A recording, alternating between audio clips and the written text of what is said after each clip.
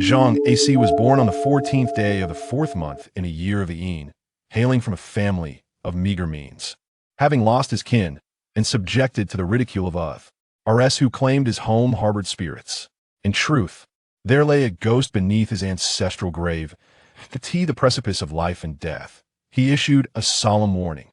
Once he survived, he must never place his trust in Zhang A-si. Chapter 1. Who brought you into this world? Do not disturb the ancestral grave. The entities resting within the ancestral tomb must never see the light of day. This has been an enduring taboo for my family. Yet it was a taboo that my father shattered. My family was notorious in the village for its poverty, not due to a lack of effort or ingenuity in seeking sustenance, but rather because misfortune was woven into the very fabric of our lineage. Whether in commerce or agriculture, nothing ever flourished. Even the most humble of jobs in a restaurant would lead to its swift demise. Consequently, our household became synonymous with misfortune, and the mere mention of our name inspired trepidation among the villagers. Everyone knew who would dare employ a member of the Zhang family. They would only invite ruin and bankruptcy upon their own doorsteps. It was only later that my grandfather revealed the truth of our lineage. Our family's poverty stemmed from an extraordinary entity buried within our ancestral grave, a wretched ghost. In his youth, my great-grandfather had incurred a debt, and the consequence was the arrival of this ghostly presence within our ancestral tomb. With a ghost in the grave, the living abode remains restless. A ghost in the tomb ensures that the living suffer in destitution until their dying days. This was the fate of the Zhang family. My father initially had 2 sons and a daughter. My elder brother was diligent in his studies from a young age and became a well-respected scholar in the village. An article garnered immense admiration from the outside world. Subsequently, the elder brother shouldered his burdens and left his homeland to pursue an education. Yet, upon his return, all that awaited was the lifeless body of the elder brother. Coming from a humble background, the elder brother's studies nearly depleted the family's finances. Once in the city, he resorted to fishing in the river to quell his hunger, only to tragically fall into a waterhole and disappear for hours. It was only later that a waterlogged corpse surfaced. The second brother lacked the aptitude for academics, but possessed remarkable strength that he could fell trees with ease. Yet during one fateful excursion to the mountains to earn a little extra, he chose to work in darkness. Ultimately, he fell prey to a wolf, leaving behind only half of his face to be returned home. Having lost 2 sons in succession, the mother fell ill and fainted from grief multiple times, while the father, in a fit of rage, made his way to the ancestral grave. He resolved to unearth the grave, intending to confront the so-called wretched soul buried within. The deaths of the elder and second brothers were, in essence, the misfortunes wrought by this impoverished spirit. The father placed the blame for their demise squarely upon the shoulders of this specter of poverty, convinced that without its curse, their family would not have faced such dire rates. The notion of his sons fishing and laboring through the night was too much to bear. When the grandfather learned of these events, he was stricken with panic, spewing blood in distress. By the time he reached the ancestral grave, it was already too late. With bloodshot eyes, the father thrust the first shovel into the earth. What had been a somewhat luminous sky was suddenly engulfed in tumultuous thunder, shrouding the day in darkness. The resounding thunder roared as if deities were in furious reprimand. The father's hand faltered momentarily, while the grandfather shouted in desperation, imploring him not. "Oh, dig!" warning of calamity for the Zhang family. Yet the father's defiant nature only fueled his determination further, and with gritted teeth, he plunged the shovel into the ground. Once more, with a single stroke of the spade, all the birds and beasts in the village took flight, while the household dogs and pigs lay quaking in fear. As my father struck the earth for the 3rd time, a crimson liquid erupted from beneath the spade, as if he had wounded something hidden below. My grandfather's visage turned pale, and he collapsed on the ground, muttering incessantly, "It's over, the ancestral grave has been disturbed. The spirits are wrathful, calamitive. Befalls the Zhang family, calamity befalls the Zhang family." My father swallowed hard, sensing the gravity of the situation, yet it was too late to halt his actions.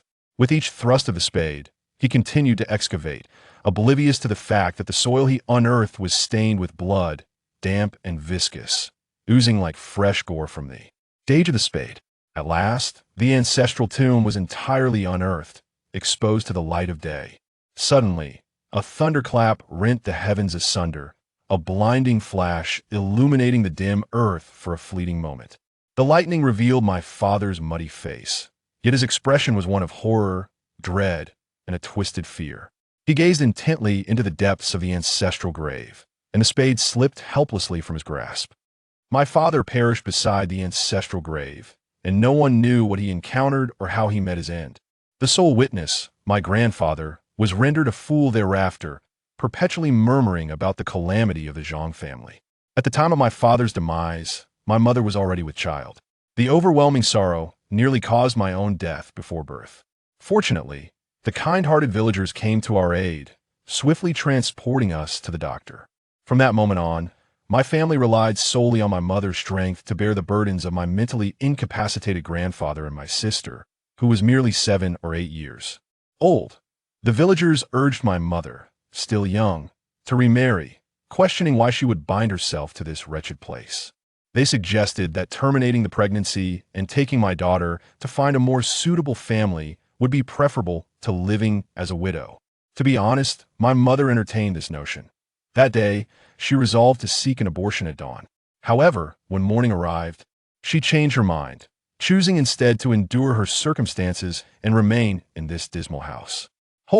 Later, I heard from fellow villagers that someone had spotted my father that very night. I am uncertain if it was by my father's grace, but I miraculously survived and was born. The timing of my birth was peculiar. I arrived 4 months earlier than expected. My mother cried out in agony, sounding nothing like a woman who had borne 3 children. The village clinic was inadequate, prompting the village chief to arrange for a tractor to transport my mother to the city. The tractor roared loudly, being the most expensive vehicle in the village. Yet, as soon as my mother boarded, the tractor inexplicably stalled. Despite the driver's attempts to restart it, the engine refused to roar back to life. While my mother cried out for her parents, the village chief, in a state of distress, called for a bullock cart. Although it was slower than the tractor, at least it could move. The person dispatched to fetch the bullock cart soon returned, drenched in sweat. "Chief, the bull has gone mad." It knelt on the ground and refused to budge. I nearly broke my whip trying to get it to move. That bull is as stubborn as a rock in a latrine. The village chief slapped his forehead in exasperation. What an unfortunate turn of events. It seems calamity follows calamity. I will have that beast slaughtered tomorrow. This won't do. Hurry and find a cart instead. Beasts are incapable. Only humans can bring them to the city. After much effort, we finally managed to lift my mother onto the cart, preparing to head into town. Suddenly, a thunderous roar erupted, and torrential rain poured down. The dirt path of the countryside became a quagmire, and the cart sank deep into the mud, unable to move. The village chief summoned a dozen strong young men to help drag the cart, yet it seemed as though the cart had taken root in the mire, refusing to budge. My mother fainted from the pain, and blood mingled with rainwater beneath her. It felt as if the heavens were conspiring against our family, as though they wished to prevent my birth, relentlessly seeking my demise. Yet fate often takes unexpected turns. A Taoist priest clad in white entered the village to seek shelter from the rain and happened upon this scene.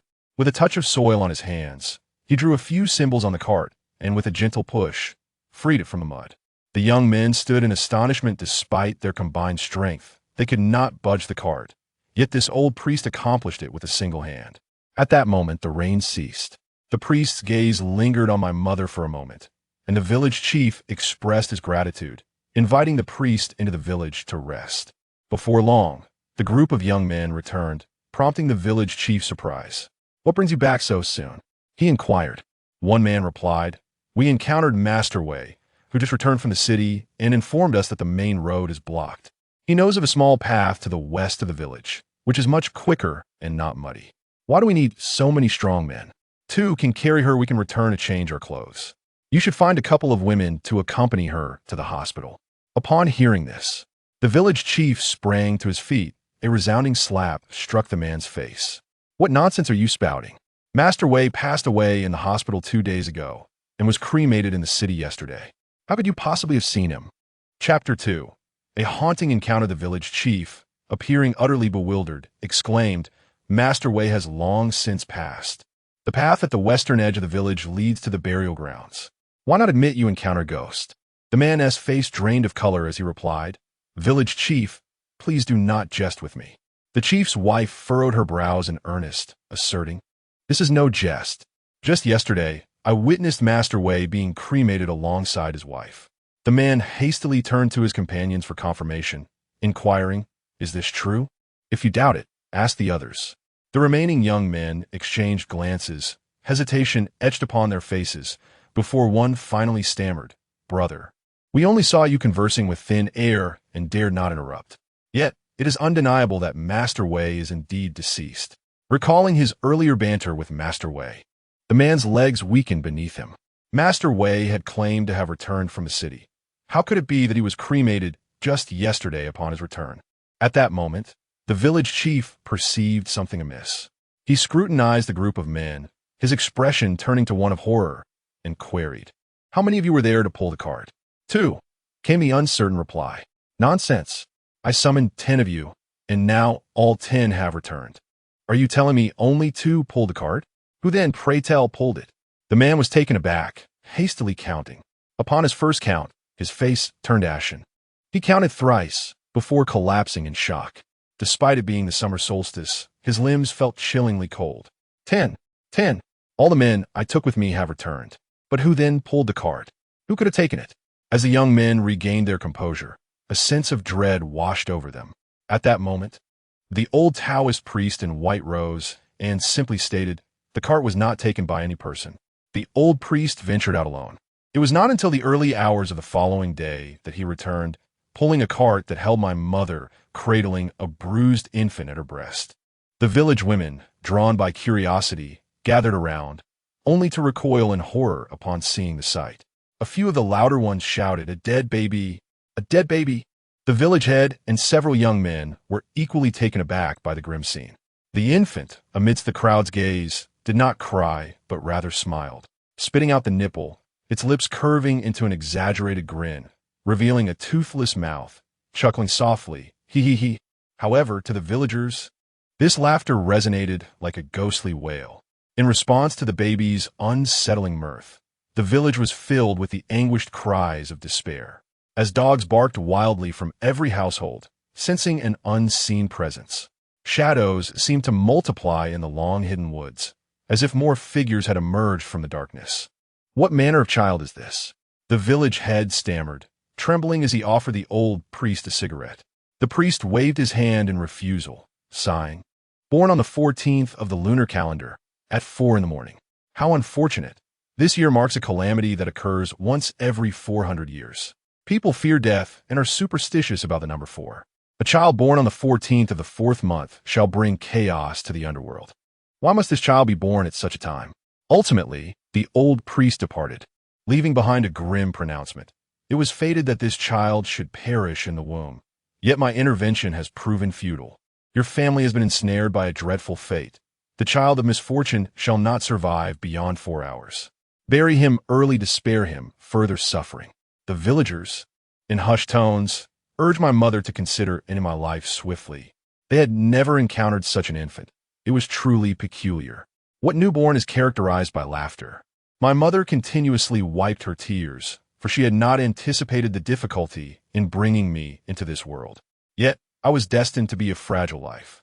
At that moment, my grandfather, in a state of delirium, rushed forth and collapsed before my mother. The villagers stood in stunned silence. Typically, my grandfather concealed himself in the cattle shed, but today he arrived unaccompanied. Could it be that he sensed the birth of his grandson? But what significance did that hold if the child was destined to perish? My mother, wishing for us to meet before our inevitable parting, entrusted me to my grandfather. As he cradled me, the foolish smile gradually faded from his face. The murky depths of his eyes sparkled with newfound light as he caressed my cheek, murmuring, "A-si. Zhang A-si." The village chief exhaled a deep plume of smoke, exclaiming, "Truly miraculous. Old friend, you have awakened." The name A-si bore an ominous connotation. Suddenly, my grandfather rose, his head stiffly turning in a new direction, and without warning, He dashed into the woods with me in his arms. The onlookers were taken aback by this abrupt turn of events.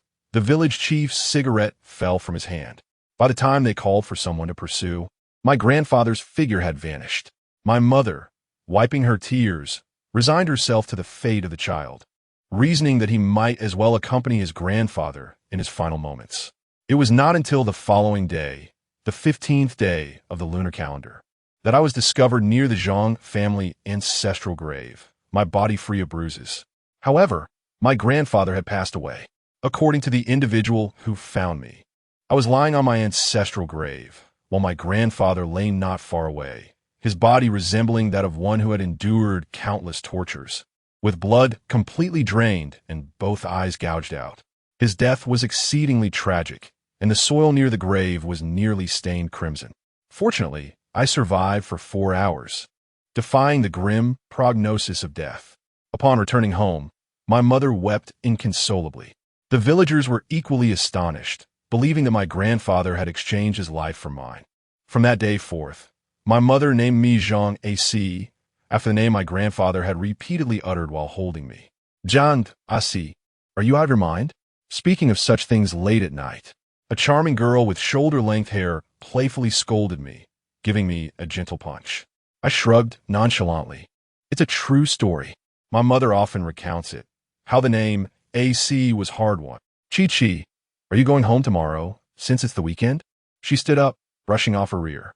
No, there's nothing much in the village. I'd rather review my studies. Are you going back? My sister is coming to pick me up tomorrow. I'll go home to visit. Ah, you're clever, but not diligent. Next time you invite me out to tell ghost stories, you'll regret it.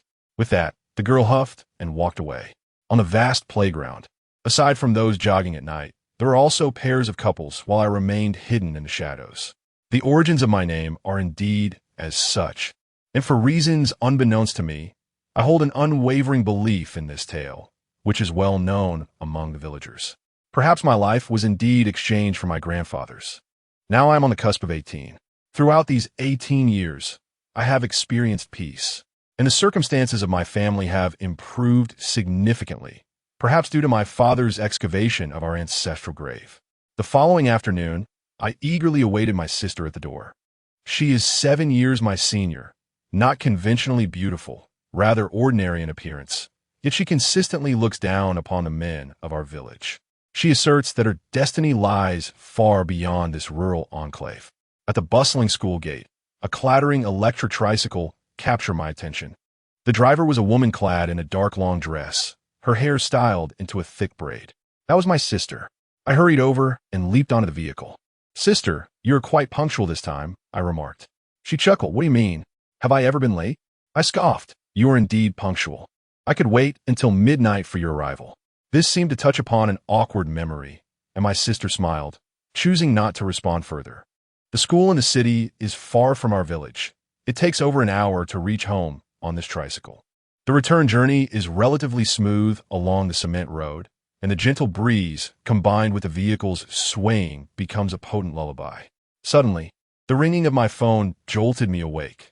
The drowsiness made me reluctant to even open my eyes. I casually placed the phone in my ear. Hello? Who are you? Came a reply. I've been waiting for you for ages. Where are you? Who am I? I am your sister. Chapter 3. The paperman, my sister, continued her complaints. Dawdling around. It's already dark. Next time, you can walk home by yourself. The sound of my sister's scolding echoed in my ear. Where are you? I'm waiting for you at the school gate. Thud. The phone slipped from my ear, and my drowsiness evaporated in an instant, nearly causing me to leap up. I was certain I had entered my sister's vehicle, and yet here I was, still in her car. Why, then, was she calling to say she was waiting for me at the school entrance? At that moment, my sister, who was driving, inquired, "A-si, who is it?" I cast a glance at the woman cycling ahead. My heart nearly ceased to beat. The night had fallen, and the rural path was devoid of even a single streetlight. The dim light from the tricycle's headlamp could hardly illuminate a face. The gloomy surroundings whispered ominously as a gust of wind stirred the gnarled branches. The figure ahead appeared increasingly unfamiliar. I mustered my courage and replied, "A friend." My sister on the tricycle responded with a casual, "We're almost home. You can sleep a bit longer." All right. I verbally acquiesced, Yet how could I possibly sleep now? I surveyed my surroundings, a chill running down my spine. I had never traversed this path before, nor had my sister ever led me down it. This route was completely devoid of light, merely a dilapidated trail through the woods. Peering ahead, I discerned not a single glimmer of village lights. What nonsense about being almost there! I attempted to shift for a better view, propping my elbow against the side of the vehicle. Bang! My elbow sank into the surface, and, upon closer inspection, I nearly toppled from the tricycle. This vehicle felt as though it were crafted from paper, resembling a paper car made for the deceased. Sensing my movement, my sister inquired, "What's wrong?" "Nothing. Just trying to change positions." I dared say my lips had never felt so icy as they did in that moment. My eyes fixated on the silhouette of the cyclist, which appeared increasingly gaunt and fragile under the dim light. Suddenly, a gust of wind swept through, and a branch fortuitously fell, striking my sister's head. She turned and remarked, "The wind is quite fierce today." I gazed at her paper-like features and the branch that had pierced through her head, nodding stiffly. My sister resumed her cycling, but I found myself unable to remain seated. Not only was the bicycle made of paper, but my sister seemed to be made of paper as well. This was not the road leading back to our village. I suppressed my terror, resolutely deciding that I could not follow her any longer. Seizing the moment, I leapt from the bicycle and ran with all my might. After only a few strides, I heard the sound of a tricycle approaching. Zhang A-si, where are you going?" "Almost home." "A-si, don't run away." I dared not look back and plunged into the dense thicket. At least in there, the tricycle could not follow. This was a place I had never been, and with not a sliver of moonlight illuminating the surroundings, I felt paralyzed with fear. After burrowing into the underbrush for a short while, I found a small pit and crouched down. My heart raced and trembled, and I lost track of time. Suddenly, I heard some movement above. Tap, tap, tap. "A-si. A-si, where have you gone? Stop hiding and come out. It's late. And mother is worried sick."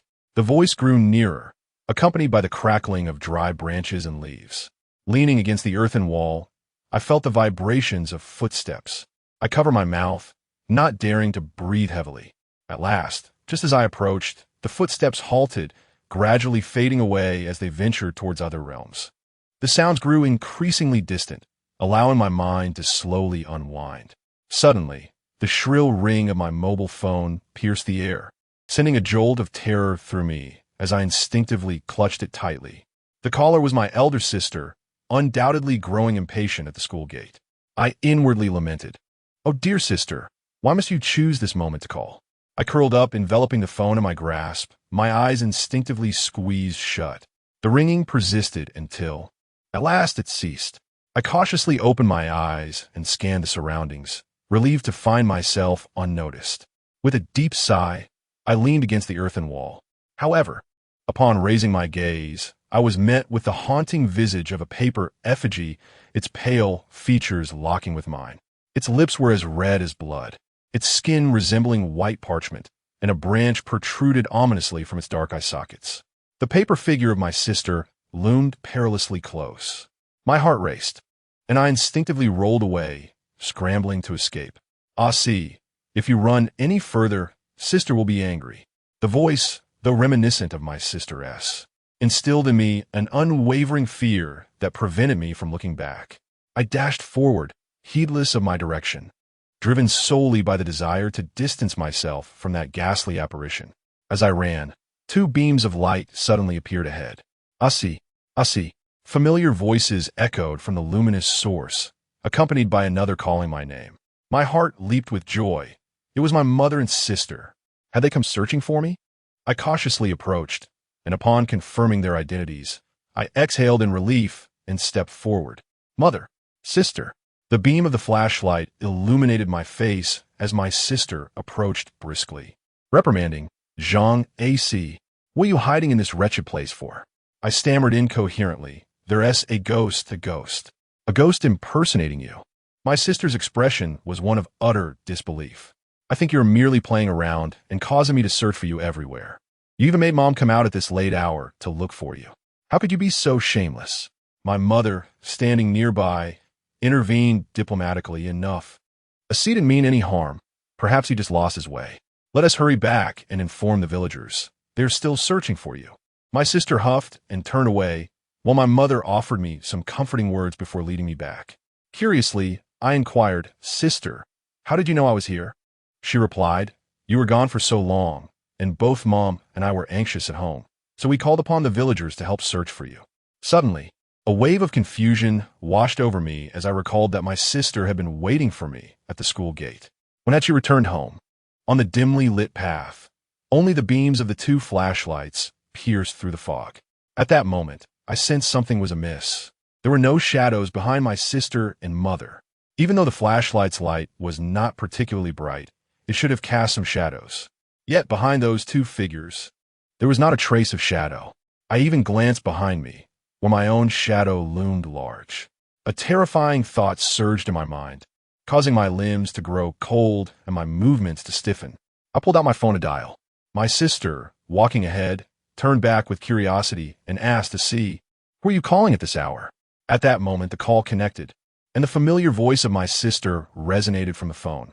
"Why didn't you answer the call? Where on earth have you gone? The school just informed me that you have already left. Hello, speak up." Her incessant questioning echoed in my ears while, before me, my sister, wielding a flashlight, approached. Strangely, I found myself at a loss for words, fear enveloping my being. The rustling of leaves filled the air, amplifying the eerie atmosphere of the night. As if danger lurked in every shadow, I could feel beads of cold sweat forming on my forehead. Out of the corner of my eye, I noticed an unsettling increase in the number of graves surrounding us. Seeing me frozen in place, my sister with the flashlight moved closer. I quickly feigned indifference to dispel her suspicions and continued to follow her. Yet after taking just a few steps, I abruptly turned and sprinted in the opposite direction. It was all a deception. Suddenly, a dark figure emerged, sending chills down my spine. Its skin as pale as paper, adorned with heavy coloring and features drawn with grotesque precision. A branch protruding from its eye. It was the paper figure of my sister. At that moment, voices called out from behind, "A-si, where are you going? Don't go that way, it's dangerous." "Zhang A-si, I warn you to come back immediately." It was the false versions of my sister and mother. The paper figure of my sister swayed toward me, asking, "A-si, where did you go just now? Come home with me." Chapter 4.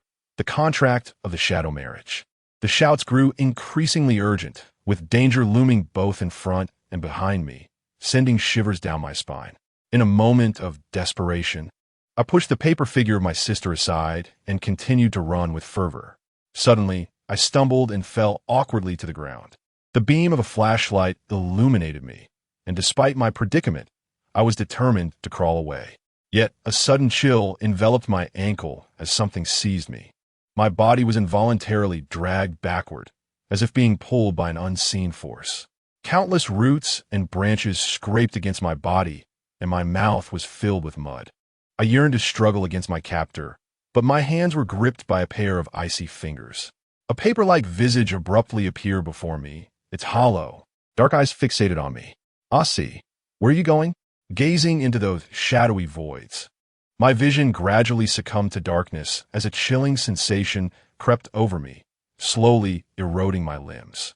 Am I to perish like this? A profound sense of unwillingness and resentment surged within me. I had survived the inevitable fate of my childhood, yet now I faced an inexplicable demise. Suddenly, a faint crimson light emerged in the vast obscurity, gradually expanding until it filled my sight. It resembled a red lantern. "Child, why are you lying on the ground?" An ancient voice roused me from my stupor. As I opened my eyes, I indeed beheld a red lantern. Like a frog, I found myself sprawled on the ground. And after a moment of hesitation, I tested my limbs. I could move. I hurriedly rose to my feet and scanned my surroundings, discovering that the only other presence was the elderly man holding the lantern. It felt as though my previous experiences had been nothing but a dream, regardless of their reality. I was grateful to this kind old man. "Thank you, sir," I expressed politely. Suddenly, I sensed something amiss as I approached him. The contours of his face bore a hint of familiarity. The old man did not mind. Instead, he actively lifted the lantern to illuminate my surroundings, allowing me to see clearly. However, Once clarity dawned upon me, I was so terrified that I fell to the ground, my expression one of sheer horror. Trembling, I pointed at him and exclaimed, "Grandfather! You are grandfather!" His photograph adorns the wall of my home, seen every day, so how could I not recognize him? The wrinkles etched deeply into his face resembled tightly clustered petals. "I never imagined my little grandson has grown so much," he said.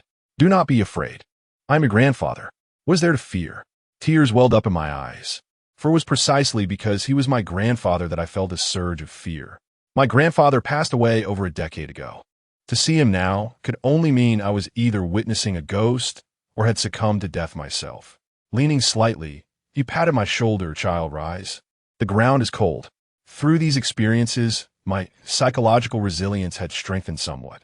If I were to encounter a ghost, so be it. After all, there was one buried in my ancestral grave as well. Regardless, I could no longer run. If death awaited me, then so be it. I boldly inquired, "Grandfather, have you come to take me with you?" His smile vanished abruptly, and he delivered a firm slap atop my head. "Nonsense. You are alive and well. You cannot die. You are the last root of the Zhang family." With that, my grandfather fixed his gaze on the lantern and began walking in a particular direction. "Hurry and follow. Those things will return soon." I could almost decipher what he meant, and I dared not hesitate.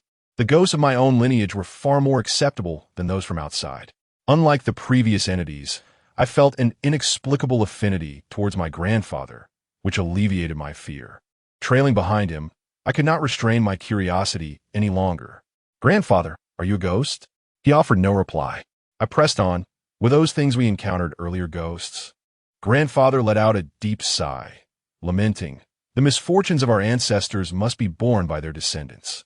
It is a shameful burden to confront our forebears." He glanced back at me and remarked, "Whether they are specters or not, I cannot say, but I dare assert that in a few days' time, you will join their ranks." Me a ghost?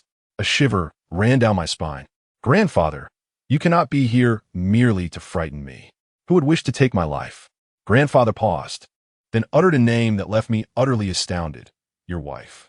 I was taken aback, laughing incredulously. "Grandfather, you must be mistaken.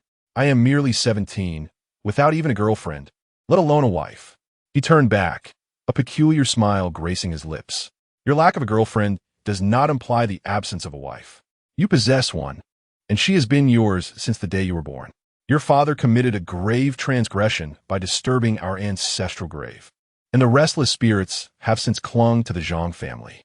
You, being the sole male heir of the Zhang lineage, were born on the 14th day of the 4th month, a year marked by calamity." I widened my eyes in disbelief. What he spoke echoed my mother's words, at least confirming that this grandfather was indeed a genuine spirit.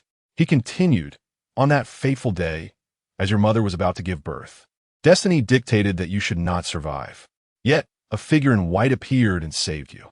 However, even after your birth, you were fated to live but 4 fleeting hours. For even that white-clad sage could do nothing against fate. Heaven decreed your demise, yet it would not allow the Zhang family to perish entirely. I would not acquiesce to such a fate, be it due to malevolent spirits or divine intent. I vowed to protect the last scion of the Zhang line." I queried, "So, you took me for my mother?" Grandfather nodded solemnly. "In my youth, I studied under a semi-immortal and learned some arcane arts of yin and yang.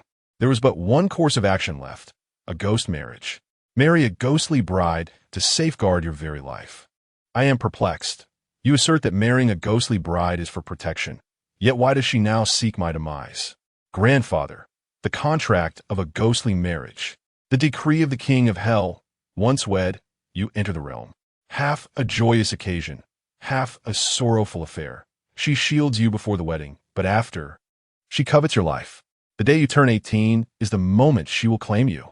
I raked my fingers through my hair, feeling increasingly disheveled. If grandfather was not jesting, then had he indeed what a harbinger of death?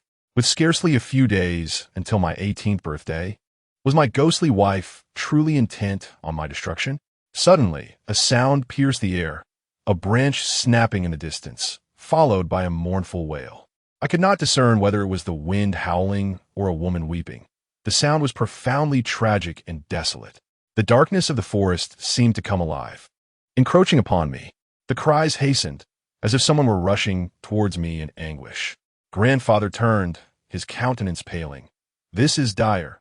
She approaches. Without a moment's hesitation, he thrust the lantern into my hands. Run. Do not look back. Follow this path. Stuff your ears with leaves, and keep your eyes shut, no matter what transpires. Do not turn around. Grandfather, will you not stay? I seemed to forget that he had already departed from this world, perhaps due to the recent act of his salvation. Or perhaps it was the bond of our spirits across realms that left me reluctant to part. Grandfather's expression was grave. He forcefully pushed me away. No, you must flee. I will confront her. Remember 3 things. Chapter 5. 3 instructions. Remember 3 things. Firstly, beneath the bricks under my bed lies something. Secondly, before my 18th birthday, I must visit the Qinglong Temple and seek out the master there. Only he possesses the ability to save you. Thirdly, I must survive and bear the weight of the Zhang family's legacy. With those words, my grandfather and I ran in opposite directions. I ran with my head down, obeying my grandfather's advice to plug my ears with grass and keep my eyes shut. Soon, I heard a horrifying scream from behind, my grandfather's anguished cry. I was tempted to rush back, but his instructions echoed in my mind. Do not look back, regardless of the sounds that reach my ears. I understood that my presence would serve no purpose and would only render all my grandfather's sacrifices futile.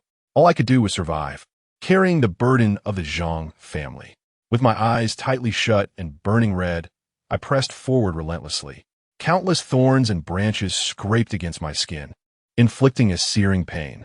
I lost count of how many times I stumbled along this path. My weary lungs were not ablaze with heat. Rather, they felt unnaturally cold, each breath akin to inhaling a mouthful of icy air.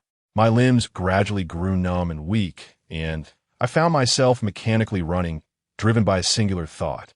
Suddenly, a shadowy river appeared before me, its presence inexplicably out of place yet hauntingly real. As I attempted to halt my advance, my legs betrayed me, and I stepped into the river. The ground beneath my feet vanished, as if the water were an unfathomable abyss, and I tumbled into its depths. The frigid water surged into my mouth, and my consciousness began to fade. A-si. A-si. As I lifted my heavy eyelids, several familiar faces jostled into view. Sister, mother? I shook my bewildered head and sat up, only to discover a circle of people surrounding me. Most were villagers, and even the village chief had arrived. My mother, with reddened eyes, slapped my back. What on earth are you doing here? Everyone has been searching for you all night. You didn't answer your phone. You nearly drove us to despair. You truly are thoughtless. My sister, equally incensed, added, I waited at your school gate until midnight. You stood me up and then vanished. In that instant, my thoughts came to a halt, and I couldn't help but feel that everything from yesterday had been a dream. How I wished it were merely a dream. Yet, the dampness of my clothes and arms, along with the scratches on my face, served as stark reminders that it was not a dream. Had I truly encountered a ghost, met with my grandfather, and ultimately fallen into the river? But how did I manage to emerge? As I surveyed my surroundings, I suddenly realized I was in the ancestral graveyard. How could I have ended up in the graveyard? At that moment, a voice I had never heard before spoke up. I believe your child has likely encountered something sinister. Turning to look, I saw a Taoist in white robes. He wore a loose white Taoist garment, straw sandals on his feet, and had a close-crop hairstyle, appearing to be in his 40s or 50s. I had no time to ponder the presence of others. I dashed towards home. My sister and mother, startled by my sudden action, hurried to catch up with me. I recalled very clearly the task my grandfather had entrusted to me.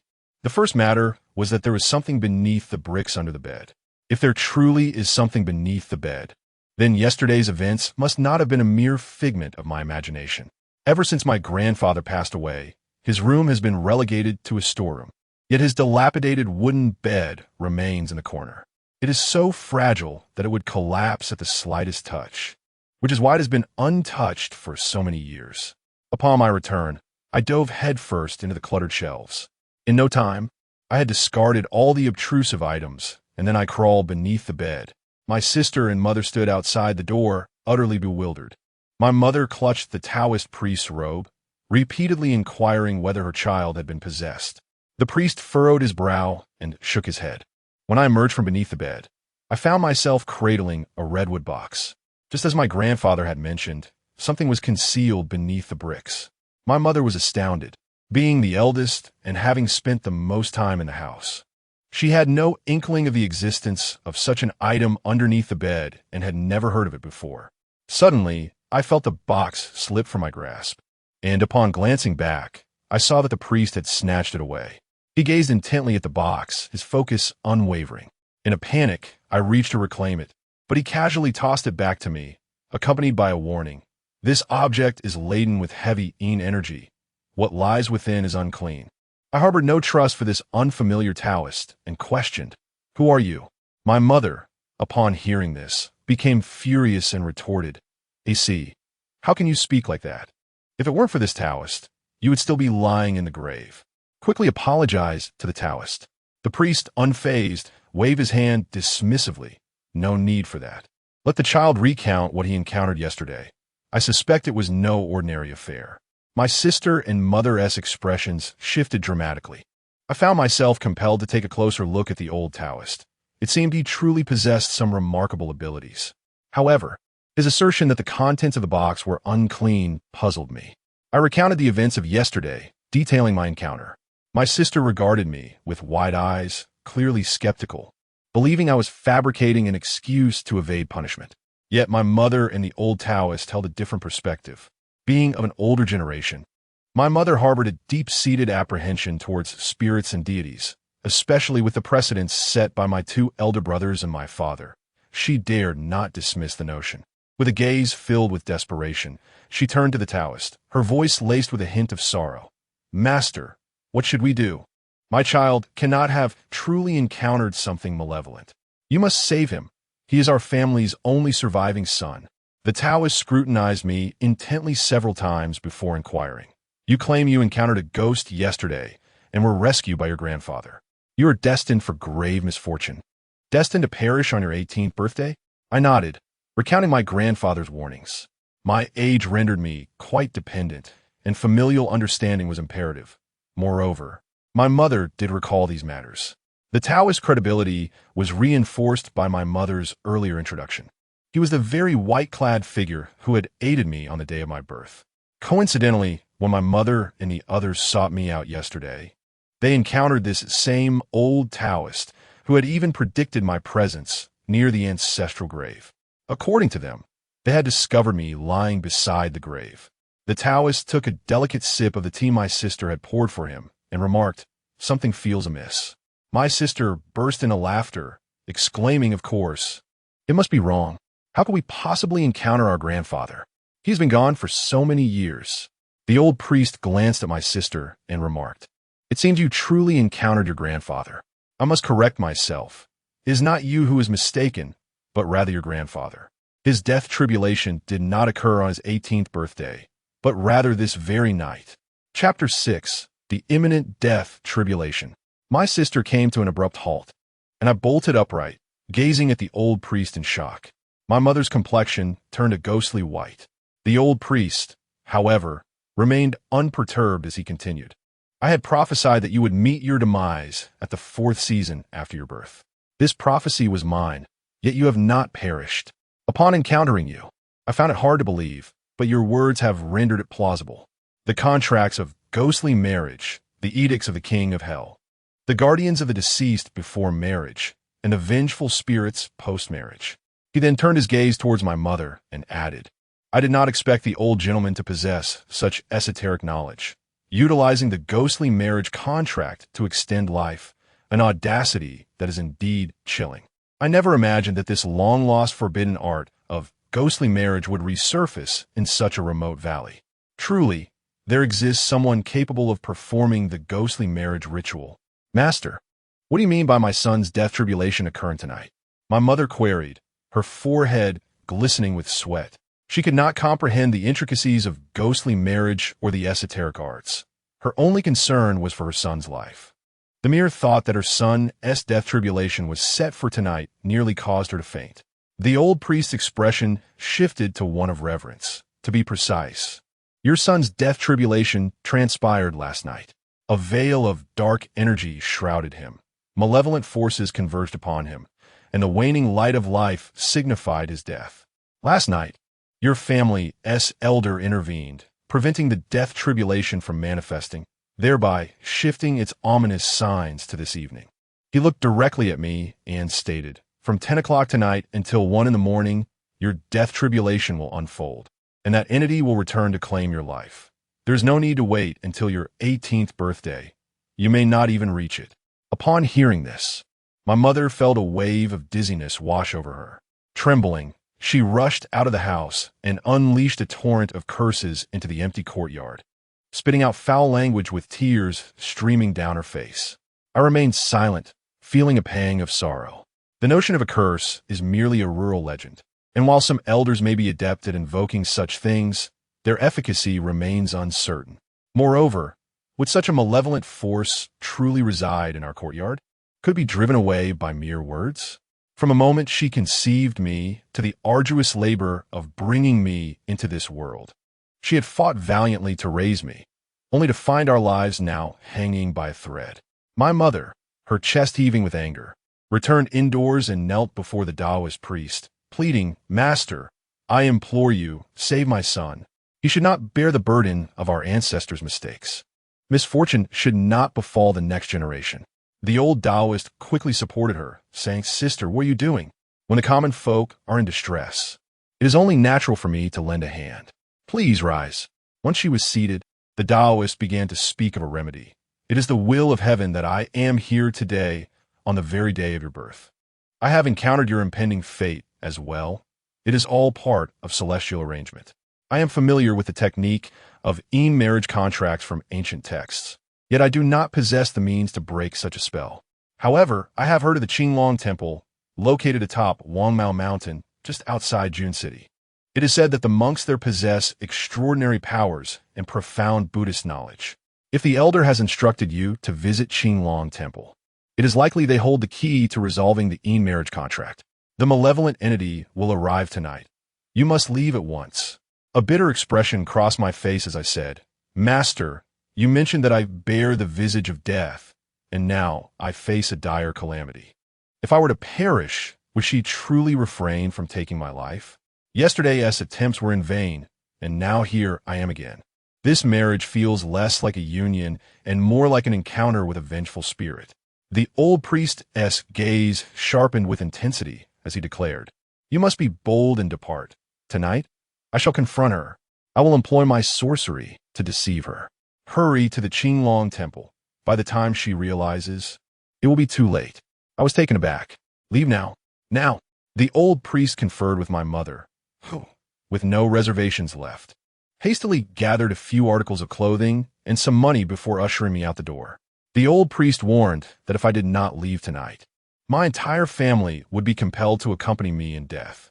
My mother's eyes brimmed with tears, her reluctance evident. Yet this was the only course of action. I reassured her not to worry, for the old priest had assured me of success this time. As I departed, I took with me a wooden box hidden beneath my grandfather's bed. The box was secured with a lock, and previous attempts with saws and hammers had proven futile. For now, I could only carry it away.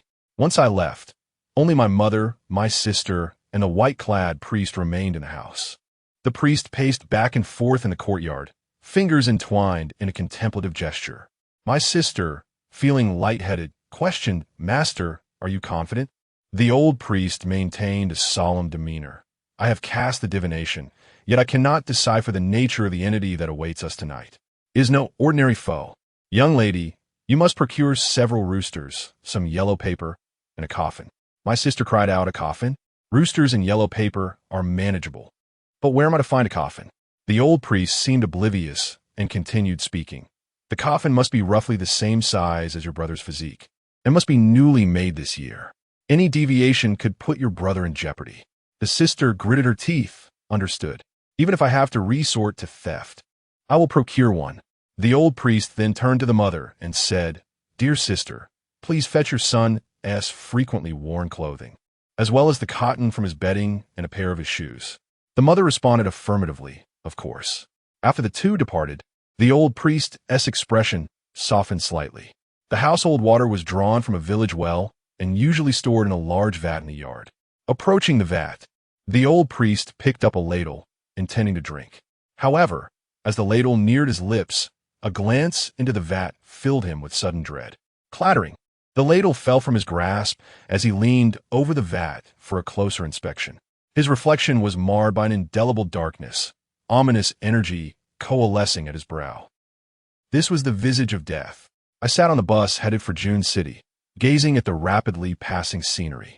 Despite the chorus of snoring around me, sleep eluded me. Before my departure, the white-clad Taoist had imparted two vital pieces of advice for survival. Do not venture out after dark, do not travel unless necessary, and always seek shelter until dawn. He had also instructed that I must reach Qinglong Temple before the night of the 14th. Checking my phone, I noted that today was the 12th, leaving me with 2 days until the deadline. Fortunately, June City was not far. I would arrive before nightfall, and finding a lodging there should provide safety. I wondered how the arrangements at home were progressing and whether they could deceive that entity. Upon arriving in June City, it was already 6 in the evening, yet I noted that it was still early. Given the choice of accommodation, it seemed more prudent to stay closer to Wangmao Mountain, facilitating my search for it later. Wuliao Town, situated near the mountain, was conveniently accessible. A journey from the central bus station of June City required merely 4 stops, amounting to a mere 2 yuan. As I traversed this small county town, burdened with a urine-colored bag of belongings, I observed the economic stagnation that plagued the area. Most of the youth had sought employment elsewhere, leaving behind only the elderly and left-behind children. The streets were largely devoid of passers-by. The bus stop was not far off. A brief walk would suffice to reach it. Suddenly, a pained cry halted my stride. Turning towards the sound, I beheld an elderly woman in a floral garment sprawled by the curb, blood staining her hand, likely a minor abrasion. Her walking stick lay several meters away. A couple of pedestrians ambled past her, as if she were invisible, unperturbed by her plight. With a resigned sigh, I pondered the harsh reality. In these times, who would dare lend a hand without the means to do so? A misstep could lead to financial ruin. Determined to avoid involvement, I contemplated passing by with my eyes averted. Yet, the plaintive cries pierced my heart like needles, echoing the lessons of 9 years of compulsory education. Ultimately, I gritted my teeth and halted, realizing that if I could save even one person, my journey would not be in vain. I approached a nearby little girl, offering her my phone and requesting that she record the event, ensuring I appeared as a benefactor rather than a perpetrator. I then picked up the elderly woman's walking stick and helped her to her feet. "Grandma, are you all right?" I inquired. "You can see clearly that it was not I who knocked you down, but rather I who assisted you in getting up," the elderly lady in the floral attire said, supporting her waist with one hand while waving the other dismissively. "It's nothing. I won't accuse you. I was simply careless and tripped. But thank you. Otherwise, I would have been unable to rise for quite some time." I sighed in relief. "That's good to hear. Please take your time walking. I shall be on my way." Just as I was about to leave, the corner of my garment was suddenly grasped by her. The wrinkled skin on her hand, resembling the gnarled patterns of an ancient tree, unfurled as she spoke. "Could you assist me to the bus stop? It is just ahead." I injured my back during the fall. I hesitated momentarily, but eventually nodded. After all, I was headed to the bus stop as well. It would be convenient to lend her a hand. "Very well. Please wait a moment, dear lady. I shall retrieve my phone." I dashed to fetch my phone and, on a whim, pulled out a piece of candy and offered it to her. "Thank you, young one," she replied gratefully. The little girl hesitated slightly. "I'm sorry, brother. I accidentally locked the screen and couldn't take the picture." "No matter. Please enjoy it," I reassured her. Upon hearing my words, she felt emboldened to accept the candy. But her curiosity prompted her to peer behind me, asking, "Brother, why were you talking to the air?" My smile faltered. "Did you not see that elderly lady in the floral attire?" The little girl replied, "What elderly lady? I only see you. It seems you were merely talking to yourself." A chill coursed through my body, and I found myself unable to turn around. Had I encountered a spirit once more? Indeed, a wretched entity. No wonder others overlooked its presence. Initially, I harbored a modicum of suspicion towards her, especially given the peculiar occurrences I had encountered in recent days. Hence, I deemed it prudent to exercise utmost caution. As twilight approached, it was indeed disconcerting when an elderly lady suddenly requested my assistance to escort her to a particular location. Had the daylight not still lingered, I would have fled without hesitation, contemplating the notion of performing a good deed before my demise. I found myself unwittingly entangled in a rather grim scenario. At that moment, the old woman's voice echoed from behind me. "Child, are you ready?" I stifled my trepidation and, with a pallid visage, replied over my shoulder almost. Simultaneously, I grasped the small girl's shoulder and hastily bestowed upon her the remaining candies. "Hurry, go find your guardians, and do not return here. Otherwise, should I see you again, I shall seize all your sweets." The little girl, albeit confused, was delighted by the treats and skipped away joyfully. Now, I had to confront the unsettling presence behind me. The elderly woman, displaying a hint of impatience, urged me along, mentioning that the bus was approaching. As I subtly shifted my weight in preparation to flee, I suddenly felt a tug on my garments, as if something had grasped me. A side glance revealed a skeletal hand, stained with dark, viscous blood, its shriveled skin curling like that of an aged visage, with yellowed nails concealing countless flecks of filth. The old woman's face, marred by age spots, leaned closer, whispering, "Child, let us proceed." My limbs trembled involuntarily as I struggled to dislodge her grip, but her hand clung to my attire as though it were affixed by nails. Despite my efforts to break free, she remained perplexed, stating, "The bus stop is over there." Thus, I reluctantly assisted this flower-patterned elderly lady, biding my time for an opportunity to escape. As we strolled along, we found ourselves at the bus stop. An elderly lady settled herself comfortably on the bench beneath the sign and gestured for me to join her. However, I dared not sit beside her. I was waiting for the perfect moment to make my escape. Suddenly, a yellow bus approached in the distance. To my delight, it was the very bus I intended to take, the number 7. I thought to myself, what a fortuitous moment. I could slip onto the bus without her noticing. Surely, the old woman wouldn't board, and with so many passengers aboard, I could muster some courage. The bus came to a halt at the stop, and I glanced inside to see it nearly filled with people, children and elders chattering happily, which filled me with joy. I relished the crowd.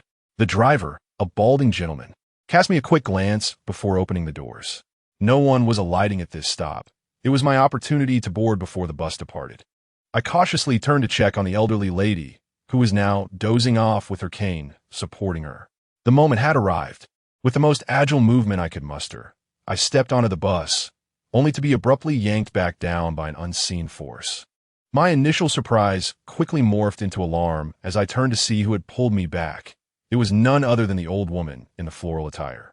Her mouth stretched into a grin revealing a few missing teeth, and the wrinkles on her face, intermingled with age spots, created a rather sinister smile. This was not the situation I had anticipated. I feigned nonchalance and said, "Grandma, I need to take this bus. You should wait a bit longer for yours. No, 7 is the one I want."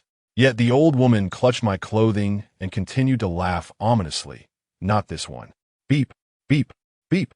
The driver impatiently honked the horn, urging, hurry up, so many are waiting for you." A cold sweat broke out upon me as I pleaded, "Just a moment, please. I'll be there shortly." The old lady, frail as she appeared, was tugging at my clothing with surprising strength. In my anxiety, I swiftly shed my jacket, clutching the bag of urea, and dashed towards the vehicle. Suddenly, I was halted mid-motion, a sharp pain in my neck causing me to stumble backward. I fell to the roadside, the bag rolling to the feet of the old woman. It was then that I realized she had ensnared my neck with the curved end of her cane. The sound of wheels echoed as a bus passed by, and it dawned on me that it had left. Frustration welled up within me. I could no longer endure this torment.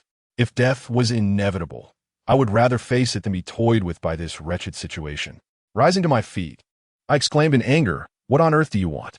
The old lady leaned on her cane, returning to her earlier refrain, "Not this bus."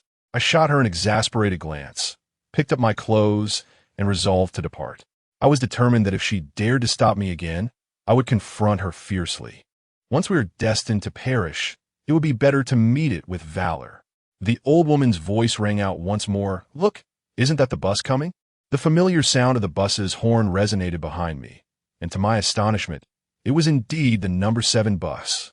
Hadn't one just departed? How could another arrive so swiftly? I could discern that this vehicle was not the same as the one I had just seen. Its exterior was adorned in a shade of blue. The driver, having pressed the horn, leaned out and called, "Young man, are you getting on? This is the last bus." As I momentarily lost my train of thought, an elderly lady, supported by a cane, boarded the bus. My heart sank in alarm. She had taken my luggage with her. It must be noted that the wooden box left by my grandfather was still inside, possibly linked to my very fate. Without further contemplation, I seized my coat and rushed onto the bus to reclaim my belongings. The old woman occupied the last row, and it seemed she had anticipated my arrival, triumphantly tapping on my bag of urea. My frustration peaked, and without uttering a word, I snatched my luggage back. Just then, the bus jolted as it began its journey with my heart racing. I settled into a seat near the door, distancing myself from that unsettling lady. My instincts told me something was amiss. This bus likely bore no promise of cleanliness. What is fated cannot be avoided. Having boarded, I could only take my seat. Besides, I was already burdened with a grim destiny, so I felt somewhat liberated. With this single life of mine, whoever desires it may have it. The bus driver glanced in the rearview mirror and remarked, "Young man, you don't seem to be from around here, do you?" I nodded in response. The driver chuckled and said, "You're in luck. The number 7 line runs every 2 hours, and by sheer coincidence, you caught the last one." I furrowed my brow. Didn't he another bus just pass by? The driver shuddered, turning back with wide eyes, and asked, "What on earth are you talking about? The number 7 line has always had only one bus, driven by one person. Yesterday, the driver who was transporting a vehicle full of people drove into the river and perished. It was my first day taking over Route 7, and how could it be possible for only one bus to depart in the span of 2 hours? A chill coursed through my neck, and I involuntarily inquired, was the previous driver Mediterranean, and was his vehicle yellow-skinned? The driver, taken aback, chuckled, "Hey, how did you know?" I fell silent. The entire cabin was shrouded in a heavy stillness, with only the rapid pounding of my heart echoing in my ears. A sense of dread washed over me, a chilling realization creeping in. There was only one bus on Route 7, and the Mediterranean driver had indeed driven his yellow vehicle into the river yesterday. Just moments ago, I had seen it, and I had almost boarded it myself. I asked the driver, were there any living souls in that bus yesterday? With a sigh, he replied, "Living souls? There are no living souls left. The water is so deep that by the time they retrieve the bus, all passengers would be lifeless." Their eyes bulged. Their bodies turned pale. I caught a glimpse yesterday, and the image has since made it impossible for me to eat. I remained silent for a long while, my racing heart gradually calming. I had narrowly escaped. If I had boarded that yellow vehicle, it would have been the end. It was not filled with people, but with spirits. The bus came to a gentle stop, and the sudden jolt caused me to lurch forward. At that moment, the door swung open, and a mother and daughter entered. The woman appeared to be in her 30s, clad in a white long dress, holding a plastic bag, while the little girl, around 10 years old, wore a worn denim overall and gleaming leather shoes. To my surprise, I recognized the girl. She was the same one I had previously asked to help me with a video recording. The little girl immediately pointed at the bus driver and exclaimed, "Uncle, why are you drenched and yet haven't changed your clothes?" She tugged at her mother, declaring, "Mom, look at this driver. He's so pale and plump." My previously relaxed demeanor tightened once again as a sense of crisis and a chill crept up from my feet. It was then that I noticed a peculiar, fishy odor permeating the air within the bus. I gazed anxiously at the bus driver's back, unable to find comfort in my seat. The little girl scampered up to me. "Say, Mom, look." He asked the brother who gave me candy. "But, brother, why are you sitting on this fat lady?" Startled, I sprang to my feet, finding it increasingly difficult to remain still, my eyes darting about, filled with trepidation. She remarked, "I'm sitting on a woman." Yet the sensation beneath me was undeniably solid, the sturdy seat igniting a terrifying conjecture in my mind. The little girl had mentioned that the driver was soaked pale and plump. Did these characteristics not align eerily with those of the drowned individuals the driver had previously described? Could it be that this very bus was the one that had plunged into the water, and that this driver was the one who had perished yesterday? He was the ghost, calling forth ghosts. I instinctively scanned the empty bus interior, recalling the driver's words about the bus being filled with passengers who had driven into the river. Did that imply that the bus was now? I dared not move an inch, fearing that every inch of this vehicle might harbor a spirit. Perhaps even the very spot where I stood concealed one. Cold sweat quickly drenched my back as the bus jolted back into motion, and I became acutely aware of the scene outside the window. As the vehicle approached a grand bridge, dark waters loomed on either side. The most alarming sight was a substantial gap in the bridge's railing, merely obstructed by a few warning cones. The ground bore ominous black tire marks, as if to attest to some past calamity. Oh no! Was the driver about to reenact a tragic scene? Was he poised to plunge the car into the depths once more? "Mommy," the little girl spoke again, this time pointing at her mother and exclaiming, "Mommy, why are your clothes so wet? There's a little brother on your shoulder who isn't wearing any clothes." The girl's mother remained unfazed, instead smiling as she gently patted her daughter's head. A profound sense of dread and terror churned in my stomach, forcing me to swallow hard a few times to quell it. Simultaneously, I edged closer to the window, preparing for a potential leap. Suddenly, a cold, delicate hand grasped my right hand. I stiffly turned to see it was the girl's mother. With an apologetic expression, she said, "I sincerely apologize. I may have frightened you earlier. My child nearly drowned when she was younger, and she survived, but her mind has been somewhat affected since then, often saying unsettling things. Please, do not take it to heart. I am truly sorry." A trouble mind? I glanced at the girl, who was conversing with the air, occasionally pointing to an empty seat, exclaiming that someone was there. The driver seemed to recognize her, teasingly remarking, "It seems our little friend has managed to scare you. Your nerves are quite fragile, aren't they? Ha ha! A mere child has left you so startled." The little girl continued her whimsical chatter as the vehicle traversed the bridge safely, and I felt the warmth of humanity in the grip of the girl's mother. My muscles, once taut, suddenly relaxed as I breathlessly remarked, "Master, your silence speaks volumes. Your intentions are rather sinister." The driver burst into a triumphant laugh. After the girl's mother offered her apologies once more, she led the little girl off the bus. I vaguely discerned that the bag in her hand contained what appeared to be seaweed. Chapter 8. The Haunting of the Bony Spirit. I found myself seated beside the elderly woman clad in floral attire, clutching a bag of urea. After all, she had saved me, and I had misjudged her. Thus, I felt a twinge of guilt. It turned out that the little girl was quite mad, and the old woman was likely not what she seemed. If she were indeed a malevolent spirit, how could she have rescued me? "Grandma, did you already suspect that the first number 7 bus was sinister?" The elderly woman grinned. "A bus full of corpses, and you still wish to board? If it weren't for this old woman, you would be lying in the river by now. You, child, are not so bad. Lend me a hand, and I shall save your life in return." My tone was filled with immense gratitude, and I could not help but feel fortunate to have survived. "Thank you, Grandma." But how did you know? I could not help but hope that this grandmother was some sort of reclusive sage, capable of perceiving malevolent entities and perhaps possessing the means to unravel the bonds of an ominous marriage. The old woman shook her head. As one nears the end of life, one occasionally glimpses the unclean. "By the way, child, refrain from wandering about at night for the next couple of days. The old woman's place is soon to be reached." As she leaned on her cane and made her way to the bus door, just as the vehicle came to a halt, I seemed to grasp a deeper understanding as I watched her retreating figure. The elderly lady's waist was perfectly fine, yet she insisted on me assisting her to the station as if she were saving me. Indeed, good deeds are often rewarded. Had I chosen to ignore her, I too would have perished in the river like those unfortunate souls from yesterday. Upon arriving in Wulyo town, I randomly selected an inn for lodging. It was only when I reclined on the bed that I realized everything felt like a surreal dream, what with the ghostly marriage contracts, the enigmatic white-robed Taoist, and the Qinglong Temple. Just a few days prior, I could never have imagined these elements intertwining with my existence, let alone my very life.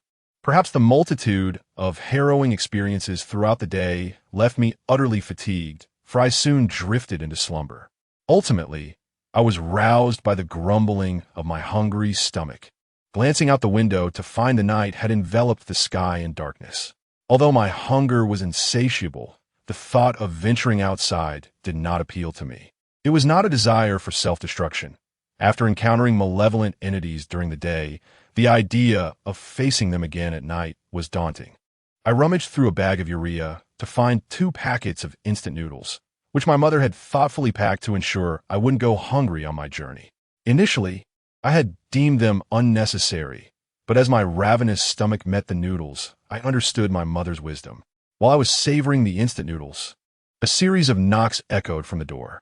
"Who is it?" I inquired. "Handsome sir, it is I, the innkeeper. A guest downstairs has reported a leak from the ceiling, and I wish to ascertain whether the issue originates from your room." "A leak? All right, just a moment," I replied, perplexed as I rose from the bed. However, as my hand rested on the doorknob, I hesitated. I had not utilized the bathroom in this at all. Why would it begin leaking now that I was residing here? In the dead of night, my trust in anyone has vanished, leaving me in a state of trepidation. I hastily conjure an excuse. "I see no issue with the restroom. Could it be another room? It's quite late now. Perhaps you could return tomorrow." The proprietor, insistent, declares, "I must take a glance. The guests downstairs are causing quite a disturbance. Just one look will set my mind at ease." I persist in my refusal. "I have stated tomorrow. And what about me? Am I not a guest too? Why should I sacrifice my tranquility for their comfort? I care not. You should leave." Upon hearing my unwavering tone, the owner's voice diminishes in volume. "I shall merely peek inside. I only want a brief look. Just a glance." The more he insists, the deeper my suspicions grow. I have said no. I wish to sleep. "Please leave." Knock, knock, knock. "Guest, guest."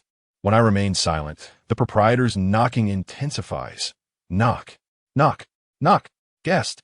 "I will enter for just a moment." "Knock, knock." Bang, bang, bang. Gradually, the knocking transforms into a battering, each strike causing the wooden door to tremble. The owner's tone becomes increasingly irate, filled with impatience. "Open the door. Let me in. Let me in." Bang, bang, bang. The forceful pounding causes the entire room to vibrate, as if the wall connected to the door frame might collapse at any moment. In the pitch-black night, the only sound resonating through the silence is this eerie banging that quickens my heartbeat. "Open the door. Open the door." I retreat toward the window, clutching a chair tightly, my gaze fixed intently on the entrance. The relentless pounding on the door persisted for a full half-hour, after which the proprietor seemed to have departed. Wiping the beads of sweat from my brow with my sleeve, I became increasingly convinced that the mysterious figure outside the door was indeed peculiar. Glancing at my phone, I noted that the time read 0:30. The latter half of the night was unusually tranquil. Upon awakening the following day, I descended the stairs only to find the proprietor lethargically slumped over the counter. Narrowing my eyes, I cautiously ventured, "Boss, are you now able to check the restroom?" The proprietor appeared utterly bewildered, responding, "Check for what? You mentioned that a tenant downstairs complained of a leak, and you suspected it was from my room, did you not?" The proprietor's expression resembled that of someone who had seen a ghost. What a strange jest to make so early in the morning. There was no one staying on the first floor yesterday. When could I have inquired about you? At that moment, I realized the truth. The figure from the previous night was indeed not the proprietor. Had I opened the door, it would have been a grave mistake. I nonchalantly told the proprietor that I must have been confused in my slumber. "By the way, do you happen to know of Wangmao Mountain?" "Wangmao Mountain? Yes, I know it. You exit and walk along North Street until you reach the edge of the town. When you see a grand mountain, that's Wangmao Mountain." "And what about the Qinglong Temple?" The proprietor pondered for a moment before shaking his head. "I've heard of Wangmao Mountain, but not of Qinglong Temple. However, I recall my father mentioning that there's indeed a temple atop Wangmao Mountain. I have never been there, but whether it is the Qinglong Temple you seek, I cannot say." "Thank you, boss. Here is the payment for a day's lodging." I then ascended to collect my belongings. After exiting, I sought another inn and secured a room. I did not possess the confidence to locate Qinglong Temple right from the outset, so I resolved to prepare for another night at the inn, ensuring that if I failed to find it by afternoon, I could return in a timely manner. Reserving a room would also mitigate the occurrence of unforeseen events, as I could not psychologically endure another night at the inn where I had stayed. Once I had arranged my lodging, I ventured out to procure a few loaves of bread to stow away in my bag before setting off towards Wangmao Mountain. The previous innkeeper's directions seemed promising. As I followed his guidance, a towering, verdant mountain loomed before me. I also took the liberty of asking a few passers-by, and indeed, it was Wangmao Mountain. The ascent was facilitated by a stone staircase, which the townsfolk had collectively established for convenience. Following this path, I soon found myself enveloped by the vastness of the mountain, and upon glancing back, the town had entirely vanished from view. The stone steps had gradually transformed into a muddy trail. The ground was carpeted with a thick layer of decayed leaves, and with each step, a waft of putrid warmth would surge forth. In the heart of the mountain, my mobile device was rendered useless, serving only to check the time. I had climbed for nearly the entire morning, yet I felt I had barely traversed half of Wangmao Mountain.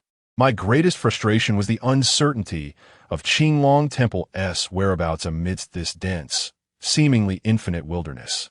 Regardless, I must descend before sunset. Today is the 13th, and the ominous event is set for the night of the 14th. Should there be any misstep on the part of the Taoist in white, it is not inconceivable that I may encounter peril tonight. Above all, I must reach Qinglong Temple by tomorrow evening. I cannot afford to lose my life before that. I sought refuge in a shaded spot, and while resting, I retrieved the bread I had purchased that morning to quell my hunger. After rejuvenating myself, I resumed my journey. Strangely, I soon realized that I seemed to be making no progress. Despite taking numerous steps, I found myself inexplicably returning to the same spot. Initially, I was skeptical, but the bread bag on the ground served as a constant reminder that I had not moved an inch. My first thought was that I was ensnared in a ghost wall. Cursed be the day I encountered such a phenomenon. It was utterly confounding. No matter where I attempted to flee, I could not escape this ghostly trap. Subsequently, I endeavored various tactics, walking blindfolded, circling around, or even hopping, yet I invariably returned to my original position. It felt as though an invisible snare had ensnared me, much like an ant endlessly traversing within a confined circle. As the sun gradually descended, my anxiety deepened. If such bizarre occurrences plagued me during the day, what fate awaited me come nightfall? At that moment, the thought of locating the Qinglong Temple seemed a distant dream. Escaping the mountain itself appeared a daunting task. Defeated, I sat down heavily when suddenly a sharp pain pierced my posterior. Rising to investigate, I discovered a pale bone concealed beneath the dry leaves, which had broken into two segments, seemingly a consequence of my own actions. Cautiously, I pushed aside the foliage and recoiled in shock. It was a human hand bone. A chilling thought crossed my mind. Could this unfortunate soul also have been trapped by the ghost wall? I quickly scoured the vicinity and, indeed, within a small radius, I uncovered several human bones. Eventually, I managed to piece them together, forming a rough semblance of a human figure, though it still lacked some bones, likely taken by wild wolves. I have made a new discovery. It is not a brother, but a sister. The skeletal structure of men and women is largely similar, yet there are significant differences in various details, such as the angle of the pelvis. The pelvic angle in men typically ranges from 70 to 75 degrees, while that of women lies between 90 and 100 degrees. I am grateful to my biology teacher for expanding my knowledge beyond the classroom. Regardless of whether it is a brother or sister, at this moment, we share a bond akin to that of siblings. Though she departed this world prematurely, her remains lie scattered, shallowly buried beneath the surface of the earth. Our encounter is a matter of fate, having laid her to rest. Perhaps the next fortunate soul may yet come across my bones. With the folding dagger I carry, I dig a pit and carefully place her bones within. After covering them with earth once more, I murmured a few words to the mound. Sister, I must apologize for the earlier misfortune. Now, as I lay you to rest, consider this my atonement. Alas, this is all I could recover of your remains. I raised my gaze to the sun, which was not far from its descent, and couldn't help but smile wryly. Perhaps soon I shall meet you again, dear sister. In this shared grave, at least I will have company. The wind howled eerily, as if echoing the lament of a woman. Countless branches bowed in submission, with dry leaves dancing in the air, while dark clouds obscured the sky. An inexplicable chill swept through, carrying with it particles of dust. My sleeves billowed, and my eyes struggled to remain open. In that strange gust, I found it difficult to maintain my footing, the world around me spinning in chaotic disarray. After a brief spell, the wind subsided, and as I rubbed my stinging eyes, my vision gradually returned. Grass? What was the source of this peculiar wind? Suddenly, my eyes widened in astonishment, a glimmer of joy illuminating my expression. Smoke. Before me, a wisp of white smoke ascended from the mountains, weaving through the verdant forest. Dong! Dong! Dong! A faint chime resonated in my ears, ringing thrice in succession. Though delicate, I was certain it was indeed the sound of a bell. The smoke, the bell. A glimmer of hope ignited within me, prompting me to hasten my steps. This time, I would not return to where I started. The scenery rushed past me in a blur. The humid mountain breeze gently caressed my face, filling my chest with an unprecedented exhilaration. A soft, compassionate voice floated from behind, whispering indistinctly, "Thank you." In that fleeting moment, an understanding washed over me. I focused on that trail of smoke and ran, and indeed, my destination was the temple. A serene and refreshing aroma of incense enveloped the surroundings, while a crimson gate stood as a barrier between the temple and the outside world. My heart raced, mirroring the tumult of my emotions, as I was irresistibly drawn to the plaque on the temple that read, Qinglong Temple. Chapter 9. The first entry into Qinglong Temple. This was Qinglong Temple. I had truly found it. The temple spoken of by the white-clad Taoist and my grandfather. Eagerly, I approached the entrance, yet I still knocked with a measure of politeness. Knock, knock, knock. I struck the door several times, but there was no reply. At that moment, the last rays of sunlight in the forest were swallowed by encroaching darkness. The sun had set. I had once naively believed that finding Qinglong Temple would lead to salvation. But to my dismay, the temple door stood resolutely closed. The sound of crunching leaves underfoot echoed like the lament of the vanquished. Suddenly, another figure emerged in the woods, moving about. Beads of sweat appeared on my forehead. Would anyone come at this hour? A sense of dread tightened its grip on my nerves as I quietly took out my phone and opened the camera. My haggard and fearful features are vividly displayed, and behind me lies an unobstructed view. There is nothing but the inky darkness and a multitude of indistinct tree trunks. No one is present. Yet, the crunching footsteps continue to draw near, the sound intensifying, encroaching. One hand clutches my phone while the other pounds against the door. Master Liao Yin. Master Liao Yin. I scream at the top of my lungs.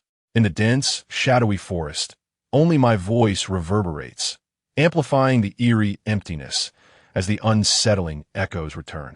The crunching persists. Bang! My phone slips from my grasp and falls to the ground, forcing me to retrieve it. However, in that fleeting moment of picking it up, I'm taken aback. The camera remains active, displaying a live image of my legs, along with a pair of gray cloth shoes behind them. Just a pair of shoes. Indeed, only a pair of shoes.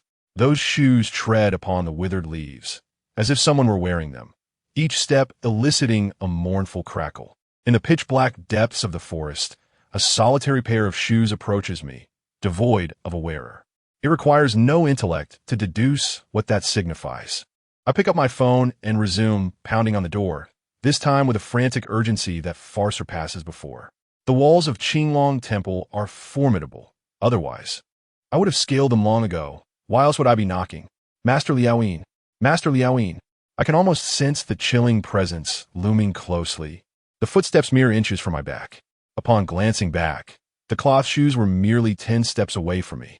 Step, another step, step, step, 8, 7, 6, 4. The reflection of the cloth shoes in my pupils grew increasingly vivid, drawing closer. Step. This step nearly tread upon my shadow. Step. The cloth shoes took another step, almost arriving before me. My heart convulsed with an unprecedented intensity, goosebumps erupting all over my skin. Suddenly, the cloth shoes halted, stopping just as they were about to reach me. The shoe was lifted, wavering as if caught in hesitation. Ultimately, the cloth shoes retreated a step. Only then did I dare to inhale slowly, sensing a faint hint of red amidst the woods. Suddenly, the space before me vanished, and I fell inward. Once inside, someone grasped my arm, preventing me from tumbling down. Bang! The crimson door slammed shut once more. Another bang echoed, as if something had collided with the door. A young monk furrowed his brow and said, "Are you out of your mind, coming here at night? Don't you know that Qinglong Temple does not receive visitors after dark?" I wanted to respond, but an elderly voice interjected, "Jingchu, you mustn't be rude." The young monk Jingchu apologized earnestly. "Yes, master uncle." Following the sound, I beheld an elderly monk clad in a red robe. I mimicked the gesture of clasping my hands together. "I apologize for disturbing you at such a late hour, but I truly have urgent matters to discuss with the master." "Urgent matters?" The old monk furrowed his brow slightly. The young monk appeared to have discovered some joyous news. Raising his head to say, "My master's granduncle is Master Liaoyin. Is there something you wish to discuss?" A smile spread across my face at the mention of Master Liaoyin. This venerable monk bore a kind visage, with white brows and a black beard, and was enveloped in a fragrant scent of sandalwood. Perhaps due to my numerous encounters with the supernatural, I felt an indescribable impression towards the old monk, as if he possessed an ethereal quality, transcending the mundane world. Master Liaoyin, exhibiting remarkable decisiveness, instructed the young monk to return first, before leading me to a secluded meditation room. Upon entering, he inquired, "Have you encountered any strange occurrences of late?" At this, I could only manage a bitter smile. Encountered? When have I not faced peculiar events? These past few days, it feels as though I've dismantled the very abode of Yama. Whether on the bus or ascending the mountain, I find spirits at every turn. And during the day, nonetheless, heaven knows how many lives I have left to lose at night. Master Liaoyin poured me a cup of tea and remarked, "It seems you are indeed the first person I have encountered in my life with such a heavy aura of yin. Truly unprecedented. You are unlike others." I was left speechless. Unlike others? If I possessed any extraordinary abilities, it would be one thing. But what kind of special gift was it to encounter ghosts daily? I decided to be forthright. "Master Liaoyin, I implore you to save my life." I then recounted the entirety of my ordeal, and the expression in Master Liaoyin's eyes shifted multiple times as he listened. Upon finishing, he could not help but exclaim, "The Zhang family, they still have descendants, and the contract of a ghostly marriage. The entangled causes and effects are indeed profound. It is no wonder that, despite your tender age, you are ensnared by such heavy." I ran my fingers through my hair.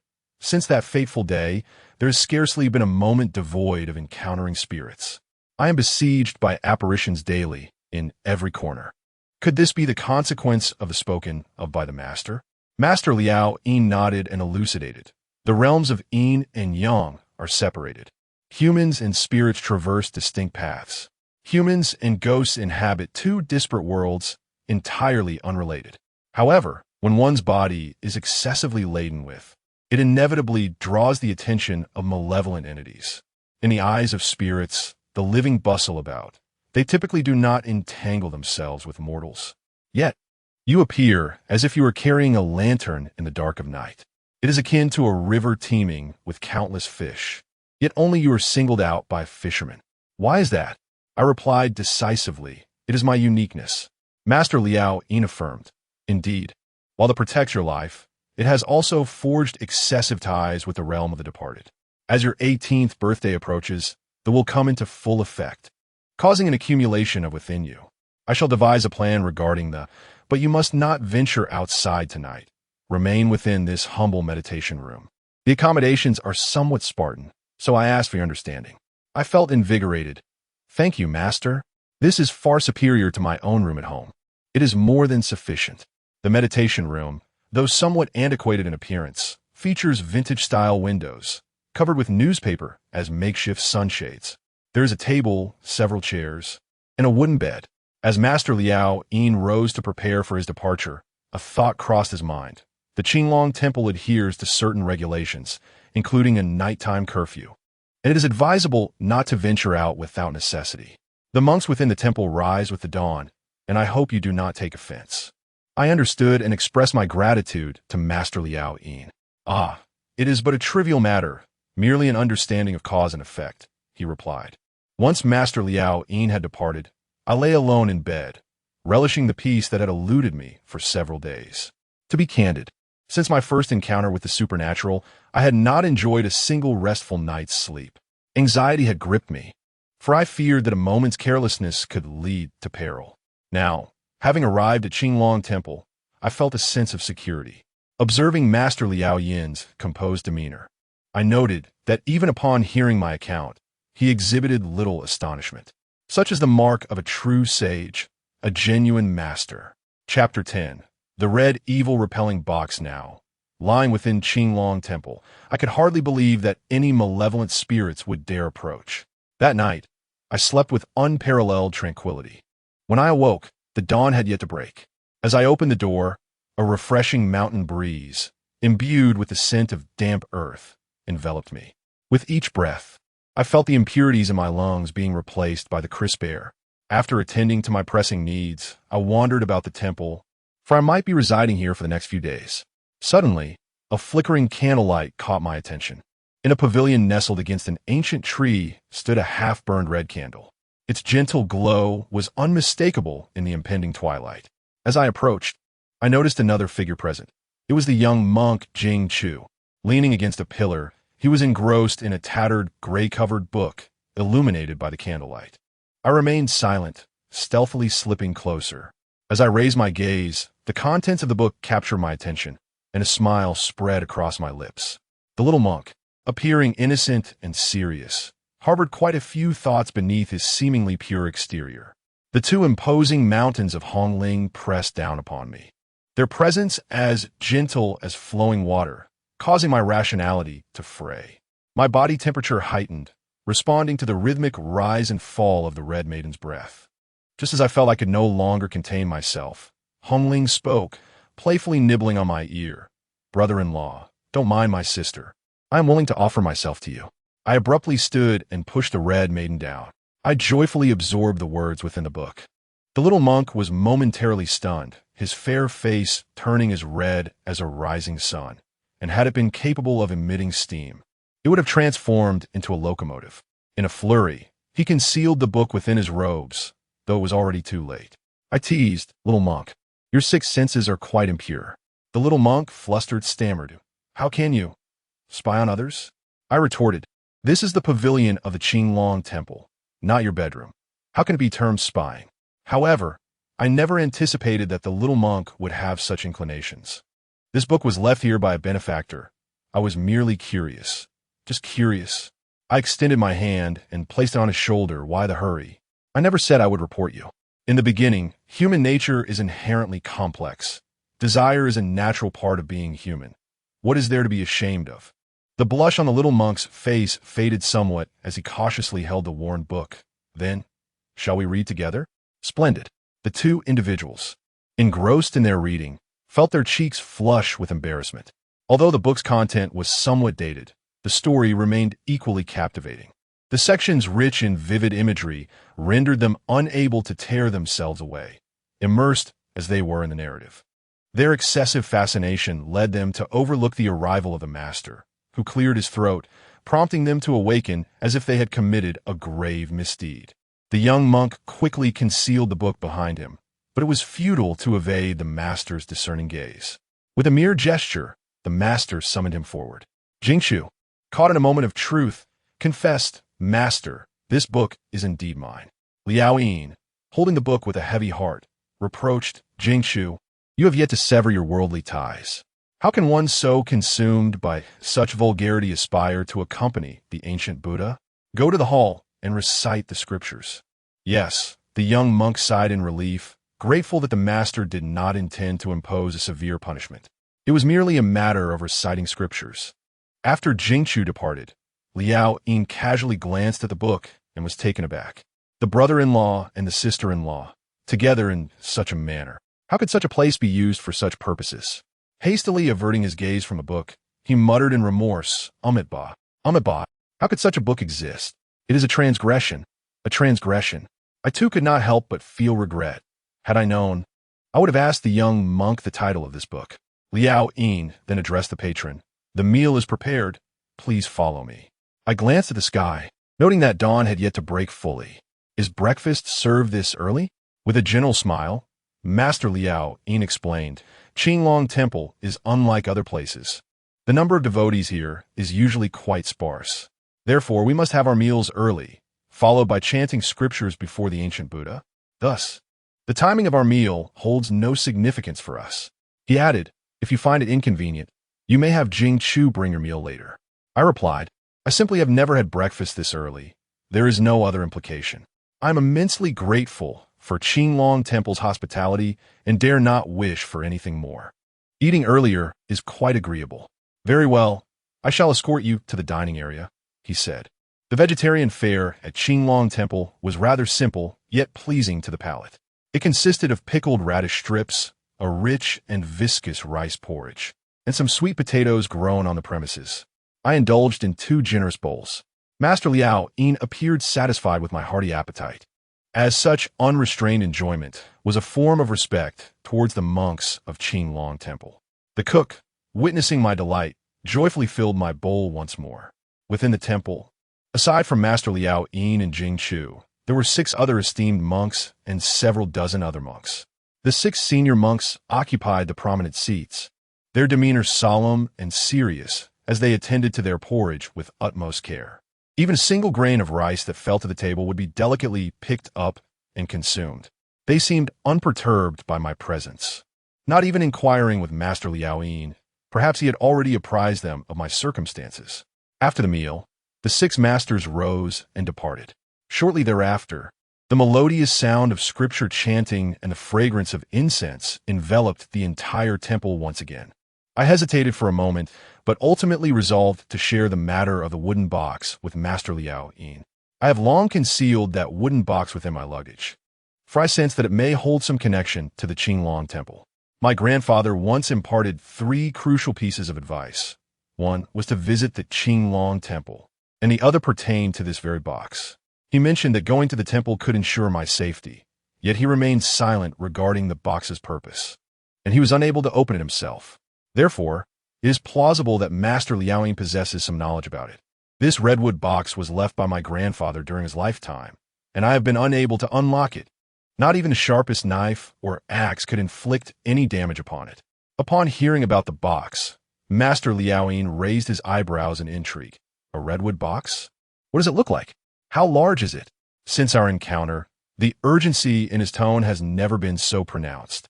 It is slightly larger than an adult's palm, entirely crimson with a faint metallic scent.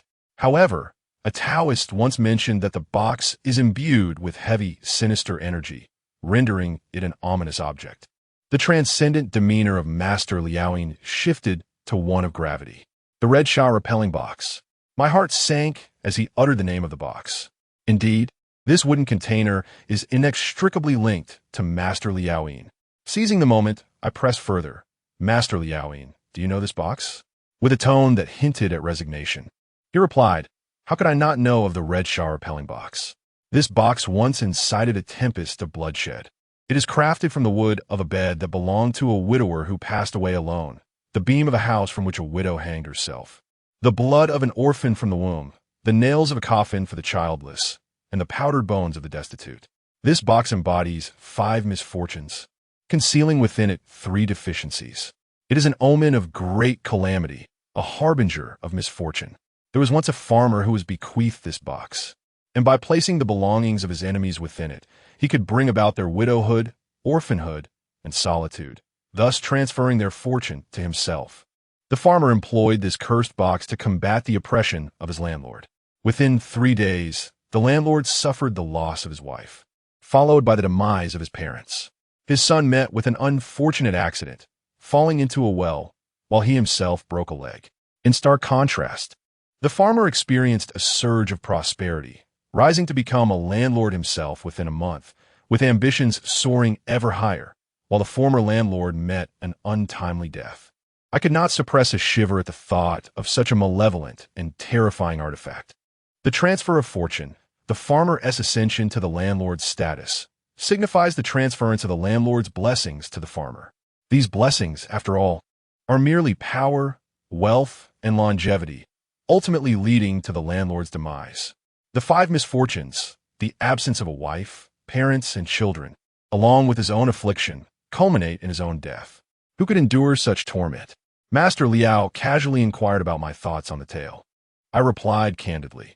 While I acknowledged the farmer's struggle against depression, I cannot condone his actions that resulted in the destruction of the landlord's family and the fall of their house, only for the farmer to ascend as the new landlord. Nothing has truly changed. Merely the landlord has been replaced, and the fields are dotted with graves, devoid of any significance. A trace of mirth flickered in my gaze. Indeed, it is meaningless. This is the red, evil-repelling box. Such an ominous object cannot alter fate. How could a cursed item assist anyone? What became of that farmer? The farmer met a fate even more tragic than that of the landlord. I recalled how I had clutched this box to my chest several times, and a chill of dread washed over me.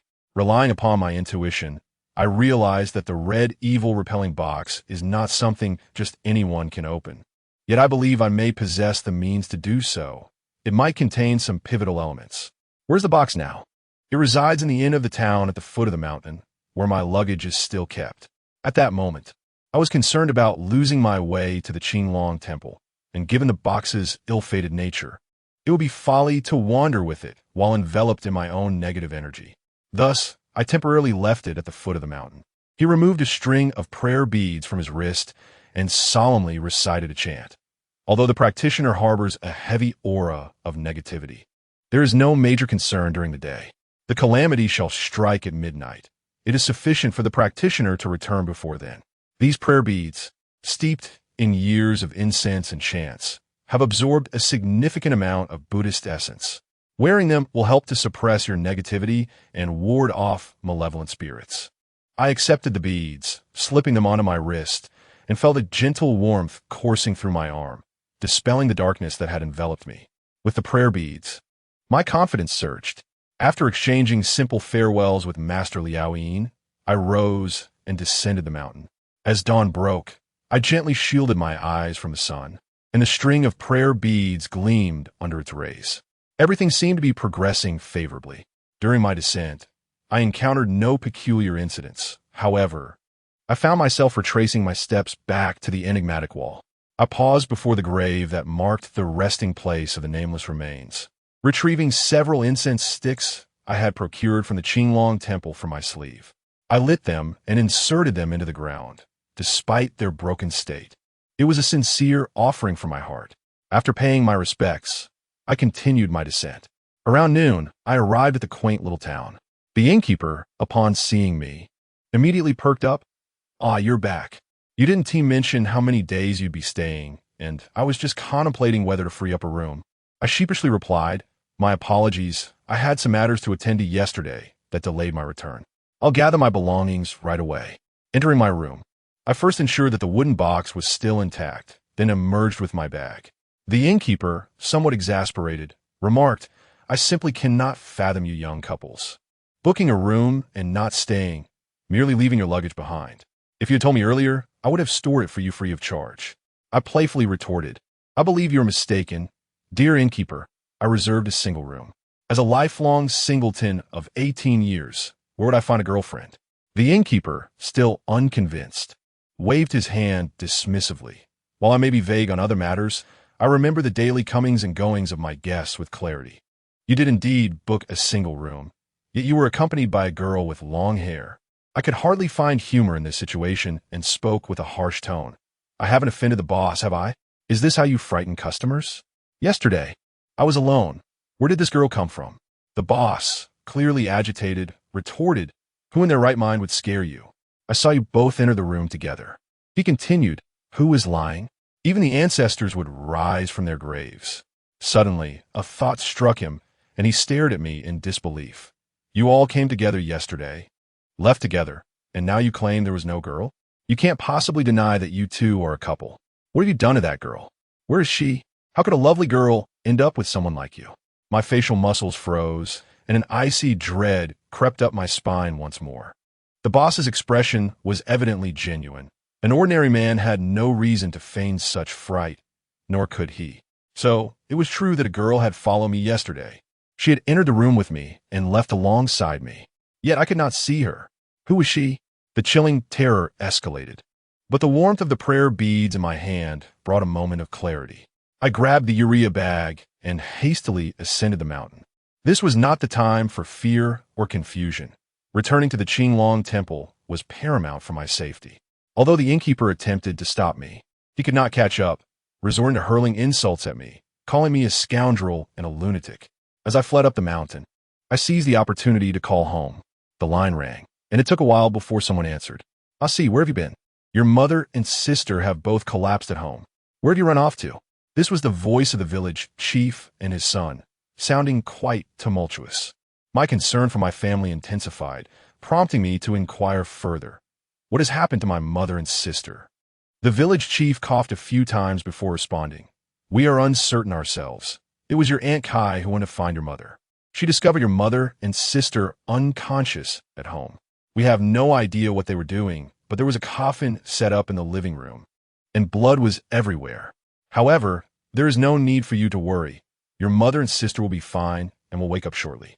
A deep sigh of relief escaped me, and I continued to ask, "What about the white-clad Taoist?" Chapter 12. Encountering the old woman again. With a clamor, I glanced at my phone, which had lost signal, and promptly hung up. Yet, the situation unfolded as I had surmised. The white-clad Taoist had failed. The innkeeper mentioned the girl who had been following me, and perhaps she was the one with whom I had entered into a ghostly marriage contract. If that were the case, the white-clad Taoist had likely met with misfortune as well. Guilt washed over me, realizing that my predicament had not only ensnared my family, but had also cost others their lives. Nevertheless, my determination to survive surged stronger than ever. Whatever the entity may be, no one shall claim my life. If she desires my demise, I shall live to defy her. The information currently at my disposal indicates that the ghost is not nearby.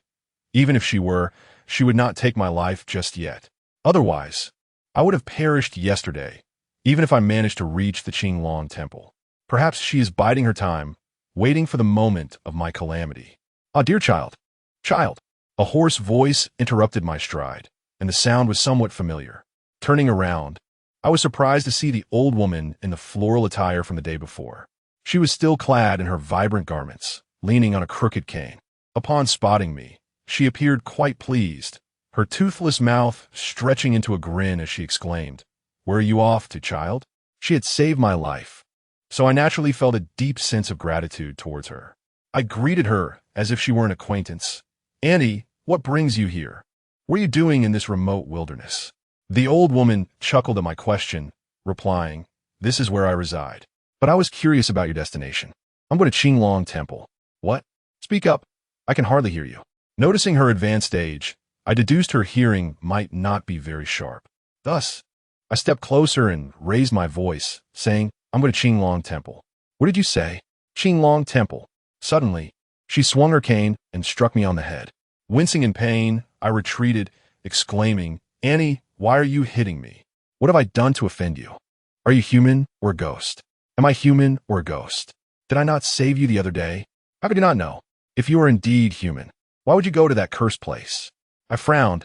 "Auntie, although you are my savior, you cannot possibly label a temple dedicated to prayer and reverence as a cursed place." She raised her hand and struck me again with her cane. "There is no Qinglong Temple on Wangmao Mountain anymore. 40 years ago, there was a temple, but all its monks perished overnight. There wasn't a single soul left alive. That temple has long since become a haunted place." My pupils constricted in disbelief. How could this be? I had just emerged from the temple this morning. The Qinglong Temple indeed exists, and Master Liaoyin was exceedingly kind. The elderly woman in the floral attire wore an unprecedentedly somber expression, her gaunt features forming a grave countenance, accompanied by a trace of astonished mockery. "You went to that temple? You even met Liaoyin?" I nodded subjectively. The old woman struck the ground heavily with her cane. "I believe you've been possessed. If there were a temple upon Wangmao Mountain, would it be so eerily silent? Can you see any path leading to the temple?" 40 years ago, there was a renowned monk of the Liao lineage in Qinglong Temple, but he perished there long ago. Her words struck deeply at the fortifications of my heart, leaving the only bastion of safety riddled with vulnerabilities. Master Liaoyin had long since passed, and the monks of Qinglong Temple had all but vanished. I fell into contemplation, retreating a few steps. Upon closer examination, Qinglong Temple indeed seemed peculiar. The innkeeper of the small town was unaware of its existence, and there were hardly any pilgrims visiting the temple. I had stumbled upon Qinglong Temple only after numerous arduous attempts. No, it cannot be. How can I accept that the young monk, Jingxu, and Master Liaoyin are mere specters? How is it possible that that shy young monk and that benevolent master are dead? Without uttering a word, I turned and continued my ascent up the mountain, disregarding the old woman. In any matter, only direct observation is the most convincing proof. After several hours of effort, I finally returned to Qinglong Temple once more, gazing at the crimson door and azure walls, suffused with the fragrance of sandalwood and resonating with the endless chants of an ancient temple. I found myself at a loss for doubt. After a brief hesitation, I pushed the door open and entered. Within the temple, the absence of monks' voices was palpable, yet the intricate sounds of chanting echoed continuously in every corner, primarily emanating from the main hall of Qinglong Temple. It is said that 6 eminent monks, contemporaries of Master Liaoyin, would regularly convene in the hall to chant, maintaining this ritual day in and day out without fail. Strangely, the doors of the main hall were not ajar, but firmly closed, an unusual behavior for any temple.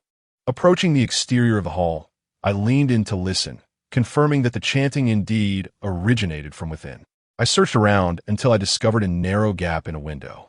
Attempting to position my eye at the opening, I was taken aback and nearly stumbled upon catching a glimpse. The hall was entirely devoid of any presence. Indeed, it was an empty expanse, with a solitary Buddha statue standing forlornly. The chanting was a cacophony of multiple voices intertwined, yet the surrounding pillars and offering platforms provided no hiding places.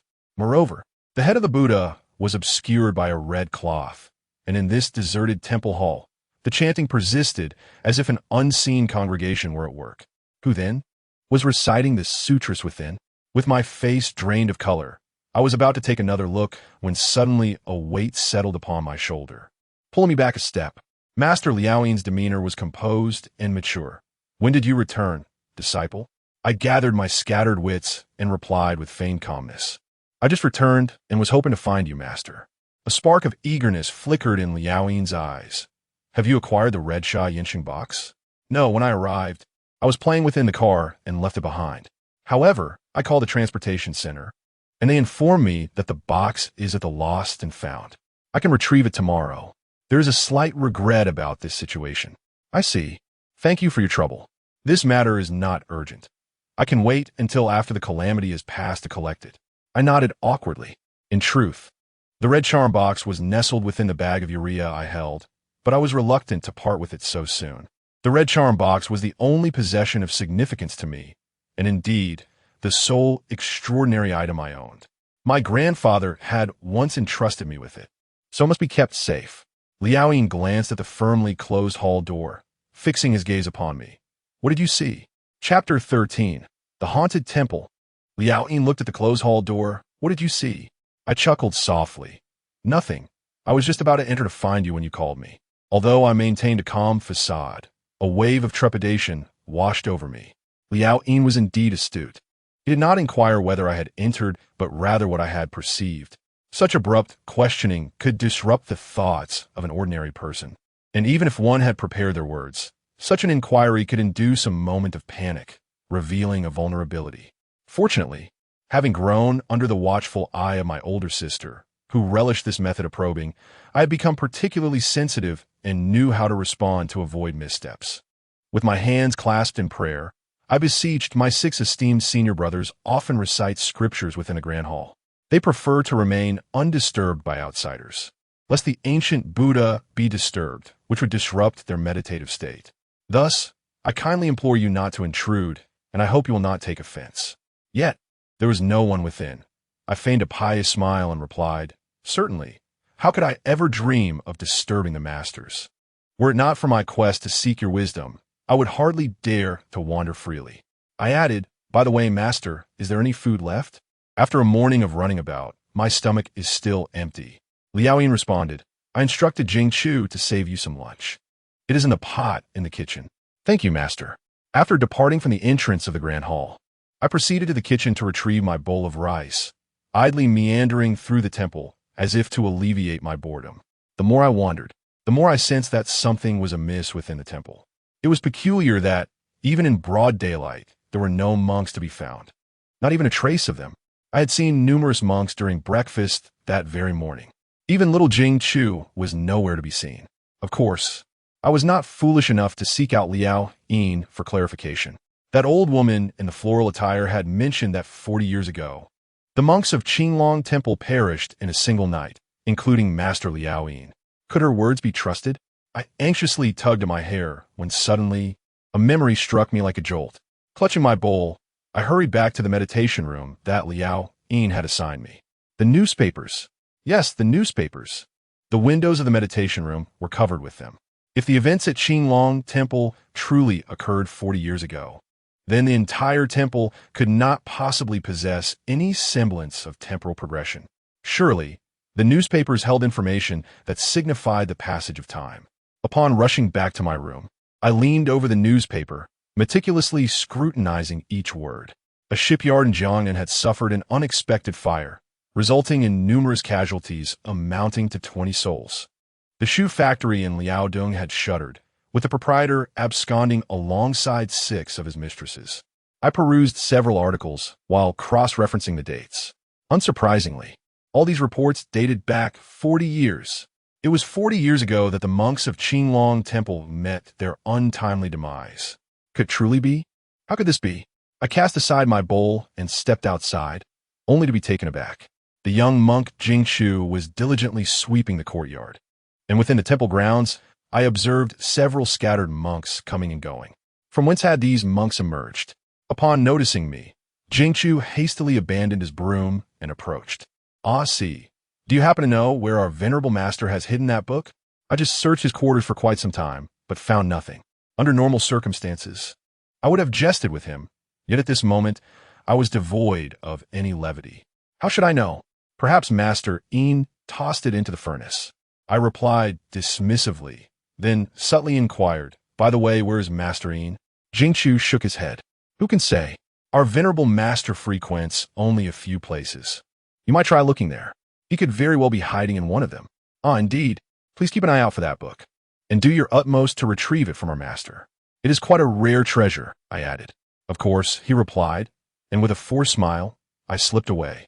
Thereafter, I commenced my pursuit of Master Liao Yin, believing that perhaps unraveling the enigma surrounding him could lead to a breakthrough regarding the current uncertainties.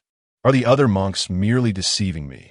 Or does the Qinglong Temple indeed harbor a deeper truth? Should there truly be hidden depths within the temple, my very existence could be at stake. The sole pivotal figure within Qinglong Temple is Master Liao Yin. Thus, it is imperative to seek insight from him. I first ventured into the main hall, where the resonant chants of the sutras echoed melodiously, reverberating like a lingering melody. Peering through the crack of a window, I glimpsed that Master Liao Yin was the only occupant of the hall. However, the intricate recitations seemed to emanate from more than one voice. Master Liao Yin sat before the grand Buddha statue, immersed in meditation and reciting the scriptures with closed eyes. Although the Buddha's head was shrouded in a crimson cloth, an overwhelming sense of majesty radiated from it. The dissonance between the multitude of chanting voices and the solitary figure created a stark contrast, an uncanny sensation that gripped the nerves. I surveyed my surroundings and found a room in close proximity to the main hall to conceal myself. This way, I could promptly notice when Master Liao Yin emerged. Yet, the act of surveillance, though seemingly simple in theory, proved excruciatingly tedious in practice. The monotony and boredom rendered me drowsy. But fortunately, a few hours later, Master Liao Yin finally appeared. At the sound of movement, I promptly sprang into action and followed him. By this time, the sky had begun to darken. Master Liao Yin, accustomed to traversing the back courtyard of Qinglong Temple, moved through a vegetable garden and continued deeper into the temple grounds. Naturally, I dare not follow too closely, as carelessness in such a place could lead to exposure. Only after catching a fleeting glimpse of Master Liao Yin's indistinct silhouette did I hasten to pursue him. Behind a vegetable garden lies an expanse of undeveloped, lumpy terrain, overgrown with wild grass. I am uncertain as to the nature of this grass, which reaches heights comparable to that of a person. It conveniently provides me with a hiding place. I halt my steps, casting my gaze upon this patch of land, and stealthily conceal myself behind it. It seems that Liao Yin is holding something in his hand. Just as I attempt to lean in closer for a better look, I suddenly feel a weight on my shoulder. My pupils dilate, and I spring into action like a dying lion, swiftly grasping the individual behind me. Jingchu, caught by surprise, struggles against my grip on his neck. Only then do I gradually release him, though a hint of caution still lingers in my eyes. I have had dealings with Jingchu before, yet he is a monk from the Qinglong Temple. In a lowered voice, Jingchu appears to surmise that I have been trailing Master Liao Yin. What brings you here? I feign coincidence, saying, I was searching for Master Liao Yin when I noticed he had come this way, and in a moment of folly, I decided to follow him. Jingchu visibly footstep warns, our granduncle never permits us to venture into this area. We must leave at once. If our granduncle catches us here, it will be disastrous. As I sense a revelation on the brink of unfolding, I am reluctant to depart.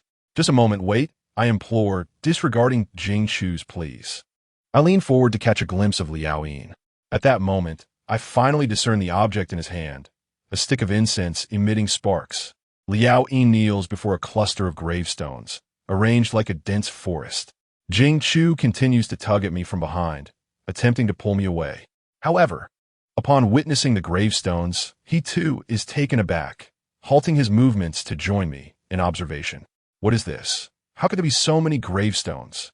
How could our Qinglong Temple possess such a place? I make an effort to inch closer, just enough to see the gravestone nearest to me.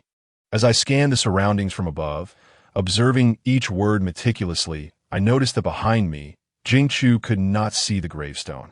Curiously, he inquired, A-si, whose gravestone is this? What name is inscribed upon it? I found myself speechless, a chill running down my spine, for the name etched upon the gravestone was Jingchu. Chapter 14. Zhang A-si, where are you going? I stared at Jingchu's gravestone, my body rigid with fear, while Jingchu behind me continued to tug at me. Pressing for answers. A-si, speak. What does the gravestone say? A-si, A-si. The intensity of his grasp escalated, his nails digging painfully into my back. Sensing something amiss, I turned to look. Jingchu's face was as pale as a sheet, his hands clenching me tightly, almost frenzied as he demanded, A-si, what is written on the gravestone? Whose gravestone is it? I felt a lump in my throat, struggling to speak, but Jingchu obstructed me. Thick, dark blood oozed from his mouth, and I noticed that his features had begun to decay. A gaping wound in his chest revealed the white bones beneath, tangled with strands of flesh, occasionally dripping viscous liquid. A-si. I could no longer suppress the nausea. I forcefully pushed Jingchu away and fled desperately. The commotion caught the attention of Liao Yin. Zhang A-si. I rushed into the vegetable garden, the calls for me echoing behind. To hell with Qinglong Temple. My initial suspicions had transformed into certainty. This Qinglong Temple was indeed a haunted place. Not only was Jingchu a ghost, but so was Liao Yin. In addition to the gravestone of the late Chushu, I also beheld the gravestone of Liao Yin. It was the very gravestone in front of Liao Yin, who was offering incense to himself. Exiting the vegetable garden, I was confronted by a group of swaying monks, their figures materializing as a series of dark shadows in the twilight, encroaching upon me.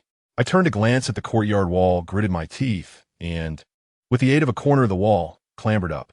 Suddenly, I felt a chill on my ankle, followed immediately by a tremendous force pulling me downward. Zhang A-si, where do you think you're going? Liao Yin's grim face emerged behind me as he grasped my foot, attempting to drag me down. I strained to hold onto the wall's edge, trying to kick free from Liao Yin's grip, yet his hand seemed as if it were glued to my leg. His strength was formidable. After several attempts, I felt as if my foot might be wrenched off. Liao Yin's deep voice echoed, Zhang A-si, come down quickly. Are you seeking death? I struggled desperately, gritting my teeth. I am running for my life. At that moment, the monks from Qinglong Temple began to close in, and a multitude of hands seized my legs, nearly yanking me down. Catch the child. Just as despair enveloped me, a familiar and reassuring voice pierced through. The old lady in the floral attire had actually arrived outside Qinglong Temple. Breathless, she leaned on her cane and tossed me a package. Throw this at their faces. I was on the verge of losing my grip. The old lady was truly a savior, a beacon of hope. I caught the package, hardly pausing to discern its contents, and hurled it behind me with abandon. However, what was scattered appeared to be a coarse red powder, with some visible larger granules. The moment the shadowy monks of Qinglong Temple encountered the powder, they retreated in anger, shrieking in alarm. No one dared to approach any closer. Laying my hand over my face, I also withdrew. Seizing this opportunity, I leapt from the wall and rolled on the ground a few times before rising, the exhilaration of surviving far outweighing the pain. I then reunited with the elderly lady. Upon seeing my flustered demeanor, she shot me a glance and remarked, "No need to panic. Those fellows cannot emerge." She then began to mock me, saying, "You entered the ghost temple, yet still doubt it? It's as if that old woman wishes to harm you. After one visit, you dare to return for second? Unless that old woman comes to fetch you, you shan't leave." At that moment, even her scolding felt like sage advice to me, and I responded cheerfully, "You are absolutely right, dear lady." The elderly woman, suppressing her irritation, looked up at the darkening sky, her tone turning grave. "There is no time to lose. We must hurry down the mountain. The heaviness of your aura will attract all manner of things once night falls, and I have no desire to perish alongside you." With that, she leaned on her cane and moved ahead, and I observed her slow pace. If we continued like this, it would be completely dark by the time we reached the foot of the mountain. I caught up and offered to carry her. She showed no sign of refusal and proudly declared, "Well, at least you have a bit of conscience, child. This old woman climbs the mountain for you, and if I have to descend alone, I shall scold you all the way." I chuckled awkwardly, "But, dear lady, how do you know where Qinglong Temple is?" The elderly lady let out a scoff. "Having lived on Wang Mao Mountain for 70 or 80 years, I have encountered all manner of strange things. To speak frankly, I have long been aware of a ghostly temple atop this mountain. I can hear the sound of chanting every day. Occasionally, lost hunters also catch the echoes of those incantations. These bald monks, even in death, do not find peace." The exhilaration of survival was swiftly overshadowed by the looming uncertainty and peril of the future. Indeed, I had escaped from the Qinglong Temple, yet the ominous fate at midnight would arrive, as usual. My grandfather had urged me to seek the guidance of Master Yin, but who could have anticipated that the Qinglong Temple would be in such a dire state? I wondered if the old lady possessed any means to confront this impending doom. This night was destined to be sleepless, fraught with foreboding. Having grown up on Wang Mao Mountain, the elderly lady was intimately familiar with its terrain, aware of which paths were safe and which were treacherous. I carried her on my back as we dashed through the dense forest. Her frame was remarkably light, making the burden feel negligible. The only sounds in the woods were the rhythmic patter of our hurried steps. Suddenly, the old lady struck my leg with her cane. "Wait." I slowed my pace, inquiring, "What is it?" Her face, lined with wrinkles, tightened in concern. "Stop, do not proceed." While perplexed, I halted. As I stood still, I discerned something amiss. Despite my stillness, there was the sound of footsteps approaching. Instinctively, I turned to look behind me, and a chill ran down my spine. A pair of deep brown cloth shoes was racing towards me, but they were empty. In the shadowy forest, those shoes ran on their own, each step leaving a deep imprint in the ground. How eerily strange. I recognized these cloth shoes. I encountered them at the entrance of the Qinglong Temple, where I nearly lost my life. The old woman scolded, "Filthy things are coming after you. It seems they have set their sights on you. You cannot outrun such a creature. We must confront it. You must bite your tongue until it bleeds. The blood from the tip of your tongue possesses a fiery essence that can deter malevolent entities. You must heed my instructions. If you misdirect it even slightly, we are doomed." I immediately bit my tongue, enduring the sharp pain as I murmured, "All right, Annie." The elderly woman's head turned, her grayish eyes now gleaming with intensity. The cloth shoes drew ever closer. At that moment, the old woman commanded, "Silently count to 5 in your mind, then spray backward." After spraying, "Do not pay attention to anything. Ignore any sound behind you and run straight ahead." I nodded while beginning to count. 5, 4. The sound of the shoes grew nearer, as if they were right behind me. Tap, tap. 3, 2. An inexplicable chill crept along my neck, causing my hair to stand on end. 1. I abruptly turned my head, and a crack echoed from my neck. Simultaneously, a spray of blood mixed with saliva burst forth. A piercing, furious scream erupted behind me. Without a second thought, I hoisted the old woman onto my back and ran, as she directed me with her commands. Before long, we came upon a small courtyard nestled against a cliff. A few adobe houses stood there, and a willow tree swayed gently in the yard. The elderly lady tapped my head and said, "All right, no need to run anymore. This is my home." After she descended, she rubbed her aching back, lamenting that my presence had nearly dislocated her frail bones. I could only chuckle awkwardly, for the earlier incident had also caused me to strain my neck. Nevertheless, I was relieved to have escaped. The lady approached the door and unlocked it, inviting me in. "Come inside. It's already dark. Continuing down the mountain at this hour would be akin to wandering aimlessly at the gates of the underworld." I tilted my neck in gratitude, saying, "Thank you, Auntie. Were it not for you, I might have met my demise countless times already. You have saved me on numerous occasions." The elderly lady smiled, exposing her somewhat intimidating teeth as she replied, "No need to thank me. If gratitude is due, direct it towards yourself. Good deeds beget good rewards," which also signifies a certain affinity between us. Her home consisted of a single sleeping room, a kitchen, and a living room. In the living room, there was a recliner, which would serve as my bed for the night. After the day's upheaval, I had missed dinner, and the elderly lady, in her search for me, had also gone without a meal. Thus, I took the initiative to prepare a simple dinner in the kitchen. A few eggs combined with handmade noodles resulted in an unpretentious yet satisfying meal. I squatted at the doorway, slurping my noodles, as young people tend to eat far more swiftly than the elderly. The lady had only taken a few bites, while my bowl was nearly empty, save for the broth. During our meal, I had shared my story with her. Upon hearing it, she appeared somewhat incredulous. I have truly never heard of such an otherworldly practice as a ghost marriage. However, you mentioned that a calamity would strike at midnight. I possess a bit of skill. Let us see if I can assist you in warding it off. However, the old woman had previously stated that if she could not withstand the danger, she would flee, leaving me to fend for myself. I replied with a wry smile, "Madam, what are you saying?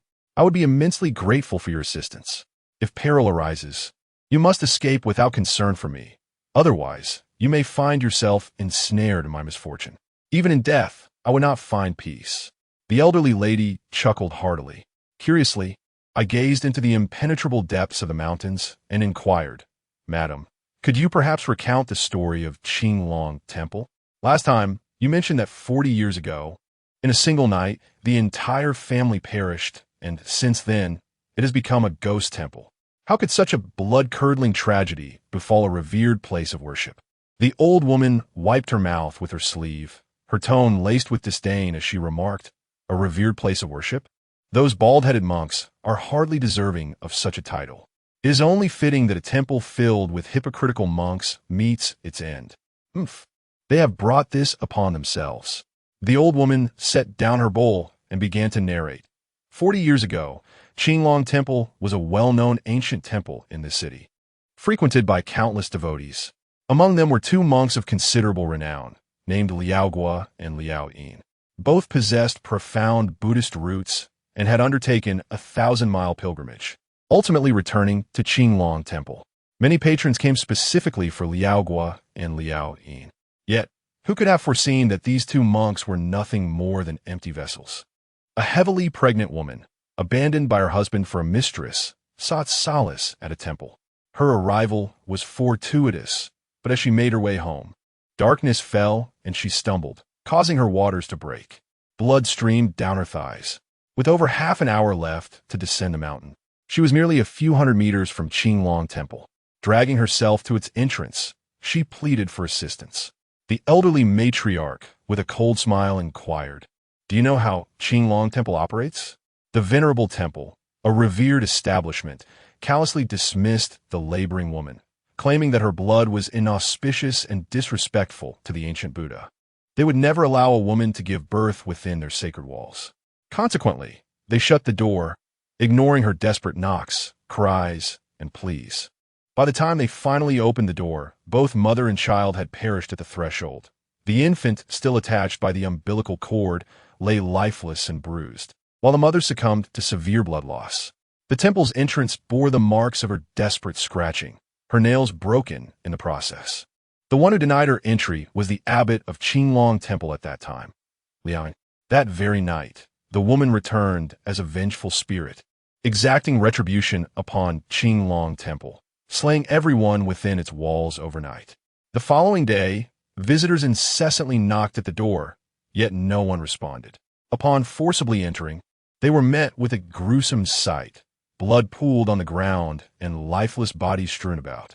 Liao Yin's corpse was grotesquely suspended from the head of the ancient Buddha, with the monk's blood inscribed upon the statue in tragic words of grievance.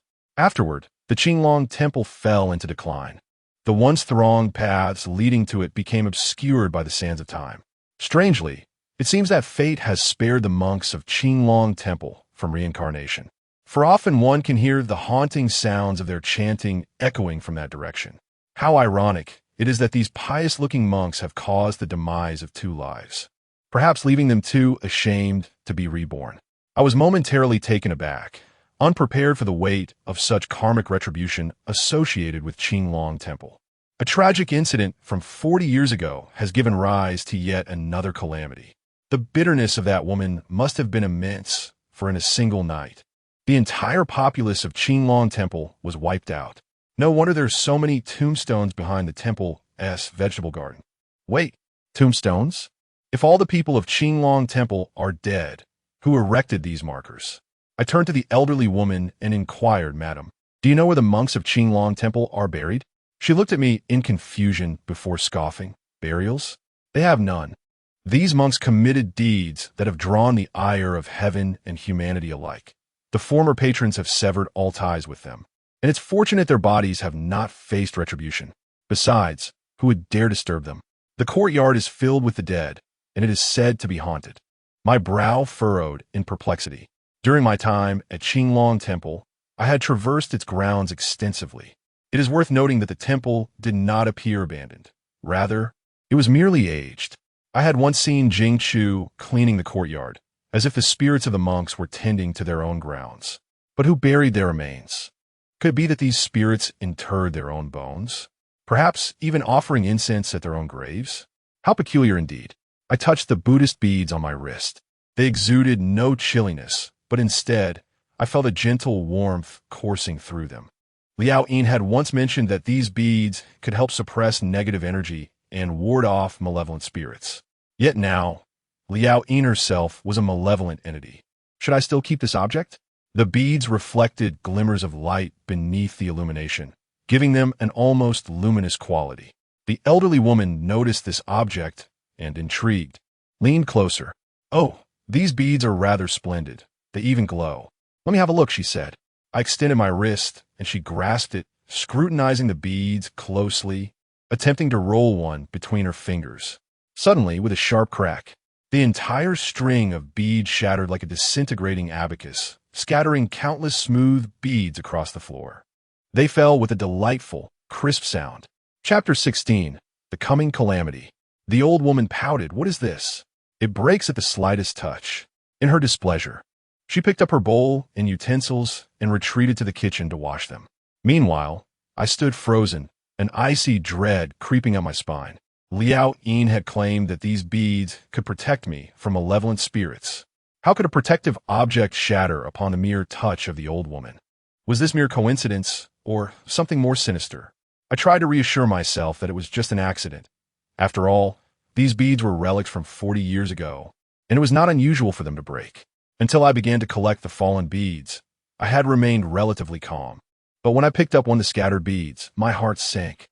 A deep fissure marred the surface of the once smooth bead, and as I continued to gather the others, I found that each one bore a similar deep crack.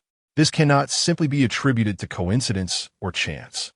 If this prayer bead is genuine and its effects are real, does it not imply that the elderly woman is of a sinister nature? Or perhaps she is something extraordinary, causing the beads to disintegrate upon contact. A chill crept over me as I felt goosebumps rise on my arms at this thought. I found myself reluctant to explore this line of reasoning.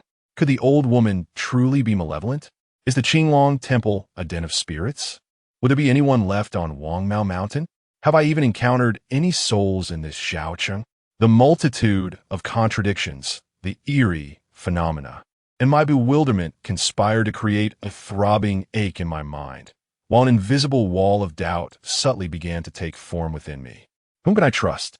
I pondered internally. At that moment, the elderly woman offered me a few blankets. Here, it's cold at night.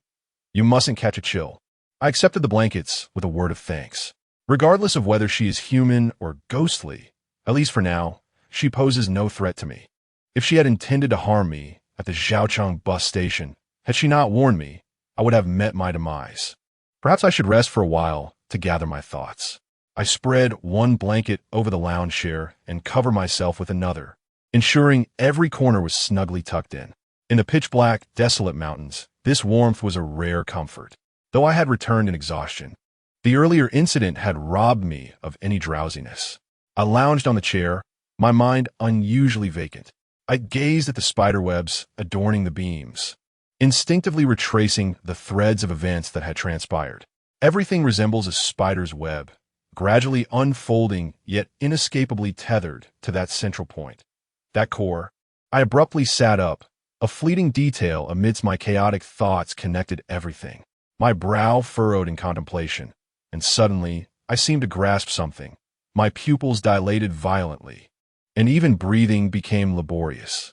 I tumbled off the chaise lounge and dashed into the room of the old lady in floral attire. Her room was adjacent to the main hall, but upon opening the door, the sight within sent chills down my spine. The bed was unoccupied, the deep gray quilt neatly folded. I had been lying in the main hall, yet I was oblivious to when she had left. Damn it, I should have noticed. It was so glaringly obvious. I surveyed the room, inwardly cursing. In the dead of night, a frail old woman on the brink of the grave vanishing without a trace defies all logic. Perhaps she cannot be defined by any logic at all. This old lady in floral attire is not human. She is the vengeful spirit that slaughtered the monks of Qinglong Temple 40 years ago. From the very beginning, she was narrating her own tale. With a furrowed brow, I burst out of the door, certain I knew where she had gone.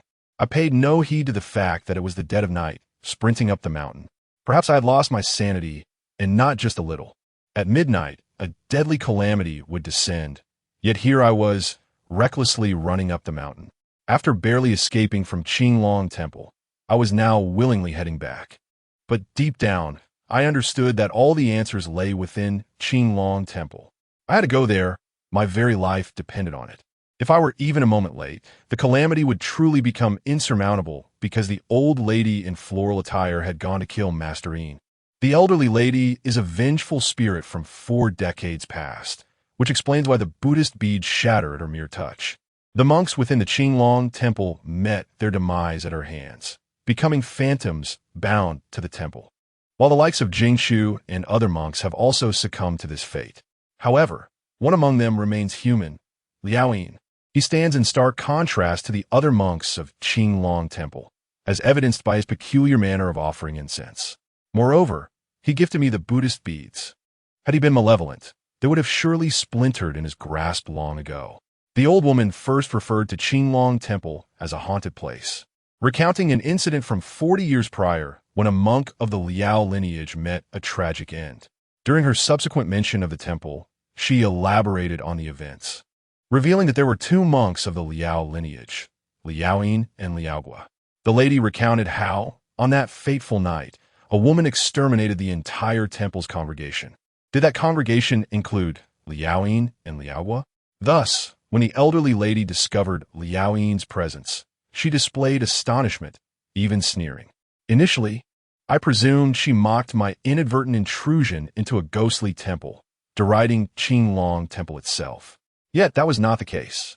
Her arrival at Qinglong Temple was not solely to rescue me. Rather, she came to ascertain that Liaoyin was indeed there. Liaoyin had not perished at her hands, and now, after the passage of 40 years, she intended to strike once more. I had already spent nearly an entire afternoon within the temple. Under normal circumstances, I should have reached Qinglong Temple long ago, not to mention a vengeful spirit. The timing of the lady's appearance, neither early nor late, but precisely when I was scaling the wall and Liaoyin was seizing me, is telling. At that moment, Liaoyin called my name. It was only after that the elderly woman made her entrance. Now, her disappearance further solidifies my suspicions. She has indeed gone to Qinglong Temple.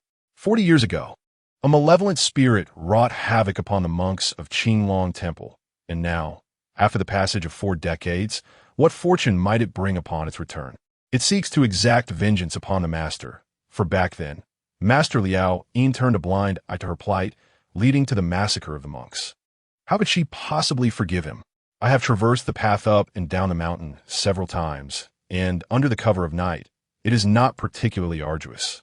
However, my true concern lies not in the fear of losing my way, but rather in the entities that lurk along the route. Yet, it seems that what one fears inevitably comes to pass. As I reached a point halfway up the mountain, a distinct sound of footsteps echoed behind me. This sound synchronized with my own, growing louder with each step. I turned a glance back, and the veins in my forehead throbbed with alarm.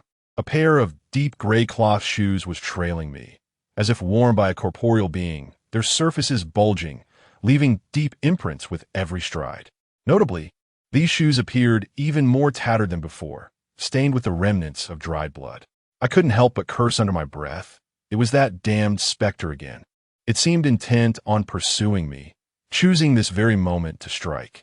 Yet, I was not a stranger to this entity.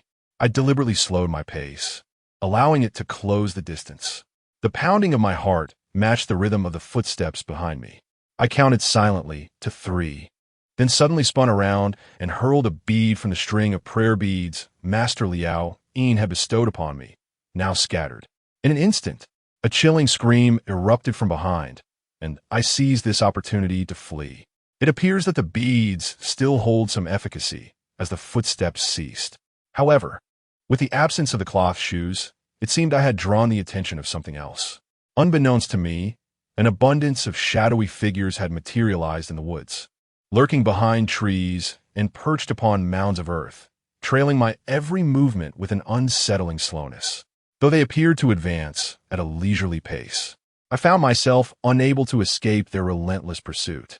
Drawing a deep breath, I summoned every ounce of strength to sprint forward, only daring to glance back when I felt on the verge of breathlessness.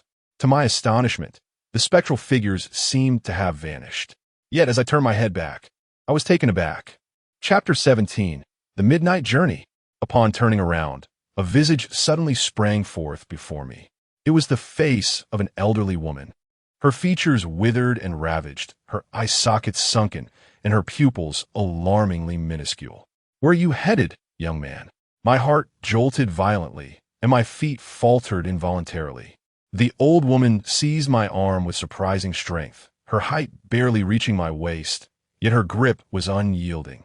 I found myself rooted to the spot, her long, sharp nails almost piercing my flesh, a chilling sensation coursing through my arm, accompanied by a foul, decaying odor. With a ghastly smile, the old woman urged, "Come to my home for a visit. It's not far," gesturing towards a nearby grave mound. Maintaining a stoic expression, I replied, "Very well." Suddenly, my other hand emerged from my pocket, clutching 2 Buddhist prayer beads, which I forcefully pressed against her face. A cloud of white smoke erupted, causing her to release her grip as she wailed in anguish, "Ah! Ah!" Her cries were more grating than sorrowful, piercing the air with an unsettling resonance.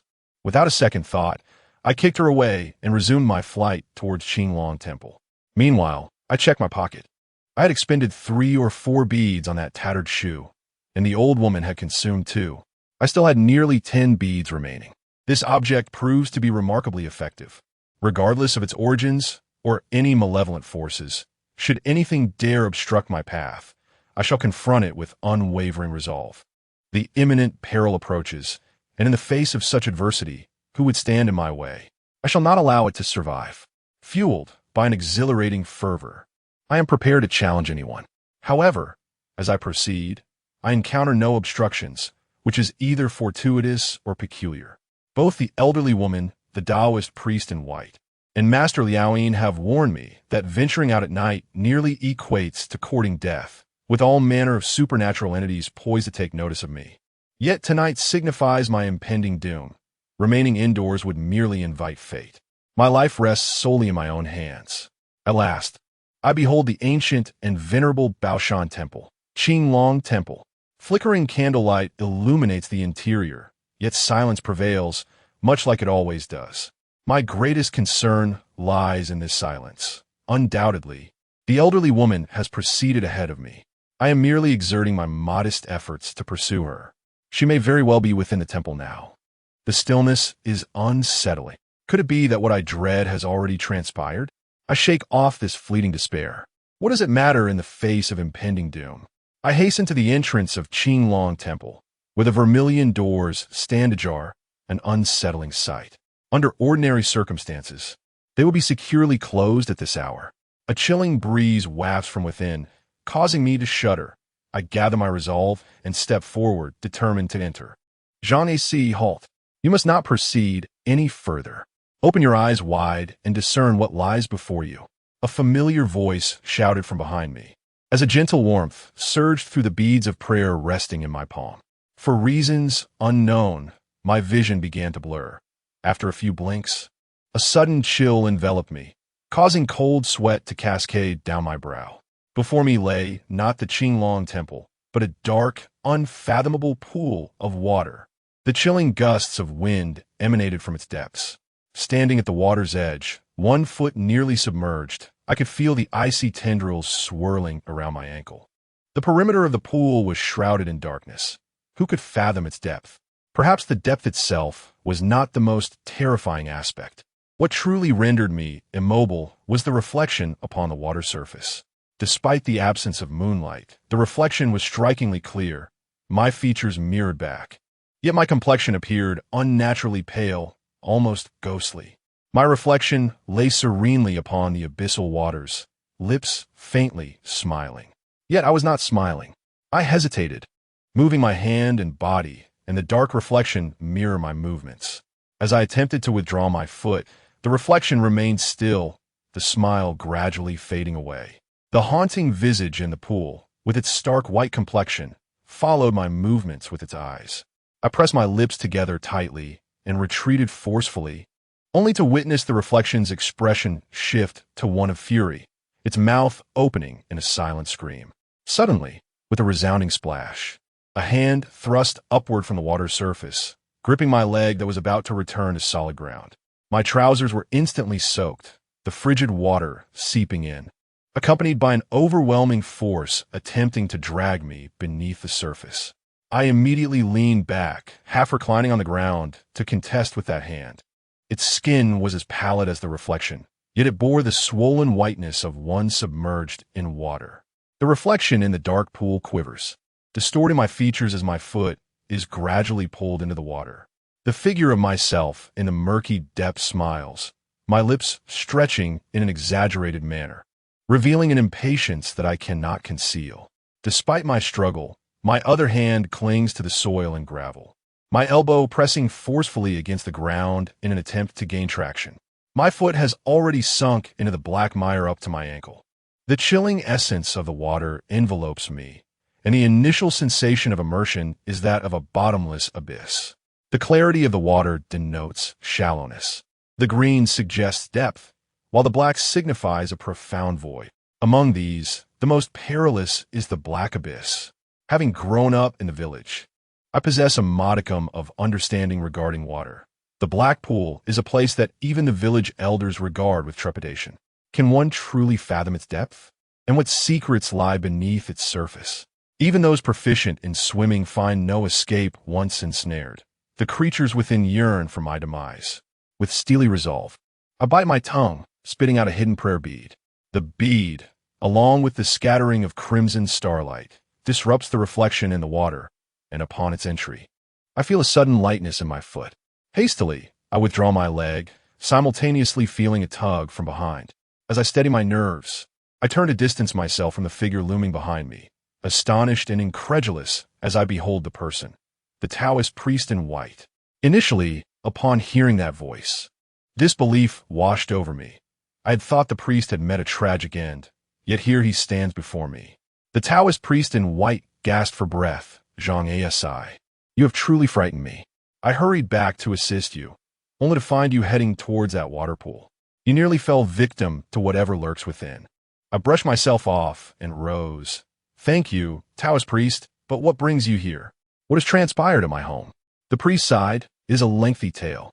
Just as he was about to speak, he suddenly seemed to sense something amiss, his expression shifting to one of alarm as he gazed towards the nearby forest. His face turned pale. This is not good. We must flee. He grasped my arm, and we sprinted up the mountain. How could you dare to venture out at night? Those foul entities are pursuing us. This is truly dire. As I was being pulled along, I intended to recount the events at Qinglong Temple to the priest when I suddenly caught sight of his shoes. They were a pair of deep gray cloth shoes, their tattered surface stained with a few drops of blood. Chapter 18. The Eerie Cloth Shoes. A life in peril. My brow instinctively furrowed. I recognized those shoes. I had seen them multiple times before, albeit never worn by anyone. The very presence of the priest was peculiar. He had never visited Wangmao Mountain and was unfamiliar with the terrain. How could he have found me so fortuitously? Upon seeing the cloth shoes, I immediately formed a conclusion. Taoist priest, I called out as I ran alongside him. The priest turned in confusion, just as my piercing gaze met his. Two beads of the rosary pressing firmly against his eyes. The sound that followed resembled that of a pig being slaughtered. Yet it also echoed the wails of a woman in despair. However, that is a matter for later. After dealing with the false Taoist priest, I fled directly, tracing my escape towards the Qinglong Temple, guided by the remnants of my memory. Venturing out in the dead of night has indeed imparted a lesson upon me. No wonder the Taoist priest in white and the elderly lady both cautioned me against venturing outside after dark. This night has been akin to a procession of 100 malevolent spirits. I encountered one after another, and at this rate, my Buddhist beads would soon be utterly depleted. Speaking of malevolent entities, be they the initial purging or the vengeful specter from 40 years ago, they seem far more endearing compared to the wraiths I just encountered. The night was filled with the haunting calls of cuckoos and the piercing whispers of the wind weaving through the dense foliage. In this secluded mountain, the only illumination guiding my path was the sparse moonlight above. A slight deviation from my intended route would plunge me into an abyss of impenetrable woods. As I ran, a realization struck me. I appeared to have lost my way. I was supposed to proceed straight ahead, yet I found myself on a narrow side path. My mind was clear, resolute in its command to continue forward, yet my feet betrayed me, leading me astray. It was as though my legs were no longer heeding my commands. Upon realizing my mistake, I instinctively sought to correct my course. Yet my feet remained relentless in their forward motion.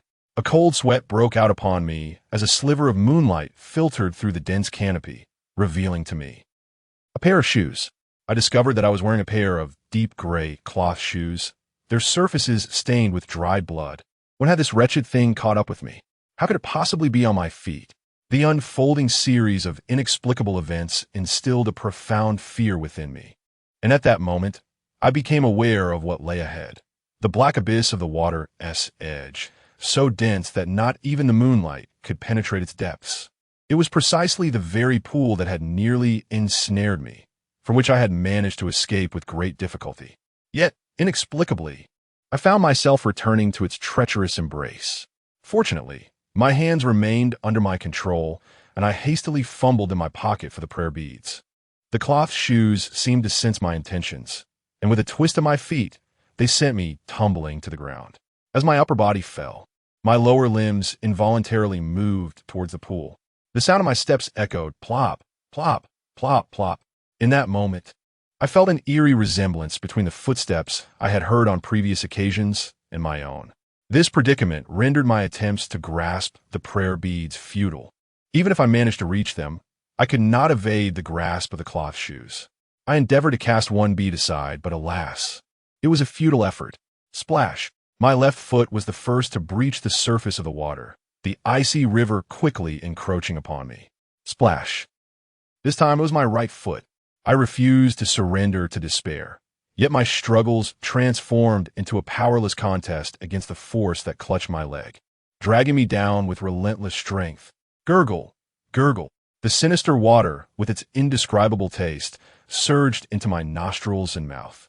Even more terrifying was the emptiness beneath my feet, the sensation of falling. Nothingness is the most terrifying of all. It felt akin to a person with acrophobia trapped in an elevator on the 18th floor, only to have the floor suddenly vanish beneath them. The abyss below was unfathomably deep. From the moment I entered the water, I continued to descend, primarily held captive by the entity that clung to my leg, relentlessly pulling me downwards. Uncertain whether it is due to the lack of oxygen or the frigid river water eroding my body, my sensations are growing increasingly faint.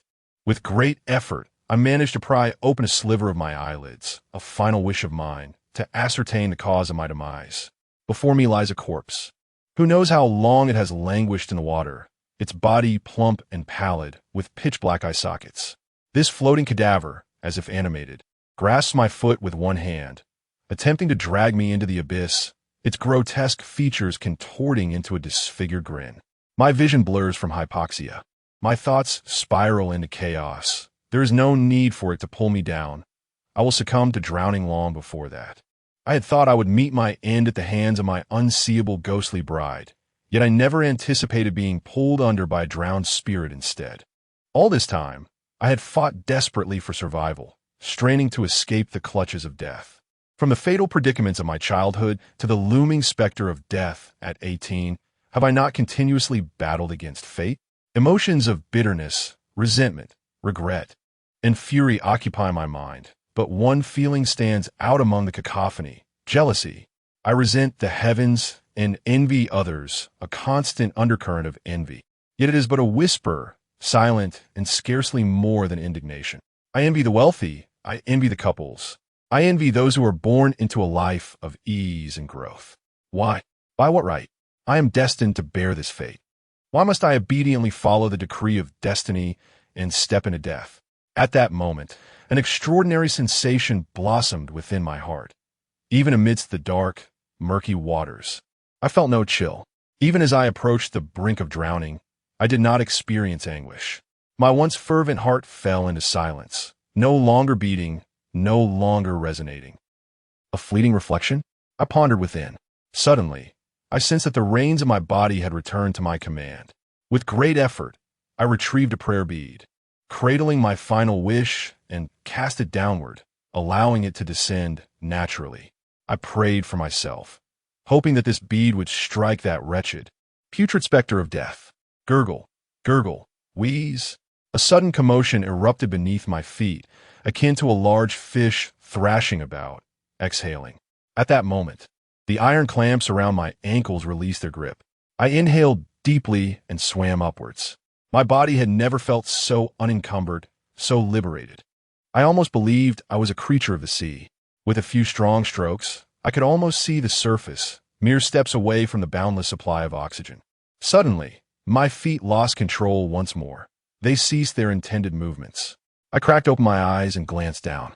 A pair of deep gray cloth shoes remained upon my feet, with several conspicuous bloodstains adorning them. I cursed under my breath, nearly having forgotten this accursed thing. Instantly, I curled my body, intending to remove the shoes.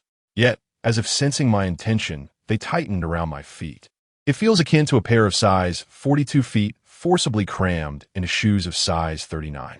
Now, I have come to experience the torment reminiscent of the bygone era of foot binding, where 10 toes are compressed together, some overlapping, with the agony in the metatarsal bones akin to fractures, rendering the entire foot grotesquely deformed. This is truly an inhumane ordeal. My feet are rendered immobile, and coupled with the impediment of the cloth shoes, My body is compelled to descend once more, gradually distancing myself from easily attainable oxygen. The oxygen in my chest has been utterly depleted, resulting in the corresponding effects of weakness in my limbs and a darkening vision. At this moment, I am akin to a dying lion, exerting my last ounce of strength in a futile struggle for survival. Yet I shall fight with every feeble breath I possess. Suddenly, beneath my feet, the deep water begins to churn, and a grotesquely swollen visage rises to the surface. The corpse is caught up with me. Chapter 19. Has Zhang A-si died? Beneath the black water spring, the cloth shoes seem as though they have fused with my feet. A pair of size 39 shoes awkwardly imposed upon my size 42 feet. This is quite unbearable. To make matters worse, they are constricting, and in the next moment, they have become size 38. Meanwhile, the floating corpse pursues me, dozens of white maggots drifting upstream with the current. Hot on its heels are those hollow eyes and the bloated, decaying face relentlessly closing in. My feet are shackled by the cloth shoes, and the corpse behind me draws nearer. Most distressing of all, I can no longer hold my breath. The oxygen has been entirely consumed. I have never found myself in such a state of utter despair, ensnared in a deadly impasse. As my left foot sank, the lifeless body grasped my leg once more, dragging me down with brute force. The only talisman I possessed was that string of prayer beads. Yet they were not foolish and would not be struck repeatedly by the beads, nor would they passively watch as I fumbled for them. They merely sought my life. I gazed upwards towards the fragile moonlight shimmering on the water's surface, but that glimmer grew increasingly distant, paralleling my descent into the abyss. Zhang A-si drowned? In the dense, dark woods of Wanwu Mountain, a shadowy chasm devoured the moonlight, while the shimmering surface of the water gradually calmed. Among the thickets surrounding the abyss, numerous figures lurked, with more specters drawn to the scene from afar. At that moment, those specters paused, casting envious glances toward the chasm. A diminutive, gnarled old woman approached, one hand shielding her face, wisps of white smoke occasionally escaping. She had previously been wounded by a blow from the prayer beads. In her pursuit, she seemed to arrive a moment too late. The old woman glared fiercely at the abyss, her furious teeth cracking under the strain. As an enraged scream erupted from between her clenched jaws. Damn it! Damn it! Damn it! How could it succeed? How could it succeed? It was so close. So close that little ghost was. Accompanying her scream, the surrounding specters whispered among themselves. Their previous expressions had been fervent and greedy. Now, only envy remained. Gazing upward, the abyss appears as an unfathomable pitch-black void, instilling an inexplicable terror merely by its presence. The surface of the abyss remains astonishingly placid. Despite countless entities fixated upon it, not a single ripple is stirred. Everything lies flat. All is silent, save for the whispers of those inhuman beings. It seems as though nothing has transpired at all. Perhaps only the traces of struggle along the shore can attest to a young man's futile yearning for salvation, a self-redemption in the face of despair. No matter how extravagant the hope, his efforts ultimately cannot evade the fate of being drawn into the abyss. The boy's resentment, his fruitless endeavors, all aspirations shall be swallowed by the chasm. How could the struggle of humanity ever escape the vortex of destiny? Perhaps he was meant to perish on the day of his birth. Or perhaps he ought to express gratitude to the heavens for granting him 17 years of existence. Glub, glub, glub. Suddenly, the once mirror-like surface of the abyss became disturbed as a bulge emerged. A single bubble ascended from below. Like a leading ant, that bubble was soon followed by dozens more, surging forth in unison. In an instant, the abyss bubbled over as if it were a pot of boiling water. Countless bubbles breaking the surface's stillness, proclaiming the indomitable will of the defiant. The myriad ripples signify that all is far from over. The shimmering light gradually fades. Dark clouds have inexplicably claimed the sky, enveloping the deep mountains in complete darkness. Boom! A flash of crimson lightning rends the black clouds for an instant, the red light threatening to cleave the sky in two, while the stubborn clouds continue to churn across the horizon, shrouding all beneath them once more. Boom! Another thunderous clap reverberates through the forest. The dark clouds parted, and a crimson lightning bolt plunged directly into the abyss of the black waters. For a brief moment, the black waters lay still, only to erupt moments later into towering waves. Simultaneously, an indescribable essence, perhaps a certain aura, a profound sensation burst forth. This explosive energy expanded, suddenly engulfing the entire mountain. Cawing incessantly, countless birds took flight, disregarding the night, while the beasts awakened, sensing an imminent danger, desperately seeking to flee the mountain. At the edge of the dark abyss, an elderly woman's expression shifted drastically.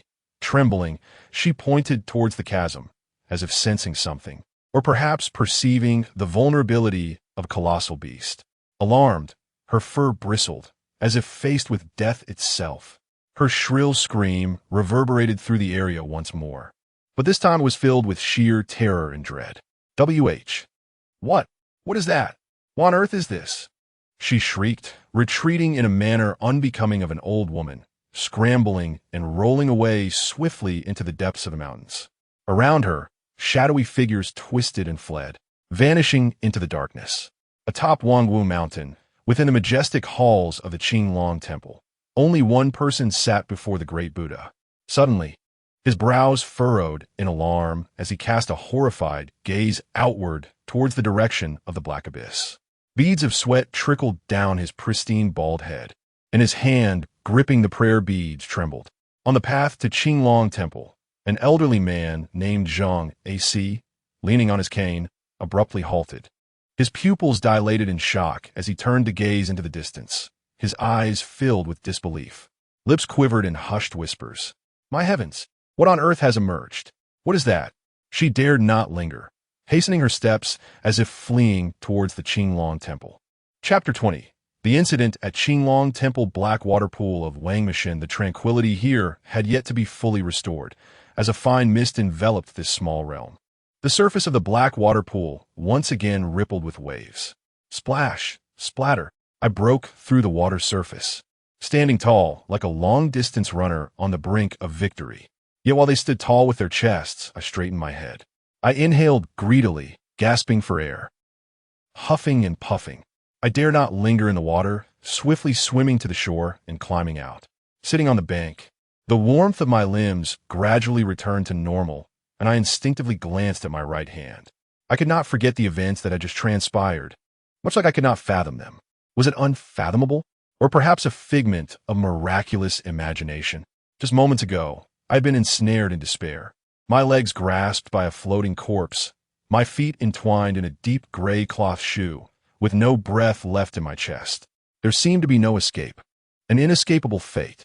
As oxygen dwindled, even if the corpse released its grip, I would have had no chance of swimming to the surface. Yet, at the precipice of unconsciousness, I glimpsed a flicker of flame, a faint green, dark and devoid of warmth, an inexplicable fire. This flame ignited upon my index and middle fingers, more vibrant and intense than the greatest flame a lighter could produce. It burned underwater, exhibiting an unnatural and grotesque hue, both peculiar and eerie. As this flame emerged, I suddenly became acutely aware, far beyond my usual state of consciousness. It is difficult to fathom that I was teetering on the brink of death, on the verge of drowning. At that moment, the ghastly figure clutching my leg inexplicably released its grip, as if in a frenzied fear, it veered downstream. Strangely, when I used the hand engulfed in flames to remove my deep gray cloth shoes, I surprisingly succeeded. The shoes not only did not tighten again, but voluntarily slipped off my feet. Seizing this opportunity, I swam upward. Hence, I found it hard to believe as I gazed at my hand. Everything prior felt like a dream. Yet, the bruise marks on my leg remained, and I was certain that the flame was indeed real. Although I could not perceive its heat, its role in my salvation was indisputable. I glanced once more at the dark, abyssal pool. Apart from the eerie green flames, I witnessed another strange occurrence in that dire moment. A silhouette of a woman. Indeed, it was at the bottom of that dark water source. In a moment of hazy awareness, I had glanced downward, though the depths remained shrouded in darkness. I vaguely discerned the outline of a woman. Her hair was long, and her figure was indistinct, resembling a shadow. Unable to resist, I leaned forward again, attempting to peer into the abyss of the water, hoping to uncover the origin of the earlier anomaly. The pool was a profound blackness, rendering the depths invisible. It was pitch dark, making it impossible to see the woman's figure. While I failed to spot her, I did discover another unsettling phenomenon. I lay at the edge of the pool, my eyes wide and fixed intently upon the water, my expression turning to one of horror. In the depths of the water, amidst the inky darkness, there exists my reflection. This time, the hue of my skin and the expression on my face align perfectly, undeniably mine. Yet, the left eye of that reflection appears disturbingly peculiar. The sclera, usually a pristine white, is instead an inky black, while the iris and pupil are rendered in a ghostly white. It seems as though the colors of the sclera and the iris have been inverted. Given that the sclera occupies a significant portion of the eye, its transformation into black, leaving only a white pupil, is indeed unsettling. I attempt to touch my right eye. After all, the surface of the water merely presents a reflection, and the reflection mimics the motion towards the left eye. Everything adheres to the laws of nature. My lips twitch as I take a step back, rummaging through my pocket for my phone. The device, equipped with waterproof capabilities, powers on under the moonlight. Upon illuminating the screen, my reflection's left eye remains in that grotesque state. With a sudden clatter, the phone slips from my grasp, and I cover my right eye, engulfed in bewilderment. What is happening? Why is my eye transformed in this manner? How can a normal visage appear thus? Is it an ailment? I have never encountered such a sickness before. Moreover, this transformation occurred without warning, akin to a flame that ignites unexpectedly. An absurd thought crosses my mind. Could it be that I am deceased? Surely, the eyes of the departed do not resemble this. I shake my head in disbelief, retrieving my phone from the ground. Are the peculiarities surrounding me not sufficient? Are those apparitions not bizarre enough? At present, survival takes precedence, as does the matter at hand. I have lingered by this waterhole, hampered by those tattered shoes for far too long, uncertain if the old woman has yet reached the Qinglong temple. As I scan the ground, I discover a prayer bead I had previously lost in my frantic struggles. With the addition of this bead, I am left with only 4. Quite a few were squandered while submerged in water. I can only hope that I do not encounter any shoes, puddles, or old women along the way. I steel myself and sprinted up the mountain. This time, the journey was markedly more stable, and even the shadows of those who had been trailing me vanished into thin air. I dare say I have never exerted myself with such fervor, even during long-distance races. By the time I arrived at the Qinglong temple, my upper body was half-drenched, and I was gasping for breath. I leaned against the wall as I approached the entrance, knocking forcefully on the door, thud, thud, thud, thud, until the 5th knock when the door finally creaked open. It was Jingchu, still the same clean and bashful little monk, rendering it impossible for me to associate him with the lifeless figure I had encountered in the vegetable garden. Before I could express my surprise, Jingchu gaped at me in astonishment. He pointed at me in terror and exclaimed, "Another Zhang A-si? Haven't you already gone in? How can there be another one?" Chapter 21. The malevolent spirit approaches. My brow furrowed in confusion. Jingchu, are you still asleep? Or are you deliberately teasing me? After running through the mountains for so long, facing death several times, what did he mean by saying I had already entered? Suddenly, I sensed something amiss. I had come to realize Jingchu's true identity. There was no way he could appear before me in this guise again, especially since I had escaped from Qinglong Temple. Unless he had indeed seen me before? Had he outpaced me? My pupils constricted. Could it be the old woman? The old woman had transformed into my likeness. I grasped Jingchu's shoulders tightly and demanded, "You say I have already entered? When?" Jingchu stood at the doorway, gripping the doorframe with both hands, poised to shut the door at any moment. "You still Haven T?" answered my question. "Who exactly are you? Why are you masquerading as Zhang A-si? One Zhang A-si has already entered the Qinglong Temple, and now another has come. Do you honestly believe you can deceive us?" I exclaimed, my frustration boiling over. "Deceive? Nonsense. I am the genuine one. She is the imposter." Jingchu sneered. "You are Zhang A-si. Is that right? I truly human?" What audacity to trespass into the Qinglong temple, even if I have transformed into a soul. I shall not allow such malevolence to intrude. Aren't you afraid the Buddha will smite you? I retorted, cover my right eye. This is a bit unexpected. I lack the time to explain. Master Yuan is in danger. You must let me in. We have shared the experience of reading that risque book and sneaking into the garden. How could you not recognize me? Jingshu suddenly appeared roused, his eyes almost bulging. The risque book? How do you know about that? He paused, realization dawning upon him. No, you are Zhang A-si. Who is that? In a sudden flash, he seemed to recall something, his complexion turning pale as he shouted, "Oh no, it's that malevolence. She intends to harm my master's uncle." My expression shifted. What did you say? Do you know her? Jingshu turned and rushed back, and I hurriedly followed. As he ran, panic laced his words. It's that malevolence, for years. She has sought my master's uncle's life. However, in the sacred domain of Buddhism, malevolent spirits cannot intrude unless invited by those within. She audaciously disguised herself as you, and I foolishly opened the door for her. What utter stupidity! Truly, I have been remarkably foolish. Jing Chu lamented as she pounded her head in frustration. Suddenly, enlightenment struck me, and all the doubts began to dissipate. The elderly woman was not unaware of Master Lian's presence at the Qinglong temple. Rather, she was unable to enter or take action. Thus, she wandered in this desolate mountain, perpetually fixated on Master Lian. Her previous appearance outside Qinglong temple was not merely to rescue me, but to create an opportunity to strike. This malevolent spirit cannot enter uninvited. It requires someone to open the door.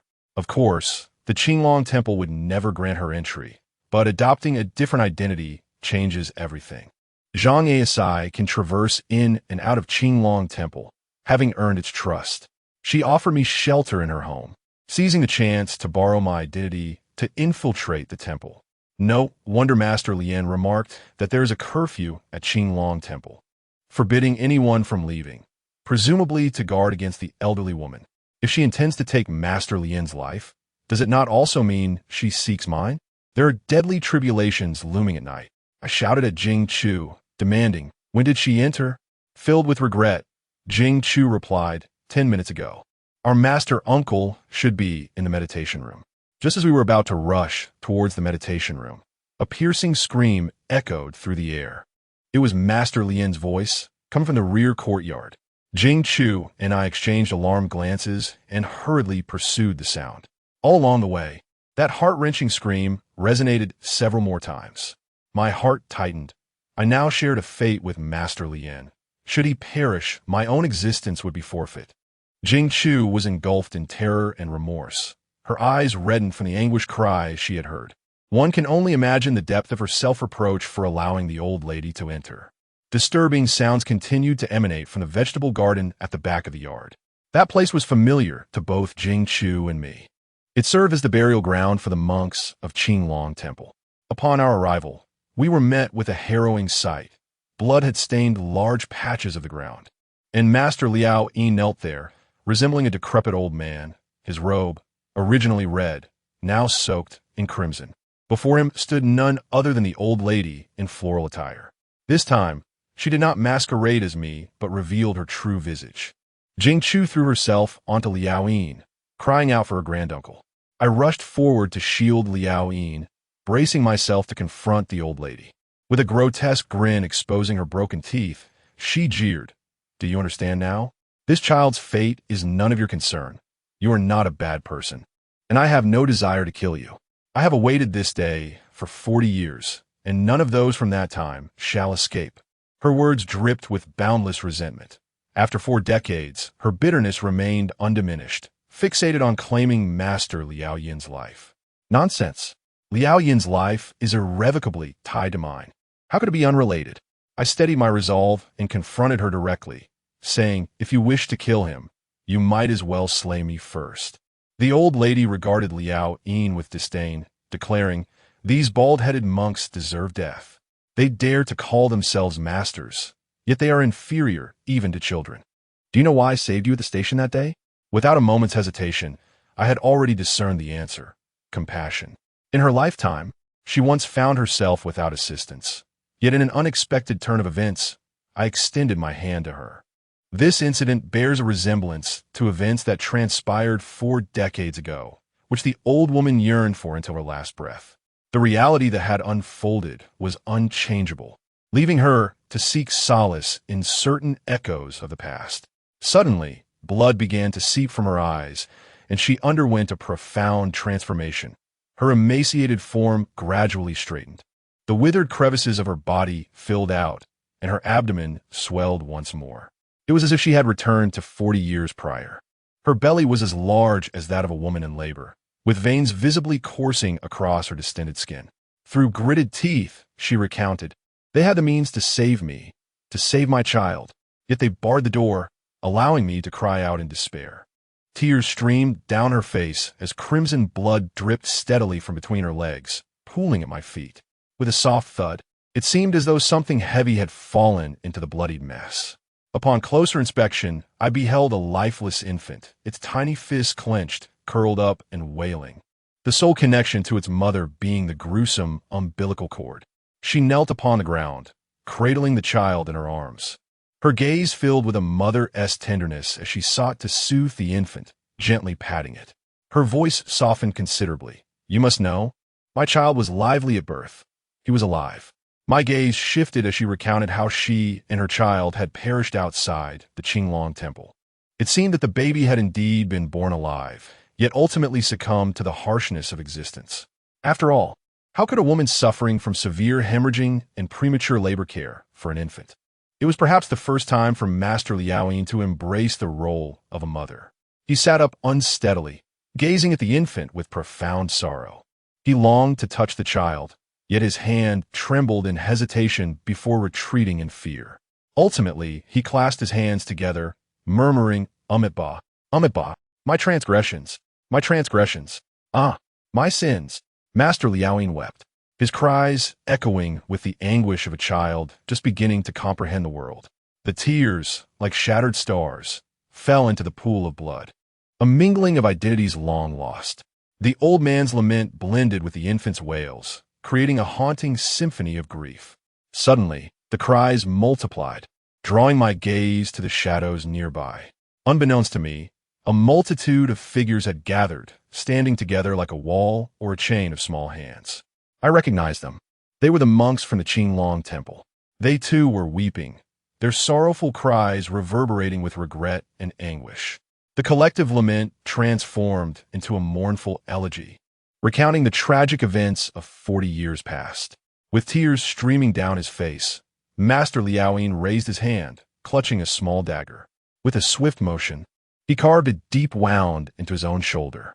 Upon witnessing this, Jingchu panicked, rushing to intervene, but was halted by Liaoyin's urgent call. "Jingchu, this is my sin." He then turned to the woman and the child she cradled, saying, "That day, you struck the temple door 203 times.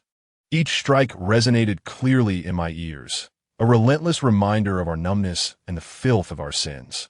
Today, I inflicted 203 wounds upon myself. Once I am finished, you may take my life." It was then that I comprehended the harrowing truth that Master Liaoyin bore all those injuries through his own hand. The wounds numbered at least 70 or 80, which accounted for the copious bloodshed. Most terrifying of all was Master Liaoyin's ability to remain conscious despite such self-inflicted torment, and even to continue harming himself. Naturally, I could not stand idly by. If Master Liao truly inflicted over 200 wounds upon himself, he would not need a woman to take his life. He could bleed to death on his own. I seized Master Liaoyin's hand and, taking a deep breath, addressed the woman. "He is not Liaoyin. Master Liaoyin died 40 years ago." Chapter 22. The truth of 40 years ago in the courtyard of Qinglong Temple. Amidst the cries of infants and the mournful wails of monks, an inexplicable silence loomed. The woman, cradling the child, fixed her bloodshot eyes upon me, her gaze piercing and intense. In an instant, a chilling sensation spread through my limbs, akin to being stalked on a darkened path, yet unable to discern the watcher. I swallowed hard, still clinging to my conviction. Master Liaoyin has long been deceased. You killed him with your own hands 40 years ago. The woman immediately retorted, "Impossible." I continued, "You did not succeed 40 years ago, did you? You slaughtered the entire clan of Qinglong Temple, yet your wrath remains unquenched. It is evident that your primary target for vengeance still lives. 40 years ago, there were two monks at Qinglong Temple, Liao Yin and Liao Gua. You have confessed that one of the Liao generation perished, presumably at your own hand. But how can you be certain that the monk you killed 40 years ago was Master Liao Gua? Is it not the master, Liao Yin?" The woman's gaze suddenly turned venomous. "What nonsense are you uttering?" I felt a tightening around my neck, as if an invisible hand was firmly gripping it, gradually lifting me. Before long, my complexion turned an alarming shade of purple. The bones in my neck emitted a horrifying creaking sound, as if they might snap at any moment. Even as I struggled to breathe, I summoned every ounce of strength to shout, Look at the gravestone behind you. Pay attention to the epitaph." The woman remained motionless, merely twisting her neck to glance back. The two characters of Liao Yin on the epitaph pricked her eyes like needles. For a long while, she did not turn back. The wailing of the infant in her arms continued. As her focus wavered, the pressure on my neck eased considerably, though I was still suspended in the air. This conjecture was almost akin to a gamble. During my previous escape, I had inadvertently witnessed Liao Yin paying respects at his own grave. Later, upon learning the backstory of Qinglong Temple, an absurd hypothesis took root in my mind. Perhaps it was Liao Yin who had died 40 years ago, not Liao Gua. Yet, there was a contradiction. The woman had definitively asserted that Liao Yin was alive, rendering my hypothesis untenable. However, after arriving at Qinglong Temple, this conjecture seemed to gain some validity. During my journey, I had inquired with Jing Chu about the two masters, Liao Yin and Liao Gua, and had received a crucial piece of information. Liao Yin and Liao Gua were twins, biological brothers. They bore a striking resemblance to one another, sharing 9 parts of their appearance. However, their personalities and mastery of Buddhist teachings exhibited significant differences. In this information, my conjecture is not without foundation.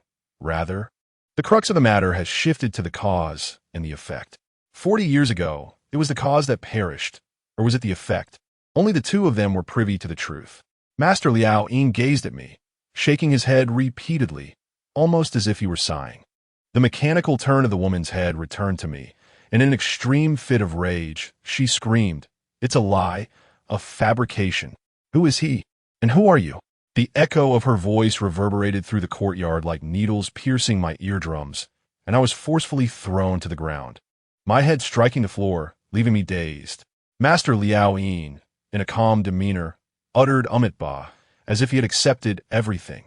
"I am Liao Yin. Liao Yin is the embodiment of all your vengeance, all your wrath.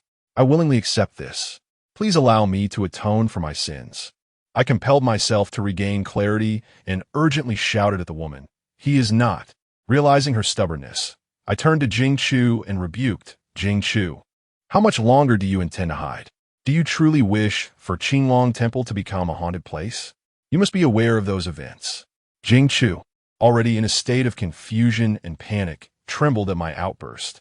He suddenly came to his senses, tears welling up in his eyes, as he cried out in despair, "Master Liao Yin has already perished. I beg you, do not kill Master Gua." A jolt of realization coursed through me.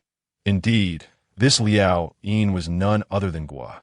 It was the Gua who had died 40 years ago that was the true Liao Yin. Due to the swelling of the cerebral veins, Liao Yin weakly reprimanded, "Enough." Sobbing, he could utter only a single word before I covered his mouth. Liao Yin, being an ordinary person and having lost so much blood, could not possibly escape my grasp. While I restrained him, I urged Jing Chu, "Continue speaking, though this action may seem unkind towards Master Liao Yin. Saving 2 lives surely justifies it, does it not? I am selfish, yet I merely wish to survive." Jing Chu softly recounted, on that fateful night 40 years ago, Master Liao Guo was not present in the temple. At that time, the abbot was Master Liao Yin. A female benefactor visited late at night, weeping for assistance. Most of the monks within the temple heard her cries, including myself. I intended to open the door, For the Buddha has taught that saving a life is more meritorious than constructing a 7-story pagoda. However, Master Liao Yin stopped me. He and Master Liao Gua had significant ideological differences regarding Buddhist doctrine. He believed that a sacred temple should not harbor women at night, especially not a bloodied woman with child. At that moment, the woman interjected with a cold laugh. Wouldn't giving birth within the temple defile the sanctity of the Buddhist grounds? Qinglong Temple is a place of worship, not a birthing bed. If word spreads that births occur at Qinglong Temple, how shall it maintain its dignity? This was the essence of his refusal, a statement that lingered in my mind until my last breath. Jing Chu, filled with remorse, lacked even the courage to glance at the woman, for he understood the gravity of the situation far better than others and felt profound torment. We intended to graciously welcome the lady into our abode, yet we could not withstand the influence of our esteemed elder. He reassured us that if we rebuffed her, she would seek refuge elsewhere or descend the mountain. However, we truly did not foresee that our actions would lead to her demise. That night, we were plagued by insomnia. As the lady lamented outside our door, our hearts were tormented beyond measure. Hours passed in silence, and we presumed she had departed, only to be met with a horrifying sight the following day when we opened the door. Her lifeless body collapsed before us, cradling a newborn, freshly brought into this world, yet already devoid of breath. In that moment, we were all rendered speechless, overcome by terror. The crimson door bore the indistinguishable marks of her bloodied grasp, mingling with the original vermilion paint, while her broken nails were embedded in the wood, a testament to her agony. The blood pooling beneath her further stained the stone steps. The lady's death was a burden shared by us all. None could escape culpability. None were innocent. Even if her demise was due to complications in childbirth, and we could evade direct blame, the guilt lay heavy upon our souls. Qinglong Temple had brought about the death of the lady and her child. Witnessing this grim scene was a grave digger who immediately recognized the unnatural circumstances of her passing. He offered foreboding words. Vengeance runs deep, her spirit restless, and a calamity looms over the temple. The 23rd chapter, the impending catastrophe approaches. The mortician conveyed a few words, yet we, the humble monks, did not take his remarks to heart, nor did our master Liao Yin. However, a subsequent strange occurrence terrified everyone. The lifeless corpse inexplicably moved, pointing a finger at Master Liao Yin, who stood at the temple entrance. Even after the mortician had taken the body away, Master Liao Yin remained ashen-faced. He instructed us to cleanse the bloodstains from the door, wash away the crimson from the stone steps, and remove the nails from the door. Furthermore, he forbade us from discussing this matter with Master Liao Gua. During the day, Master Liao Gua returned from his outing, and apart from the monk's silence, he found no clues. As night approached, Master Liao Yin committed a grave error that cost him his life. Suddenly, Master Liao Yin sought out Master Liao Gua under the guise of friendship to exchange garments. Master Liao Gua, known for his willingness to fulfill requests, readily agreed. Thus, that day, Master Liao Yin donned Master Liao Gua's attire, while Master Liao Gua wore the robes of Master Liao Yin. Not only that, but Master Liao Yin also exchanged their meditation rooms. Upon hearing this, a chill ran down my spine. Master Liao Yin was not merely extending a friendly gesture. He was effectively orchestrating Master Liao Gua's demise. By exchanging clothing and rooms, coupled with their similar appearances, it was as if he was attempting to deceive fate itself. Amidst this unsettling scene, a woman cradling a child remained silent, her expression growing increasingly sinister, seemingly unaware that she was holding the child too tightly. The infant wailed, its body mottled with purple hues. Even though it is known that the child is not human, there remains a pang of conscience. Jingxu continued the tale. Liao Yinshizu and Liao Guishizu had exchanged identities in a desperate attempt to evade the impending calamity. Yet he underestimated the resentment harbored by the female benefactor. That fateful night, the gates of Qinglong Temple were inexplicably rapped upon. The guarding monk opened the door several times, only to find no one present. An eerie aura soon enveloped the temple. A monk, having ventured to the restroom, fell into a pit of filth and drowned, while several meditation rooms ignited innocently. Suddenly, the walls of the main hall collapsed, crushing those reciting scriptures. Some monks were dragged beneath beds. Liao Inshizu, disguised in the robes of Liao Gua, did not escape either. He was suspended upon the ancient Buddha. When these bizarre occurrences unfolded, I realized we were mistaken, terribly mistaken. Even our Buddha no longer offered protection. Our innate Buddha nature had long dissipated. That night, not a soul remained alive within Qinglong Temple. However, Liao Gua, clad in Liao Yin's garments, survived. He had been summoned by townsfolk an hour before dusk to perform a rite for the deceased, thus eluding this disaster. By the time Liao Gua returned, Qinglong Temple lay in ruins. He wept for an entire day, subsequently retrieving Liao Yin from the ancient Buddha, unearthing the corpses of the monks one by one for burial. He meticulously cleaned the great Buddha and began to restore the temple, even though thereafter no patrons would come. Strangely, the spirits of myself and the other monks were bound by our own sins to this place, while Liao Inshizu's soul had been utterly scattered. In the years that followed, Master Gua donned the robe of his uncle, Master Yin, and took on the name Yin, remaining at Qinglong Temple for 4 decades. This is all that I know. Jingchu exhaled deeply, feeling a sense of relief as he shared everything, which lightened his burden. I too felt a release, having guessed correctly. Alas, it seems that every day is a gamble of life and death, and there has been no peace during these tumultuous days. The individual I am addressing is Master Gua. No, he should be referred to as Master Gua. Master Gua has lived for 40 years under the name Yin, while Yin, bearing the name Gua, could not escape the calamity of bloodshed. How ironic it is. At that moment, a woman cradling an infant slowly rose, her expression devoid of emotion as she stiffly inquired, "Are you Gua?" I released my grip on Master Gua's hand. His voice trembled slightly as he replied, "Yes, I am Gua. Years ago, my brother Yin committed a grievous sin that resulted in the loss of a life and 2 souls for the benefactor. This debt I must bear. For the past 40 years, I have been in constant penance for that bloody incident, reciting scriptures. My brother has passed, and all I can do is atone for his sins on his behalf, seeking forgiveness." Wailing. The cries of the infant grew increasingly faint. I furrowed my brow, sensing something amiss. The woman said nothing, merely listening intently to Gua's confession. In truth, this matter was not directly related to Gua. He had forcibly shouldered the sins of his brother. My gaze remained fixed on the infant, whose cries were nearly extinguished, struggling several times only to be forcibly subdued by the woman. This does not resemble a mother. I leaned closer to Jingchu and whispered, "Do you recall the circumstances of this woman's death 40 years ago?" Jingchu's expression turned bitter. How could I possibly forget? The woman held a baby, her entire being pale, as if all her blood had drained away, her vengeful eyes fixed upon us. No, I meant the baby in her arms. Was there anything peculiar about the infant from 40 years ago? The baby? I remember it was the size of a palm, entirely purplish, around the neck. Around the neck, Jingchu suddenly awakened to the realization. Yes, it seemed there was a dark, bruised mark on its neck. A chill ran down my spine, and I prodded him with my arm. Was it like that? Jingchu looked up, only to find that the woman's hand had unknowingly moved to the infant's neck, her delicate fingers capable of easily encircling it.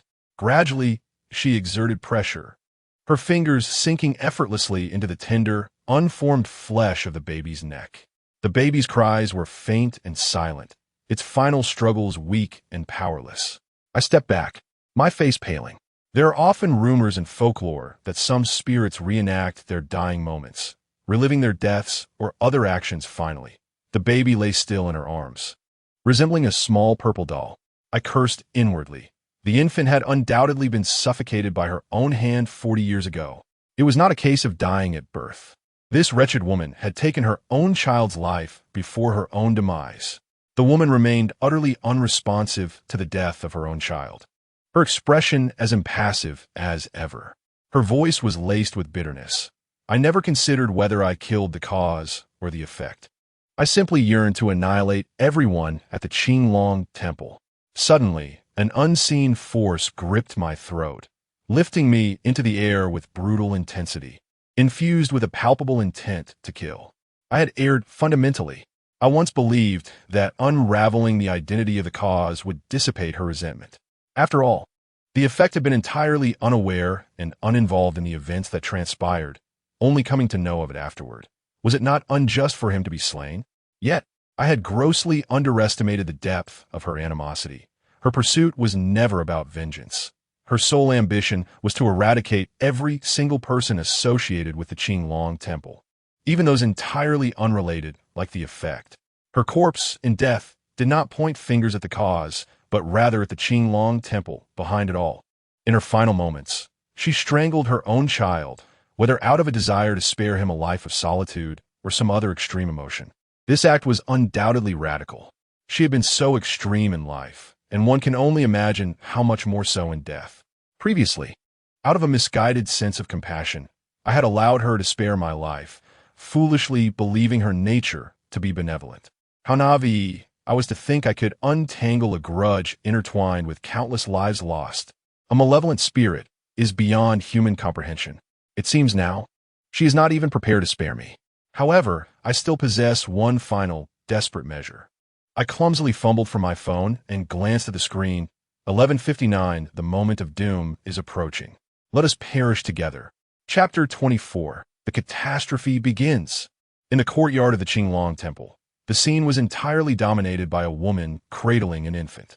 The now revealed Master Lugua appeared entirely resigned to his fate, embodying the spirit of noble sacrifice. The other monks of the temple concealed themselves in the shadows, mourning in despair, while Jing Chu was particularly taken aback. He had once believed, much like myself, that by aiding Master Lugua in reclaiming his true identity, the misunderstandings would be resolved, and there would be no necessity for the woman to harm him. Unfortunately, his thoughts were overly simplistic, and he had grossly underestimated her.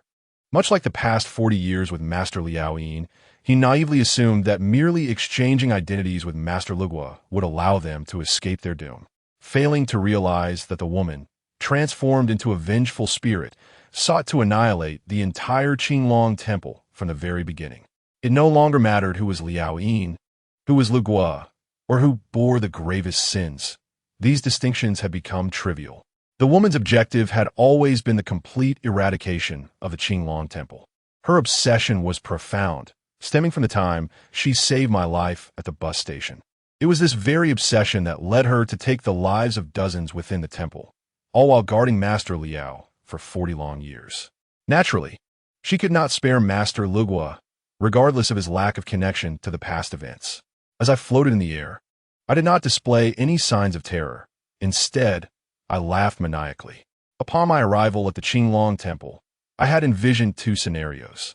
One was successfully persuading the old woman to unravel Liao's identity. With her grievances alleviated, Master Liao could be saved, thereby providing a means to avert my own impending doom. Secondly, there exists another extreme scenario, wherein one finds oneself ensnared in a deadlock due to a failure of persuasion or other circumstances, plunging into a perilous state. In such a dire situation, one is left with no recourse but self-detonation. This so-called self-detonation is akin to awaiting the inevitable demise, for when the clock strikes 12, no force can avert the impending catastrophe. I am convinced that the terror of my ghostly spouse surpasses that of the woman before me, cradling an infant. It is noteworthy that a single contract of a spectral marriage can safeguard a newborn, who would otherwise perish within 4 hours, all the way to the age of 18. At that time, even the Taoist priest in white had no means to intervene, yet through the spectral marriage contract, I miraculously survived. As my grandfather once remarked, before marriage, she protects me. After marriage, she seeks my life. Since she desires my life, naturally, she shall not permit me to fall victim to other malevolent spirits easily. This realization dawned upon me after much contemplation. Despite the myriad of bizarre occurrences I have faced in recent days, even nearly losing my life, it remains true that I narrowly escaped. When I was submerged at the lake's bottom, it felt as though death was imminent. Yet I seemed to be endowed with extraordinary luck, refusing to perish. The silhouette of that woman at the lake's depths may very well have been her. The innkeeper's mention of the woman following me might also refer to her. In essence, while death may come easily to me, it is not so simple to attain. If one wishes for my demise, they must first overcome my spouse. Even if I were to succumb to my fate, I could at least save Master Gua. Master Gua is a commendable individual. His assumption of the name Gua speaks volumes, for he bore the weight of this name, fully aware of its lethal implications. Jingchu, upon seeing me, did not panic, but rather laughed, mistakenly believing I had been rendered speechless by fear. The woman clutching the deceased infant glared at me menacingly, demanding, "What is it that you find amusing?" The pressure around my neck intensified, rendering me unable to even grip my phone steadily, which consequently slipped from my grasp and fell to the ground.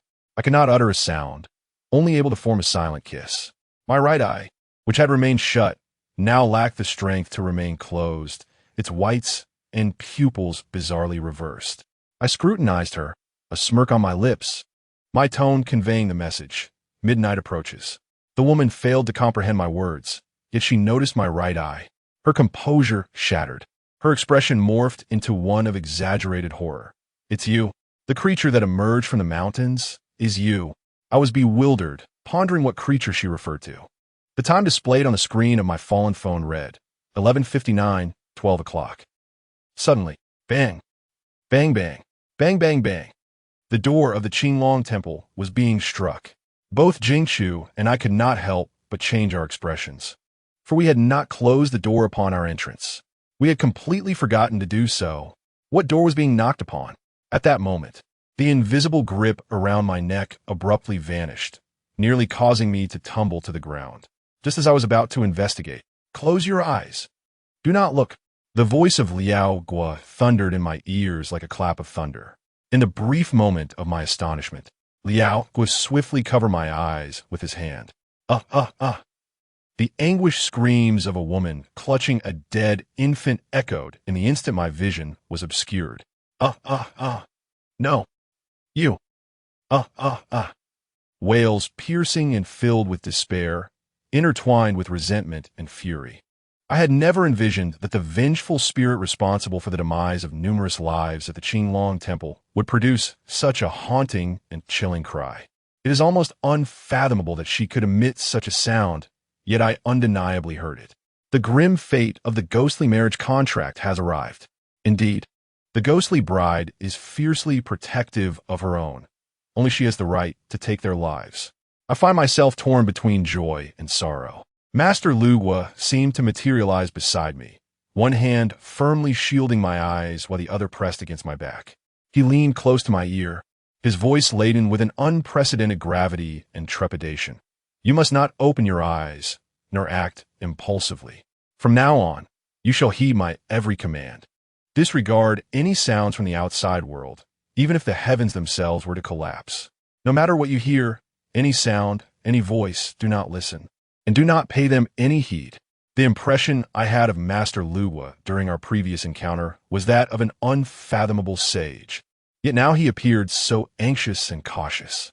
I nodded numbly, and soon he was guiding my body swiftly away from this dreadful place. Though I was uncertain of our destination, the path ahead remained clear.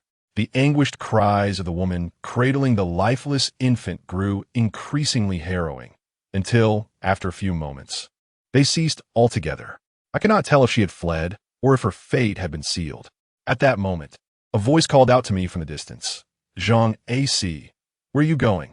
The voice was weak yet gentle. It was Master Liao Gua's voice. I was taken aback, as Master Liao Gua called out to me from behind. Who was it that was leading me away? "Zhang A-si, stop. Where are you going? The calamity is upon us. You cannot leave. It will cost you your life. You must stay here if I am to save you." Master Liao Gua's voice was nearly hoarse from desperation. He, obscuring my vision, urged me in a trembling tone. "Do not listen. Hurry away. Ignore everything." As I hesitated, a familiar voice echoed from behind, shouted Jingchu's. "Zhang A-si, there is no need for you to flee. 40 years ago, that female benefactor vanished inexplicably, and Master Liao Gua was covered in blood. Quickly, help me escort the master back. Who is that woman by your side? Where do you intend to go with her?" Chapter 25. Who is the ghost? Xiao Jingchu's words brought me to a complete standstill, rendering me incapable of moving forward. My eyes remained obscured by Master Liao Gua. Yet, Xiao Jingchu's words pricked at my heart like needles awakening my senses. A woman. She claimed I was walking alongside a woman? What absurdity was this? Could there truly be a woman in Qinglong Temple? Wasn't Master Liao the one beside me? Master Liao, still covering my eyes, shook my body and insisted, "Do not listen. Do not believe those ghostly words. Did I not tell you to disregard any voice? The calamity has begun. We must leave this place at once. The monks will hold them off for a moment. We must hasten." Behind me, Master Liao's weakened voice cried out, "Stop. Zhang A-si, you cannot leave. Do not follow her. She is your calamity. It will cost you your life." Jing Chu echoed, "That woman is not right. Zhang A-si, you must leave her quickly. Come back." Beside me, Liao Guo admonished, "Hurry. Do not heed those voices. She is deceiving you." At this moment, my heart was engulfed in turmoil. Whom should I truly believe? Behind me, Liao Guo insisted that the other Liao Guo was dubious. Yet this very Liao Guo urged me to disregard those voices, claiming they were the ones deceiving me. Who then is truly at fault? Amidst this inner conflict, another voice intruded. "Child, come here. The things around you are unclean." It was the old woman in the floral robe, also known as the one clutching a dead infant. She ought to have vanished, yet here she was, reappearing, her voice emanating from my side. The old woman incessantly called out, "Child, come here. Can this old woman truly harm you? That old bald donkey has already been slain by me. We are fated, and I will not harm you. Did you not ask me to help you through your ordeal? Come quickly.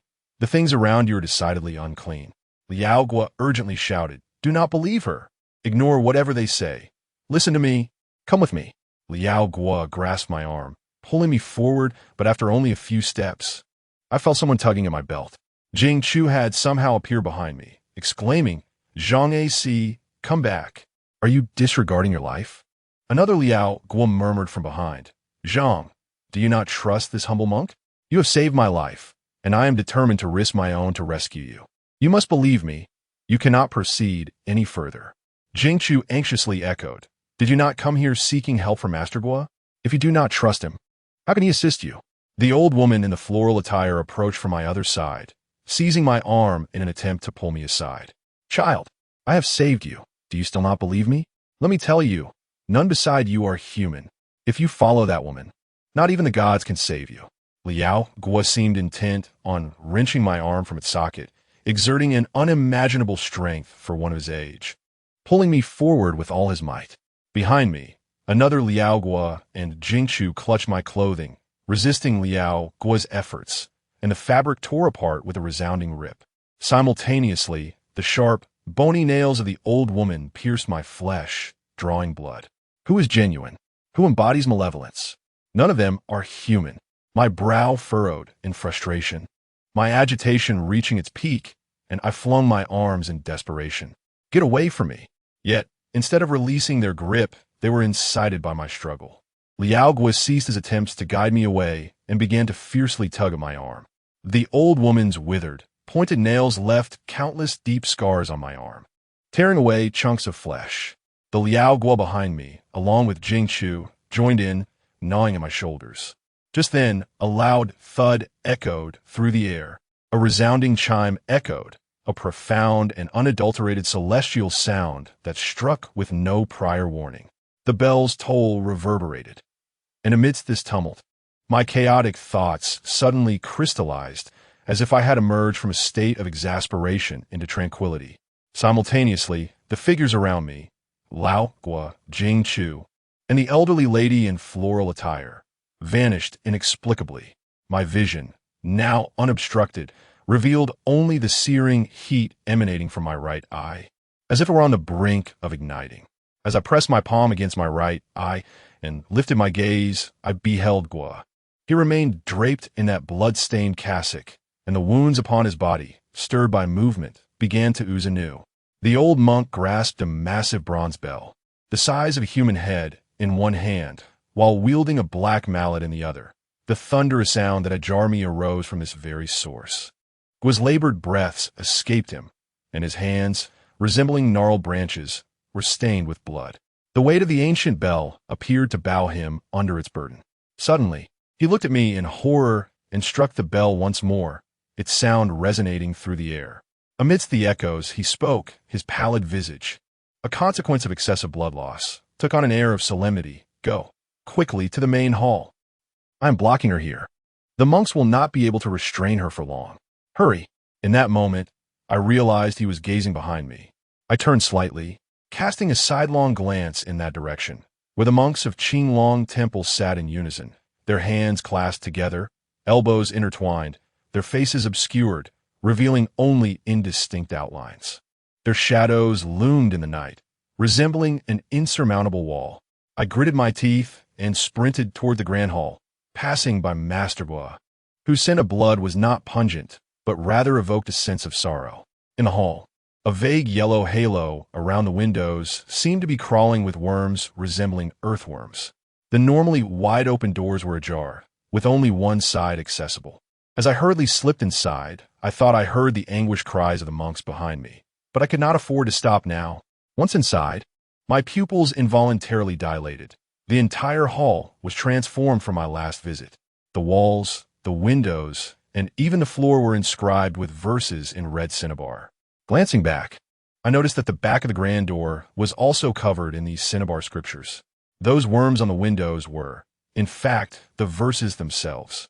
On the mat before the great Buddha, several items immediately captured my attention. I approached swiftly, my pupils widening in astonishment. The strange rite I burned with an unprecedented intensity. This was the final resort of Gua. On the mat of the Qinglong Temple's grand hall lay 3 objects. Several sheets of paper filled with red scriptures, a bowl of viscous red liquid, and a brush. There was also a glossy, dark brown wooden fish alongside a sheet of paper inscribed with only a few lines. Unable to comprehend the scriptures or ascertain the specific purpose of the wooden fish, I shifted my focus to the sheet with the scant lines of text. Upon perusing this letter, I must convey that I may have already departed from this world. Nevertheless, there are several crucial matters you must bear in mind. They represent your sole means of surviving this impending calamity. From the moment you first arrived at the Qinglong Temple, the old monk discerned your needs and commenced preparations forthwith. The entity accompanying you is undeniably extraordinary. I cannot fathom its true nature, yet it undoubtedly poses an immense peril. That day at Qinglong Temple, it shadowed you relentlessly, which is why we hesitated to open the door immediately. It was only when it vanished unexpectedly that we dared to unlock the entrance. The sanctuary of Qinglong Temple, blessed by the Buddha, is only effective during times of closure. It can shelter you from the approaching doom, but its protection is limited. However, on the night of the 14th, when the calamity begins, even Qinglong Temple will be unable to shield you from that entity. To safeguard your life beyond midnight on the 14th is a daunting task indeed. Thus, I shall stake my very existence to carve out a sliver of hope for you. 40 years ago, I chanced upon a grave digger who spoke of the method to unravel the marriage contract, which I suspect is the reason you sought me out. The intricacies of fate are truly profound. Ultimately, the marriage contract is merely a form of betrothal, albeit one that intertwines the realms of the living and the dead. Such matrimonial matters necessitate a ceremonial union, and the marriage contract possesses its requisite demands, the Ming Agreement. The Ming Agreement entails the exchange of tokens between the parties to consummate the marriage contract fully. Once this agreement is realized, the contract becomes irrevocable. Therefore, upon reading this letter, remember these words. Regardless of who presents you with something or whatever appears before you, refrain from touching or accepting it. Exercise utmost caution. She will resort to any means necessary to fulfill the pact of the underworld. And once that pact is completed, your life will be forfeit. As the saying goes, misfortune comes in threes. The perilous hours from midnight to 3 o'clock mark your critical juncture, coinciding with her manifestation. If the pact remains unfulfilled past 3 o'clock, the ominous marriage contract and the impending doom shall be nullified. The old monk inscribed the supreme scriptures with vermilion within the grand hall. Yet this is merely the first layer of protection. At that time, the monk and his fellow monks will stand guard outside on your behalf. On the meditation cushion lie 3 sheets of inscribed scriptures. I beseech you, after perusing this letter, swiftly copy the scriptures using the accompanying vermilion ink at the entrance. thereby sealing the entire hall. This constitutes the second layer of defense. There also rests a wooden fish on the cushion, representing the third layer of protection. This wooden fish has been venerated before the ancient Buddha since the establishment of the Qinglong Temple. While the wooden fish resonates, malevolent spirits cannot intrude. I implore you to strike the wooden fish continuously until after 3 o'clock, when the calamity concludes and the monk returns. Should the monk not return by 3 o'clock, I urge you to vacate the Qinglong Temple immediately. Lastly, I implore you to remember, trust no one. The remaining text has been lost, as a corner of the paper is torn, leaving the essential warnings obscured. It is truly unfortunate that the most critical information is missing. However, the content is largely clear now. It appears Master Gua has been preparing for my impending doom all along. I cannot fathom how long he has devoted to inscribing the myriad scriptures that fill this hall. This piece of paper was likely left here by him long ago. He must have known that the elderly woman in floral attire would come. The image of Master Gua, bloodied yet relentlessly ringing the bell, filled my heart with a bittersweet pang. Though I am but a stranger, the entire Qinglong Temple has devoted its resources to my salvation. How could I dare to be complacent? I sharply slapped myself to dispel the fears and confusion within, my gaze once again becoming clear and resolute. Following Master Gua's instructions, I closed the great hall's door and took up the 3 sheets inscribed with scriptures to begin my transcription. Now, the great hall was nearly enveloped in scripture, save for the narrow gap of the door, with even the windows adorned with sacred texts. According to Master Gua, inscribing the scriptures in that gap would completely seal the hall. There remained some cinnabar on the brush, which I used for my writing. Its texture was notably different from ordinary ink, thick and viscous, with a peculiar deep red interspersed with black. The deadly calamity had commenced. Although Master Gua and the monks were outside, my time was limited. She sought me, and as time passed, her urgency would only escalate. Thus, I had to act swiftly. Fortunately, my childhood passion for drawing and my practice with calligraphy alongside the village elders had prepared me somewhat. While my handwriting could not match the dignified and robust strokes of Master Gua, my speed would not lag far behind. Following the scriptures penned by Master Gua, the 3 sheets were to be divided into 3 sections, inscribing the upper, middle, and lower parts to seal the door's crevice. I began with the upper section, and by the time I completed it, beads of cold sweat had formed upon my brow. To assert that I am not anxious or panicked would be a falsehood. Since I stepped into this grand hall, the outside world has been enveloped in silence. Whether it is my inability to hear or the absence of sound, I find myself yearning for even the faintest commotion beyond these walls.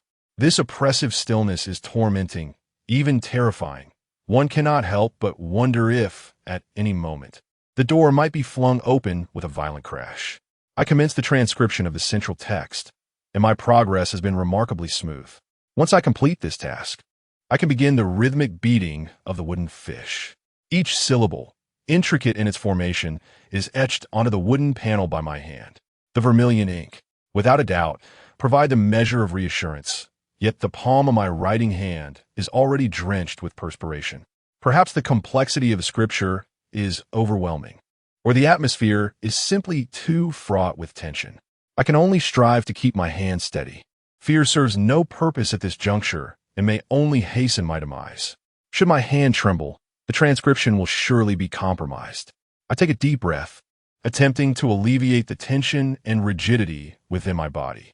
Midway through transcribing the scripture, I perceive a disturbance outside. Tap, tap, tap, tap, tap. My hand involuntarily shudders. Such sounds are hardly auspicious.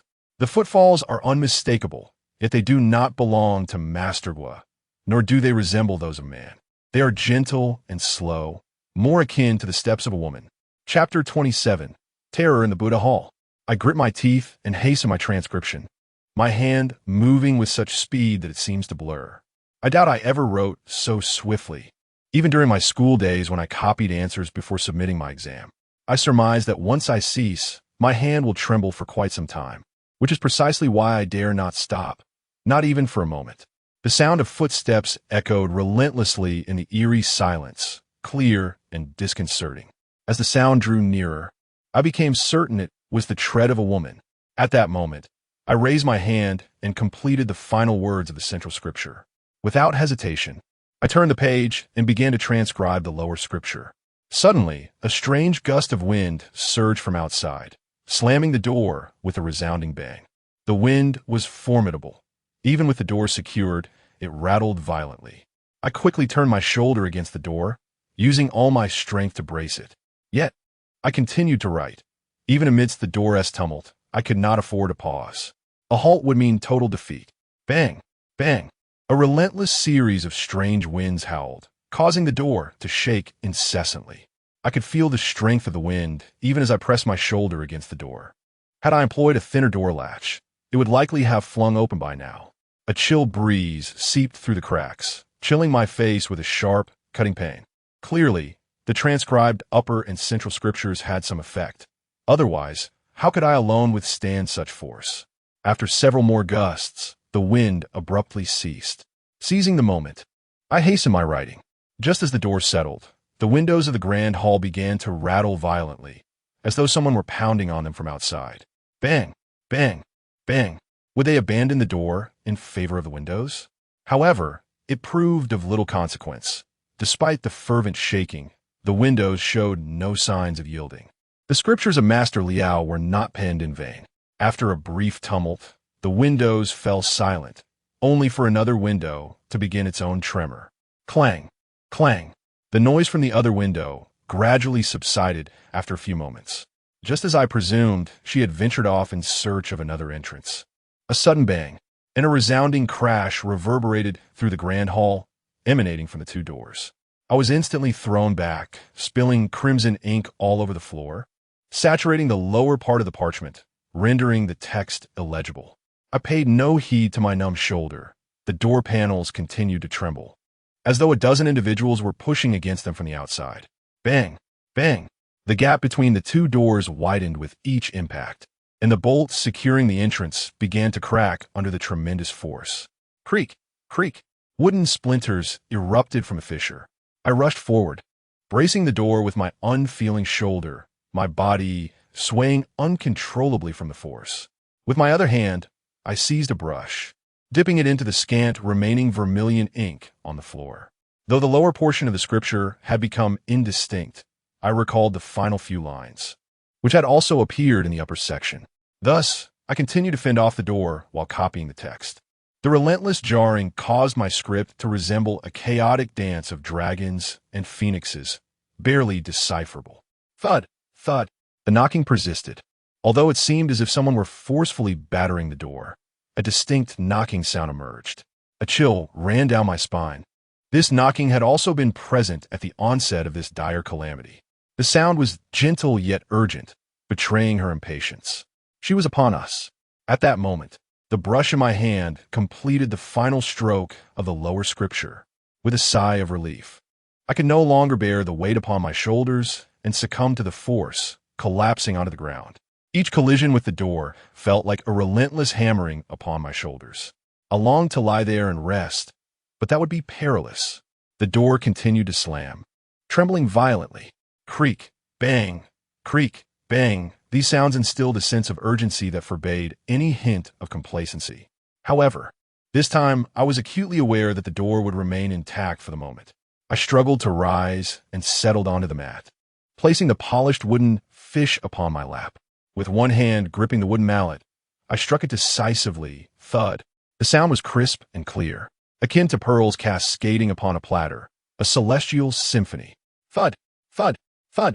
As I struck the wooden fish, my tumultuous thoughts began to calm, and my breath instinctively synchronized with its rhythm. Thud, thud, thud. With each strike, the commotion at the door diminished, as if it had become increasingly difficult to budge.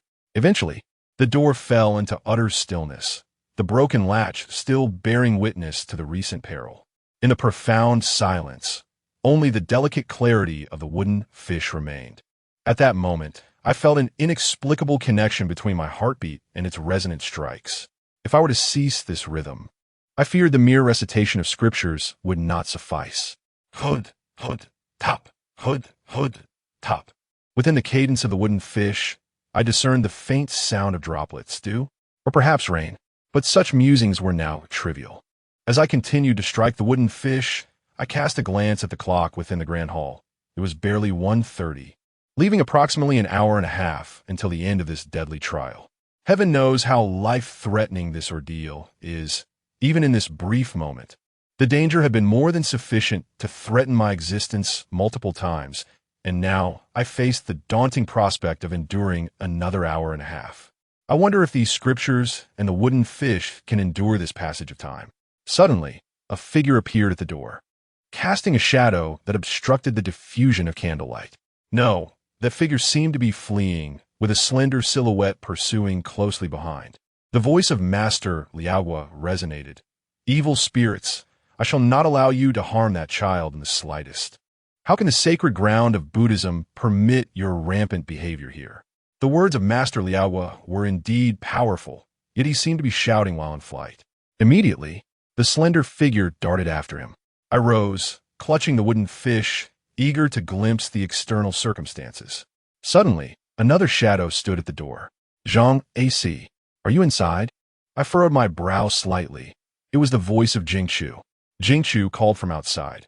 "Zhang A-si, Master Liaohua has informed me that you must endure the tribulation here. However, that is merely a temporary measure. Hiding inside will not suffice until 3 o'clock. Just now, Master Liaohua lured that entity away. You must come out quickly, and I shall lead you to escape from Qinglong Temple. Once we flee, Master Liaohua will seal the gates of Qinglong Temple, temporarily restraining that entity within, thereby aiding your tribulation. The brothers of Qinglong Temple have all been injured by that entity. At present, only Master Liaohua and I can move in the courtyard.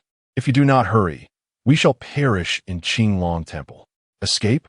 Better to flee than to sit idly and await death." I hesitated to open the door, recalling Master Liaohua's admonition that one should not trust anyone before 3 o'clock. The memory of the note left by Master Liaohua flashed through my mind. Was what lay beyond the door truly real? Peering through the crack, I discerned a long, pitch-black strand of hair. Surely, Jingchu was bald. The figure outside could not possibly be Jingchu. Chapter 28. The curse of the shadow marriage is unraveled. A chill coursed through my veins. It dawned upon me that the earlier figure of Master Liaohua was nothing but an illusion, a ruse to lure me out. No wonder Master Liaohua had left a note urging me not to trust anyone. Indeed, one must remain ever vigilant. A moment's negligence could lead to inevitable doom. Outside, Jingchu continued to call for me. "Zhang A-si, hurry out. Zhang A-si, that thing is coming." This room could not withstand much longer. Suddenly, Jingchu emitted a woman's piercing scream. In an instant, he fled, and another diminutive figure approached the door. "Cough, cough. Zhang A-si, are you unharmed?" The rhythm of my strikes on the wooden fish remained unbroken, yet my gaze was filled with astonishment. Was it truly Master Liaohua outside? After several coughs, Liaohua slowly spoke. "It is fortunate you did not emerge. That entity was deceiving you. This malevolent force is exceedingly powerful. I merely managed to momentarily repel her. She will soon return. My efforts to thwart her outside have failed.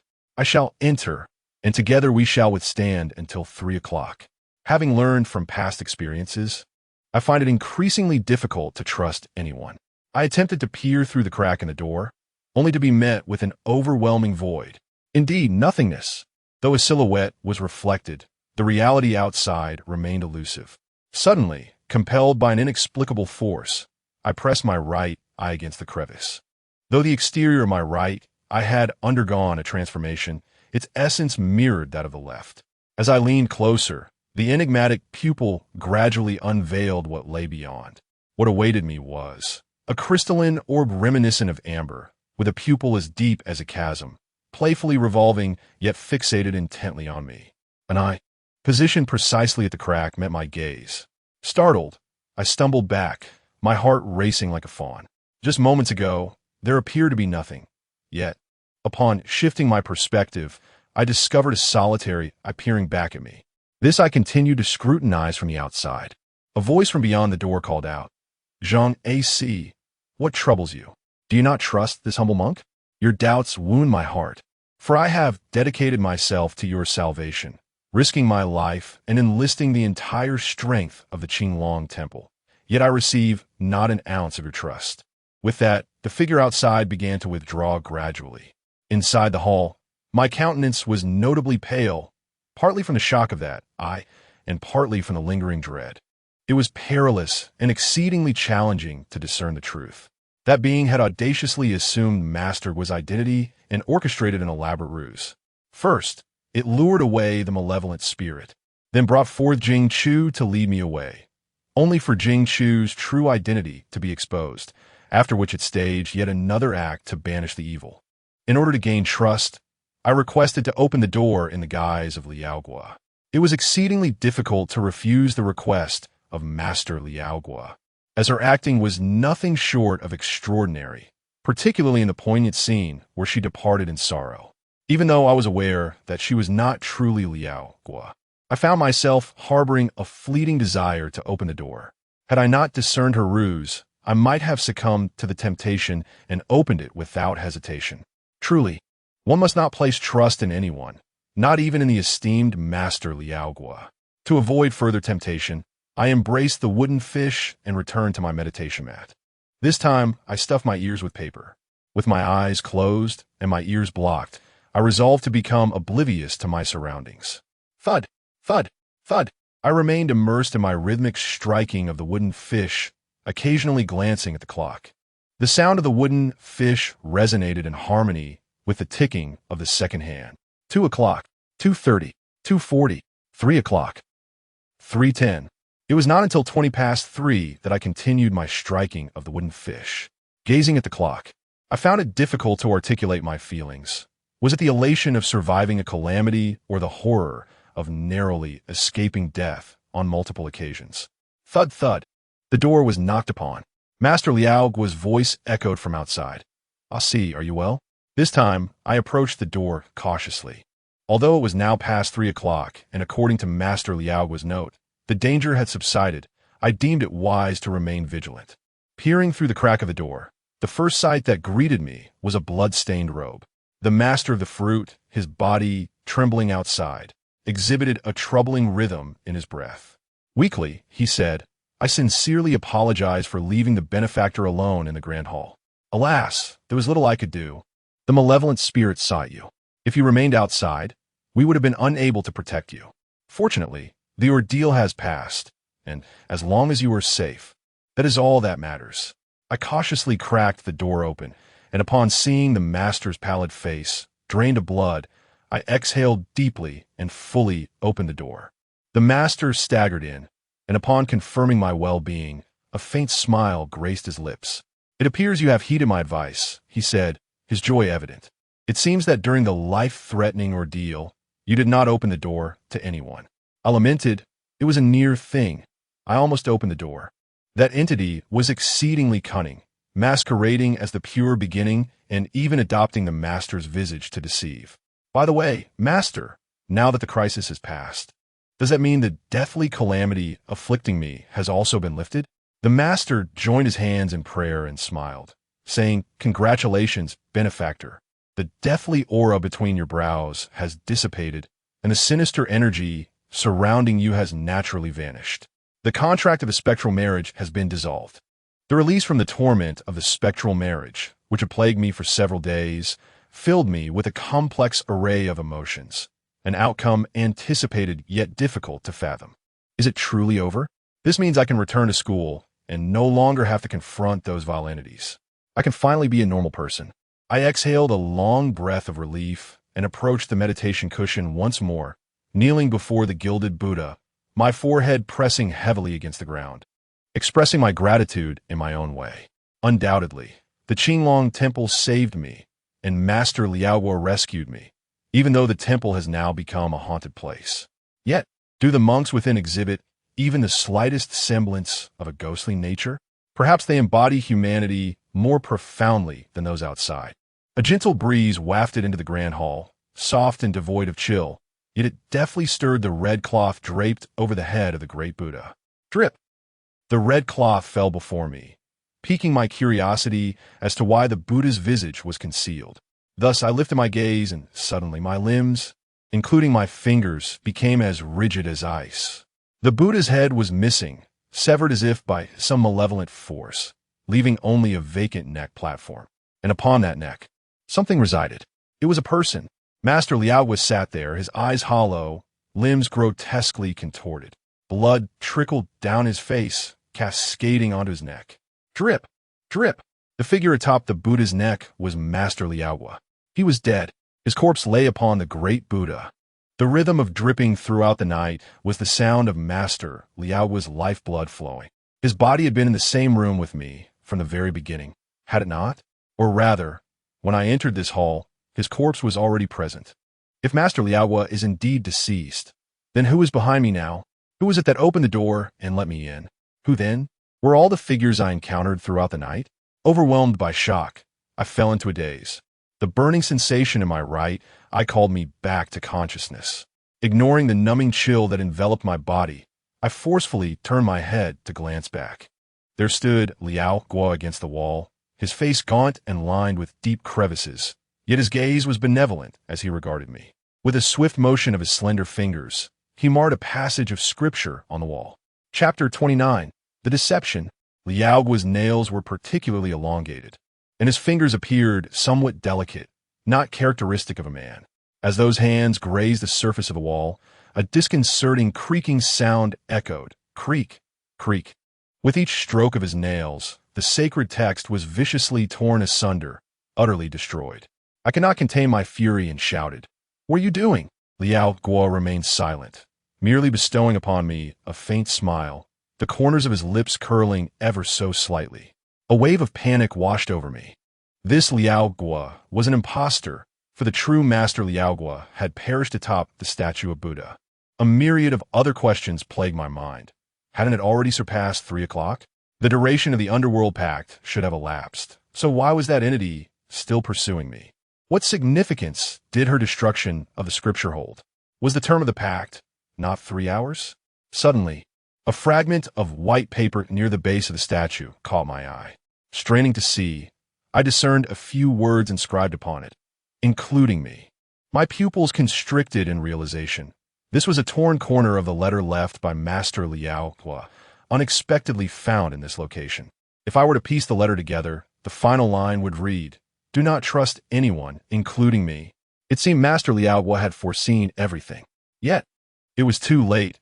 I had overlooked that torn fragment and failed to realize that Master Liao Guo's body lay atop the statue. Instead, I had inadvertently allowed another Liao Guo to enter. With a skeptical gaze, I glanced once more at the clock. What? The time displayed was 2:50, a mere 10 minutes before 3 o'clock. How could this be? I distinctly remembered that the last time I checked, it had already surpassed 3, and I had intentionally waited a little longer. At that moment, something beneath the clock caught my attention. It was a piece of intricate paper cutting, fashioned into a clock, and its hands indicated that the time had indeed passed 3. Suddenly, everything fell into place. The time had not truly advanced beyond 3. Rather, this paper clock had been affixed to the original timepiece, distorting my perception of time. This was a clever ruse, laying the groundwork for her subsequent actions. She had initially presented herself as Guo, under the guise of Jingchu, to confound me, keeping me in a state of vigilance and tension. Moreover, she had deliberately exposed her vulnerabilities. The first indication of Jingchu's deception was her long black hair, while the second sign of Guo's duplicity lay in her peculiar eyes. Upon encountering Guo for the third time, I discovered her blood-stained robe. The previous 2 instances of her revealing flaws had been intentional, aimed at dulling my wariness, ensuring that I would inevitably seek further discrepancies in the outside world. She manipulated the perception of time, coaxing me into a state of relaxation, only to later present herself as the flawless Guo. In the context of the time already having elapsed, she reappeared in the guise of someone I trusted implicitly, thus naturally eliciting my trust and granting her access. Once inside, her first act was to dismantle the sacred texts, obliterating my final line of defense. Even if I were to later uncover her true identity, it would be too late to rectify the situation. Her actions ignited a bone-chilling fury within me. It is not merely a matter of being deceived or ensnared, but rather the demise of Master Liaohua. There's a 90% probability that the letter on the mat was left by Master Liaohua, who anticipated much of what was to come, even foreseeing his own death. Yet, I cannot comprehend why Master Liaohua had to perish. Was it not I whom she sought to kill? Why did she not spare even Liaohua, subjecting him to such a cruel fate? As I turned back in a fit of rage, that very Liaohua had vanished. The hall was once again desolate and devoid of life, with the damaged scriptures starkly evident. Where could he have gone? Where did that scoundrel flee? I lost control and howled into the emptiness. Weren't you intent on taking my life? Come now. Why strike at Liaohua? Is it because he obstructed you? Very well. If you wish to kill me, then do so. There are no impediments left. Come and take my life. My life is right here. My voice echoed in the hall, met only by silence. Exhausted, I sank to my knees on the mat, utterly weary of it all, after toiling through the night and enduring days of torment. Sacrificing Master Liaohua, the outcome remains an inevitable demise. 10 minutes, just 10 minutes remain, with the scriptures now damaged. It signifies that the once impenetrable shell has developed a fissure, though I know not how to mend the breach. In the faint moonlight, 2 elongated shadows were cast upon the floor of the hall. I lifted my gaze to see 2 figures, one stout and the other slender, swaying in the breeze as they approached. Their outlines gradually became clearer as they entered, swaying gently. The features, depicted with bold strokes and rich ink, present a visage akin to a painting, with skin subtly revealing wooden fibers. These are the paper figures. One is black, the other white. The black figure bears a chain upon its shoulder, while the white figure wields a pallid mourning stick. Gritting my teeth, I rise, my bloodshot eyes glaring as I clutch a wooden fish, which I strike once more, thud. To sit idly and surrender to adversity is not in my nature. Even in the face of despair, I shall strive to carve out a flicker of hope. Hud, hud, hud. The wooden fish resounds continuously, its effect evidently bearing fruit. The black and white figures halt their advance, their bodies creaking as they sway. My gaze sharpens as I persistently strike the wooden fish. 10 minutes. If I can endure for just 10 minutes, resolution should emerge. I have withstood over 2 hours. What is there to fear in these fleeting 10 minutes? The 2 figures, unmoving and swaying as if on the verge of collapse, exchange glances. Suddenly, the white figure discards the mourning stick, which, as if endowed with sight, flies directly toward me without deviation. I instinctively dodge with the wooden fish in my embrace, but in that instant, the black figure hurls the chain. The chain whizzes past me, and with a flick of its arm, the black figure ensnares my neck with a swift, decisive loop. In that moment, the chain constricts with a force capable of snapping my neck, simultaneously dragging me toward the paper figure. I tumble to the ground, struggling to strike the wooden fish, but the previously airborne mourning stick returns, striking the wooden fish from my grasp. The white figure deftly catches the mourning stick again, while the black figure pulls the chain, dragging me inexorably toward it. The paper figure seized the ends of the chain and tugged, seemingly intent on strangling me. I could only grasp the chain with both hands to avert the grim fate that awaited my neck. My strength paled in comparison to that of the paper figure. Even exerting all my might, I could only stave off the impending doom slightly. My complexion turned visibly red and purple, the bones in my neck creaking under the strain. In the final moments of oxygen deprivation, a flicker of eerie green flames flashed through my mind, reminiscent of a time I had witnessed them at the bottom of the lake, an occurrence etched indelibly in my memory. Suddenly, the pressure around my neck eased, and I gasped for a deep breath of air. To my astonishment, I realized the chain had broken, one end clattering to the ground, still ablaze with the eerie green flames. Another manifestation of these flames flickered on my hand. In that moment, I comprehended that my grip on the chain had ignited once more, the green flames severing it. It was incredible yet miraculous. Though I felt no heat, the flames had been potent enough to sever the chain. As the paper figures began to retreat, I rose to survey them, and clarity washed over me. Their gaze was fixed upon my right hand, where the eerie green flames danced upon my index and middle fingers. They were afraid of this fire. Suddenly, the white paper figure hurled a morning stick once more. This time, I had no intention of evading. My gaze sharpened, and I acted swiftly. I seized the morning stick, and, as anticipated, the eerie green flames instantly enveloped me, igniting my entire being. I discarded the morning stick, now partially consumed by flames, and faced the paper figures anew. This time, however, I possessed some capital. Through several occurrences, it is evident that this eerie green flame is effective against malevolent spirits. The deep gray cloth shoes at the lake's bottom were repelled by the flames, and the paper figures exhibited even greater fear. Although the origins of this flame remain unknown, it is prudent to utilize it. Is there anything more precious than life? The chains of the two paper figures, along with their crying morning sticks, were consumed by the flames, causing them to stagger backward. How could I permit their escape? They inexplicably appeared to claim my life, staged a grand performance, and now, sensing danger, wished to flee. Such fortunate circumstances are a rarity in this world. I seized a morning stick and hurled it forth. The stick, imbued with the eerie green flame, shattered the body of the white paper figure, which was hardly robust. What truly instilled fear in the paper figures was the fire, which ignited the white paper figure through the morning stick. Observing this, the black paper figure fled even faster, and I hastened to pursue, piercing its body with my right hand. The flames burned from within outward. The two paper figures ignited beside me, and I felt an immense sense of relief. It had been ages since I experienced such exhilaration. These days had been filled with being chased by ghosts or preoccupied with survival. It had been utterly suffocating, and this moment served as cathartic release.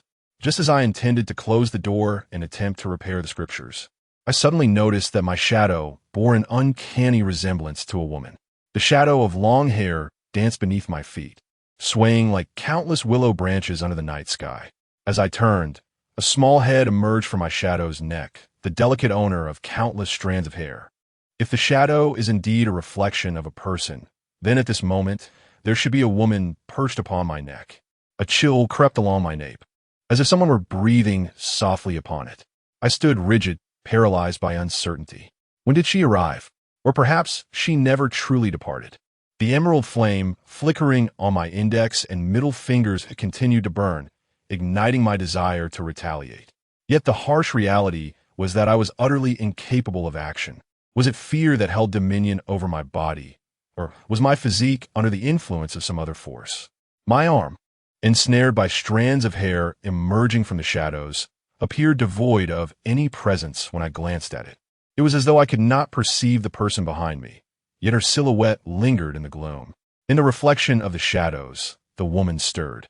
Her head inclined slightly, gliding down my shoulder in a manner that defied the laws of anatomy. Ultimately, she halted at my right forearm, seemingly exhaling softly. The flames on my fingers extinguished abruptly. A chill ran down my spine. Even the malevolent spirits and paper effigies quaked before that flame. Yet she snuffed it out with a mere breath? What level of otherworldly prowess did this ghostly bride possess? Her head gradually returned, resting upon my shoulder. It bore no weight, yet the shadow undeniably mirrored her presence.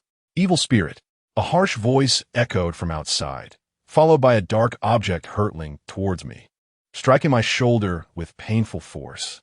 The impact jolted me into awareness, and I realized I was able to move. When I glanced back at the shadows, the woman's figure seemed to have vanished. Lowering my gaze to the object that had struck me, I nearly cursed aloud. It was a toilet brush, its bristles stained and reeking of foulness. In a flash, a figure burst into the room, seizing my shoulder while the other hand retrieved the toilet brush. Upon recognizing the individual, I was rendered speechless in shock. A Taoist priest in white? The white-clad old Taoist chuckled softly. It is fortunate that you are still alive. My arduous journey here has not been in vain. However, this is not the time for reminiscing. This matter is exceedingly troublesome, so stay behind me. I nodded and stepped back, recognizing that harboring doubts in such a situation seemed utterly futile. I believed that there would be no further attempt to masquerade as the white-clad Taoist. My fate was already sealed, and I was merely prolonging the inevitable. The old Taoist carried a red cloth bag slung over his shoulder, which he swiftly unfurled into a large sheet. This fabric enveloped me like an intricate net, while he produced a yellow talisman and affixed it to the bag. The bag was long and square, concealing the four corners, with yellow paper, cinnabar paste, and the talisman inscribed with celestial symbols. After completing these actions, the old Taoist wielded a toilet brush, brandishing it about energetically. My experience within the fabric was one of bewilderment. The old Taoist seemed to leap and bound outside, exuding a sense of exuberance. Suddenly, the sound of coins scattering echoed around us. "Evil spirits, behold the brush," he exclaimed. Had I not known the old Taoist possessed genuine abilities, one might easily mistake him for a madman. It was unclear how much time had elapsed, but eventually he lifted the red cloth.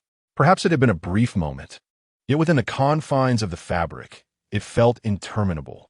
I glanced at the time. It was 3:02. Had the calamity passed? The old Taoist appeared quite weakened. The toilet brush now broken in two, surrounded by shattered coins, tattered red silk, and yellow talisman strewn about. He plopped down on the ground, heedless of the coin fragments jabbing into him. Thankfully, he had arrived just in time. Had he been a moment later, the consequences might have been irrevocable. Indeed, this malevolence is exceedingly formidable. Despite several encounters, I remain unable to discern its true nature.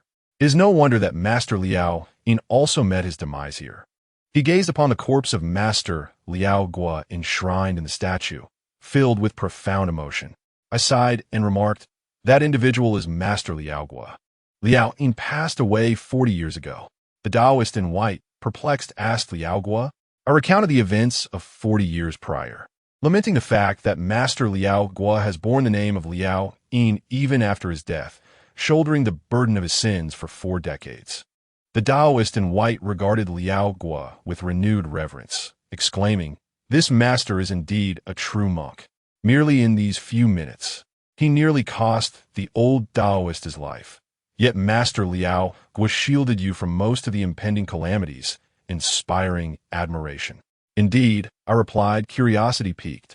"What prompted the white-robed Taoist to arrive here?" The Taoist expressed regret, saying, "That day, I endeavored to thwart that entity in your home, but to no avail. Thus, I hastened back to Fulong Mountain to consult a sage regarding the information on the Yin marriage contract while retrieving my talisman, then made my way to Qinglong Temple, hoping to assist Master Liao Gua in aiding you through your tribulation, only to find I had arrived too late. However, it is fortunate that you have already transcended your calamity. The Yin marriage contract has failed of its own accord, allowing Master Liao Gua to rest in peace after his death, which brings solace to this old Taoist. Surviving today, I feel as though I am a miracle," I said with a bitter smile. The searing heat of my right eye, which had been difficult to open, gradually subsided as the calamity passed. I rubbed my eyes, only to notice the white-robed Taoist staring at me with a look of horror, trepidation, and disbelief. "The Taoist? The Yin marriage contract has been established." Chapter 31. The Vengeful Spirit's Bones and the Ancient Buddha Relic. The figure in white leaped up, gripping my shoulder tightly. "The Yin marriage contract has been established. The pact with the underworld is complete." How could the Yin marriage contract have been fulfilled? I was momentarily taken aback, then chuckled. "Master, surely you jest." The white-clad man shouted impatiently, "That right eye of yours is the very proof that the Yin marriage contract has been established. How could a person possess such an eye, filled with malevolence and chilling darkness?" I was puzzled as to why the malevolent energy surrounding you had not diminished even after the calamity had passed, but rather intensified. Upon seeing your eye, it became clear to me that the Yin marriage contract had long been fulfilled. Tonight is not merely a matter of calamity. I touched my right eye, furrowing my brow. "Are you suggesting that this eye has transformed due to the completion of the Yin marriage contract?" The white-clad man nodded earnestly. "It must be so. Otherwise, I cannot fathom any other reason that would cause a normal person's eye to resemble that of a ghost. During my recent visit to Longhu Mountain, I specifically sought information about the Yin marriage contract. The pact with the underworld is key. Your eye should symbolize the success of that pact, representing an exchange of tokens between you and her. What she has bestowed upon you could very well be that eye. Thus, you must have given her a token. Otherwise, how could it have succeeded?" I emphatically countered, "That is impossible. Ever since I learned of the pact, I have exercised utmost caution. Tonight, aside from you, I have scarcely interacted with any living beings, let alone given a token." A token? Wait a moment. Suddenly, I found myself contemplating a few matters. You mentioned that the anomaly of this eye is a consequence of the completion of the Nether Pact, signifying that the pact is a prerequisite for this eye's transformation, occurring prior to it. The incident involving the token bestowed by the pact took place before the mutation of this eye. The Taoist in white affirmed, "Indeed, ponder carefully whether you have bestowed anything upon a woman during these days. Due to the constraints of the Nether Pact, when offering a token, she must present herself in a female form, and you must be the one to initiate the offering. Reflect deeply on whether any suspicious individuals have crossed your path in recent days. A female presence, my voluntary offering." I gently closed my eyes, striving to calm my mind, endeavoring to sift through the memories of the past few days. In truth, the number of individuals I encountered was rather limited, and the ones to whom I had directly given something were alarmingly few. First, I established a timeline. The emergence of my right eye occurred while I was en route to the Qinglong Temple. At that moment, I was dragged underwater by a drowning spirit and nearly met my demise. Yet the eerie green flames and the strange appearance of my right eye saved my life. Thus, it is certain that the Nether Pact was in effect prior to this incident. The innkeeper? Indeed, I did provide money to the innkeeper, yet he is male. The elderly woman in floral attire? While she is indeed female, and I had handed her a bowl of noodles at her residence, she seems an unlikely candidate, especially since her identity has already been established. What connection could a vengeful spirit from 40 years ago have with my wedding contract in the Nether Realm? What about further back? Passers-by, strangers, everyone I have laid eyes upon flashed through my mind. Suddenly, a diminutive, indistinct figure emerged vividly in my thoughts. That memory has been thoroughly excavated from the depths of my mind. I distinctly remember placing a candy in her hand, though she appeared to be merely 10 years of age. It is she, the little girl from the bus station. While I am astonished, the reality remains undeniable. Beyond this, I find no other memories that correlate. Despite her tender years, she is indeed a female, and it was I who willingly offered her that candy. She is none other than the spirit bound by the ghostly marriage contract. She is the one who dispatched Master Bois. Observing the fluctuations in my demeanor, the Taoist priest in white ventured to inquire, "Have you come to a realization?"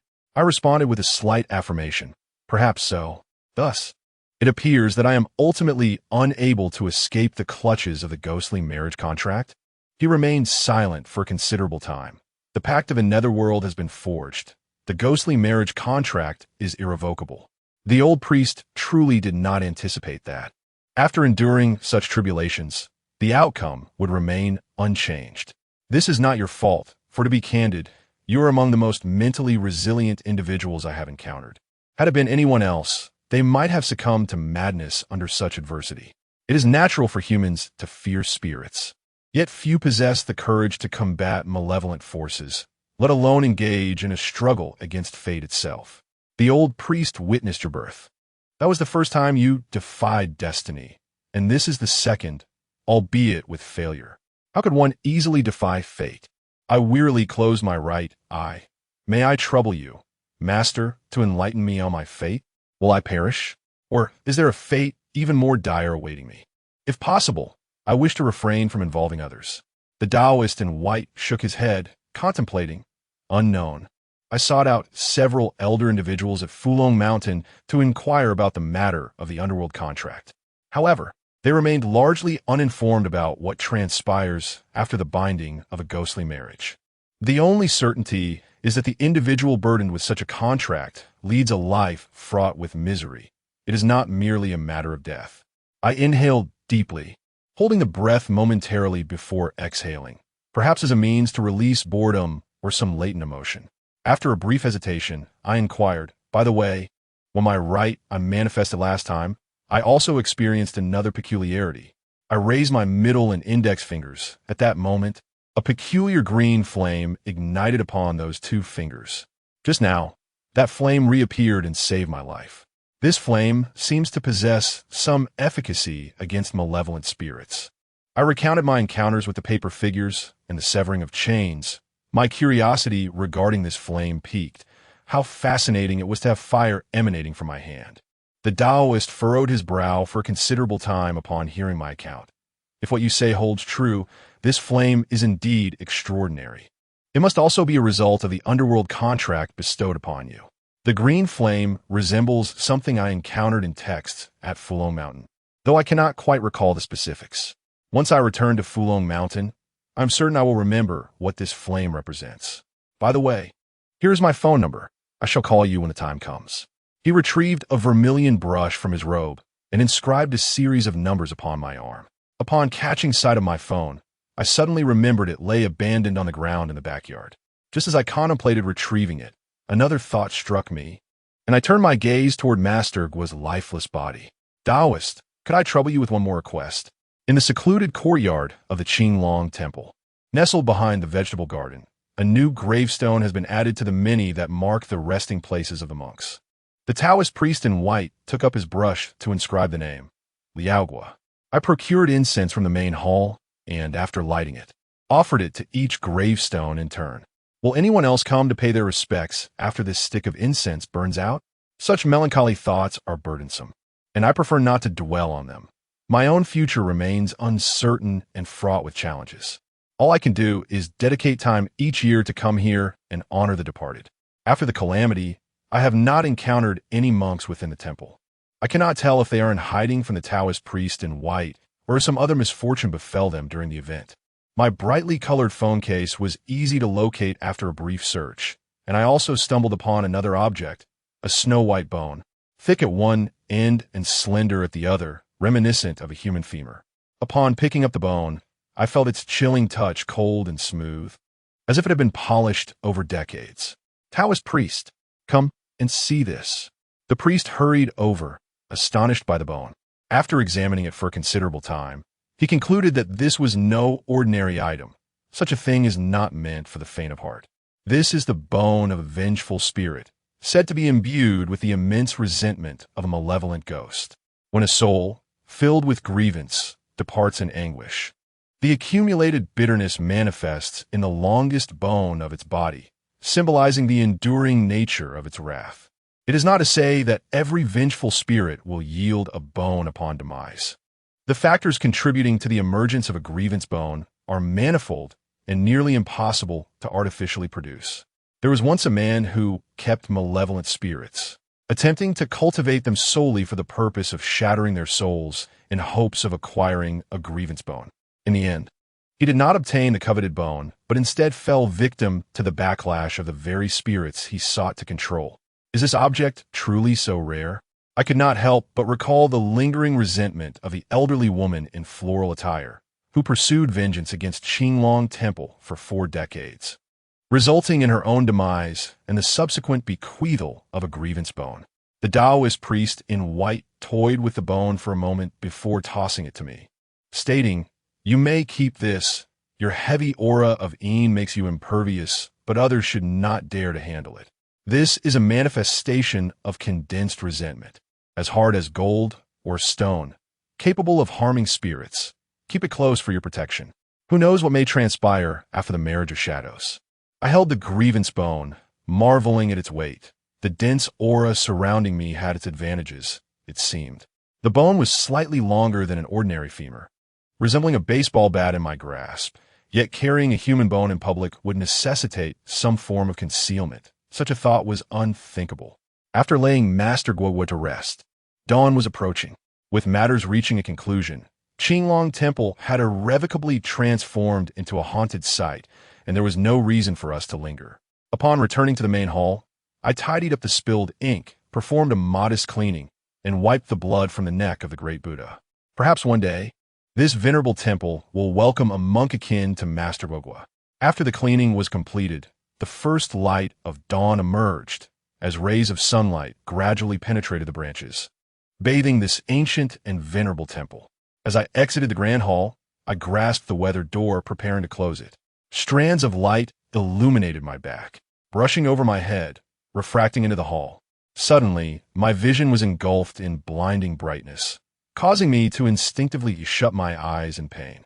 I recalled the moment when lights streamed into the hall, followed by the abrupt appearance of a dazzling golden object. The priest in white hurried over, inquiring what happened. I shielded my eyes and pointed towards the inner sanctum.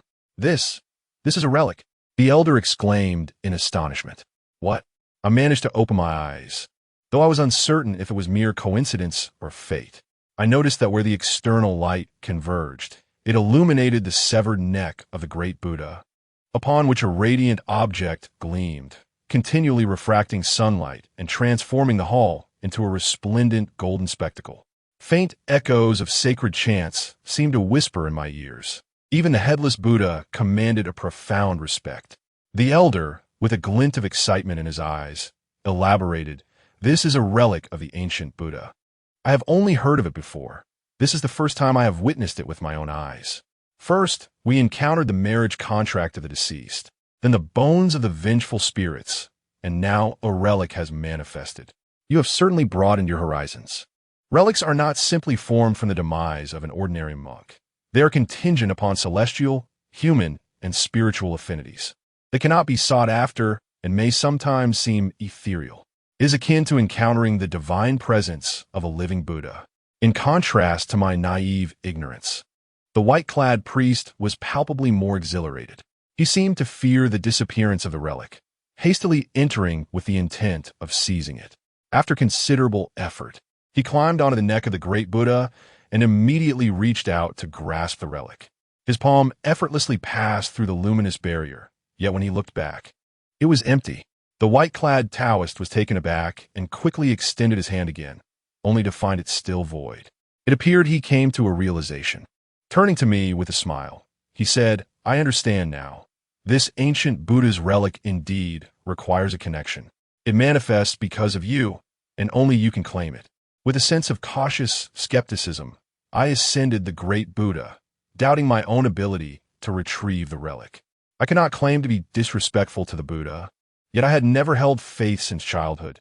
Initially, I did not even believe in spirits until the shadow marriage contract began. After being chastened by reality, I found it difficult to dismiss any belief. My hand gradually reached towards the relic, my fingers first stepping into the luminous barrier, the warm and pure sunlight enveloping me comfortably. The relic itself was resplendent in a myriad of colors, only shimmering under the sun's embrace. As I gathered my fingers, I grasped it and withdrew. The Taoist hurriedly approached, inquiring, "How did it go?" I smiled at him, revealing a small, colorful orb the size of a thumb joint in my palm. The old Taoist was elated, exclaiming, "You truly obtained it. This is indeed an ancient Buddha's relic.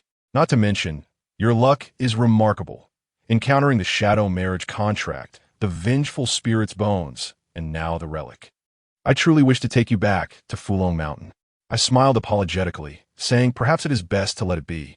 I have no desire to become a Taoist priest.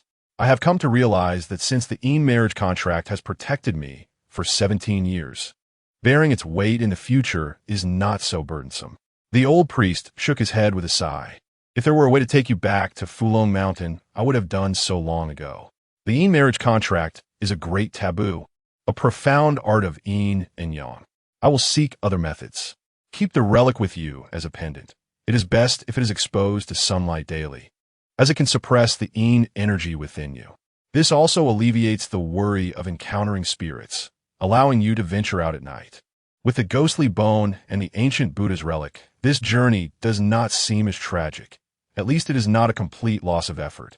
Together, the old priest and I departed from Qinglong Temple, leaving the grand red doors ajar. Master Gua, who had closed the doors 40 years ago, has passed, and it is time for this portal to remain open. However, unbeknownst to us, shortly after we left, the grand red doors of Qinglong Temple slammed shut with a resounding echo through the forest. I seemed to hear something and was about to turn back when the white-clad Taoist priest called me to continue my journey home. After the doors of Qinglong Temple closed, for reasons unknown, the sunlight that had bathed the ancient temple began to be gradually obscured by dark clouds. Numerous Zen rooms suddenly opened, and the main hall also swung open without a breeze. Yet there was no sign of any presence or movement. In the fleeting moment before the sun is completely obscured, Although the courtyard is desolate and devoid of presence, a discerning eye may perceive numerous shadows cast upon the walls of the Qinglong Temple. From their silhouettes, one can discern the figures of Master Jingshu and the monks, amongst whom is a shadow of a long-haired woman. These apparitions seem to be directed towards the path taken by Zhang A-si as he departs. Chapter 32. Strange noises at midnight. The Taoist priest in white is set to return to Fulong Mountain, and I too shall make my way home. Together, we board a bus to the station where we part ways. During our journey, the elderly Taoist casually inquires, "Has that red box been opened?" I shake my head, responding, "No, Master Luwa might possess the means to unlock it. Due to unforeseen circumstances, I have yet to deliver the box to him, leaving it in a rather precarious state. However, I did learn its name from Master Luwa. It is called the Red Sha Yinsheng box, forged with the power of 5 defects and 3 shortcomings." The old priest ponders for a moment and remarks, "If that is the case, this box is indeed extraordinary, and its contents must be equally complex. Fear not, there are many capable individuals in this world.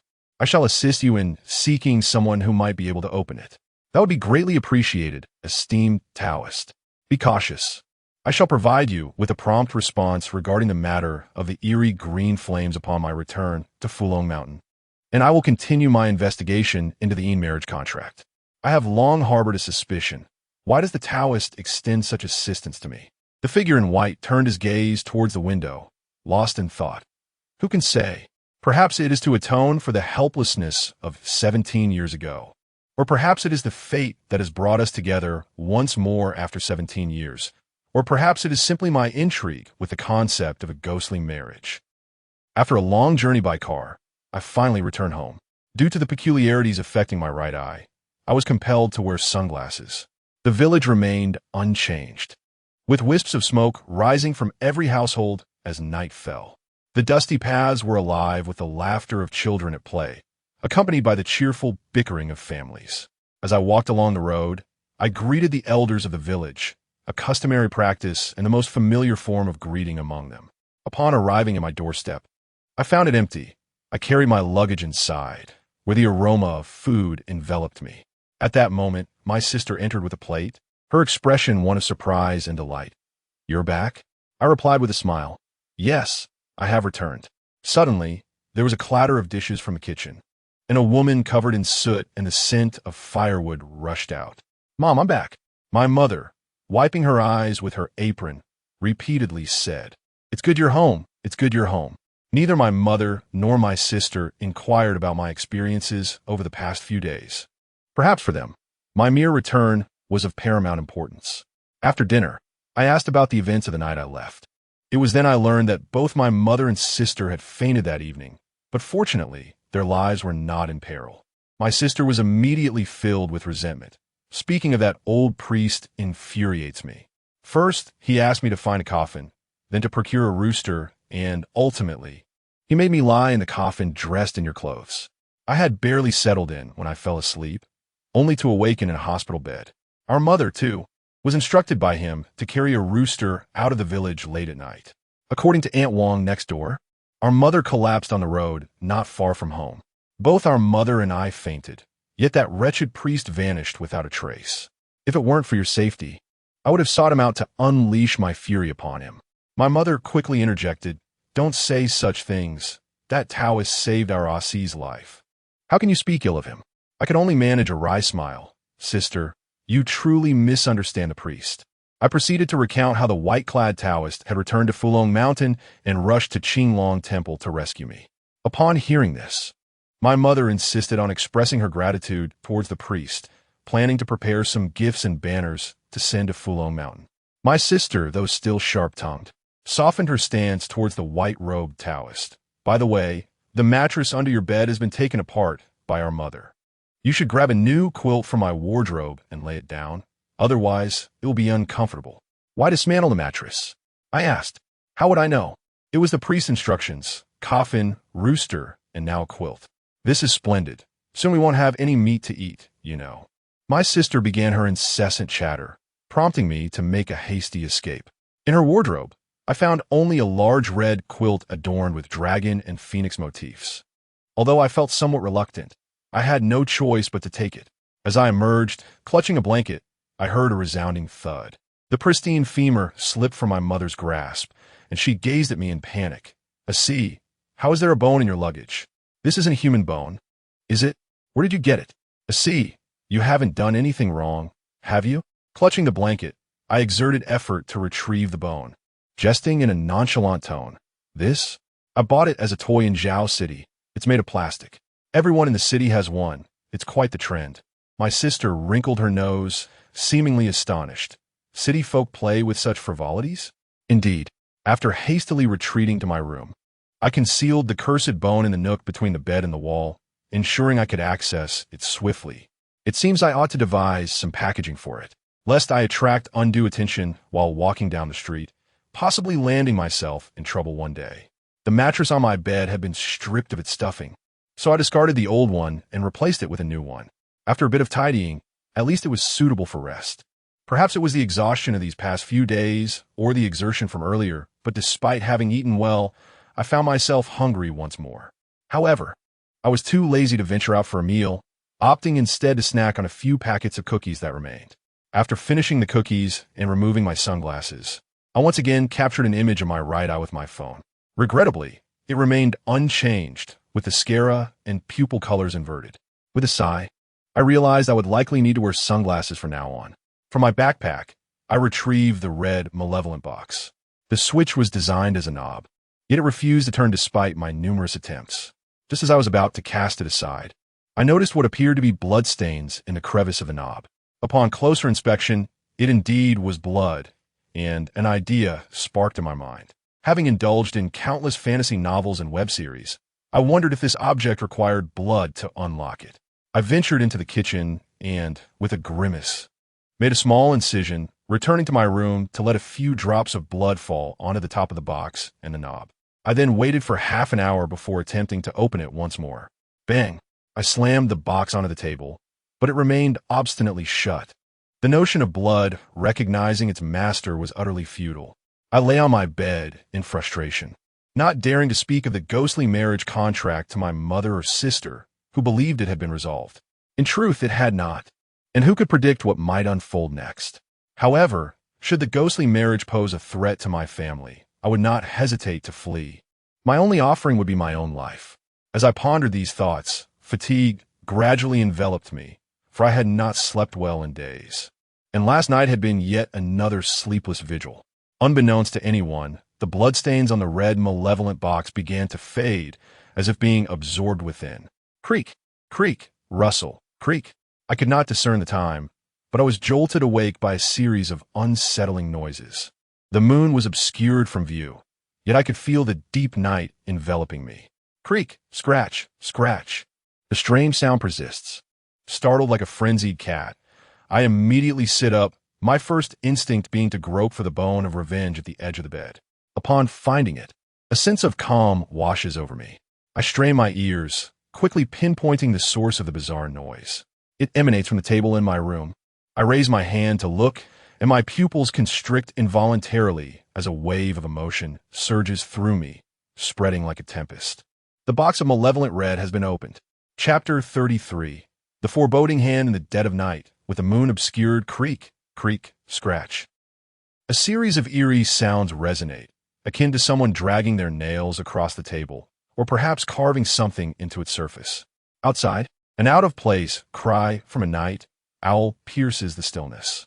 I grip the bone of revenge tightly, cautiously descending from the bed to approach the table.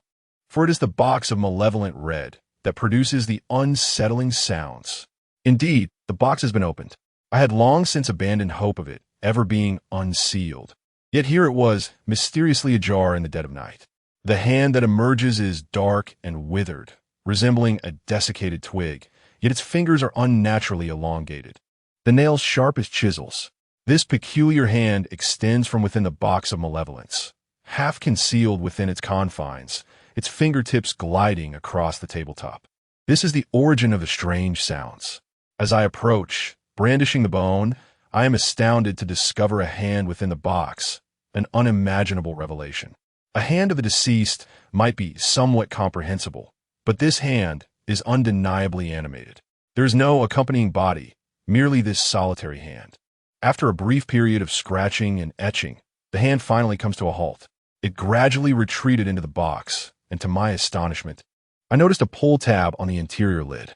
With a gentle tug from a finger, my palm slowly fell back, and the box began to close, revealing the eerie sight of my palm oddly folding over my arm. In this manner, it sealed itself once more. I rubbed my face, ensuring I was not ensnared in a dream. For the sake of prudence, I approached it deliberately, then swung my arm with vigor, sending the box flying to the side. After the box crashed against the wall, I cautiously approached the table. I discovered that the surface had been marred by the claws of that strange hand, but the scratches formed a coherent message. At 7:10 this afternoon, you shall perish. My lips twitched in irritation, and I slammed my fist on the table. How absurd. Having just escaped death, I was now confronted with a death omen. This was truly relentless. Knock, knock. My mother called from outside.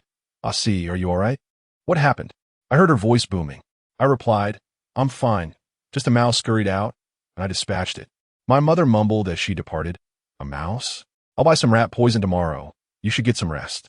I approached the wall, using a bone to right the box, and waited for a while. But no hand emerged again. So I discarded the bone and attempted to manipulate the box, yet remained obstinately shut, leaving me no choice but to set it aside for the moment.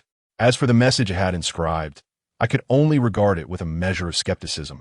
It was now 3 in the morning, and the ominous time of 7:10 in the afternoon loomed ahead. I would be returning to school then, as it coincided with the evening study session. Is this a joke? With so many people in the evening study session, could I possibly succumb to a sudden demise without any warning? After waking and having breakfast, I donned my backpack and boarded the shuttle bus back to school. Upon reaching the city, I disembarked from the shuttle, only to find that I needed to take another bus to reach the school. However, I chose to board a different bus that took me to an antique market in the city where various antiques were for sale, along with artisan workshops. I had wrapped the vengeful spirit's bones in black cloth, making it resemble a baseball bat, yet the relics required separate treatment. My intention was to transform the relics into earrings, allowing them to bask in sunlight to the fullest extent. As for concerns about attracting undue attention, there was no need for worry. The Taoist priest in white had mentioned that few people recognized relics, making them virtually unidentifiable. Moreover, relics are said to be based on fate. If one is not destined to possess them, they are of no use. Much like how the old priest could never seem to acquire them. Upon arriving at the workshop, I was greeted by several attractive receptionists, and the one who attended to me was an older woman wearing red-framed glasses. Her smile, once bright, faded considerably upon noticing my youth and appearance. I produced the relics and was about to speak when she abruptly turned away, directing me to a younger woman beside her. Seek her out. Frowning slightly, I chose not to protest and turned to leave. Suddenly, I felt a tug on my sleeve. The younger woman had rushed out to catch me, apologizing and attempting to smooth things over. I'm so sorry. Red may be preoccupied. Please, whatever you need, feel free to discuss it with me. I am disinclined to fuss. I placed the relic on the tray. I envision transforming this bead into an earring, ensuring the integrity of the bead remains intact, preferably binding it with delicate, filigreed metal strips. The style is of little consequence. The young lady promptly scribbles down my request. At that moment, a woman named Hongjie reappears, her gaze immediately landing on a middle-aged man who has just entered. With a confident strut in her high heels, she saunters over, her waist swaying. Boss Wong, it has been quite some time since your last visit. You haven't lost interest in me, have you? Boss Wong discreetly pinches Hongjie's waist, muttering under his breath, flirtatious minx. All these orders are yours today. The young lady rolls her eyes. She concocts an excuse, claiming that Hongjie is preoccupied. Yet moments later, Hongjie is attending to other clients. It is utterly chaotic, akin to a hairdresser's first day of the Lunar New Year. She casts a cautious glance at me, relieved to see that I am not displeased. Sir, please take a moment to select a pattern and examine the model. It will be ready in approximately an hour. I casually choose a design and hand over the bead to her. With an hour to spare, I decide to step out for a bite to eat. I have no concerns regarding the safety of the relic, for Wanbao Workshop is the largest establishment in the antique market, renowned even in our city of Dachang, with branches in other cities. If this place is unreliable, then nowhere can be deemed trustworthy. Shortly after my departure, the back door of the workshop is forcefully kicked open, and an elderly man storms out with clenched fists, startling everyone inside. The old man, unfazed, bellows at the front desk, "Who brought this bead here?" Before them lay an open palm, cradling a vibrant, multicolored bead. The young maiden was instantly taken aback. Was this not the very bead she had sent to be fashioned into an earring? What could have transpired? Could there be some flaw with the bead? The elderly man, filled with impatience, bellowed, "I am asking you a question. Who sent this bead? Are you all fools, unaware of its origin?" Startled, the young maiden stepped forward to clarify. But suddenly, the alluring Hong Jie pushed her aside.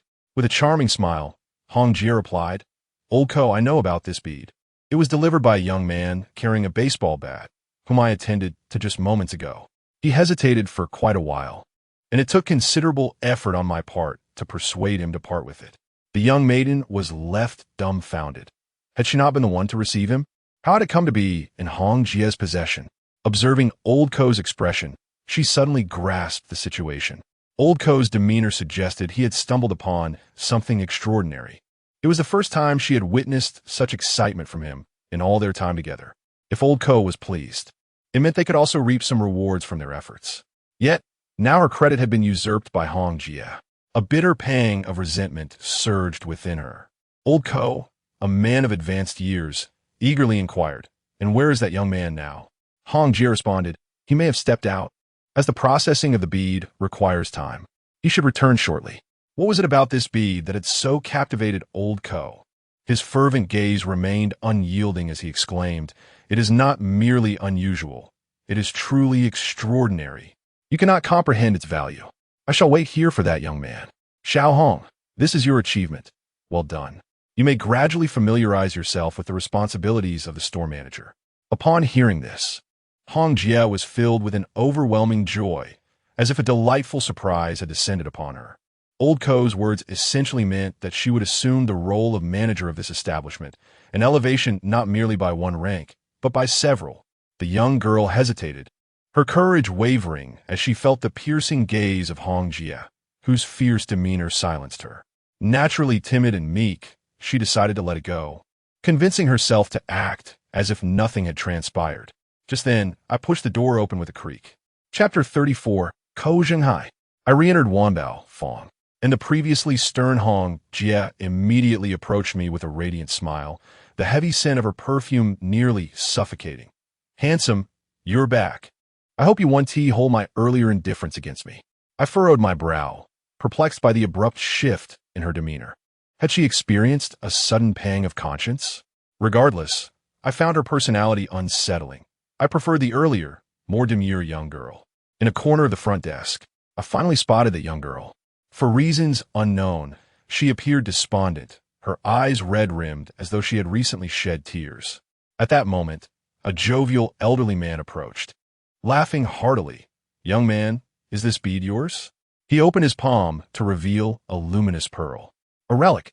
My expression turned sharp, for it was evident that the old man recognized the relic, having been specifically waiting for me. I had not anticipated that someone in this small county Wanbao Fong would possess such knowledge. I replied yes. Old Ko, upon hearing this, was elated, promptly beckoning quickly, "Prepare the finest tea. Come, young man, please have a seat."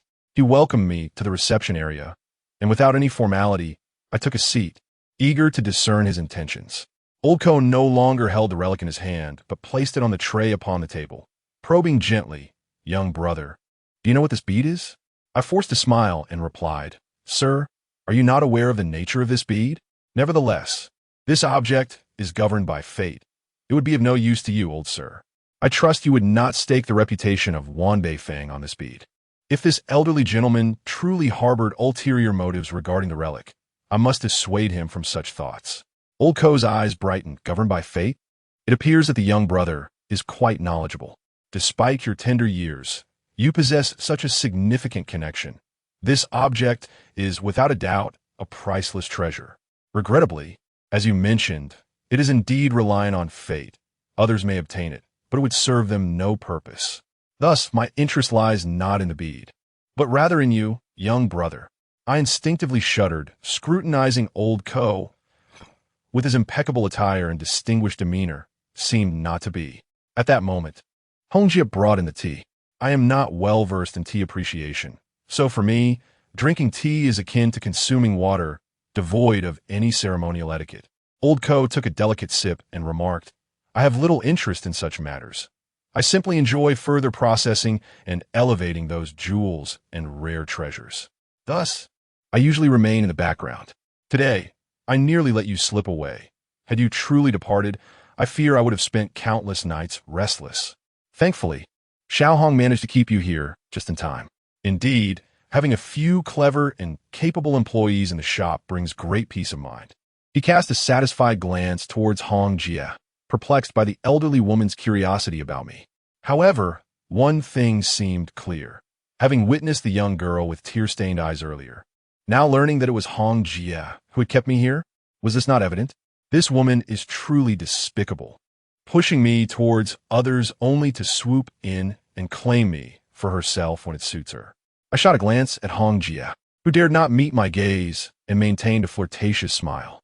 Thus, I remarked with a hint of irony, the staff at the old gentleman's shop are indeed quite astute. Had it not been for that young lady, I might have sought my fortune elsewhere. As I spoke, my attention was drawn to the young girl in the corner, furtively wiping her tears. Old Ko, whose age earned him respect, was not a fool. With age comes wisdom, and he was far more attuned to my reactions than to the trivialities at hand. He was no stranger to his staff, and he certainly had a grasp of Hong Jia's character. Without hesitation, he summoned the young girl. The poor child, filled with grievances, was intimidated by the grand setting and began to sob uncontrollably. I offered her a kind look, encouraging her. Gritting her teeth, she gathered her courage to voice her complaints, determined not to endure this humiliation any longer. The young girl unleashed her pent-up frustrations, while old Ko's face fluctuated between shades of green and red, not only because I had been neglected and treated differently, but primarily due to the deception he had been subjected to. He cast a glance at Hong Jia, who stood nervously beside him, ready to offer an explanation. However, upon observing her reaction, Old Ko immediately understood the situation and instructed her to leave.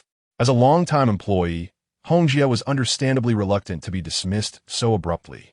Contemplating a protest, perhaps even hoping for a dramatic scene, she was met with Old Ko's firm ultimatum, 10 minutes to depart, where she would find herself unable to secure employment within the jewelry circle of Dachang City.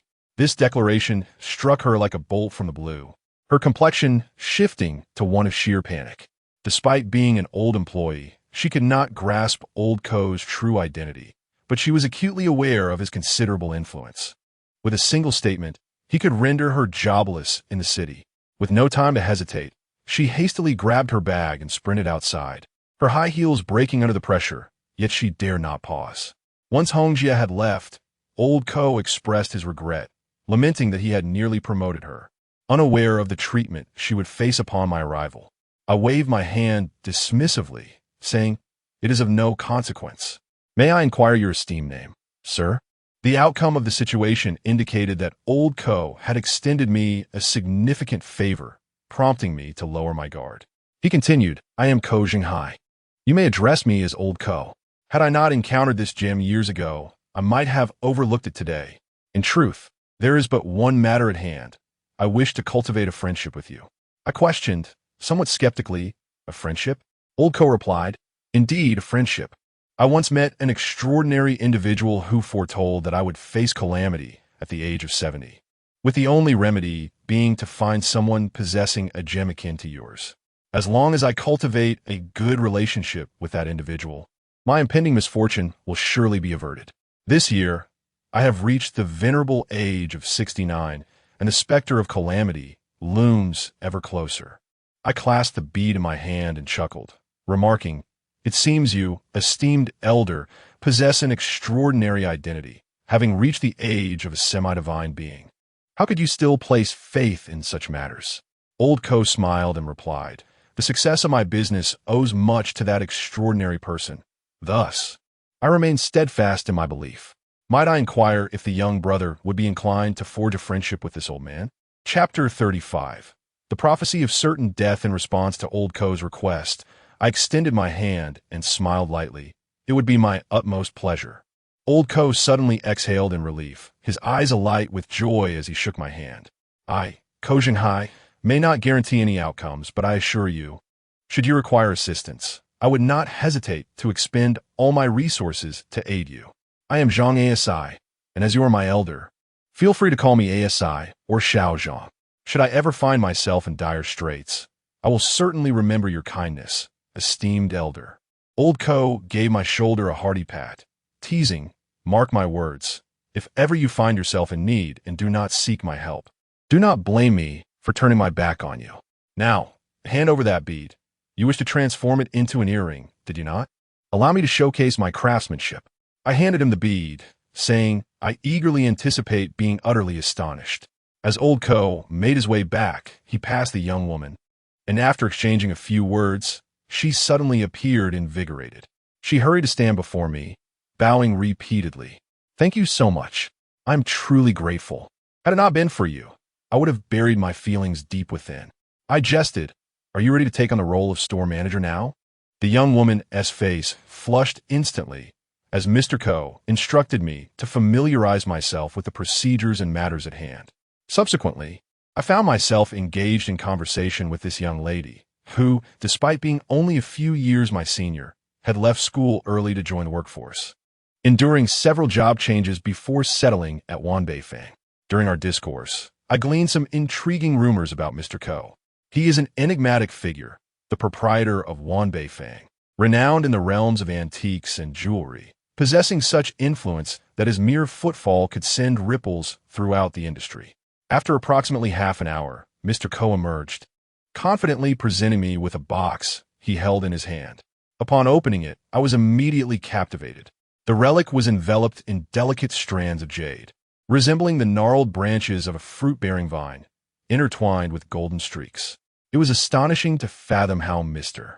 Ko had skillfully fashioned the jade into such slender filaments while ensuring the relic remained prominently visible.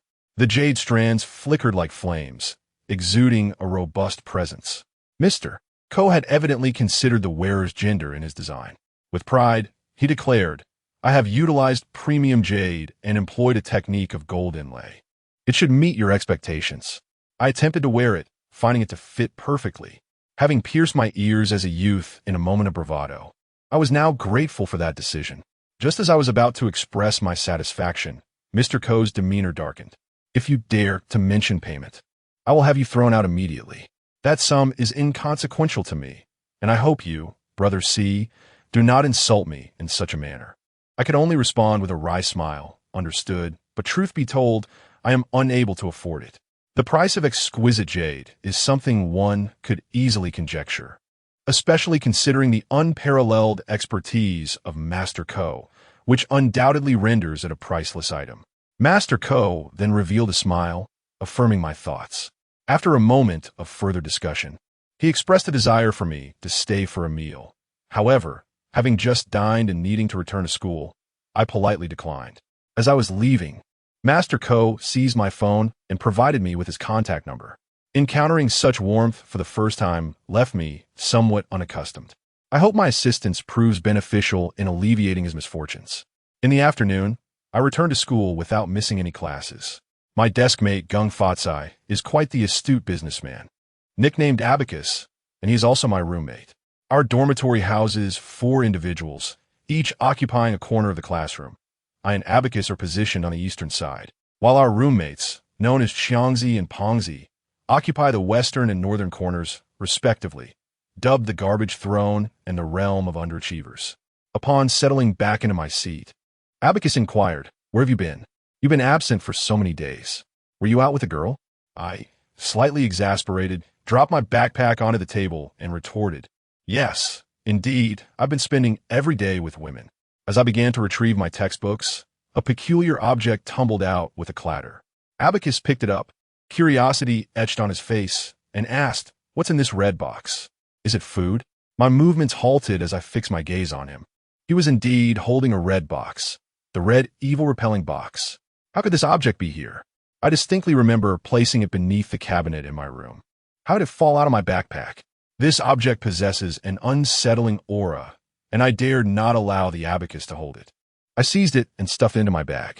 The abacus clucked its tongue, shrouded in mystery, clearly suggesting that it was no ordinary item. A-si, you have succumbed to mischief.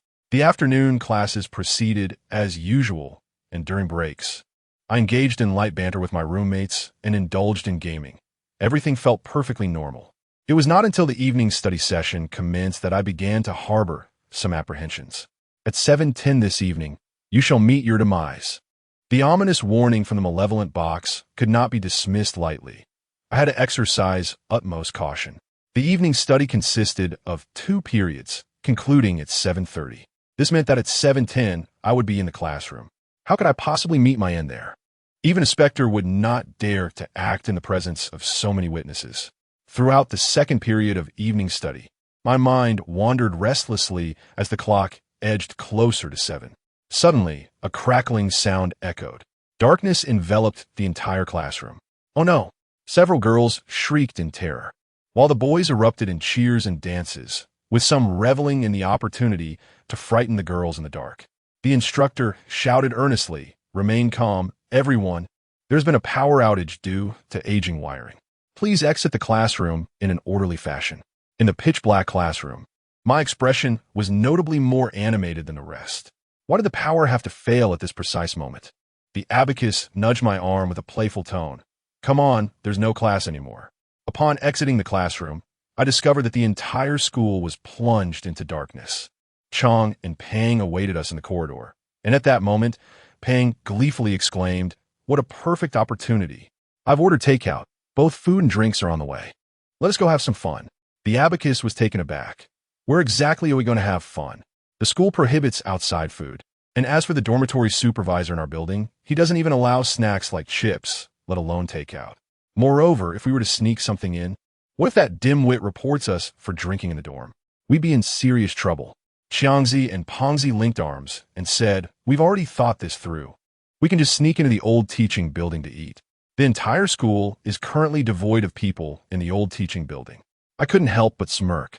Don't you know why it's empty? It's said to be haunted. There are numerous terrifying tales within our school, one of which concerns the old teaching building. Allegedly, it was constructed on a site where a chaotic graveyard once existed, and shortly after its completion, strange occurrences began. Students went missing, others went mad, and so forth. The building was ultimately abandoned following a tragic mass suicide incident. The old teaching building stands 6 stories tall, and on that fateful day, much like today, the school experienced a power outage.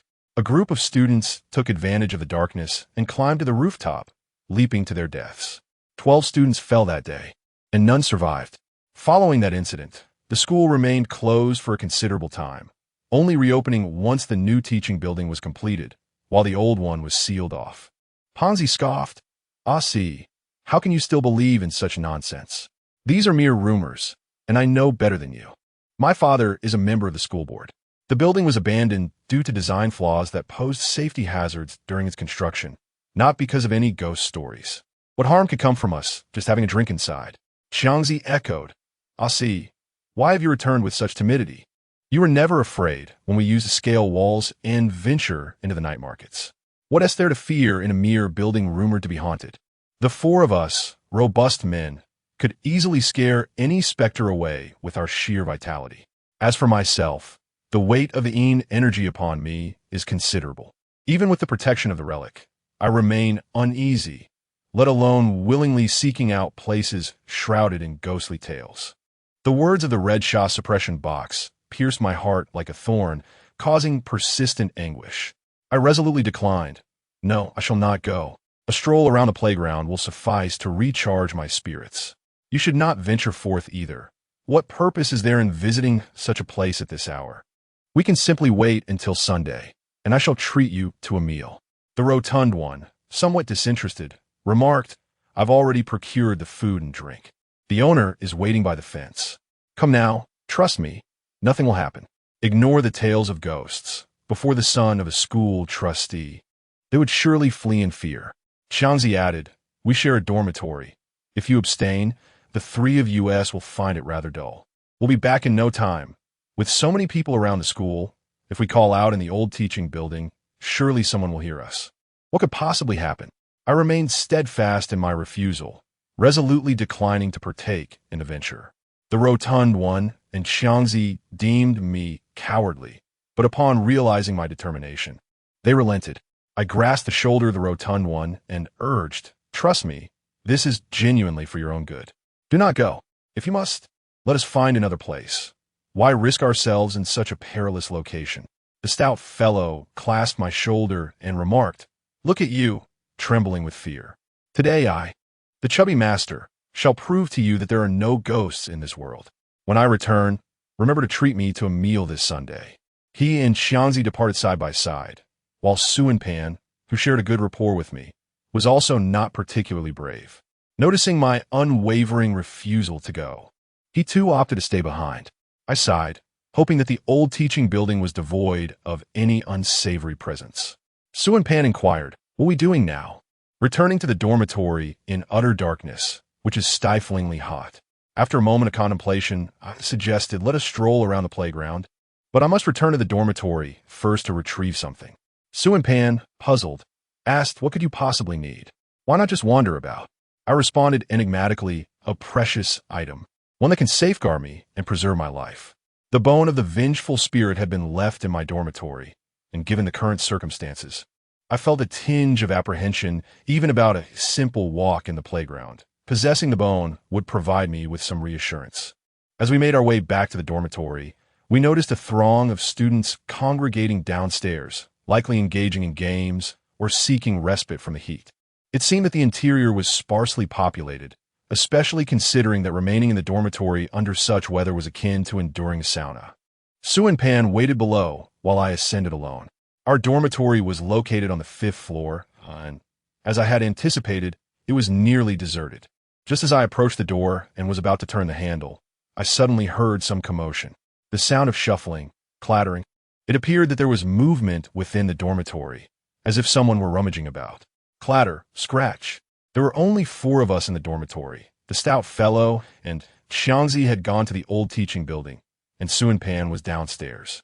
So, who could possibly be in our dormitory now? Listening to the incessant rustling, I deduced that the individual inside was likely no saint. From the sound of footsteps, it appeared there was only one person who had come to the dormitory during the power outage. Just as I was about to take action, a beam of flashlight illuminated the corridor from the opposite side. "Hey, what are you doing?" Upon hearing the commotion, the person inside bolted towards the exit, and I immediately braced myself against the door. Creak, creak. The intruders seemed to sense the imminent danger and began to ram the door with all their might, causing the gap to widen with each impact. As a mere student, my strength was no match for theirs. With a thunderous crash, the door burst open, nearly sending me sprawling to the ground.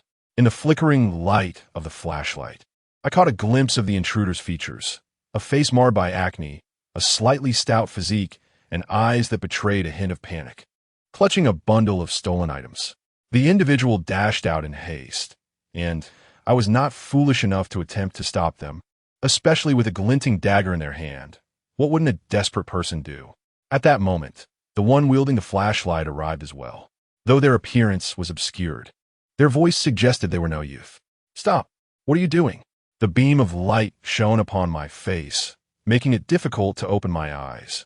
But I still noticed the dormitory supervisor's badge on their chest. I raised my hand to shield my eyes from the flashlight. "I am a student here. The one who just escaped was a thief. You need to notify the campus security immediately and call the police." The supervisor, taken aback, exclaimed, "A thief? Good heavens! I was sent to patrol due to concerns of potential theft in the dark, and there truly is a thief. No, first, show me your student ID." I retrieved my student ID to prove my innocence, and upon seeing it, the dormitory supervisor realized the gravity of the situation and hastily made a phone call. I hurried into the dormitory. Losing other belongings was of little consequence, but I could not afford to part with my precious bone of the vengeful spirit. The room was in disarray, with blankets strewn across the floor. I had concealed the bone beside my bed, and upon checking, I found it still there. After all, who would steal a mere bone? Just then my phone rang, it was Zhang A-si. What is taking you so long with that item? I descended from the bed, clutching the bone of the vengeful spirit, and recounted, a thief broke into the dormitory, but the supervisor scared him off when he arrived. Keep an eye on the entrance. Zhang's voice grew suddenly louder, filled with disbelief. The supervisor? That can't be right. Our dormitory supervisor is downstairs, and he has been chatting with me the whole time. Chapter 36. The Pursuit in the Dormitory. The supervisor? That can't be right, Zhang exclaimed, his astonishment clear. I instinctively tightened my grip on the bone. Undeniably, this was a terrifying predicament. Our dormitory has only one supervisor, and if Zhang claims that the supervisor has been downstairs conversing with students, then the one who just appeared must surely be an imposter. Zhang pieced together the situation and reasoned. Is that supervisor still with you? I suspect he is outside the dormitory now. It's highly likely that he is an accomplice of the thief. A solo thief would be improbable. Two must be in cahoots. I swallowed hard, my throat dry. At that moment, the supervisor outside impatiently called out, Have you found what you were looking for? In this perilous building, do you still dare to linger? Quickly, come downstairs with me. Soon the security team will arrive to search the entire premises. The unforgiving beam of the flashlight pierced through the dormitory. Clutching the vengeful spirit's bones hidden behind the door, I called out, Brother, it's too dark inside. Could you come in and assist me with the flashlight? What on earth are you searching for at a time like this? The dormitory manager muttered as he stepped inside. In that fleeting moment, I leaned out and struck him on the back of his head with a forceful blow. Regardless of its effectiveness, I dashed away without a second thought. I vaguely recalled that the imposter dormitory manager collapsed to the floor, though he did not lose consciousness. Indeed, just as I sprinted several paces away, the flashlight's glow ignited behind me, and the dormitory manager shouted furiously, Stop! You halt right there. If I catch you, you'll regret it. The staircase flanked both sides of the corridor. However, the left staircase led closest to the entrance. The acne-riddled thief had previously escaped upstairs via the right staircase. I descended the left staircase, with only the faint light from my phone illuminating the pitch-black corridor, the incessant sound of my footsteps echoing in the stillness. As I reached the third floor and continued downward, my phone's light illuminated a figure standing at the base of the staircase.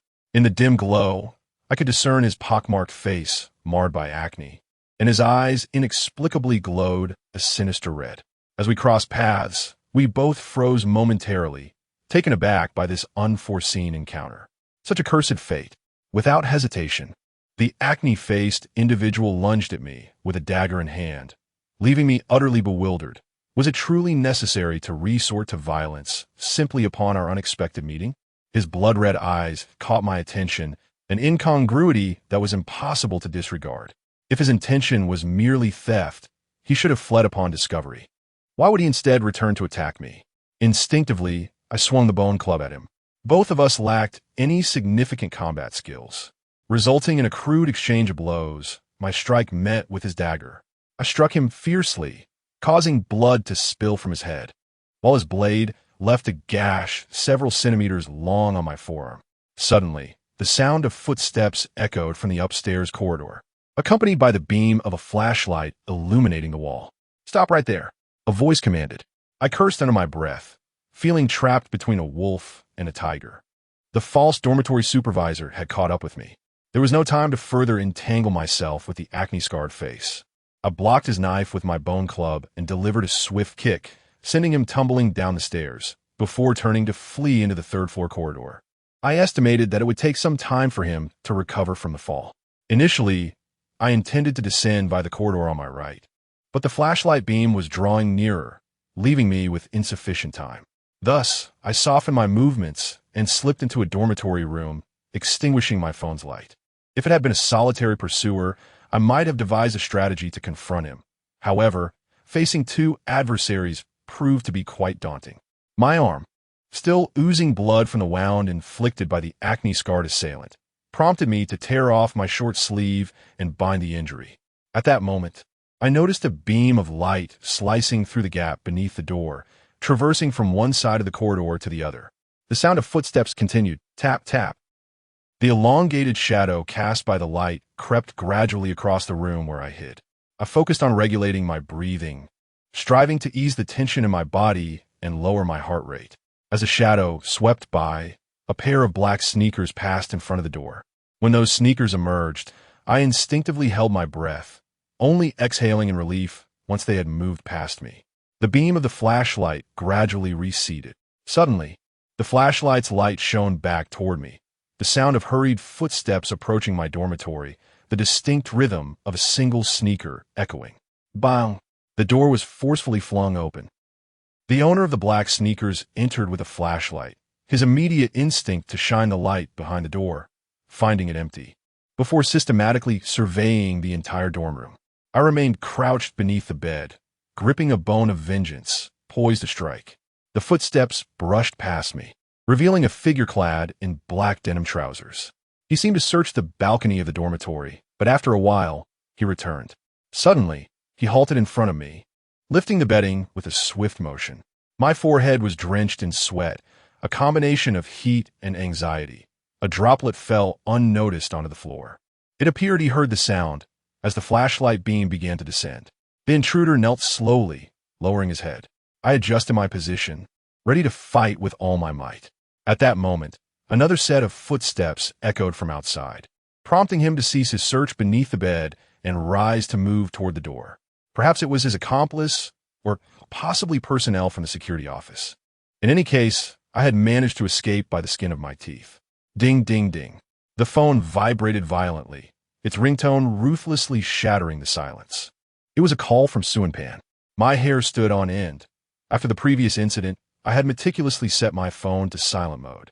Yet now the volume seemed to have been cranked to the maximum. The flashlight that had previously faded away instantly shone back. Footsteps approaching with purpose. Chapter 37. The prophecy of the Red Calamity Dispel box. The ringtone blared manically, and I instantly lost my composure, regardless of whether I was answering or hanging up. I frantically pressed to silence it. Without hesitation, I dove beneath another bed. The intruder burst in, directing the flashlight to illuminate the spot where I had just been. Seizing this opportunity, I bolted out from under the bed and dashed towards the balcony. By the time the intruder took notice, I had already clambered onto the windowsill and leapt down. I possessed a fair understanding of the dormitory's layout. Beneath the windowsill lay the platform for the air conditioning unit, barely sufficient for a single person to stand. However, hiding in this spot proved futile as the flashlight beam had already swept over. Gritting my teeth, I leapt towards the adjacent dormitory's air conditioning platform, a distance of over a meter apart, compounded by the dimness of the night. A reckless gamble indeed. Fortunately, I landed on the edge of the platform, and just as I was about to topple backward, I managed to wedge myself against the iron frame of the air conditioning unit, stabilizing myself and narrowly escaping death. The false dormitory manager had now reached the window. Upon seeing no one, he immediately shone the light downward, yet still found no trace of me. Confusion set in as he began to search the surroundings with his flashlight. Beginning from the platforms of the dormitories on either side, the first image captured was that of another dormitory's platform, closely followed by my own. The lights flashed swiftly, prompting me to hastily retreat into my room, just moments before I was illuminated. Exhausted, I slumped onto the floor as the lights danced outside my window. Once the illumination withdrew, I cautiously peered out. The individual had not departed. Rather, two figures lingered by the window, their silhouettes discernible in the darkness, both possessing a peculiar crimson glint in their eyes. They appear to be engaged in conversation. Fortunately, I had refrained from impulsively confronting the first assailant, for his accomplice was nearby. I retrieved my phone. The time read 7:02 p.m. The ominous prophecy of the red talisman had yet to expire. Damn it, I had clearly refused to venture to the old teaching building, yet here I was embroiled in this predicament while merely returning to my dormitory. The call had not been terminated, indicating that I had indeed connected with someone. I answered the phone, unleashing my frustration. "You idiot! Don't you realize I'm being chased? Why are you calling?" The caller, seemingly innocent, replied, "How was I to know? We were talking, and then you suddenly hung up, mentioning a thief in your dorm with an accomplice nearby." Naturally, I was concerned. After a prolonged silence, "I feared something had happened to you. Rest assured, I've already alerted the security team, The entire exit of her dormitory building is sealed. They cannot escape. You must be cautious. The security team would likely conduct a thorough search floor by floor. Which floor are you on? The third? You must find a way down. If not, simply wait somewhere. I must tell you, if we capture the thief this time, you will achieve renown. I chuckled. Renown? I was nearly at death's door, ready to meet my end. Do not make any calls. Outside, there was some commotion, voices engaged in conversation. I leaned in closer, though I could not hear clearly. I grasped the general idea. It was the voice of the acne-scarred individual, mechanically murmuring, "Kill him. He must be killed." The faux dormitory supervisor interjected. "That lad surely hasn't left this floor. He is likely hidden in that dormitory. Otherwise, considering the height of these 3 stories and the concrete ground below, does he possess such audacity?" I ground my teeth in irritation. Who did this acne-faced individual think he was looking down upon? Who lacked courage? My hesitation stemmed solely from not wanting to create a bloody mess for the cleaning lady. In any case, hiding in the dormitory was not a wise strategy. As the calculation suggested, I must remain vigilant. At the very least, I should find a secure place to conceal myself. They were still searching the dormitories, intent on my demise. This was beyond rational comprehension. Merely encountering them would not likely invoke the threat of death. Yet the bloodlust in their eyes hinted at something more sinister. Was there a malevolent force at work? The two began to separate, scouring the dormitories from opposite ends. There are 20 dorm rooms on each floor. I could not discern whether the security team arrived swiftly or if they were merely thorough in their search. However, I dared not gamble.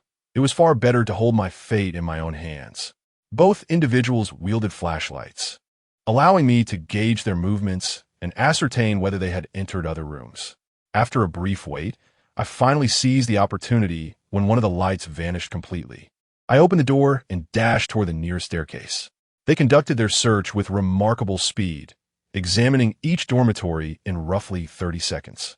Thus, I had to reach the stairwell within that brief time frame. However, reality seldom aligns perfectly with expectations. At the 20-second mark, a sudden light blazed from the dormitory ahead. Curse it, that individual emerged as well. Retreating was no longer an option. Seeking refuge in another dormitory would merely lead to a passive demise. Consequently, I decisively sought sanctuary in the public restroom situated in the corridor. After meandering within the restroom, I noted that the stalls were constructed with 2-meter-high partitions, leaving the tops exposed, allowing anyone of considerable height a clear view.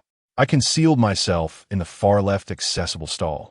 At least the school had the decency to install an accessible restroom on each floor, regardless of whether it was in use. The advantage of the accessible restroom was the toilet itself. I crouched upon the seat, and, unless the door was opened, it would be virtually impossible to discern my presence within. I surmised the reason for their pursuit. As thieves, they should have fled after their misdeeds. Yet they were now intent on hunting me down. The motive behind their relentless chase seemed singular. I'd seen their faces. Being caught in the act prompted them not to flee, but to hunt down the witness. This indicated their audacity. They were unafraid, even of the campus security. They lacked fear of capture, yet they were terrified of being recognized. It was highly probable that they were students from the very institution. If they indeed belonged to the school, without identifiable features, the security would have no basis for action. Who could guarantee that only a handful of students remained in the building during the blackout?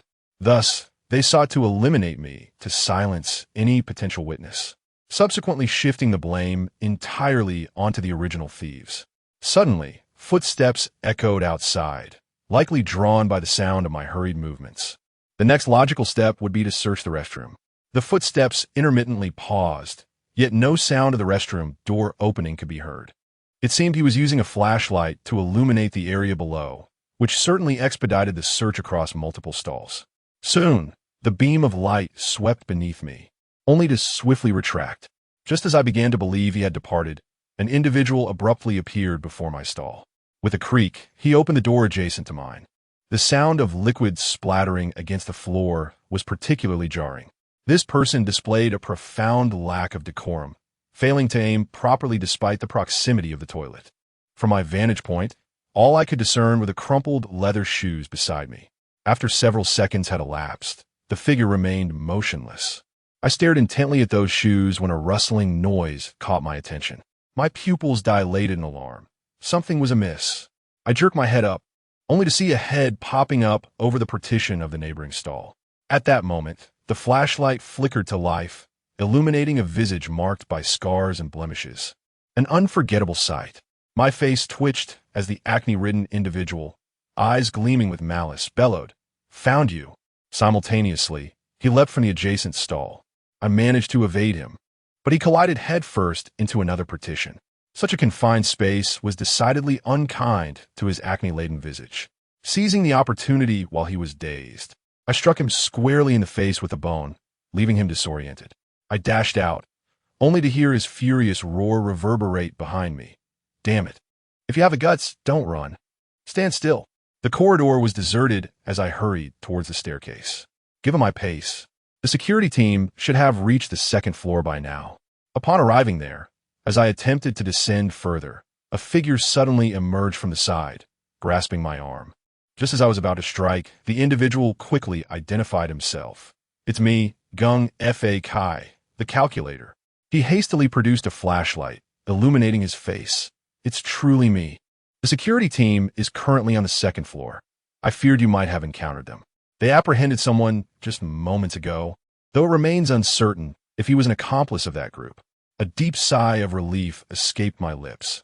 Had you arrived any later, you would have been in serious trouble. The calculator, ever cunning, chuckled. "Come, let us follow the security team together.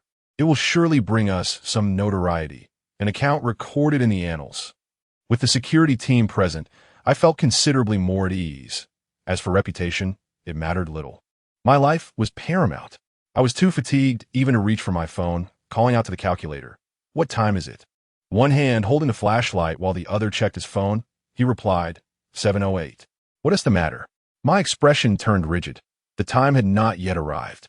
As the calculator focused on his phone, the flashlight pointed downwards, inadvertently revealing that he was wearing black athletic shoes and dark jeans. My thoughts halted abruptly. Memories collided. The individual who had searched my dormitory was also clad in black athletic shoes and dark jeans. The calculator turned to me with a cold smirk, a sinister glint igniting in his eyes. "A-si, you certainly know how to run." Chapter 38. The unbroken bond of shadowy matrimony. The empty corridor reverberated with the chilling laughter of the abacus. "A-si, how fleet-footed you are." My heart tightened as a blinding beam of white light flickered forth from my flashlight, aimed solely at my throat. My taut nerves, thankfully, did not waver for a moment. I twisted my neck to evade the blade strike. The dagger was remarkably sharp, and even a mere grazing left a crimson mark upon my neck. Reacting swiftly, I swung my stick towards the abacus, disregarding any semblance of camaraderie. Classmate? What nonsense! He intended to take my life, and he was still a classmate? No wonder the abacus had repeatedly dissuaded me on my way back to the dormitory. I had been foolish enough to place my trust in him, entrusting everything to his care while I battled within the building, awaiting the rescue from the security department. In truth, the abacus was nothing more than a rogue thief, and the security department remained blissfully unaware of his treachery. Instead, he exploited my trust, ensnaring me time and again. The earlier phone call had been a deliberate ploy on his part. The abacus's agility surpassed my expectations. He dodged and lunged, delivering another thrust aimed directly at my abdomen. In a moment of desperation, I grasped anything to block the assault, my palm torn and bleeding, confirming my grip on the blade's edge. The pain, albeit excruciating, served its purpose by halting the dagger's advance, making it difficult for the abacus to retract his weapon. My gaze darkened with fury as I raised the bone of the vengeful spirit and brought it crashing down upon the abacus's head. Though the bone appeared innocuous, its weight was substantial, akin to a metal rod.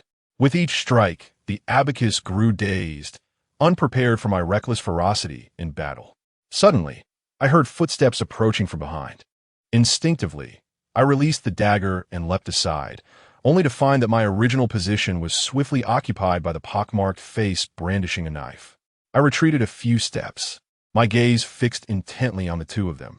The pockmarked face and the bespectacled one appeared quite furious, each bearing the marks of our earlier skirmish. I discerned a crucial fact.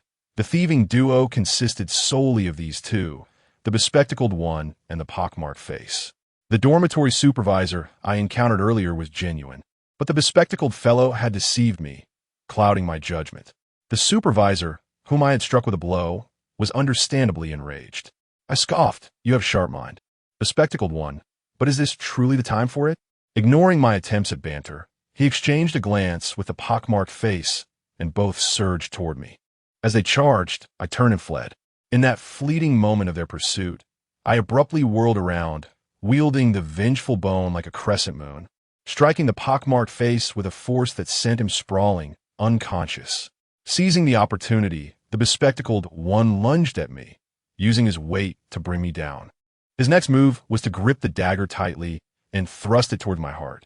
This fellow was remarkably adept in biology and wielded his weapon with ruthless precision. I could not guarantee that my next strike would incapacitate him, yet I was certain that his blade would pierce my heart. Once the heart's wall was breached, I would cease to breathe within a minute, with no time for an ambulance to arrive. In desperation, I relinquished the vengeful bone and grasped his hands to thwart the dagger's descent. The abacus roared, exerting every ounce of strength, even relying on its own weight to press down. I was already in a disadvantageous position, my hands increasingly unable to fend off the gleaming, merciless dagger that pierced through my skin, perilously close to my heart. Having faced death numerous times, or perhaps overwhelmed by the events of the past few days, I found myself surprisingly calm, even with the blade pressed against my heart. A disconcerting serenity enveloped me. Once again, the searing sensation surged in my right eye, awakening memories of that eerie green flame.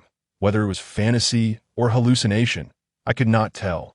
To my astonishment, I noticed the emerald fire had indeed reignited upon my index and middle fingers. It was as if the abacus was genuinely consumed by flames. The dagger fell helplessly as it writhed in agony, clutching its hand while rolling on the ground, screaming in pain. It hurts. I am burning. The torment it displayed seemed to transcend mere scorching. As the abacus continued to writhe, tendrils of dark mist appeared to drift away from its form.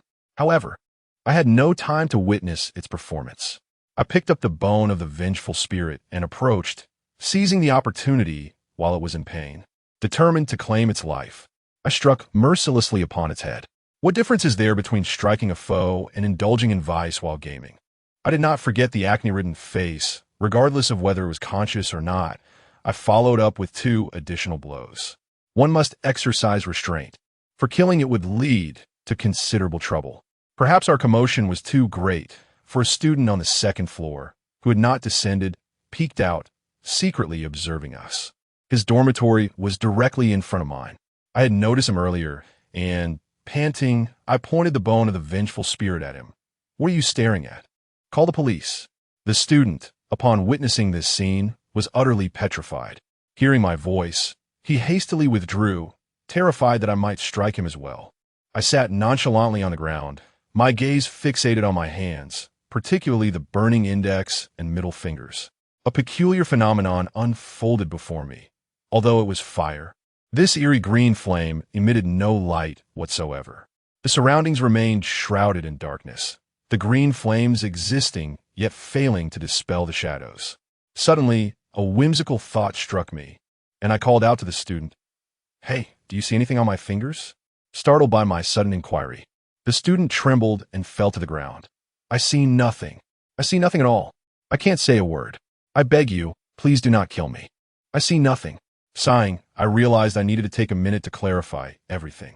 With the prospect of involving the authorities, the student gradually began to believe me. I reiterated my question. "I am serious. Do you see anything on my index and middle fingers? Perhaps fire or something similar?" The student stared blankly. "What? No, there's nothing. How could a hand possibly be on fire?" The eerie green flames reflected in my pupils, revealing yet another characteristic. They were visible solely to me and could not be treated as ordinary flames. Nevertheless, I pressed my burning index finger against the opposite arm of the abacus. 1 second, 2 seconds, 3 seconds. Suddenly, the abacus erupted into a frenzy clutching its arm and howling, "Ah, it hurts so much." "Ah." I nodded gently, swinging the prepared bone of the wronged spirit to strike him upon the head, silencing him after a few blows. The eerie green flames held no significance for me. Yet for others, they seemed to inflict a searing pain akin to burns or worse, without leaving any visible scars. Eventually, I pulled out my phone to check the time. 7:13 p.m. The ominous prophecy of the red calamity box had passed, marking a truly harrowing experience. Tap, tap. The dormitory supervisor who had previously pursued me came rushing down, immediately shouting at me. "You little thief! I've caught you at last. Your day is done." I could only exhale in exasperation.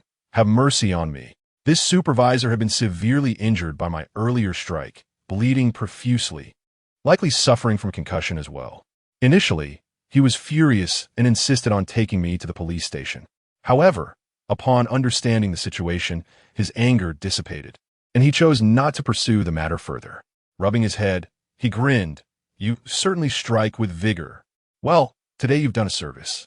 And since I've already reported the incident, I will head upstairs to investigate, given the gravity of the situation." I once again donned my sunglasses. As the flames in my hand had extinguished, I noted the time. The flames had appeared and vanished within approximately 10 minutes. Shortly after, law enforcement arrived, followed by a meticulous procedure. A record was essential, and after a brief inquiry into the events, both the student from the second floor and I were required to visit the police station. I turned to the student and said, "Please go to the fourth floor and call for the supervisor. He needs to provide a statement as well, the one from just now." The student appeared utterly bewildered. "The dormitory supervisor? When was there a dormitory supervisor? Wasn't it just the two of us?" As he spoke, he distanced himself from me. "Officer, I feel this guy might be a bit unhinged. Before you arrived, he suddenly started talking to the air, mentioning a dormitory supervisor. Where's the supervisor? It's just the two of us." Suddenly, an understanding dawned on me, and I paled slightly. "It's the dormitory supervisor from our building. Just now My words faltered, for the student had produced a recording. Perhaps at first, he thought I was a lunatic and secretly recorded the entire ordeal. In his footage, I was seen speaking to the wall, addressing the void. The law enforcement officials regarded me with skepticism, questioning my sanity. They likely believed I was deranged, and if that were the case, my testimony would hold no value. I gazed into the dark stairwell, the figure of the dormitory supervisor reappearing in my mind, my brow furrowing. I think I know where the supervisor is. I led the two officers to the fourth floor, searching room by room. Ultimately, we discovered the dormitory supervisor in a restroom, his body punctured by multiple wounds, blood pooling into the squat toilet, his pale face fixed in a haunting stare toward the outside. Suddenly, the officers became alert, hands resting on their weapons, forming a heavy circle around me, as if prepared to shoot me at any moment. "How did you know?" I forced a wry smile and shrugged. "Would you believe me if I said I saw a ghost?"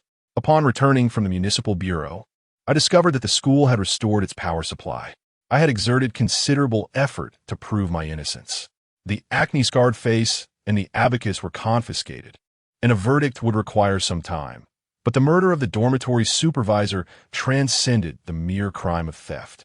During the interrogation, it was revealed that the acne-scarred individual was a cleaner at the school, and the idea originated from the abacus.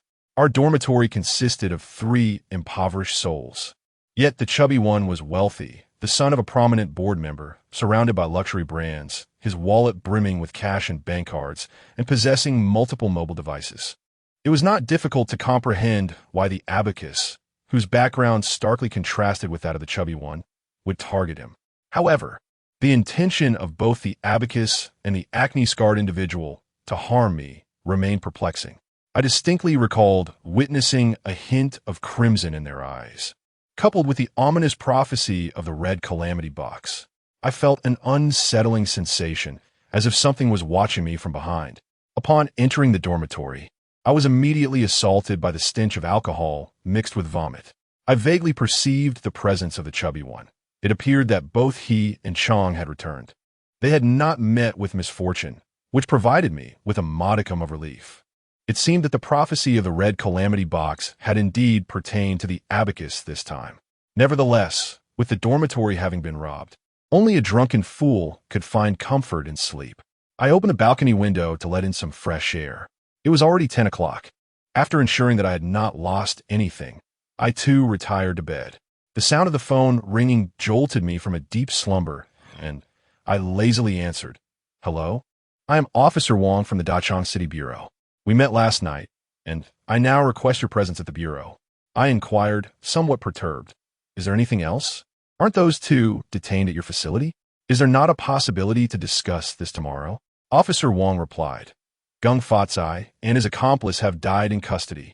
My eyes widened in disbelief, and I leapt to my feet. "What did you say?" "At midnight, Zhang A-si and his accomplice suddenly died under mysterious circumstances in the detention center, and we require your assistance in the investigation." I remained silent for a moment. "All right, I understand. Officer Wong, I will come and pick you up now." Half an hour later, I found myself in the surveillance room of the City Bureau. Officer Wong sat beside me as we reviewed the footage from the detention center at midnight. At 11:59, both Suan-pan and Acnes were seen asleep in their cells.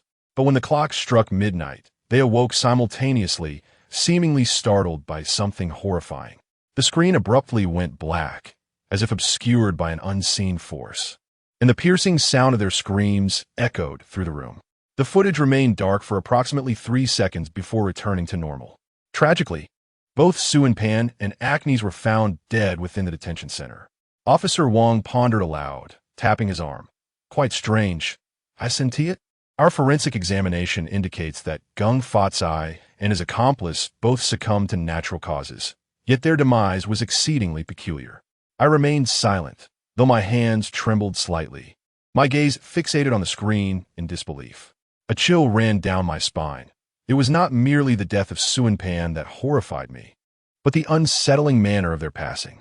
The eyes had fallen from their sockets, the orbits vacant, and the limbs grotesquely twisted. Such a horrific scene could hardly be unfamiliar. This was precisely how Master Lu Guo met his demise. I was momentarily stunned, but quickly regained my composure. At such a moment, betraying any hint of panic was utterly unacceptable. Officer Wong continued to express his disbelief. "Do you know what the coroner concluded?" He absurdly claimed that they had gouged out their own eyes and twisted their own limbs. "It's simply preposterous." I feigned horror. "Is that even possible within 3 seconds?" Officer Wong replied, "Who knows?" Even the coroner found it difficult to accept. Afterward, I took another statement, and, upon returning to the station, I went through all the necessary procedures, detailing every aspect of the case. By the time we finished, it was already past 1 in the morning, and Officer Wong kindly escorted me back to the university. Though I was utterly exhausted, sleep eluded me. I felt an overwhelming chill enveloping the surroundings. That manner of death was undoubtedly linked to the sinister practice of ghost marriages. Why had she set her sights on Suan-pan and the acne-ridden face? Was it vengeance for me? Such thoughts flitted through my mind, only to be swiftly discarded as utterly absurd. The campus was desolate in the dead of night. As I approached the dormitory, a gust of wind swept by, chilling me to the bone and causing me to take a step back. Suddenly, whoosh, bang, a dark figure darted past me with alarming speed, followed by a deafening crash. Countless viscous fluids, hard fragments, and indistinct bits of flesh splattered across my face, and a lifeless body collapsed at my feet. The corpse lay face up, and I recognized that face. It was Zhang from our dormitory. Chapter 39, The Incident of the Plunge. Zhang lay on the ground, blood oozing from his mouth, as if his head had met the earth without any protective reflex. It was far from a mere fall. The sight of Zhang's lifeless body conveyed such a gruesome reality. The metallic scent of blood surged around me, and as I absent-mindedly touched my face, I found it smeared with crimson. Zhang's skull was fractured, yet his eyes remained, staring at me with a haunting intensity. He was gone, just moments before. He had been peacefully asleep in the dormitory, and now he had leapt from the building above. My thoughts immediately turned to the ominous tales surrounding the old teaching building, said to be constructed atop a mass grave, a site where supernatural occurrences were rampant. Hadn't there been a tragic incident a decade ago when a multitude of students had collectively jumped to their demise? Xiangzi and Pongzi had only just returned from there.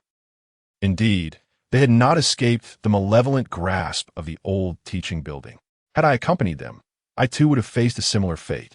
Returning to the dormitory meant certain death, while venturing to the old teaching building invited doom, an inescapable predicament. I cursed silently to myself, suddenly struck by a thought. I lifted my gaze towards the dormitory and rushed inside. Pongzi. Xiangzi had already jumped. Surely, Pongzi could not evade the same fate. They had ventured to the old teaching building together. He too must be tainted by its curse. I ascended the 5 flights of stairs in one breath. The noise of my hurried steps awakening several students who erupted in curses. Upon reaching the dormitory door, I kicked it open. The stench of alcohol had dissipated, and I immediately scanned the room. The bed that had once been plump with blankets was now disheveled, and Pongzi's slippers were nowhere to be found. Meanwhile, Xiangzi's bed remained fully laden with bedding. The rooftop, the 6th floor, there was no sign of the hefty individual on the dormitory balcony. So if he were to leap, it could only be from the 6th floor. Just as I was about to depart, an unsettling awareness washed over me, a sense of dissonance. My gaze returned to the bed, where someone was cocooned in blankets, breathing rhythmically with a rise and fall of slumber. My pupils dilated in shock. How could this be? Chang had just fallen to his death before my eyes. The figure on the bed was certainly not Chang. Who could it be? Hesitating, I stepped forward, instinctively reaching out to pull back the covers from Chang's bed. Someone's about to jump. A shout echoed from the staircase outside, jolting me into a moment of clarity. My hand was poised over Chang's blanket. I bit my tongue to regain focus and dashed out of the dormitory, racing towards the 6th floor. On the rooftop, 5 students were desperately trying to restrain the hefty individual, who seemed entranced, inching closer to the edge. His strength was terrifying.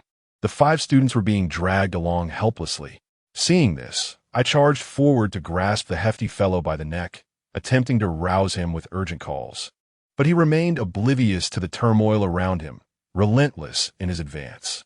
One foot had already ventured onto the precipice of the rooftop. A glance downward revealed Chang's lifeless form below, appearing as a mere crimson speck from this height. The sight alone triggered a paralyzing vertigo and a gut-wrenching sensation. One student clung to the hefty fellow's thigh, wailing, "What on earth did this fatso consume to grow so strong?" Another shouted in disbelief, "Isn't this the son of the school's board member? How is it that even the board member's son is now attempting to leap?" I tightened my grip around the rotund fellow's neck, and despite his face reddening, he did not falter in his steps. At that moment, I began to comprehend why. A decade ago, so many students had leaped from the old teaching building. Human intervention was utterly powerless to deter those intent on jumping. If this continued, we would soon find ourselves plummeting alongside him. The other 5 students were already stricken with fear. In my desperation, a thought struck me: the ethereal green flames. Perhaps this would prove effective against the hefty individual. After all, it had even incinerated paper effigies. Unbeknownst to me, I had grasped the method to summon the ethereal green flames. By merely recalling the sensations from the previous 2 instances, the flames would ignite upon my index and middle fingers. As the bizarre flames surged once more, I seized the rotund fellow by his neck with my blazing fingers. This time, he reacted, trembling as if confronted by some unseen force. Within 3 seconds, he became motionless, and then his massive form collapsed like a mountain. The 6 of us hurriedly stepped aside to allow him to fall naturally to the ground. It was only fair, considering the effort we had expended in subduing him. The other 5 students were equally exhausted, and I informed them that this was my roommate, uncertain of the circumstances. After all, one cannot simply claim he had encountered malevolent spirits. I implored the 5 classmates to assist in carrying the rotund fellow back to the dormitory, anxious that he might awaken suddenly and resume his suicidal intent. As we returned to the dormitory, my mind was still clouded with worry. What precisely was that entity lying in Xiangzi's bed? Xiangzi was deceased, but what lay concealed within his blankets? Upon arriving back at the dormitory, I found my brow furrowing once more. Xiangzi's bed had been upturned. There was nothing upon it. Had that entity vanished? We tossed the overweight individual onto the bed, and I resolved never to remain in this dormitory again. First, I secured the balcony thoroughly, then prepared to gather my belongings. As I turned back, I noticed the others still discussing the portly figure. I surveyed the room and inquired with curiosity, "What of those two individuals?" One classmate looked bewildered. "What two individuals? Is only the four of us, isn't it?" My expression shifted dramatically. "Four? What do you mean?" Another classmate echoed the confusion. "It's just the four of us. We were even dragged along by that hefty fellow and helped carry him back." Their recollections left me feeling increasingly grim.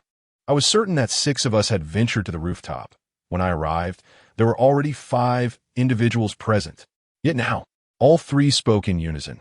Only 4 had gone to the rooftop. I recalled that prior to my ascent, there had only been 3 individuals. The boy who had earlier shouted about someone jumping from the rooftop was now absent, as was another individual. Perhaps they were never human at all.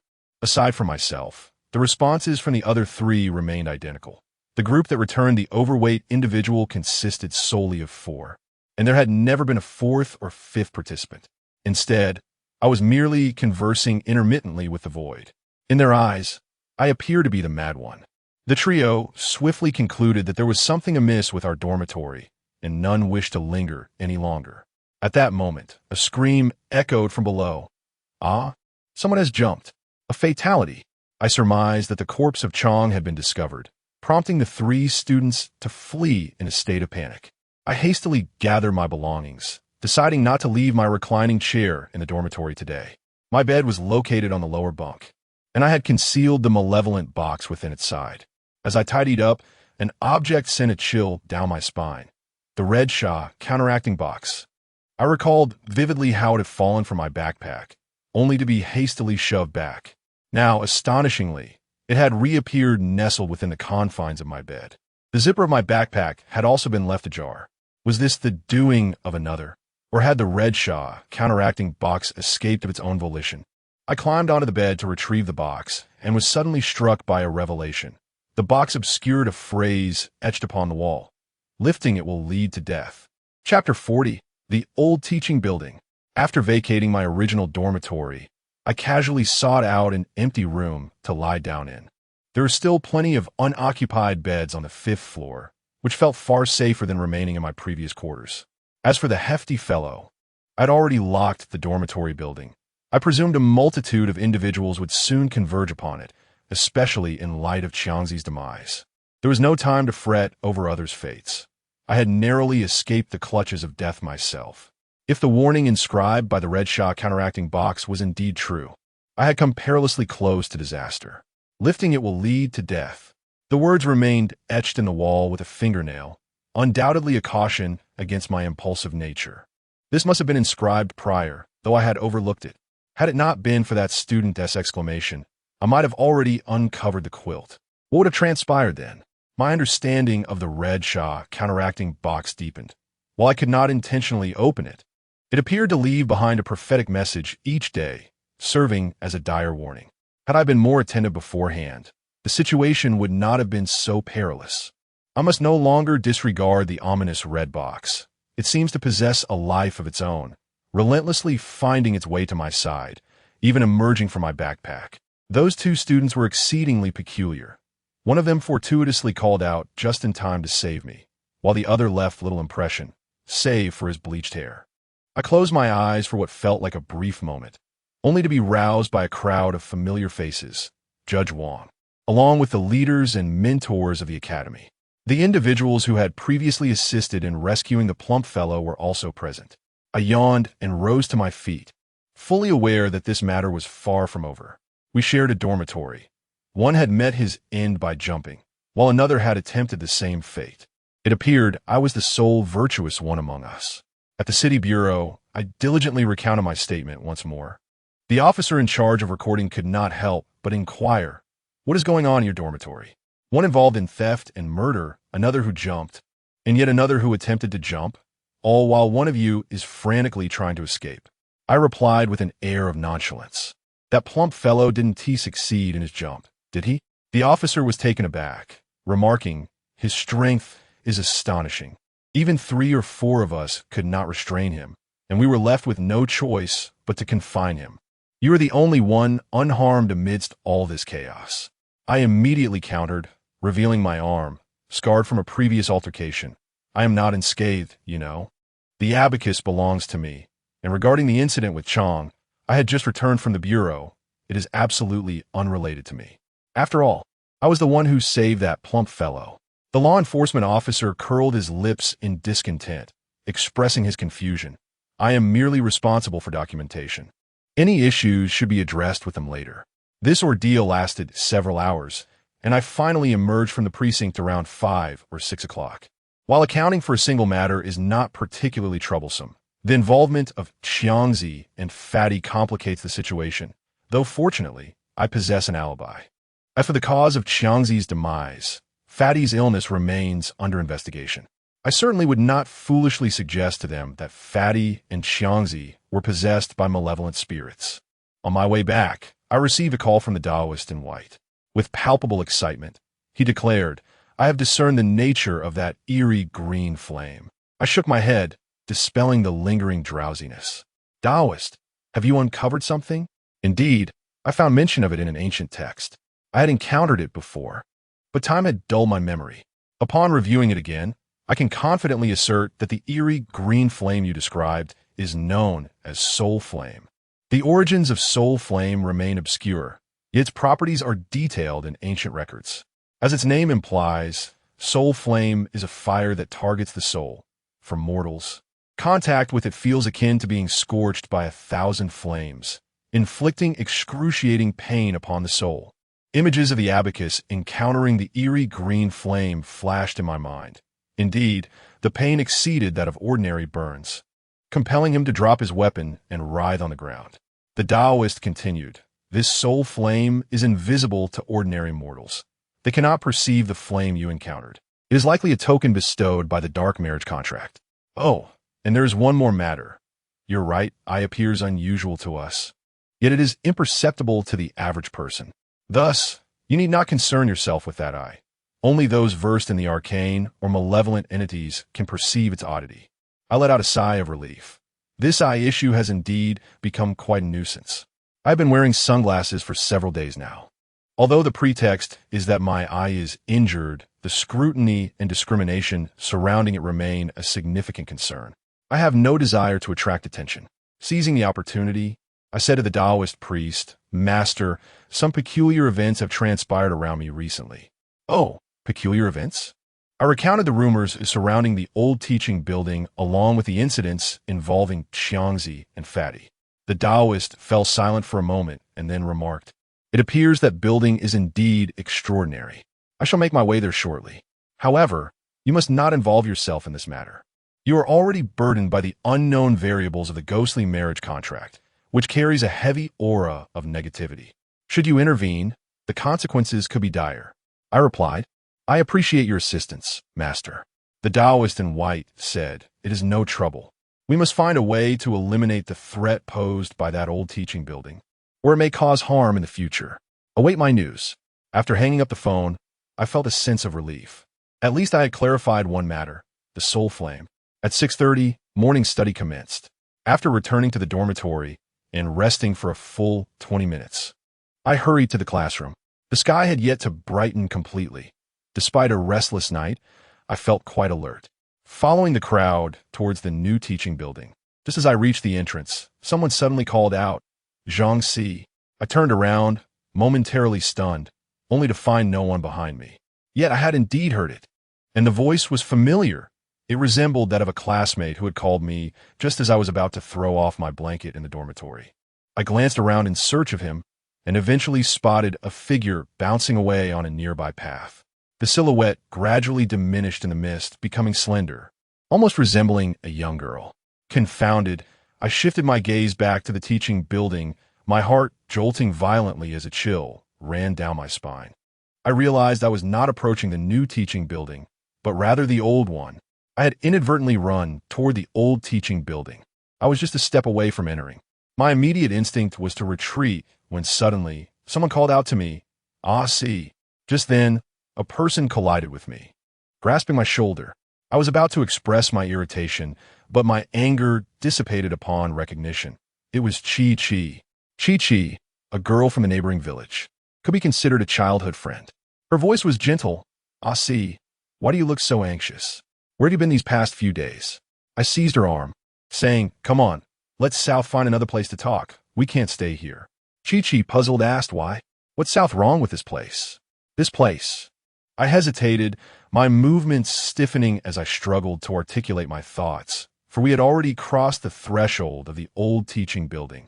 Due to Chi-Chi's sudden collision, we inadvertently moved forward, crossing the dividing line between the outside world and the old teaching building. Chapter 41. Still unable to escape. Among all the places in the school, the old teaching building was the one I feared most. Its ghostly tales alone were enough to deter me. Yet, I never imagined I would still find myself ensnared by the old teaching building. I surveyed the surroundings, becoming increasingly convinced that this was indeed the old teaching building. How had I stumbled into this place so carelessly? And to encounter Chi-Chi, this foolish fellow, no less. Noticing my unusual demeanor, Chi-Chi incessantly inquired, A-si, what is wrong? Why you look so pale? I could only manage a bemused smile, truly questioning whether Chi-Chi had come here with malicious intent. Why don't you take a look around and see where we are? Chi-Chi squinted, his eyes widening in sudden realization as he exclaimed, the old teaching building? How'd I end up here? I distinctly remember heading to the new teaching building. It was not just Chi-Chi. The more than 10 students who had entered with us simultaneously recognized the issue. They had nearly ascended the stairs before realizing they had entered the old teaching building. The rumors of hauntings surrounding this place were quite notorious, causing several girls to turn pale. The old teaching building. That haunted old teaching building. I recall a senior advising us to keep our distance from it. Many students have died here, having jumped from the rooftop. I followed you here. What were you thinking bringing me to this place? I have no idea. I was heading to the new teaching building. Of course, there were also the audacious souls who seemed unfazed. Oh, it's merely a rumor. Look how easily you're frightened. We're in a modern age, after all. It's just a wrong turn. Don't say anything about entering. I could very well relieve myself inside. And tomorrow I'd still be walking back to class at the new teaching building. It's perfectly normal to be a bit groggy in the morning. I remained silent, pondering the notion of normalcy. In a situation where so many individuals are together and still not fully awake, it is quite normal to make mistakes in navigation. This thought compelled me to cast a sharp glance at Chi-Chi. At times, I truly contemplated alerting the authorities. We had already been halted by someone, yet this foolish girl insisted on proceeding inside. I had just promised the Taoist priest in white that I would refrain from involving myself in the old teaching building incident, and he had cautioned me against entering. Yet, scarcely had I given my word when I turned around and found myself breaching the threshold. Chi-Chi's face was ashen, her anxiety palpable as she clutched my arm, as if seeking solace in my presence. What shall we do, A-si? We've entered the haunted building. To comfort her, I could only force a smile and fabricate a response. Are you afraid now? Fear not. For Haventy, they all proclaim that there are no ghosts in this world. It is merely our own imaginations that frighten us. Besides, with so many of us, it is improbable that anything would go awry. Upon hearing this, Chi-Chi appeared somewhat reassured, yet insisted that we hasten our departure. As we prepared to leave, I turned to count the number of heads present. 1, 2. In total, there were 11 students behind me, and with Chi-Chi and myself, that made 13. Curiously, Chi-Chi inquired, what are you counting? I replied with impatience. The heads. 13 individuals. She responded, furrowing her brows in protest. You've miscalculated. Including us, there are only 12 of us. Where do you see 13? 12. I immediately turned to recount, moving from left to right. 1, 2, 3. And still there were 13. Suddenly, amidst the throng, one individual captured my attention, a figure with deep yellow hair and slightly dark skin. He was the very person who had once joined me in obstructing the rotund man, and in my perception, one of the two among 5 who seemed to exist solely in my mind. Our eyes met, and he offered me a peculiar smile, his lips parting in a disconcerting manner. A knot formed between my brows as I rushed towards him, intent on seizing him. With a titter, he turned and fled up the stairs. I halted, gazing at the neglected stairway of the old teaching building, shrouded in shadows and dust. Pursuit was no longer an option. Others cast fleeting glances before hastily exiting the building, murmuring in disbelief. Is he mad? Is this truly what drives one to insanity? My abrupt demeanor not only startled Chi-Chi, but also sent the nearby girls into a frenzy. They shrieked and bolted outside, while Chi-Chi took refuge beyond the threshold. Unable to delve further, I was compelled to withdraw, yet the reality of having entered the old teaching building remained unchanged. Trembling, Chi-Chi inquired, "Are you all right, A-si?" I shook my head. "Who allowed you in here? Get out. Scram. Stay far away. None shall survive." A hoarse, jarring voice erupted like a barrage of cannon fire. A middle-aged man, his head nearly bald and clad in tattered security attire, emerged from the side of the old building. He drove the students away with fervor, then turned his ire towards Chi-Chi and me, his demeanor akin to that of a madman as he screamed, "Get out. Who permitted your entry? You are all doomed. Death awaits you." "Uncle, we inadvertently stumbled in here. Please do not be overly agitated." I politely attempted to mediate the situation, primarily aiming to extract information from this individual. Undoubtedly, he possesses some knowledge. This is not my first encounter with him. I recall when I first arrived at this school and was unable to locate my classroom. I inquired with him and was quite taken aback by his erratic demeanor. By chance, I met Chi-Chi, who guided me to my class. Upon seeing me, the gatekeeper reacted as if he had seen a ghost, stumbling backward in shock. You are still alive? You didn't die. Why are you still alive?" He muttered incoherently. I cautiously reached out to him, but he swiftly turned and fled, displaying surprising agility for a man of his age. Darting into a nearby thicket, I hurried after him, calling out to Chi-Chi, "You go back first. I have something to attend to." I pursued the gatekeeper, who took an unconventional route, weaving and dodging, and after a considerable chase, we found ourselves back at the old teaching building. Instead of entering, he ran to the rear of the structure. I followed him, and behind the old building lay a heap of debris, among which stood an abandoned security booth. The gatekeeper had taken refuge inside.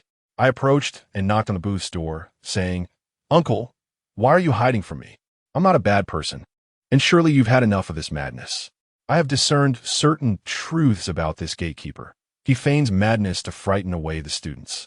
Although his escape appears chaotic, he is quite astute, acutely aware of the paths and the treacherous areas. The items in the security booth are arranged meticulously.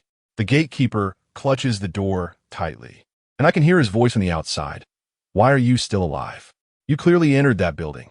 How is it that you are unharmed?" I comprehend his implication. He questions why I did not perish after entering the old teaching building. I shrug and respond, "Sir, I just stepped into the old teaching building this morning. Even if I encountered something sinister, I wouldn't perish so swiftly." The gatekeeper looks at me skeptically, suddenly producing his phone and searching through it. I suspect he might be calling the authorities. Soon, he appears to have found something, his eyes bloodshot and filled with agitation. "Nonsense. You entered that building 2 years ago. Look for yourself," he yells, pressing his phone against the glass of the security booth. I gaze at him in disbelief, then at the phone behind the glass, which displays a segment of surveillance footage. The camera captures the old teaching building, showing me wandering nearby with my luggage, as if in search of something, inadvertently stepping into the old teaching building. My foot crossed the threshold, and shortly thereafter, the gatekeeper appeared, raving and expelling me. 2 years ago, I indeed roamed the school in search of my class, unaware of the rumors surrounding the old teaching building, and I had no recollection of having entered. The surveillance merely reveals that I crossed that line and was subsequently scolded by the gatekeeper. I rested my head in my hands, feeling a tumult of confusion, and glanced at the gatekeeper. "Do you remember me?" The gatekeeper revealed a look of horror, accompanied by a ghastly smile. "I remember everyone who has died in the old teaching building. Why are you still alive?" I let out a bitter laugh. I have no idea. Indeed, it was a mystery, considering I couldn't even recall my own presence there 2 years prior, unaware that I had narrowly escaped death, most likely due to the ghostly marriage contract. My grandfather had once said, "Before the marriage, she protects you. After, spirits take lives." At that time, I had not yet turned 17, and with the contract in place, my life was not at risk, regardless of any malevolent forces. But now, having surpassed 18 and completed the grim covenant, I worried whether the one bound to me by the contract might also seek my life. After a moment of melancholy, I pressed on. However, I do wish to inquire what you know about the old teaching building. I implore you to speak honestly, for you have seen how many of us students have entered that structure. The gatekeeper scoffed, "You are all doomed." I replied, "I wish to survive." The gatekeeper reclined on a dilapidated chair, speaking with an air of nonchalance. "Survival is not an option. All who enter that building are destined to die. Once you step inside, you will certainly leap from the heights. Such truths are of no use to a dead man, and you cannot alter fate." I cast a glance at the sun. Today appears to be a splendidly sunny day. With that, I turned sharply and forcefully shattered the glass of the security kiosk with my elbow, extending my hand to rest upon the guard's shoulder. 2 years ago, I entered the old teaching building and emerged unscathed. Today, I am determined to survive once more. The guard's gaze faltered as he revealed, "What I can tell you is that everything is the work of a ghost. If you wish to know more, you must survive to show me." A ghost? Instantly, I associated this with the peculiar fellow sporting yellow hair, who had appeared twice, visible only to me. Perhaps this was one of the abilities bestowed upon me by the haunting marriage contract, granting sight to things beyond the perception of ordinary individuals. The guard reclined back into his chair, adopting an attitude of utter resignation, seemingly unwilling to utter another word. I chose not to press him further. On my way back to the classroom, I dialed the white-clad Taoist priest. "Master, I fear that matters have become rather troublesome." The priest responded with surprise. "What has transpired?" I fell silent, prompting him to deduce, "Surely, you have not involved yourself in the ghostly affairs of the old teaching building, have you? Did I not instruct you to refrain from meddling in those matters before my arrival?" He sighed, stating, "It is not too late to withdraw now.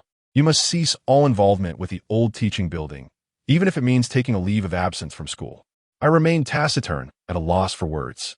After a prolonged silence, the white-clad priest exclaimed in astonishment, "You cannot possibly have gone inside."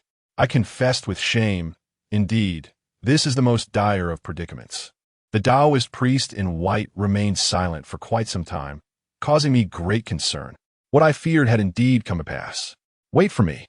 I shall rush over immediately," I assured him. After some contemplation, I concluded that during the day, you would be safe, protected by your sacred relic. However, trouble would undoubtedly arise at night. It would take me at least a day to arrive, which meant you would have to fend for yourself until then. I had anticipated this scenario and speculated that with my ghostly bones and soul fire, I could perhaps endure the night. The Taoist priest swiftly ended the call, likely already on his way. I returned to class and resumed my studies. Everything appeared normal during the day, but the true challenge lay ahead as night approached. As evening drew near, I called out to Chi. She had ventured into the old teaching building, and ignoring her fate would certainly lead to her demise. I pulled her out, making our way to a street lined with inns outside the school. We randomly selected a hotel, where the proprietor provided us with a room. Chi was taken aback, her face flushing a deep crimson as she discreetly pinched me. "What are you doing? Why have you brought me here?" she inquired. I whispered, "To save her life." "To create life?" She responded incredulously. My face twitched in exasperation. I had no desire to elaborate further. I took the room key and ascended the stairs, while Chi, still feeling the heat in her cheeks, followed me. The innkeeper watched our retreating figures and couldn't help but exclaim, "Youth truly has its advantages. In my day, I never had such audacity." Nowadays, young people know how to have fun, a room for one man and two women. Chapter 42. The resurgence of the red evil suppression box in the hotel outside the school. Chi sat uneasily on the neatly made bed, nervously fidgeting with the corners of her clothing, stealing glances at me from time to time. However, I was not in the mood to indulge her. It was already 8 in the evening, and if all went as expected, this night would undoubtedly bring unforeseen events.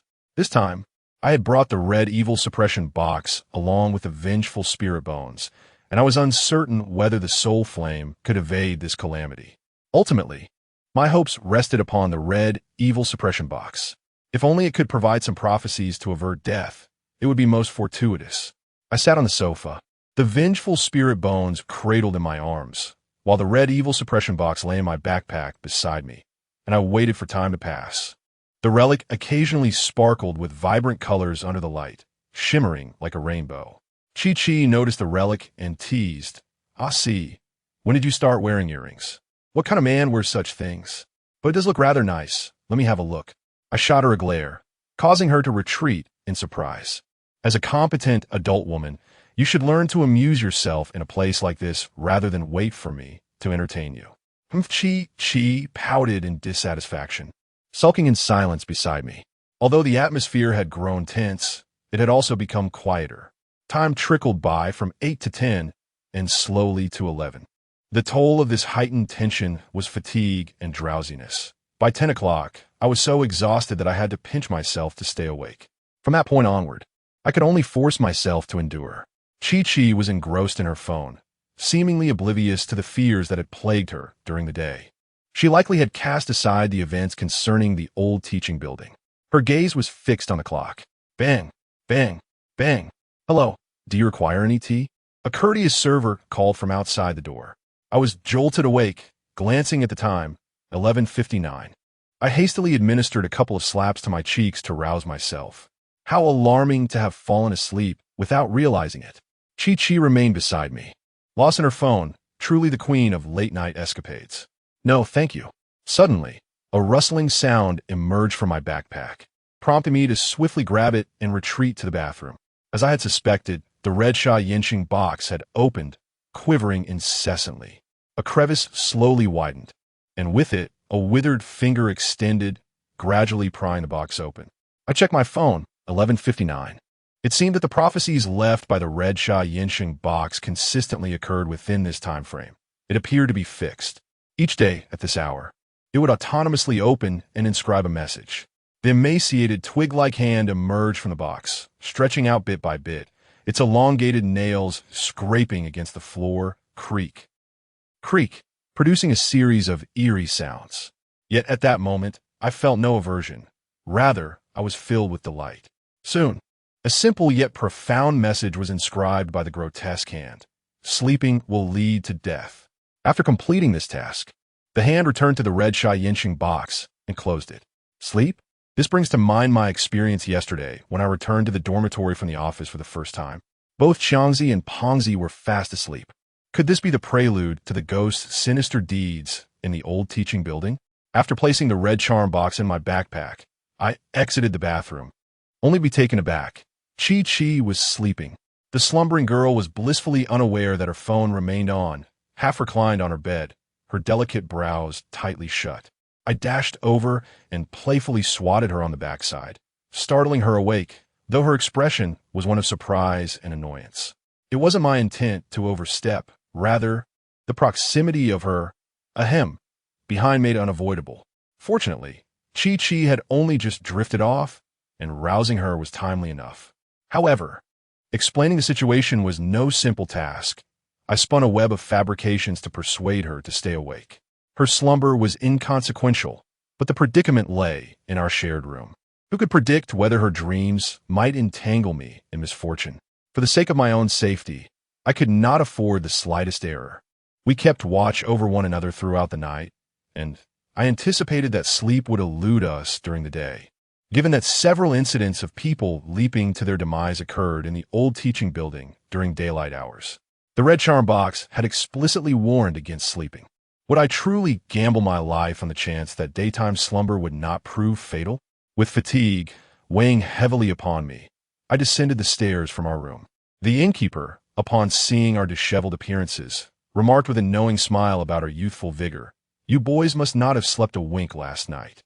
I shot him a weary glance, replying, "Your service is commendable. It seems there are even tea offerings at such late hours." The innkeeper assumed I was jesting, chuckling, "In my humble establishment, it's just me here.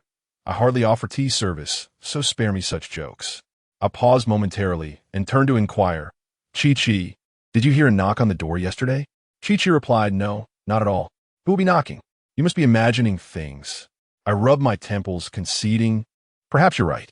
It seemed I had once again been saved by an unseen hand. Had it not been for that knock, I would likely have succumbed to slumber, leaving even the crimson talisman ineffective in my defense. Who could have been? Upon our return to school, we discovered that classes had been suspended. The familiar figure of Officer Wong was also present at the school. I approached him to inquire, "Brother Wong, what has happened now?" Officer Wong scrutinized me for a moment before asking, "What on earth were you up to last night? You look dreadful. Haven't you heard the news? Yesterday, 6 students, along with a retired security guard, jumped to their deaths." A chill surged through me, creeping from my extremities, while the hair on the back of my neck stood on end. Had Chi and I fallen asleep, we might have met the same fate. Wait a moment. The retired security guard? Cold sweat broke out on my forehead as I rushed into the school, making a beeline for the old teaching building. Though it had been cordoned off, the security booth lay behind it. I sprinted to the booth, but the sight that greeted me sent a shiver down my spine. It was utterly deserted. The window I had shattered the previous day still lay in disarray. I had hoped to glean valuable information from him, yet after a single night, he was gone. Frustrated, I kicked the booth, causing the rickety structure to wobble perilously. Why did that scoundrel have to keep things from me? Had he simply told me yesterday, it might have spared us all this anguish. Now it has come to this, where I have nearly lost my own life waiting. I have secluded myself within the security booth, striving to organize my thoughts. Yesterday, 12 individuals entered the old teaching building. Excluding myself and Chi, that leaves 10 others. In a single night, 6 have perished, leaving only 6 of us remaining. It is likely they too have evaded danger through sleeplessness, but will this tactic prove effective once more tonight? Even if it does, we are not superhuman. We cannot sustain ourselves without rest indefinitely. The underlying issues still require resolution. The Taoist in white should be able to arrive today, and his presence will offer some solace. However, this does not guarantee our safety. I recall the Taoist's grave and anxious demeanor upon learning of these events. After resting for a moment, I rose from a security booth and suddenly noticed a newspaper beneath the reclining chair, weighed down by a tattered security cap. Chapter 43. Leaning, I picked up the newspaper and, upon a fleeting glance, found myself unable to set it down. The publication was dated 10 years ago, featuring a story about our school's old teaching building. That year, the building had just been constructed and the school was actively recruiting students. However, an incident disrupted the school's enrollment plans and reputation. As it was the inaugural class, education had yet to become widespread, and many students were inadequately prepared, having barely completed elementary school. The quality of that cohort was generally low, with fights and truancy being commonplace. It also encompasses bullying. A student frequently endured harassment, physical assaults, verbal insults, and even defilement within the old teaching building. The naivete of youth often blinds them to the malevolence of their actions. They resemble deranged beings unshackled from the bounds of societal norms. Everything spiraled into chaos following that student's leap from the rooftop. In the wake of their tragic fall, a multitude of students followed suit the very next day. Subsequently, the old teaching building was permanently shuttered, and those guilty of bullying faced the due repercussions of the law. This news predominantly recounts the tale of the old teaching building. Having been exposed to countless ghost stories, one becomes desensitized to such occurrences. Indeed, amidst the plethora of ghostly narratives, this one lacks uniqueness. Yet, the tale itself pales in comparison to the outcome. The relentless curse of the old teaching building, where death lurks. Suddenly, I was roused by an incoming call. The Taoist in white. I exclaimed, "Hello, Taoist. Have you arrived?" The Taoist maintained his composed demeanor. "The train has been delayed. It will likely arrive by tomorrow morning. Thus, you must endure one more night." Though I felt a tinge of regret, I accepted the situation, replying, "Understood, I will be cautious." After bidding farewell to the Taoist, I departed from the security booth. As I glanced back at the old teaching building, I noticed a crowd gather below, but the bloodstains on the ground had spread extensively, even splattering onto the walls. One could only imagine the horrific fate of those 7 individuals who had plunged from its heights. As I approached the school gates, a few individuals obstructed my path before I could exit. They appear familiar, the same group of students who ventured into the old teaching building yesterday. Their state of mind is as dismal as ours, grappling with the uncertainty of imminent peril, especially after so many have already perished. A girl, slightly shorter than I, stylishly dressed, stands before me. "May we have a word?" I respond with indifference about what? Love? My tone is not one of rudeness, but rather a reflection of her failure to engage with me on equal terms from the outset. Her every gesture radiates an air of superiority. A boy in a black shirt immediately steps forward, exclaiming, "What the hell are you saying? Are you looking for trouble?" I raise my gaze, fixing him with a cold stare, my dark pupils revealing no hint of emotion. "Is it you who seeks trouble?" He recoils 2 steps, beads of cold sweat forming on his forehead. The pair behind him mock, "Zhao Kong, aren't you a blue belt in karate? Is that a lie?" Provoked by their taunt, Zhao Kong glances at the fashionable girl, who remains silent, neither expressing anger nor intervening. In his eyes, her lack of response translates to disappointment. Clenching his fists, he seizes the moment to showcase his prowess after pursuing her for so long. How could a martial arts expert fear a mere impoverished student? He strides forward, suddenly launching a kick towards me. "Zhao Kong." At that moment, the girl finally attempts to intervene, but Zhao Kong's foot cannot be retracted. He drives his foot straight towards my abdomen. If that hefty blow lands, I would certainly be in pain for several days. I have always maintained a sense of vigilance. Although I could evade that kick, dodging it seemed rather pointless.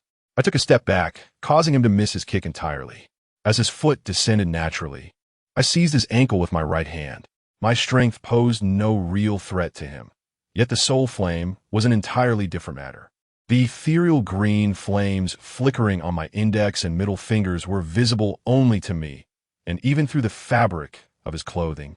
The searing heat of the soul flame struck at the very core of his being. To the onlookers, it appeared as though I had merely evaded Zhao Kang's kick and seized his leg.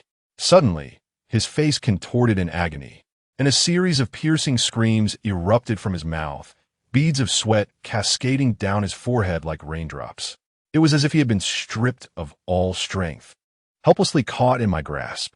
The couple, a man and a woman, stood in stunned silence. They had initially looked down upon me, hoping to provoke Zhao Kong into making me suffer a bit. Yet, it was Zhao Kong who was now the one screaming. The stylish girl's eyes sparkled with disbelief. Zhao Kong was known for his numerous fights at school and held a blue belt in karate, having even competed in county matches. To lose in a single blow was indeed a rarity. Zhao Kong pleaded for mercy, having long forgotten the concept of dignity in his anguish. After a brief pause, I released my grip, and he rolled to the side, clutching his leg in pain. The fashionable girl approached, casting a brief glance at him before returning to me. She bore no anger. "We sincerely wish to discuss the matters concerning the old teaching building. We accidentally wandered into it yesterday, and remarkably, we all survived the night. Do you not sense that we find ourselves in a shared predicament?" I glanced past her at the 2 men and 1 woman behind her, noting that 1 man and 1 woman were holding hands as a couple. "That's you," the fashionable girl said to the 2 boys and 1 girl behind her. "You go ahead, I'll catch up shortly." Once they departed, she raised an eyebrow and chuckled softly. "It seems my classmates have begun to grasp the situation. Or perhaps you are confident in your survival. Indeed, seeking you out was not a mistake." I felt a spark of interest. This girl was rather intriguing. Whether I possess such confidence is of little concern to you. Moreover, I believe you lack the merit for a discussion with me. She retrieved a card from her pocket and extended it towards me. "Allow me to introduce myself. Linning." Initially, I assumed it was merely a business card I could discard, but upon closer inspection, its weight and texture suggested otherwise. To my surprise, it was a bank card. 100,000, with a password of 6/8, she stated. I halted my movements, staring at her in disbelief. Where did this wealthy little fool come from? "Is this for me?" Linning gracefully tucked a strand of hair behind her ear and replied with a gentle smile, "It's for my friend." I clicked my tongue and tossed the card back. I certainly don't have friends with such wealth. She caught it deftly, twirling in her hand before suddenly leaning closer to me. A fragrance, a blend of floral notes and shampoo, enveloped me, and by the time I regained my composure, she had returned to her previous position, slipping another card into my pocket. 500,000, with the same password, she said. I exclaimed, "Are you out of your mind? I merely wish to survive. My life is quite precious. How dare you gamble on my ability to assist you? By instinct. Your instincts might very well lead you to your demise." Linning bit her lip, her elegant brows furrowing in frustration. Why are you so indecisive? Money cannot buy my willingness. I offer you money, and yet you seem so reluctant. It's truly peculiar. I couldn't help but chuckle. That's more like it. If you wish to collaborate with me, abandon that condescending demeanor. If you had lowered your stance earlier, we wouldn't have encountered so many issues. Lin Ying's veins throbbed in anger. Return my money. What money? I replied. Isn't that what you gave my friend? Lin Ying retorted. Your friend's fee is quite steep at 500,000. I assure you, the price is justified. By the way, do you have a boyfriend? I could also charge a boyfriend fee. Lin Ying was momentarily speechless, feeling the weight of a thin yet invaluable card in her pocket. I couldn't help but mock myself. If Master Liao were to witness me now, he would undoubtedly be gravely disappointed. But what could I do, given the current circumstances? I might meet my end at any moment. At the very least, I wish to leave something for my family before I pass. My mother and sister are my only concerns. This money holds little significance for someone whose life hangs by a thread, but for them, it could ensure a life free from worry. Chapter 44. A gathering at Lin Ying's home. What does it feel like to install an elevator and post safety corridor signs in a home? Today, I experienced it firsthand. The villa spans over 1,000 square meters, equipped with 2 elevators and more than a dozen servants. The first floor serves as a parking area. The second floor hosts the living room. The third floor is a leisure zone, and the fourth floor is designated for living quarters. The ceiling of the second floor soars upward, seamlessly connecting with the third floor, where an exquisitely ornate spiral staircase winds its way up. The third floor is adorned with glittering starry lights, merely serving as an embellishment to enhance the opulence of the mansion. The plushness of the sofa beneath me is an unparalleled experience. I recline comfortably, feeling no restraint whatsoever. Opposite me sits Zhao Kong, alongside a couple, while Chi-Chi and Lin Ying are positioned to the side. Among the 12 who initially ventured into the old teaching building, only the 6 of us remain. Under Lin Ying's suggestion, we have gathered at her home to navigate this predicament together. She had merely mentioned that her living room was spacious, and indeed, it is quite expansive, comparable to the school basketball court. In her view, our shared plight unites us, making collaboration more advantageous than solitude. I have no objections. Having more allies is certainly beneficial, especially with the presence of a wealthy, somewhat naive young lady. Lin Ying initiates the conversation. Although we were strangers before, we now face a common threat of death. In such circumstances, I believe we should unite against our adversaries. It is far better to confront this together than to stand alone. Zhao Kong immediately concurs.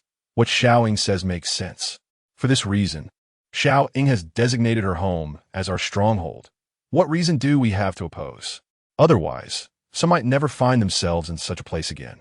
As Zhao Kong speaks, he occasionally glances at me, whether consciously or unconsciously, and I need not look to know he is mocking me. I dismiss him. What is there to argue with someone who is as good as dead?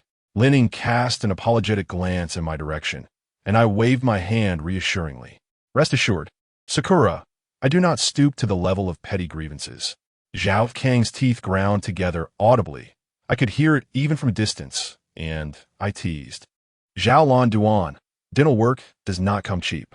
However, given your wealth, affording a few crowns should be a trivial matter, unlike my own plight of having to subsist on soft food due to missing teeth. As I spoke, I cast a playful glance at Lin Ying. She was more accurate than a weather forecast, her face etched with exasperation, perhaps regretting her decision to seek me out, as she had never encountered someone so impervious to loss. Zhao Kong could no longer contain himself and lunged forward to grab my collar. If it weren't for Xiao Ying, Lin Ying furrowed her brow slightly. Zhao Kong, I have stated that we are merely classmates, and I do not appreciate being called Xiao Ying. Zhao Kong hastily released me, responding with a hint of panic. I meant no offense. If you dislike that name, I shall find another way to address you. She sighed in resignation and continued. Let us return to our seats. We should not be at odds with one another. After Zhao Kong retreated, I straightened my collar, my dark eyes lost in thought. Lin Ying spoke up. A few of those who entered the old teaching building with us last night have already perished. Their deaths share several commonalities. First, they all occurred after midnight. Second, each met their end by jumping from a height. According to my information, jumping appears to be merely a method. Death is the inevitable conclusion. Over the years, there have been no survivors in any cases related to the old teaching building. However, there exists a particular exception. This statement remained unvoiced, only whispered within her heart, as she subtly cast a meaningful glance in my direction. Meanwhile, the couple across the room rose to introduce themselves. Let us first present ourselves, for we are indeed comrades in adversity. My name is Chun Ji-hao, a scholar of psychology, and this is my girlfriend, Yang Kan, a student at your esteemed institution. I came to find my girlfriend, yet unexpectedly found myself entangled in this affair. Prior to this moment, Lining had already facilitated an introduction between Chi and me, thus further introductions were unnecessary. Zhao Kong was somewhat acquainted with them, having crossed paths on several occasions. Psychology graduate Chen Jihao commenced his analysis. Firstly, I do not subscribe to the notion of ghosts or supernatural phenomena. Such beliefs are unscientific. How could such entities possibly exist in our world? My assessment is that the tales surrounding this old teaching building are mere fabrications, psychological suggestions born from rumors, which incite a sense of impending doom in anyone who enters. As night falls, the heightened tension of the mind may lead to illusions, and coupled with certain psychological cues, it is not inconceivable for someone to contemplate self-harm. Regarding the belief that one would inevitably perish from a fall, such assertions are merely rumors. Is it not a common outcome for individuals to succumb to injuries from such heights? It is simply a matter of probability. I even harbor suspicions that someone may be exploiting this rumor to commit murder. Perhaps these ghostly tales surrounding the old teaching building have been meticulously crafted by such a person, indicative of an antisocial extreme personality and a propensity for deviant psychology. My words are grounded in numerous case studies. I have delved into the realm of criminal psychology and discovered various scholarly articles analyzing psychological aspects of multiple cases. The country in question has also conducted research in this area. A plethora of documents lay scattered across the table. Chi gaped in astonishment, while Yonkin wore a smug smile, pleased with his boyfriend's performance. Lining picked up some materials, observing silently, while Zhao Kong, filled with enthusiasm, exclaimed, "Haha, having a high achiever among us makes all the difference. Who believes in ghosts in this world? Perhaps we might even crack a significant case." Chun Jihao appeared convinced of the validity of his analysis, and, noticing our silence, continued to expound upon psychological perspectives, scrutinizing case files, and analyzing the mindset of criminals. As he concluded, the morning had elapsed.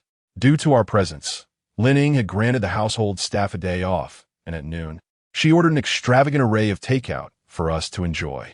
I gazed at the array of numbers on the takeout receipt, astonished. Lining, with an apologetic tone, said, "I'm sorry, the maid is on leave, so we'll have to make do with this." After the meal, Chun Jihao and the others resumed their psychological analysis. Bored, I borrowed a book from Lining and began to read. Suddenly, a gentle breeze wafted through, carrying a lingering fragrance. Lining seated herself beside me and inquired, "Do you have any thoughts?" I continued perusing the text, replying, "None. I'm just an ordinary student, while you are a scholar and a formidable blue belt. How could I compare?" Lining then asked, "Do you believe in ghosts?" I answered, "I do. Am I not just a poor ghost?"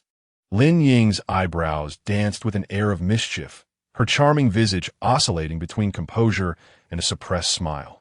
With a definitive snap, I closed the book and, in a rare moment of seriousness, advised her earnestly, "Really, allow me to offer you a piece of advice. Do not succumb to slumber." Lining, perceptive as she was, quickly grasped my implication. "You mean that staying awake could help us evade it?" Your reasoning certainly held merit. After all, I'd spent the entire night binge-watching dramas. And Shin Jihao and the others had also been awake throughout the night. I offered no response, merely conveying a knowing glance.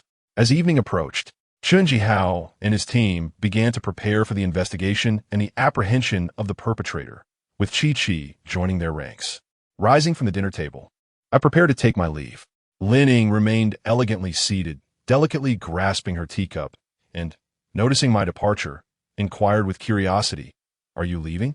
I gestured to myself, replying, "I tend to have more faith in my own abilities.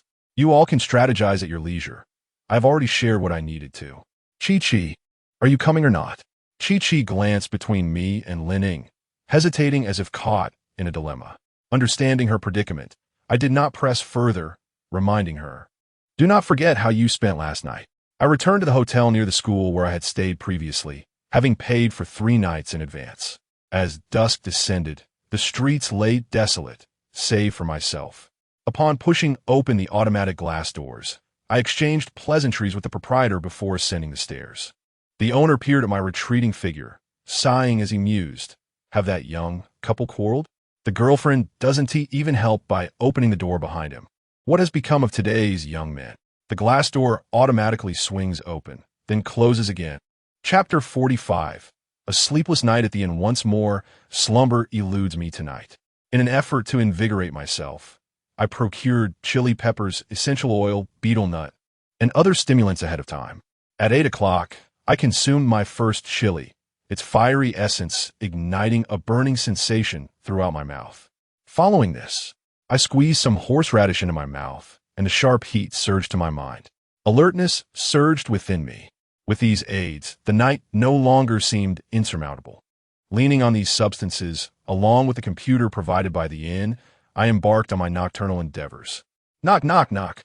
A-si, is that Chi-Chi's voice I hear? I removed my headphones, and indeed, Chi-Chi's voice resonated in my ears. Zhang A-si. A-si. Knock, knock, knock. Outside. She continued to pound on the door and call out. I contemplated opening the door, yet rationality held me back. After a moment of inner conflict, I called out, "Chi-Chi, just wait a moment, okay? Let us say until midnight." Chi-Chi, bewildered, exclaimed from outside, "Midnight? You want me to wait until midnight?" I was preoccupied with my game, replying, "Why don't you go find the boss and get a room?" Chi-Chi responded, I'm scared. I couldn't stay at Lin Ying's place. It feels safer here with you. Just open the door. I'm not a bad person." I replied, "I fear you might be a good person." Chi-Chi, undeterred, continued to call out, and soon her voice was tinged with sobs.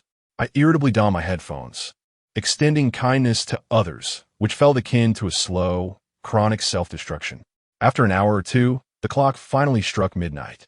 Chi-Chi remained outside, softly weeping. Approaching the bedside, the red talisman box in my backpack could no longer be contained. As before, I carried it to the bathroom, where my withered, grotesque hand pried it open, instinctively etching a line of text onto the floor with my fingernail. Opening the door means death. After completing this, the desiccated hand returned. Sealing the box shut, I fixated on those words, the tremors of anxiety still uncalmed within me. Indeed, what lay beyond the door was no benign entity. These malevolent spirits were astutely adept at manipulating human psychology. Had I shown even a hint of compassion and opened the door, it would have been tantamount to suicide. With that ominous phrase etched in my mind, I resolved that regardless of whether it was Chi-Chi or a bevy of enchanting maidens outside, I would not yield. As the game progressed into the twilight hours, my energy began to wane. I stuffed a chili pepper into my mouth to rouse myself. Counting tonight, I had gone 3 consecutive nights without sleep. The first night was consumed by the business of the bureau due to the matters concerning the rotund men, requiring me to make 3 trips. Sleep had been a distant luxury. The second day led me into the incident at the old teaching building, further instilling in me a dread of slumber. Now, on this third day, I was wholly burning the candle at both ends. The cries from outside persisted, casting an oppressive and somber atmosphere. At that moment, the phone rang persistently. The innkeeper shouted irritably, "Could you please ask your girlfriend to stop crying? It's quite unsettling to hear her sobbing at this late hour. Other guests have lodged complaints. I find myself at a loss. That's not my girlfriend. Why don't you ask her to leave?" The innkeeper retorted angrily, "What nonsense! She is in your room. How can I throw her out?" I paused, bewildered, and responded, "Isn't she outside the door?" The proprietor replied, "I am right here in the corridor on the 2nd floor. There's no one else around. The cries are emanating from your room." My room. A chill swept down my spine, and I was jolted awake. My first instinct being to grasp the bone of the wronged spirit. The disorienting realization left me in a state of dread as I rose, clutching the bone. "Knock, knock, knock." The door was pounded upon again, and the innkeeper's voice echoed from outside. "Open the door." "What is going on?" crying and causing a ruckus at this late hour. You should leave and find another place. None of the guests can sleep. They have all complained. Knock, knock, knock. Where are you? Open the door. My expression hardened like iron, and the incessant ringing of my phone filled my ears. Did you hear? Tell your girlfriend to stop crying. I'm going home. What a disturbance at this hour. I'm exhausted. I decisively hung up the phone, my gaze fixed on the door. Outside, the voice persisted, pleading, open the door. You shouldn't stay here. This is a small establishment, and I cannot accommodate two such giants. This is no longer just an issue of noise. The other guests simply cannot endure it. How about I refund your money? I exhaled deeply, striving to calm my inner turmoil. I donned my headphones, shouldered my backpack, and sat on the edge of the bed, still clutching the bone of the wronged spirit. What mood remains for gaming? He shouts outside while I sit in silence within. I scarcely comprehend the identity of the individual beyond the door. Their cries resonate like a lullaby, pressing upon my already weary mind like a final straw. Suddenly, a searing heat surges in my right. When I awaken, I find myself no longer in the hotel. The rigid chair and dimly lit space are arranged in a manner reminiscent of a classroom. Is this a classroom? I fumble in my pocket for some horseradish and squeeze a bit into my mouth, rubbing my head to shake off the drowsiness. I had merely drifted off for a fleeting moment. Sometimes, when one is utterly exhausted, it becomes impossible to discern when sleep overtakes you. I recall nights spent on the factory floor, where I would doze off, and the assembly line would pile up like a mountain. Rising, I approached the window. A classroom? Where on earth am I? Having merely dozed off, it feels as though I have wandered into a dream. Standing by the window, I compare the surrounding environment with the view outside, arriving at an incredulous conclusion. I have entered the old teaching building. Chapter 46, An Unintended Visit to the Old Teaching Building. I am loath to accept this reality. Upon exiting the classroom, I survey my surroundings. A tranquil, dimly lit, and eerily silent atmosphere, infused with the scent of decaying dust, blatantly attests to the truth of my situation. Were it not for the scant moonlight streaming through the window, darkness would reign supreme. I had underestimated the peculiarities of the old teaching building. Merely a brief nap here can transport you from outside the school. Cautiously, I tread along the corridor, littered with debris, tables, chairs, and the like, while the walls and tiles exhibit signs of peeling decay. With each tentative step, I risk disturbing the cracked, white plaster ceiling above me. Fortunately, the vengeful spirit's bone was firmly grasped in my hand, having accompanied me on this eerie journey. My backpack, too, contained the crimson talisman box. Just then, an unsettling noise shattered the profound silence. The sound of footsteps echoed above, gradually drawing nearer. Instinctively, I tightened my grip on the bone, realizing I had unwittingly ventured into this haunted old teaching building. What could possibly be lurking above? Regardless of what it was, I had no desire to confront it head-on. I attempted to locate the staircase, as this was my first visit to the ancient structure. I had often heard tales from my friends, yet had never witnessed it firsthand.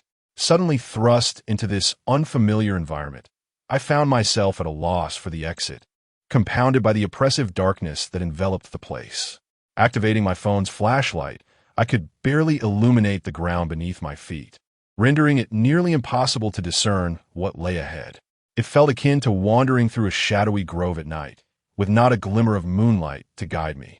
Relying solely on the feeble beam of my phone, though I was unfamiliar with the layout, I could surmise the locations of the staircases. I made my way to the staircase on the left, passing numerous classrooms along the way. Some doors were closed, while others stood ajar.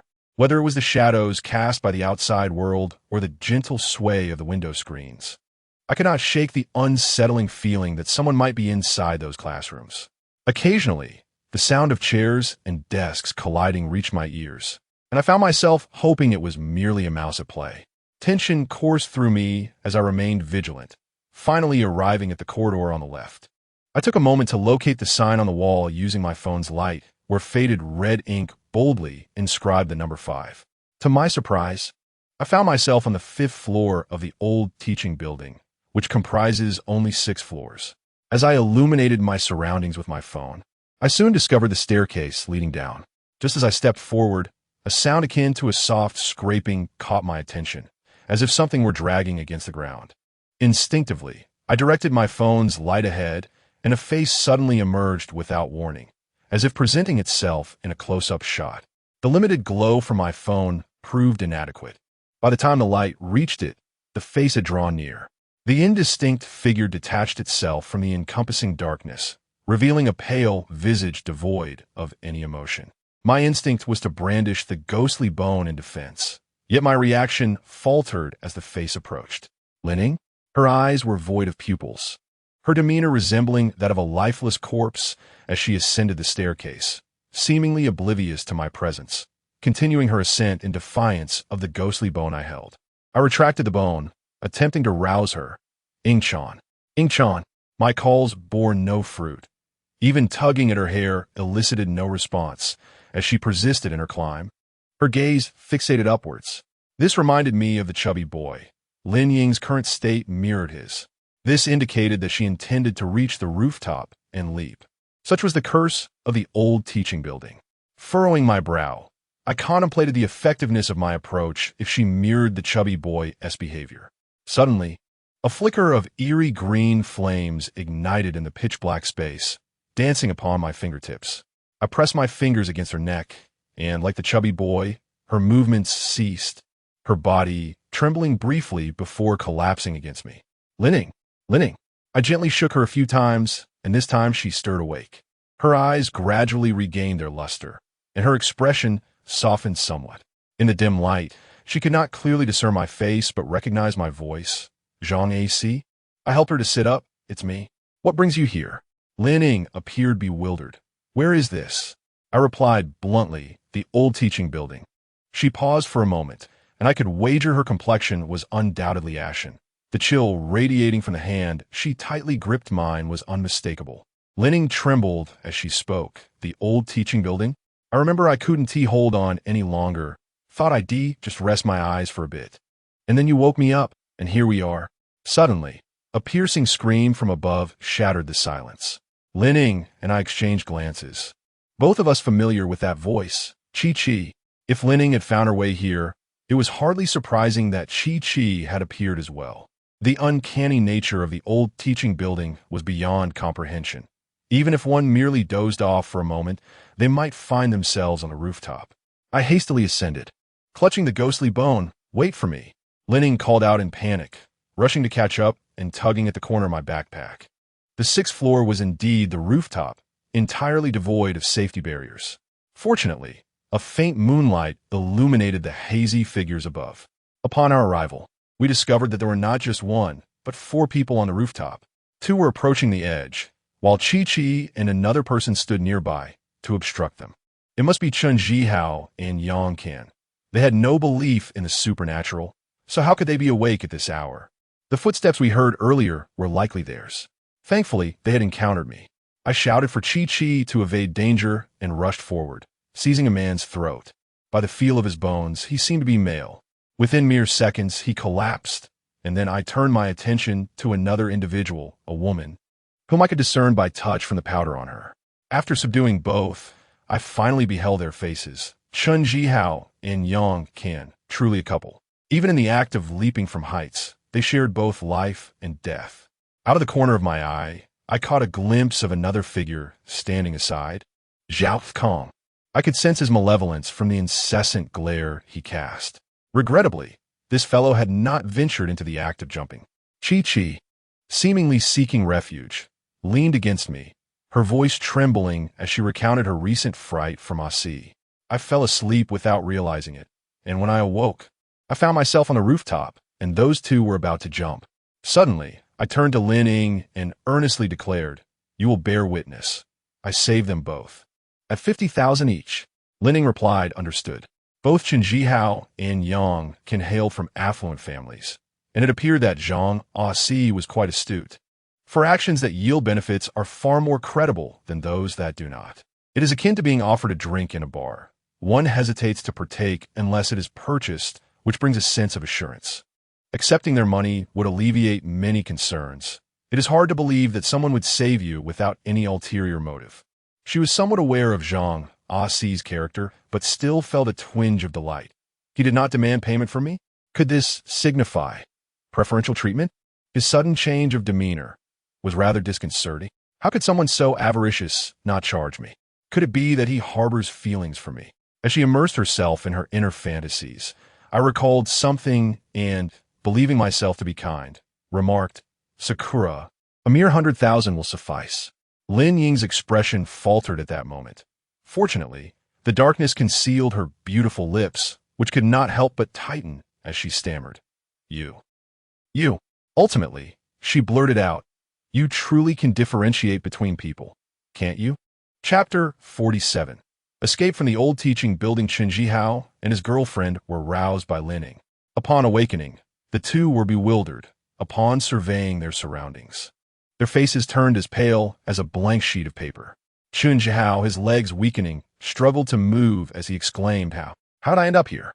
Lin Ying provided an explanation from a supernatural perspective, simultaneously clarifying their debt of 100,000 to me. Chen Jihao immediately countered, discarding any notion of fear, declaring, "Nonsense. You must have deliberately brought me here. Are you planning to push me off from this place? Now that you're scared, you wake me up, and perhaps that ghostly affair in the old teaching building is your doing. And 100,000? You intend to harm me for profit." Upon hearing this, I could only helplessly shrug. Saving the two of them had been almost an incidental act, a consequence of our shared fate as fellow wanderers ensnared in the old teaching building. Whether or not money was involved mattered little. It served merely to demonstrate my intentions, preventing any suspicion from being cast upon me, for I never anticipated receiving anything in return. Lin Ying's tone inevitably hardened. "If you must think this way, then we cannot argue further." While she dismissed his other remarks, his accusation of her seeking wealth and causing harm was nothing short of an affront. Yang Qian, being quite astute, quickly recognized the bizarre situation unfolding before them. With a glance, she urged her boyfriend to refrain from speaking further, and with a smile, she sought to diffuse the tension. "I apologize. Zhihao has been a bit overly sensitive since he regained consciousness. I sincerely hope you can forgive us. Additionally, here is the 100,000 yuan. I will transfer it to you right away." The petite woman, evidently affluent, made the transfer without hesitation, handing over the sum promptly. Meanwhile, her boyfriend wore a look of distress. With her calming presence, Lin Ying's demeanor softened considerably. "Our primary concern now is to find a way out of here. Any further discussions can wait until we are outside." It was pitch black below, and we all switched on our phone flashlights. To prevent anyone from falling behind, we held onto each other's belts as we descended. Otherwise, losing someone could jeopardize us all. No one opposed this suggestion. In fact, Lin Ying's idea of holding onto each other's belts indeed helped alleviate our collective fear. The trepidation of walking alone at night is daunting, yet the comfort of companionship eases that anxiety. Once consensus was reached, we commenced our descent. Chen Jihao took the lead, followed by his girlfriend, then Chi, Lin Ying, myself, and finally Zhao Kong.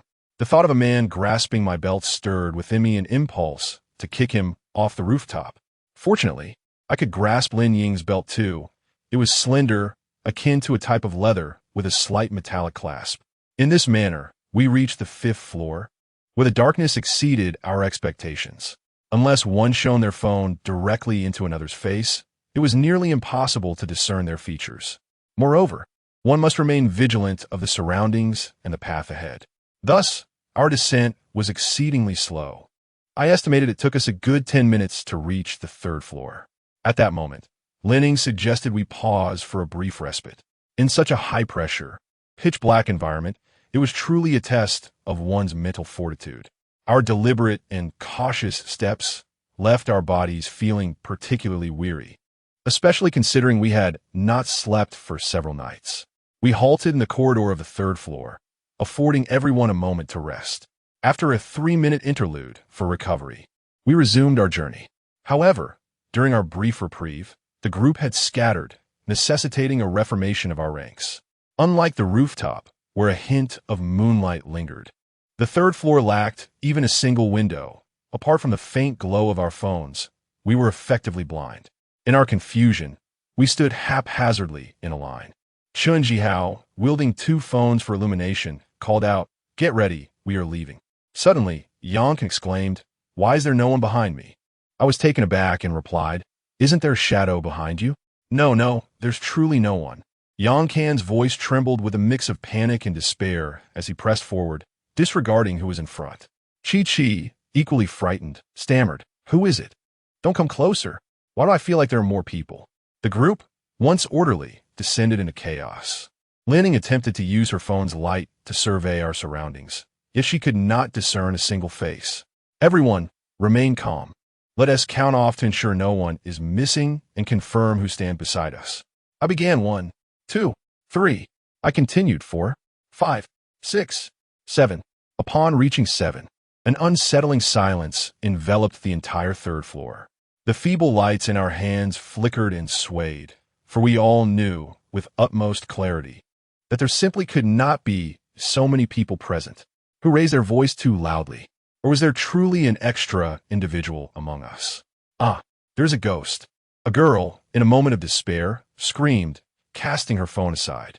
Like the ignition of a cacophonous firecracker, the screams erupted from the third floor in a sudden frenzy. Chun Jihao, in his trepidation, stumbled over his words. Who was playing tricks? There were indeed more people. It must be a ghost. Without a doubt, there's a ghost. The lights flickered erratically as several individuals scattered in panic. Lining desperately shouted for calm, but in truth, her fear was nearly bringing her to tears. In the dim shadows, I could only discern the chaos of the crowd, vaguely perceiving as if there were 6 people. Confronted with the tumult, I pressed against the wall, clutching the bone of the wronged spirit, on high alert. Whoever dared approach would meet their end. As the crowd dispersed, the third floor gradually fell silent, save for the scattered clamor from other classes on different floors, footsteps echoing. My fingers ignited with the flame of souls, and I illuminated my surroundings with the light of my phone, suddenly noticing a dark shape not far ahead. As I drew closer, I realized it was a person. Approaching even nearer, I discerned it was a woman, her long, raven hair cascading over her shoulders, her head deeply buried in her legs. I prodded her gently with the bone of the wronged spirit, while my other hand, aflame with soul fire, was poised to strike. The crouching woman slowly lifted her head, illuminated by the phone's light, revealing a delicate, tear-streaked face resembling that of a weeping pear blossom. Her dark eyes were tinged with red, glistening under the glow. "Lining?" she murmured, her soft, muffled voice quivering as she choked out, "Zhang A-si." I secured the ghostly bone within my backpack, freeing one hand to assist her in standing. Had I utilized the hand engulfed in soul flames, her cries would have undoubtedly intensified. Upon lifting her, I attempted to retract my hand, only to discover it firmly ensnared. After several vigorous shakes, I finally comprehended the extent of her grip. Turning to face her, I commanded, "Release me, or I shall strike you." Only then did she gradually loosen her hold, substituting it with a grasp on the hem of my clothing. I extracted the ghostly bone from my backpack, exhaling in exasperation. Women truly are a hindrance. Who has the luxury of a free hand to hold? The soul flames do not affect tangible objects. Thus my hand engulfed in flames remained capable of wielding my phone, while the other clutched the ghostly bone. Descending the stairs with vigilance, I halted after a few steps. Suddenly, a spark of realization struck me. I nearly forgot. That's 100,000, you know. Now, it's 200,000, I hastily reminded her. Lining remained silent, perhaps not wishing for me to hear the quiver in her voice. Yet, through her trembling frame, I could sense her profound gratitude. After all, I had rescued her twice. Her boyfriend likely never exerted himself to such lengths. I was risking my very life. But it seemed she was still single. Our descent was expedited, yet we maintained a heightened caution. Lining illuminated our path with her phone, though the light from both devices was rather limited. We slowly proceeded down the stairs, ever mindful of our footing. After considerable effort, we finally reached the second floor. Only one more flight remained before we could escape. However, when I attempted to lead Lining down to the first floor, I was struck with disbelief. The staircase leading to the first floor was barred by a large green-painted door. Chapter 48. Could it be that there are still classes at night? The pitch-black corridor seemed to swallow even the light from multiple flashlights. As I descended, my toes inadvertently kicked a small stone, producing a series of sounds reminiscent of pearls cascading to the ground. A few seconds later, I struck something metallic, which echoed hollowly in response. Holding my phone aloft to provide a feeble illumination, I cautiously made my way down from the second floor, each step taken with utmost care, as if I might lose my footing at any moment. After only a few strides, I halted. Linning peered around the corner. What's wrong? Just as I dreaded. The staircase from the second to the first floor was inexplicably barricaded. A door, its paint cracked and flaking, stood resolutely in the middle of the stairs, shrouded in darkness. Through the child-sized gap in the door's window, I could discern a path leading to the first floor to the outside world. This door was as cold and unyielding as its material, sealing away all hope. I thrust my phone into Lin Ying's hands, instructing her to shine the light. Stay close to the wall, don't be so near me. A white bone staff rose high above my head, its form taut like a drawn bow. With a resounding thud, it struck the painted door, echoing as if a blacksmith were hammering wrought iron. The door shuddered slightly, while the bone staff trembled even more violently. I stepped forward to inspect. The hardness of the vengeful bone was undoubtedly formidable, nearly surpassing that of steel or alloy. However, the lock was situated on the reverse side of the door, leaving me to strike only its surface, with any hope of opening it virtually non-existent. The earlier moment was merely a gamble on the door's decay due to age and rust. I shook my numb hand, feeling a twinge of melancholy. It seemed I must seek an alternative route, as this door refused to yield. It reminded me of my elementary school days when, after lunch, we were prohibited from entering the classroom building until the designated time. A throng of students would huddle by the doorway, eagerly awaiting entry. Linning also approached the door, studying it for a moment before shaking her head. This way won't work. Perhaps we should check the other side? The old teaching building had been sealed off due to past incidents, yet sealing it seemed futile. After all, we had managed to enter regardless. Those two foolish individuals nearly leaped from a ledge. Never mind, let's explore the other side. Linning responded with a soft hum, obediently trailing behind me. This woman, now remarkably docile, had shed the elegant, aloof demeanor she once possessed, resembling more a lost kitten seeking its litter box. We traversed the second-floor corridor towards the opposite side, pondering the dubious choices of the architect who designed this antiquated structure. Each corridor was devoid of windows, adorned instead with superfluous murals, ceramic tiles, and motivational slogans, now faded and tattered with age. Upon my first encounter with the old teaching building, I genuinely believed I had stumbled into a prison. Clutching my last shred of hope, I arrived at another corridor level. The absence of windows rendered the space utterly devoid of light. Without a mobile phone, one might not even realize they were passing through the corridor. Even with a mobile phone in hand, its light is limited. We could only illuminate the wall as we slowly moved, until it vanished, replaced by an abyssal corridor. Linning quietly tugged at the hem of my garment. It was not a mouse, but rather something that collided with a desk within a classroom, and suddenly, the sound of the desk leg scraping against the floor echoed ominously. I took a deep breath and resolutely stepped into the corridor. A minute later, we found ourselves back on the second floor. Even in the absence of light, I could sense Lin Ying's sightless eyes and her palpable despair. It was sealed off. Even this corridor had been barricaded.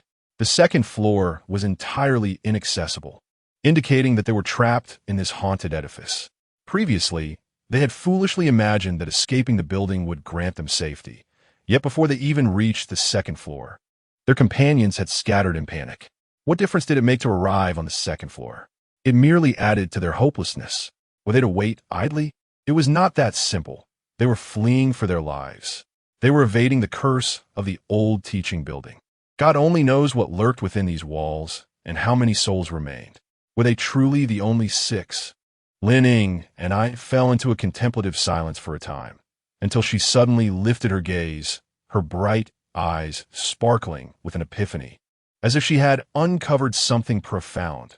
The window. Yes, the window. This classroom indeed had a window. We were on the second floor. Could we not simply leap down? At worst, we might break a leg. Without hesitation, she hastened to the adjacent classroom and pushed the door open. I raised an eyebrow. unsure whether to commend her brilliance or to chastise her recklessness. Exhaling a sigh of resignation, I followed her, only to find her blocked at the threshold. What was the matter? Surely, the window here had not been sealed as well. I leaned in with curiosity, as the fragile moonlight filtered through the half-open window, casting the shadows of the screen in a delicate dance. The classroom was shrouded in a hazy atmosphere. 1, 2, 3. Countless silhouettes sat rigidly in their seats. As my head peeked through the door, an abrupt convergence of cold, piercing gazes fell upon me. They turned in unison, their pallid, indifferent faces filling my line of sight. It was akin to the moment a tardy student intrudes upon a lecture, instantly becoming the center of attention, with the entire class fixated upon them. Yet, this situation was far more daunting than mere tardiness. Linning appeared utterly petrified, murmuring, "Why would anyone be in class?" The figure at the podium was obscured, yet the sound of chalk dropping and breaking was unmistakable. Bang! Creak! Everyone stood simultaneously, their footsteps ominously directed towards my position. Instinctively, I grasped Lin Ying's hand and fled. What a ridiculous notion to hold class at such a time and in such a place. It felt as though I had disrupted their lesson. The footsteps behind me echoed like a rapid-fire barrage, eerily silent yet suffocating. There was no time to seek an escape through the window. Survival took precedence. I pulled her into the nearest corridor and ascended to the third floor. The flickering light of my phone barely illuminated the steps, and my pace was considerably hampered. Thus, I took the stairs 3 at a time, relying on instinct to guide my ascent. Linning, however, struggled to keep pace, nearly being dragged along. Her knees scraped and bruised. I had no time to concern myself with her injuries. The mere act of saving her was an accomplishment in itself. As I ascended to the middle of the third-floor corridor, the footsteps behind me faded into silence. I glanced back to find the second-floor hallway dimly filled with people. They remained still, yet their gazes were palpable. Upon reaching the third floor, to avoid inadvertently stumbling into a classroom crowded with students, we retreated to a corner of the corridor to catch our breath. Linning appeared breathless, leaning against the wall as if she had just sprinted 1,000 meters. Her composure completely lost. Suddenly, her body trembled, shaking uncontrollably. In the glow of her phone, I caught a glimpse of her terrified expression. Her lips parted in a silent gasp. Just before a sound escaped her lips, she clamped her mouth shut, stifling any noise. Yet, tears betrayed her, rolling down her pale cheeks. She stiffly moved away from her position, each step proving to be an arduous endeavor. I raised my phone to illuminate the darkness, and a hollow, bloodied face surged forth from the shadows with an air of sheer terror. Instinctively, I recoiled, my heart racing. Darkness is terrifying, but illuminating it reveals even greater horrors. One can scarcely fathom what might emerge from the abyss. What I uncovered was a corpse. Chapter 49. The cause and effect of a shadow marriage contract in the corner of the third-floor corridor. Linning pressed her mouth tightly shut, taking several deep breaths to regain her composure. Her face was a mask of shock as she beheld the corpse revealed from the darkness. She stumbled back several paces, initially seeking refuge against the wall. Her foot suddenly encountered something both soft and firm. As she pressed down again, the outer layer yielded, but something hard lay beneath. Only then did she realize it was a human hand. I captured a clear image of the lifeless face with my phone, and in that instant, our breaths nearly ceased. The corridor around us echoing only with the frantic beating of our hearts. Linning bit her hand, her eyes wide with disbelief at this horrifying scene. How could it be him? Is he truly dead? I too gasped in shock. I had never imagined he would meet his end here. Zhao Kong. The corpse, slumped in the corner of the third-floor corridor, was indeed Zhao Kong. I could not discern when this had occurred. The body lay hidden in the corner, which is why Lin Ying had inadvertently stepped upon it. Turning her head away, she found it unbearable to confront the gruesome fate of Zhao Kong. Although she had not reciprocated his affections, Zhao Kong had pursued her for so long that even a dog prancing before your eyes daily would eventually become familiar. Her voice trembled as she questioned, "How could he have died here? There are only 5 of us, and Zhao Kong did not appear. I thought he had merely concealed himself, yet he could not evade his fate and died here instead." Meanwhile, I survived alongside you. I was suddenly taken aback. Wait a moment. What did you just say? I survived alongside you? No, that is not it. It was the previous statement. There are only 5 of us. And Zhao Kong did not appear. I thought he had hidden away, yet he could not escape and perished here. Wasn't Zhao Kong always with us before? 5 of us. What do you mean by did not appear? Lining, bewildered, opened her mouth to retort. No, Zhao Kong did not come to the old teaching building. On the rooftop, it was only you, me, Chun Jihao, Yang Kan, and Chi Chi, just the 5 of us, right? From the very beginning, Zhao Kong was never present here. Were the 5 of us not pulling each other down the stairs? I had initially believed that Zhao Kong was in my house, only to discover his lifeless body here. Gazing at Zhao Kong's corpse, I furrowed my brow in contemplation. 5.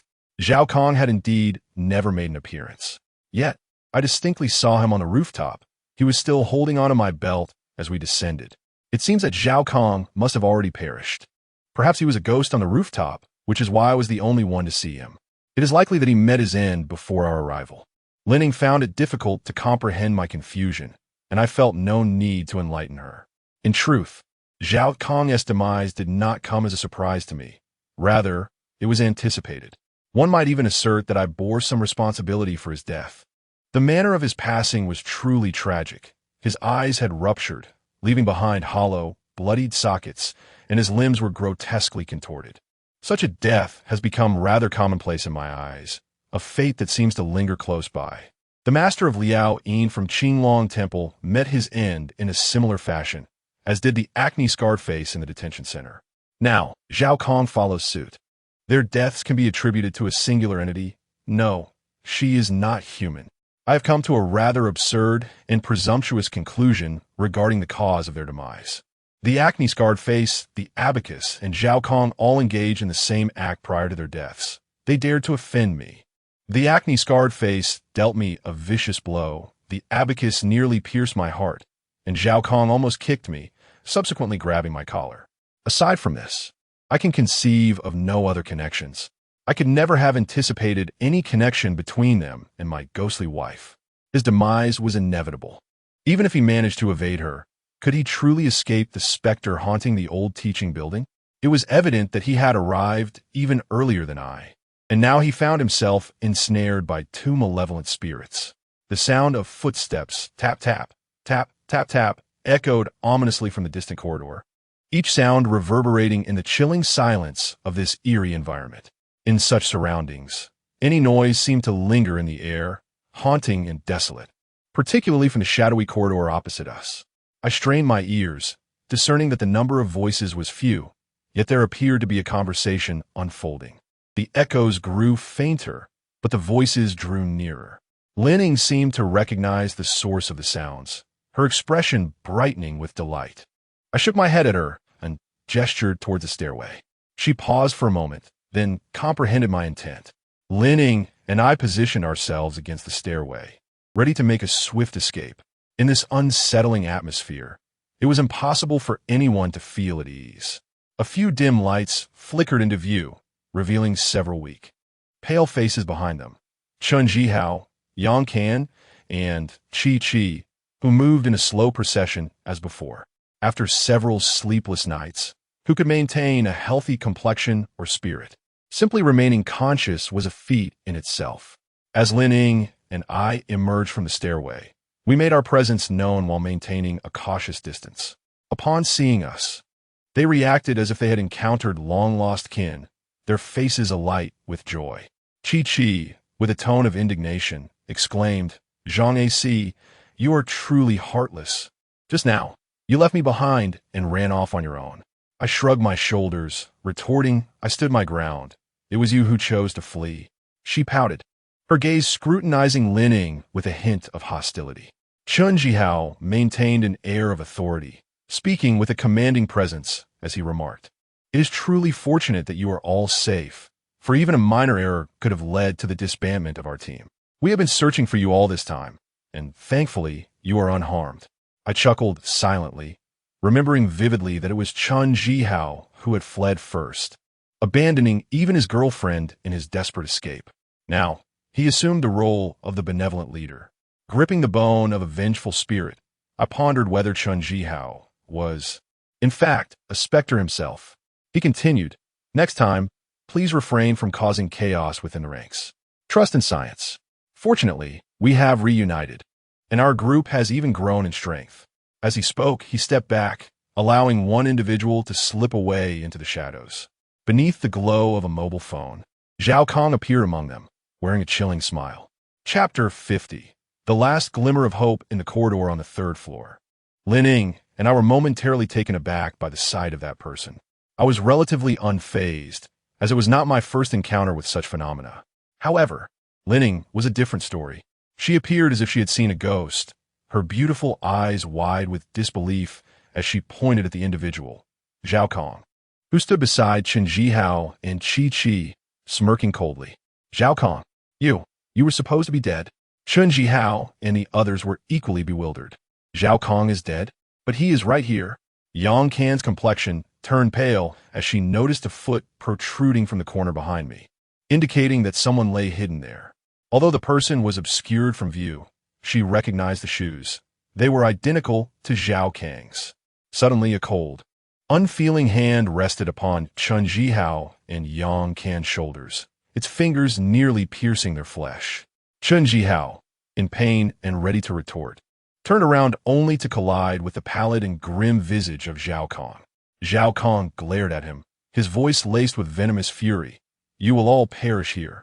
My gaze sharpened, and I immediately struck. Bang! The white bone staff sliced through the dimness, releasing a fleeting flash of white light accompanied by the howling wind as it crashed against Zhao Kang's head. In that instant of contact, a sizzling sound erupted, and white smoke billowed forth. Zhao Kong let out a piercing scream as he was hurled backward. In his desperate grasp on Chen Jihao, he dragged the couple down with him to the ground.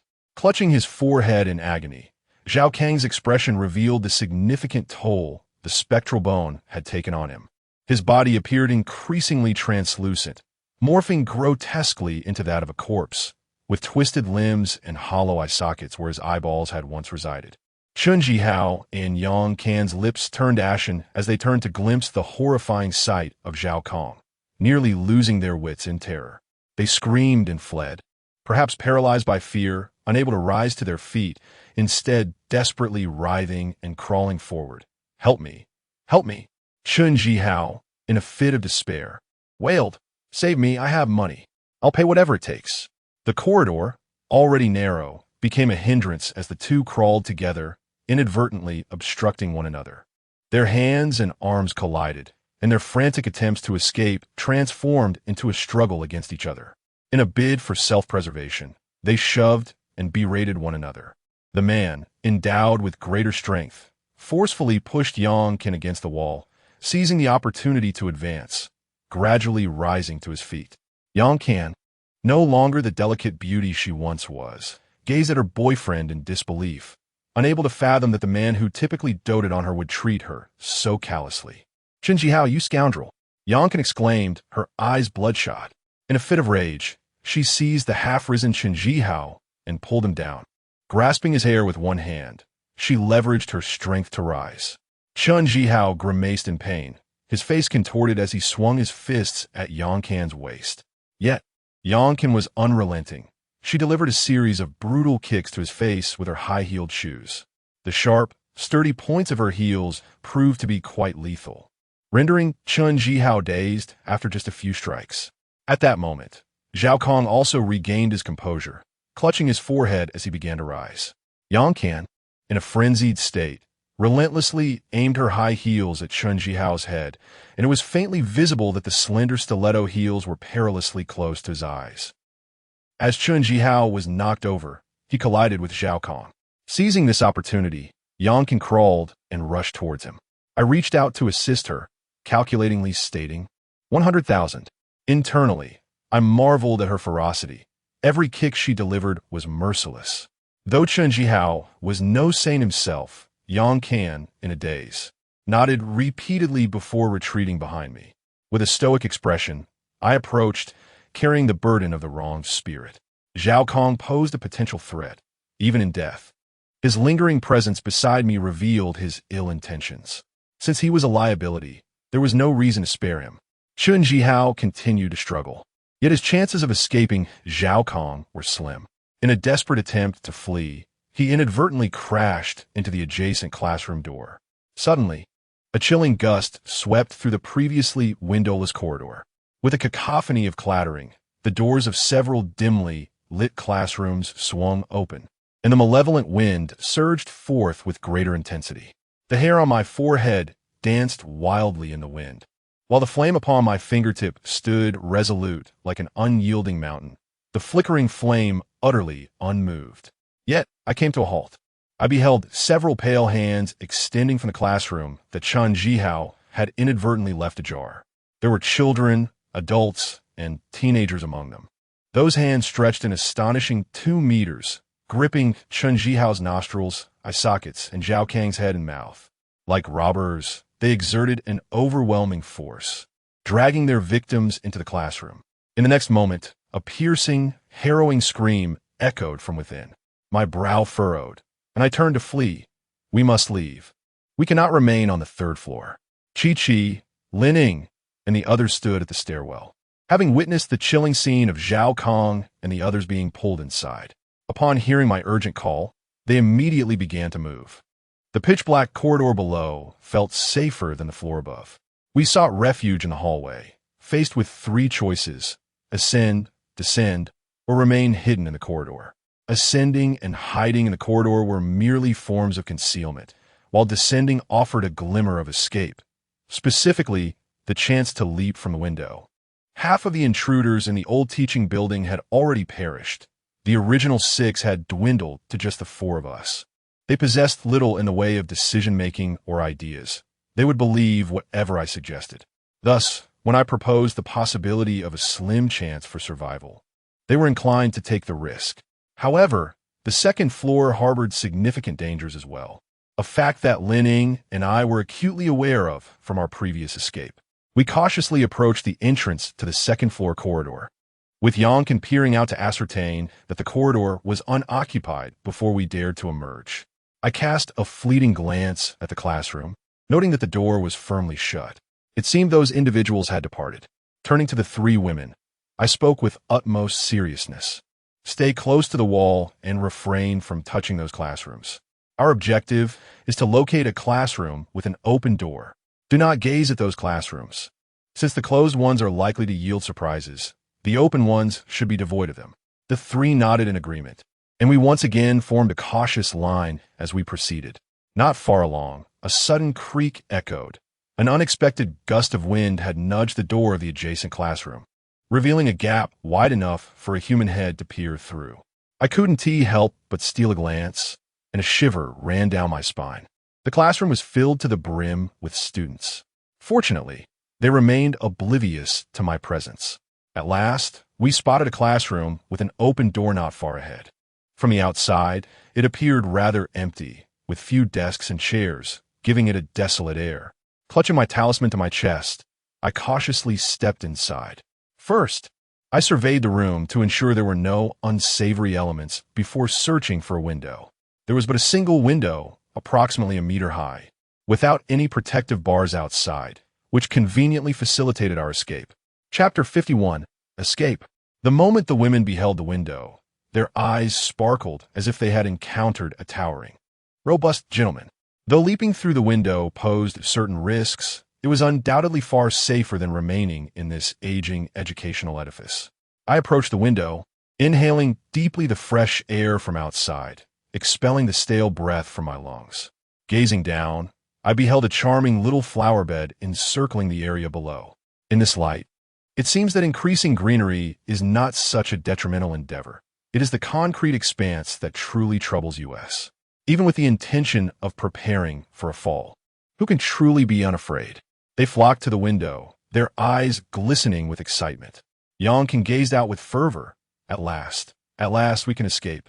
Chi-Chi procured a stool to assist in scaling the window ledge and sincerely proposed, "Since A-si has been our savior since we entered the old teaching building, should he not be the first to find a way out?" Lin-Ning nodded in agreement, recognizing the validity of her words. Yet, Yonkin erupted in indignation. Why should he go first? He saved me, and I compensated him. He is, after all, a man, while here we are, three vulnerable women. Should he not take the rear? Is it not the inherent duty of men to yield to women? Linning cast her an exasperated glance, remarking that whether one goes out sooner or later makes little difference. Why insist on squabbling over such trivial matters? Lacking sense, devoid of intellect. Did she not possess any awareness of how she had survived thus far? Now, on the brink of escape, she began to mock her benefactor. Yang disregarded their disapproving stares and approached the window. I coldly stepped aside. She ascended the stool and stood upon the window ledge, gazing down at the grassy expanse, unable to suppress a shiver. The experiences within the old teaching building had weighed heavily on Yang spirit, compounded by 2 sleepless nights, bringing her to the edge of despair, her eyes bloodshot, yet now they brimmed with joy. I gazed around the classroom, estimating the height from the ground to the second floor to be approximately 4 to 5 meters. A leap from such a height could easily result in fractured bones. Yet with some skill, one might mitigate the injuries. As I pondered this grim thought, a sudden thud echoed through the air. Ah! 2 piercing screams resonated simultaneously. Following the sound, I beheld Linning and Chi, their faces drained of color, gazing downwards, their expressions suffused with terror. Instantly, I turned my gaze to the ground below. There in the small flower bed, a pool of flesh blended with blood seeped into the earth, grotesque remnants of bone and meat protruding from torn skin. The nearby blossoms were tainted with a hint of crimson, rendering them even more sinister. An eyeball rolled onto the path.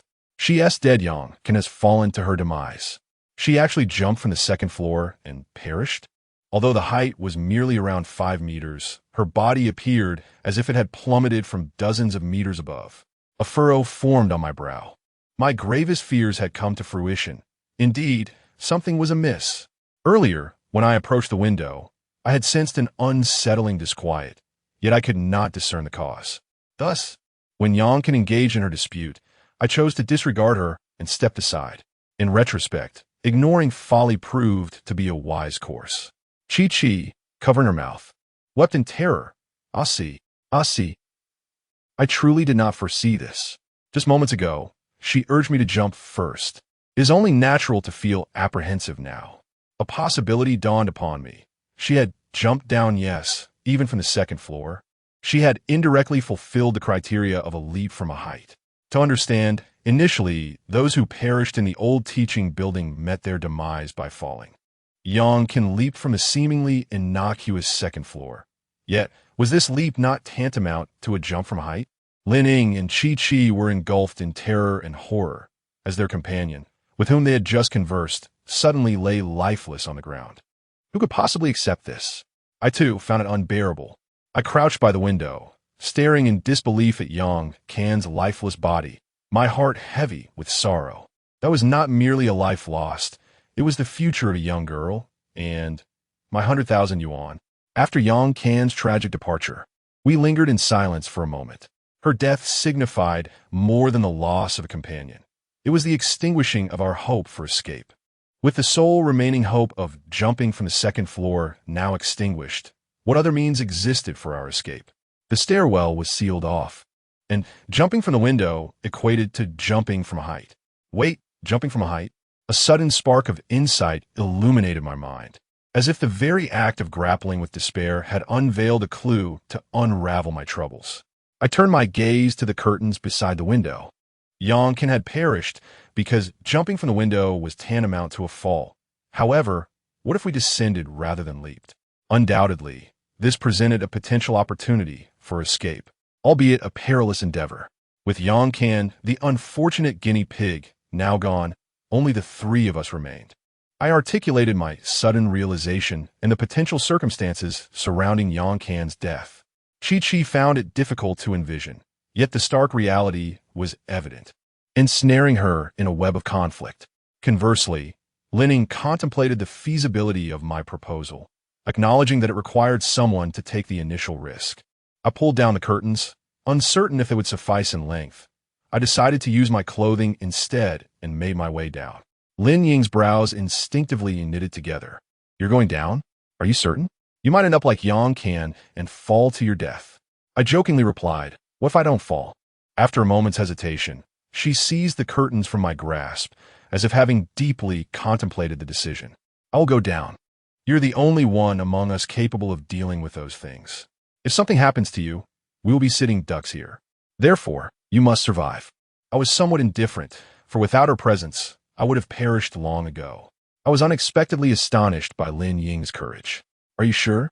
As she removed her coat, a radiant smile graced her face, her delicate cherry lips curving into a captivatingly beautiful smile. "You owe me, after all. Let us be clear. I still owe you 200,000. If I die, you will be left with nothing." I twitched my lips, realizing how cunning this female creature was.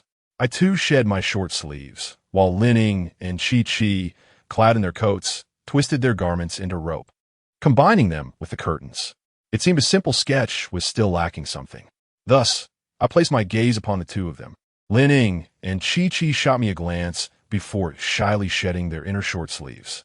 In the dim night, illuminated by the cool moonlight, I could vaguely discern the delicate and exquisite figures of the young women, their chests proudly displayed. I had no time to savor the moment. I hastily twisted their garments into a makeshift rope and joined them together. At that instant, my ears detected the faint echoes of shuffling footsteps. A tense silence enveloped the three of us as 6 individuals intruded upon the old teaching building. Zhao Kong was the first to perish, followed closely by Chen Jihao, who was dragged into the classroom alongside Zhao Kong's spirit. Just moments ago, Yonkin had also met a tragic end. Were there others in the old teaching building apart from them? Perhaps they were not even human. Chapter 52, The Coffin. Outside, the delicate sounds of footsteps continued in succession. I grasped the bones of the vengeful souls, my expression grave. "Time is of the essence. You must hurry." I swiftly approached and secured the classroom door, gently fastening the bolt behind it. Meanwhile, Lin Ying seized the curtain rope and began her descent, the other end tethered to 2 chairs. Under the force, the chairs fit snugly against the window. I pressed my ear to the door, the rhythmic tapping of footsteps growing ever nearer. My palms were slick with anxiety. Knock, knock. Suddenly, the entities outside began to rap on the door, moving from one classroom to the next. Knock, knock. This time, it was the door of the classroom next to mine that was being struck. Lin Ying had vanished from sight, disregarding the risk of falling. I cast a glance at Chi, urging her to descend quickly. She understood and began to lower herself as well. I cautiously stepped away from the door, inching toward the window. Tap, tap. The footsteps approached our classroom, then abruptly ceased as if the individual had halted. Before I could exhale in relief, knock, knock. The door was struck once more. Knock, knock. It knocked for the second time. I retreated towards the door, finally feeling the edge of the window. A soft thud echoed as footsteps faded in another direction. Just as I was about to glance downstairs, a voice called out, "Hey, can you come down? Hurry up." Lin Ying's voice suddenly pierced through the silence of the old teaching building. Though not loud, it resonated from outside, faintly audible within, yet it was sufficient. After all, she was right beneath my classroom. Bang! The classroom door was knocked for the 3rd time. I cursed under my breath, shoving the vengeful spirit's bone into my backpack, and swiftly leaped to the window, grasping the rope to descend. Thud! The classroom door was slammed against the frame, fortunately blocked by a table at the entrance. Bang! Creak! Another violent hit. The table toppled, and the door was forced open with a mournful groan. At this moment, I had already descended the rope and caught a fleeting glimpse of Shadow standing at the doorway. It too had noticed me. With a swift motion, I released my grip. The friction between my palm and the rope ignited a searing pain. Thankfully, my speed increased significantly, and as I neared the ground, I hastily slowed down, or it would have felt akin to jumping from a height. Thud! I landed on the ground, plopping down unceremoniously. With my hands on the earth, I gazed upward. Through the window of the 2nd-floor classroom, I caught sight of a figure, its features obscured, yet it smiled at me before vanishing once more from view. Exhaling deeply, I reclined ungracefully on the small flower bed, allowing my weary body to relax, inhaling heavily. Lin Ying stood nearby, asking, what's wrong? Lying here isn't really appropriate, is it?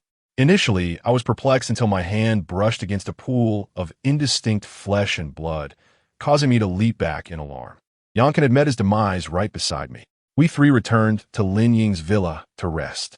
Although slumber eluded us, I felt compelled to cleanse myself.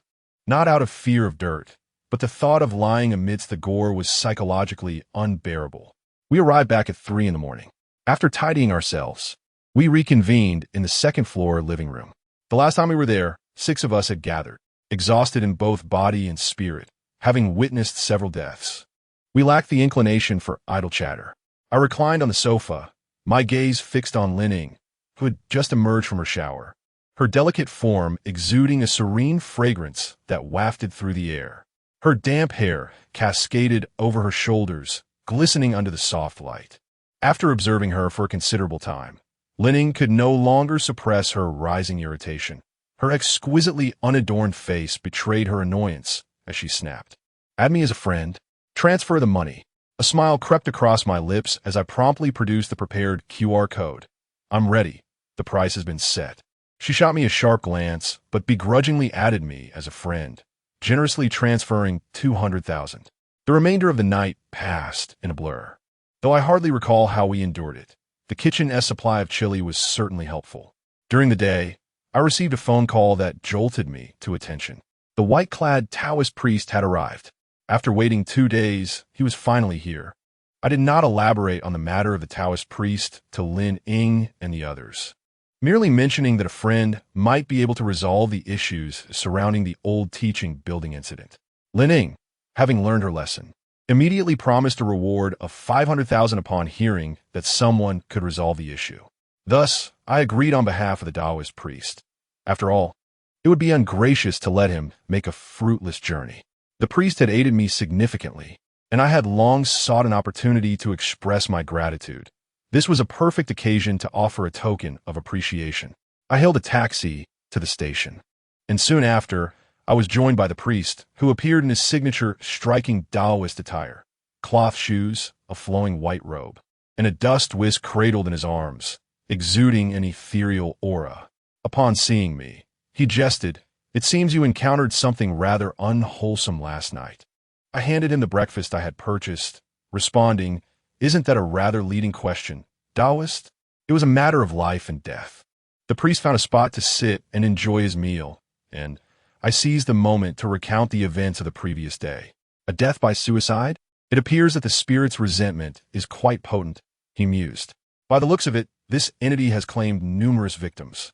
Its influence has expanded. Initially, only those who stumbled upon it met their demise, but now it has the capacity to lure 12 individuals, leaving only 3 to survive." How tragic! I grimaced, realizing that had I not awakened early, it was likely that all 12 would have perished. "By the way, Taoist, what are your thoughts on the 500,000 I mentioned?" The priest lightly shook his dust whisk and replied, "A cultivator should not covet worldly possessions. Yet if that young lady insists, I have no choice but to acquiesce." "Indeed, Taoist, your reasoning is sound. When shall we confront this entity? Let us proceed at once, lest it inflict further harm." Without hesitation, I and the Taoist hailed a taxi towards the school, though our initial destination was diverted to a shopping plaza. I spent approximately half an hour within its confines, assisting the Taoist in procuring a suitable outfit comprising a black short-sleeved shirt and denim trousers, while his belongings were neatly stowed away in a badminton bag. Although the Taoist exhibited some reluctance, there was little choice. His original attire would have made entry into the academy impossible. Additionally, I took the liberty of purchasing an axe, which I discreetly concealed within my backpack. Upon our arrival at the academy, we made a beeline for the old teaching building. As we approached, I instinctively glanced at the spot where I had descended the previous day. The flower bed was trampled beyond recognition, and Yang Kan's body had been removed. The Taoist scrutinized the old building, his brow alternating between relaxation and tension before leading me on several laps around the vicinity, tapping on the walls and digging into the earth. By the time we returned to the front of the building, I was nearly breathless. It is worth noting that I had not slept for several days, and the strain was pushing me to the brink of madness. The Taoist, with a grave expression, inquired, "A-si, What does this building resemble to you? His question prompted me to finally observe the exterior of the old teaching building. Until that moment, I had failed to notice that it indeed differed from the other structures. I had initially attributed its appearance to an antiquated architectural style. However, as I scrutinized it closely, a jolt of realization coursed through me. Viewed from a broader perspective, the old teaching building bore a striking resemblance to an object, a coffin. Chapter 53. Re-entering the old teaching building, I had never imagined that such an ominous symbol as a coffin would manifest in the form of a building. Moreover, it is a teaching building capable of accommodating hundreds of individuals. A coffin? Astonishingly, the entire structure has been constructed in the likeness of a coffin. What could have possessed the original architect to conceive such a design? The Taoist priest in white opened his badminton bag and retrieved his floating dust, speculating, this must have been an intentional design. Surely, during the construction phase, they consulted a feng shui master to assess the site before proceeding. Yet observe this building. It is erected upon a chaotic burial ground, and its entire form resembles that of a coffin. There is a certain logic to such construction. Humans fear death, and ghosts fear coffins. When individuals pass away, they are confined within coffins and buried, and it is said that after becoming spirits, they dread encountering coffins. Thus, there are tales suggesting that when confronted by a ghost, seeking refuge within a coffin will ensure safety. This coffin-like edifice was likely designed to suppress the ominous energy and spirits of the chaotic burial ground, as those entities sealed within a coffin find it exceedingly difficult to escape. I suddenly grasped the situation. It seems that those individuals encountered misfortune only after trespassing into the old teaching building, following a discernible pattern. However, why have supernatural occurrences manifested outside the building in recent days? I had indeed been misled into entering. Even outside, the slightest hint of drowsiness would lead us to the old teaching building as we gradually ascended to the rooftop. The Taoist priest remarked, "Do you consider it auspicious for a coffin to be stained with blood?" Over the years, individuals have perished within this edifice, allowing the ghost to gradually grow stronger, its influence expanding in tandem. A coffin that has claimed multiple lives wields minimal power. Are you prepared? Let's enter. Very well. The Taoist priest and I crossed the caution line and ventured inside. He assessed the first floor and found it devoid of any significant items, prompting us to head directly to the second floor. Even though it is daytime, the illumination within the building is woefully inadequate. It seems the inept designer must have been inspired by a light bulb. On overcast days, the interior resembles the depths of night. I switch on the flashlight I had prepared in advance and ascend the stairs. The imposing iron door between the first and second floors blocks our path once more. This time, I refuse to be thwarted. I retrieve an axe from my backpack. This very axe was procured specifically for this obstinate door, which nearly cost me my life last night. If I do not chop it down, how can I, Zhang A-si, maintain my dignity? With the axe in hand, I deliver a series of powerful blows, shattering the lock with a sense of exhilarating satisfaction. Fueled by a hint of vindictiveness, I kick the door open. Upon reaching the second floor, the priest in white retrieves several items from his cloth bag, a bronze compass engraved with the heavenly stems and earthly branches, the 5 elements, and the 8 trigrams, all prominently displayed. The crimson and white needle rotates ever so slightly. Additionally, there are several yellow talismans. He cradles the compass in his hands, murmuring incantations. The compass begins to spin, yet it lacks a definitive direction, wavering between left and right. A trace of frustration etches itself across the old priest's brow as he ascends to the 3rd floor, only to return. This compass is capable of tracking malevolent spirits. The red end points towards them, but the overwhelming within this coffin-like building disrupts its function. The tracking direction varies on nearly every floor. At present, our only option is to split up and force the ghost into the open, for there is but a singular main spirit. The other malevolent entities are mere wandering souls from a mass grave or vengeful spirits who have leaped from this very building.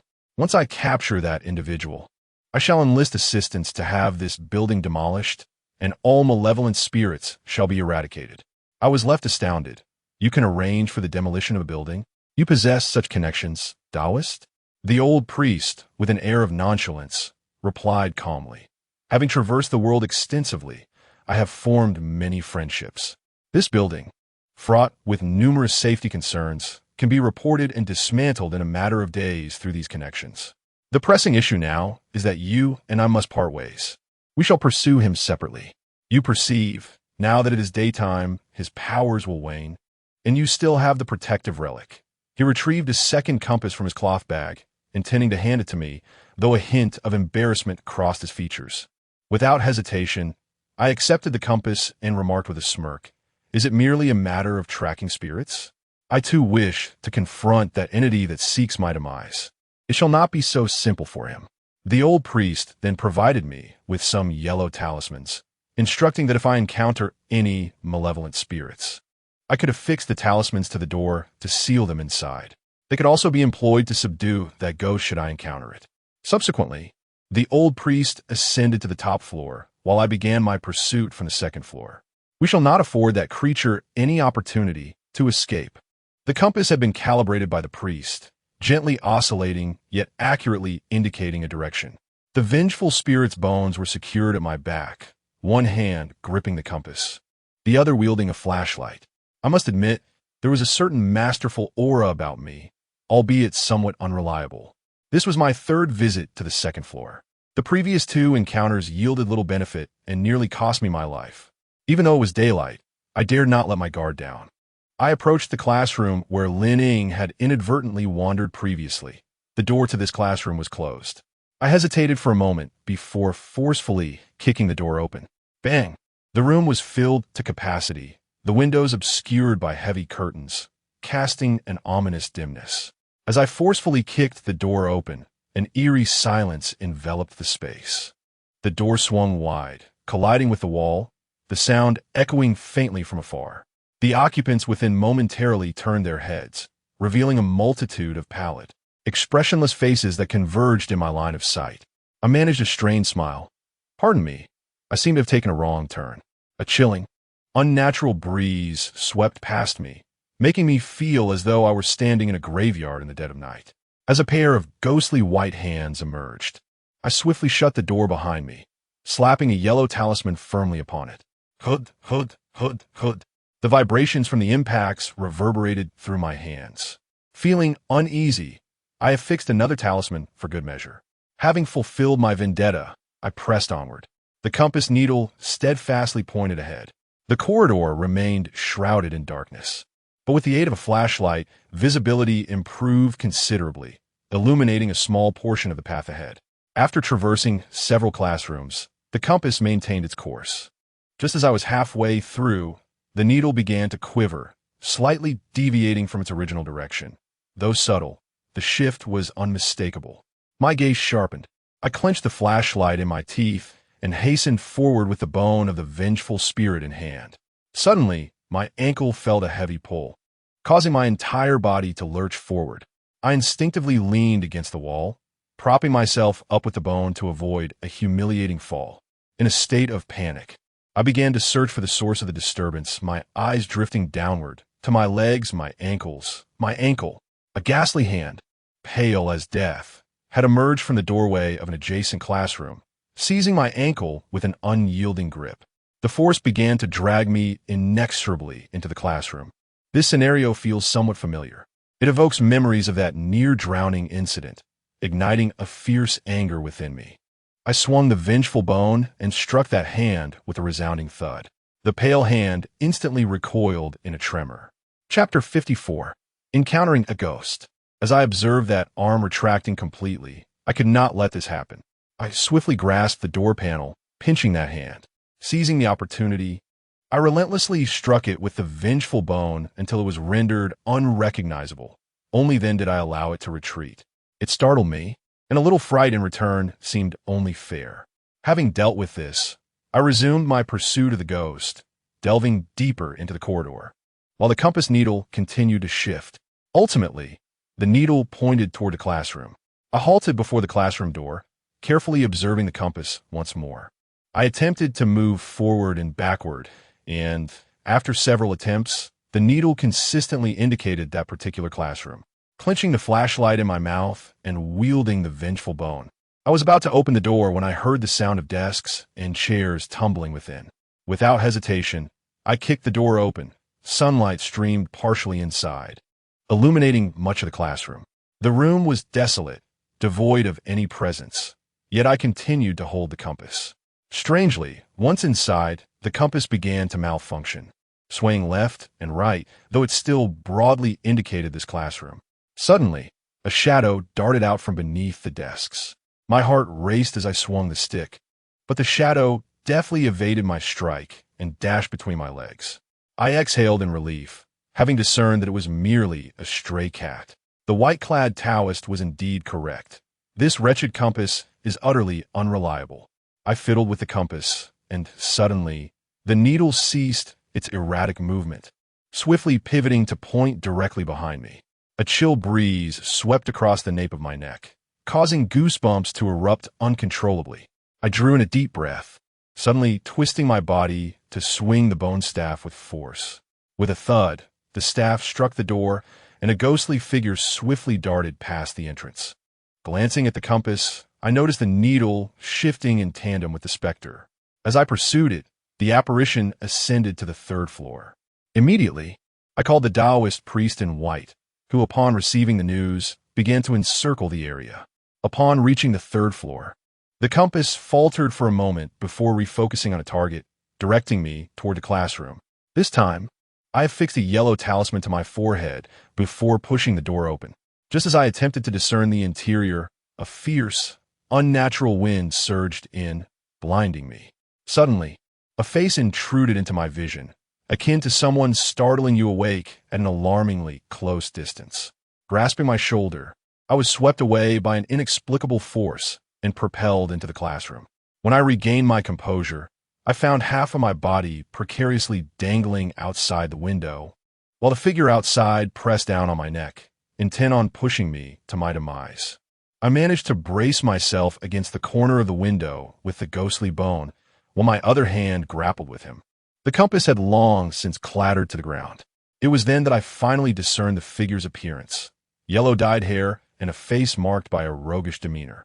He had appeared twice before, once during the chubby man's leap from the building, and again when I inadvertently wandered into the old teaching building. If interpreted according to the newspaper left by the old gatekeeper, the individual attempting to push me off is none other than the student who leapt from the old teaching building a decade ago. The series of subsequent jumping incidents can also be traced back to him. This scoundrel has finally revealed himself. His strength is alarmingly formidable, rendering any resistance nearly futile. In this stalemate, I could scarcely endure for 10 seconds. Thus, I resolutely relinquished the vengeful spirit's bone. The instant my right hand retracted, a flicker of soul fire ignited. As my body began to tumble backward, I swiftly waved my right hand in front of me and hastily grasped the window frame. This maneuver proved sufficient. A slender tail of flame erupted from my index and middle fingers, and upon witnessing the soul fire, the yellow-haired specter appeared as terrified as if confronted by a ghost, causing his grip to loosen considerably. In a state of panic, he retreated. Seizing the opportunity, I firmly clasped the window and exerted a powerful force, heaving half of my body back into the classroom, while simultaneously leaping through the window, my head colliding with the yellow-haired specter. Initially daunted by the soul fire, he was caught off guard by my assault. The yellow-haired specter was sent hurtling out of the classroom, his face seemingly scorched by flames, continuously emitting smoke and howls of distress. Rubbing my head, I retrieved the vengeful spirit's bone and pursued him as he scrambled to his feet and fled. I began to discern a pattern. This fiend's primary method of murder involves jumping from heights. If one remains awake, he finds it exceedingly challenging to pose a threat. Now, in the daylight, it was my turn to chase him. The yellow-haired specter continued his ascent, and I couldn't help but smirk at his apparent recklessness. The being above me is far more formidable. To mitigate any unforeseen circumstances, I pressed on in pursuit. The man ascended frantically, and as I dialed the Taoist priest clad in white, I pursued him. With the aid of a flashlight, the staircase became somewhat easier to navigate, though it felt significantly longer than the previous day. Upon raising my gaze, I saw the yellow-haired specter dart into the fifth floor. Cursing under my breath, I noted that the priest had just descended to the fourth floor, yet this fool had already reached the fifth. I informed the priest and hastened after him. I certainly would not pursue him to the sixth floor. The rooftop was akin to courting death. The fifth floor was manageable. As I approached the stairwell, preparing to turn back inside, a sudden warmth surged in my right eye, that long-forgotten sensation of searing heat returning with a vengeance. Blinking painfully, I glanced up again, only to find myself utterly dumbfounded. I had not entered the fifth floor, but had ascended to the rooftop. In disbelief, I glanced at the floor number, where the weathered numeral 6 remained visible. Just moments ago, I had clearly been on the fifth floor. The yellow-haired ghost glared fiercely at me from the rooftop, his gaze filled with an ominous malice. Whether due to the failure of his trick or for some other reason, his burned visage contorted in a frightful manner. Cold sweat beaded on my forehead as I forced a sardonic smile towards the yellow-haired ghost, brandishing my bone club before calmly descending. It would be madness to engage him on the rooftop. Perhaps it was I who had lost my mind, or perhaps he was merely overestimating himself. The yellow-haired ghost immediately gave chase, and I hurried down to the fifth floor, knowing that as long as I remained off the rooftop, I could at least put up a fight. Back on the fifth floor corridor, I retreated while keeping a vigilant eye on the stairway, the sound of footsteps echoing eerily, reminiscent of something I had encountered before. The ghastly visage of the yellow-haired specter loomed ominously in the dim shadows.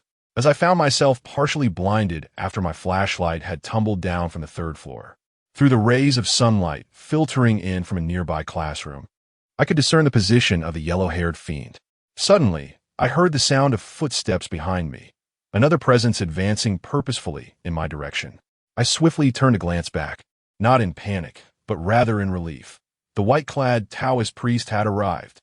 To my astonishment, the yellow-haired specter did not flee, but continued to pursue me with fervor. Grasping the bone of the vengeful spirit tightly, I prepared for confrontation, only to see the specter accelerate, frantically exclaiming, "You shall not escape." A frown creased my brow as I swung my weapon, realizing too late that Zhang A-si was trying to possess me. The Taoist priest shouted in alarm from behind. By then, my strike had already been unleashed, and the yellow-haired fiend took the blow head-on, releasing a shrill cry as wisps of white smoke rose from his form. His figure became increasingly translucent, his face contorting grotesquely. Yet, he persisted in his approach, inexplicably maneuvering behind me, his heels rising unnaturally. The bone of the vengeful spirit slipped from my grasp and rolled to the ground, my arms falling limply at my sides. Chapter 50. The haunting of the old teaching building resolved. The yellow-haired specter had latched onto me, prompting the white-clad Taoist to rush forward with agility, slapping a yellow talisman onto my back. However, I felt no response. The old priest's brow furrowed in concern. This is dire. I never anticipated he would act so recklessly. Could it be that he intends to drag Zhang A-si into eternal oblivion alongside him? The yellow talisman slipped from my back, and, at that moment, a voice not belonging to me emerged from my lips, chillingly uttering, "No. What on earth are you? You are not human." My spine gradually straightened, and with a twist of my neck, I chuckled, "You've got quite the audacity to even dare approach me. You must be oblivious to how I survived." Raising my right hand, I beheld a flicker of ghostly green flame silently burning in my eyes, casting no light and offering no warmth. It was the fire that consumed souls. I grasped my own neck with my right hand, as if to tear away my very skin, while the yellow-haired specter howled in agony around me. With a sudden yank, a translucent figure was wrenched from me and fell to the ground. It tumbled down, clutching its neck in pain, as the flames licked at its throat, continuing to burn, rendering its form increasingly transparent. The old priest in white sighed in relief, patting me on the shoulder and saying, "Well done. You even surprised me. I never anticipated you would use soul fire to drive him away." I glanced at the soul fire in my hand. Even without the soul fire, he would have been of no consequence to me. The contract of the ghostly marriage still binds. She remains. I bent down to retrieve my source of security, the bone of the wronged spirit, blocking any potential escape routes for the yellow-haired ghost. It took several desperate strikes before the specter extinguished the soul fire, leaving it utterly weakened. The white-clad Taoist approached with a dustbrush in hand, ready to eliminate it. Unbeknownst to me, the sunlight had been obscured, and suddenly, the temperature plummeted dramatically, an eerie chill enveloping my entire being. This was not the cold of winter, but the frigid chill of the underworld. A sudden, inexplicable burning sensation engulfed my right eye, an ominous premonition settling within me, accompanied by a disconcerting familiarity of dread. Instinctively, I took a step back. In the next moment, the door to the adjacent classroom swung open abruptly, revealing a hand as pale as parchment and as delicate as jade, extending forth. It was a chilling, spine-tingling experience that I had not encountered in quite some time. I dare say, it was the most exquisite hand I had ever beheld in my life, slender and elegant, akin to a bamboo shoot, with nails as smooth and flawless as rubies, leaving no trace of imperfection. Like a flawless porcelain figure, it captured my attention entirely, rendering me momentarily entranced. Beside me, the Taoist priest, clad in white, appeared gravely alarmed, sweat beading on his forehead as the needle of his compass spun wildly, circling in frantic chaos, until it ultimately shattered. In a state of panic, he hastily retrieved yellow talismans, vermilion powder, and strings of copper coins from his satchel, adorning himself with them. If the old priest was filled with fear, then the yellow-haired specter was utterly paralyzed by terror, collapsing to the ground with bulging eyes, his mouth opening and closing without uttering a single word. That perfect hand approached the yellow-haired specter, who stood frozen, unable to move, even his eyes, his entire being stiffening as he could only watch helplessly.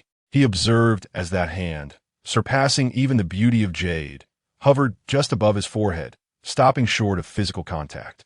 A chilling scream erupted from him, reminiscent of the most harrowing of experiences, jolting me back to reality.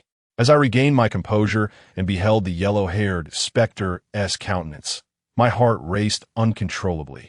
His eyes had fallen from their sockets, blood oozing from the pitch-black voids, while his limbs twisted grotesquely, as if contorted like a pretzel, having been twisted several times over.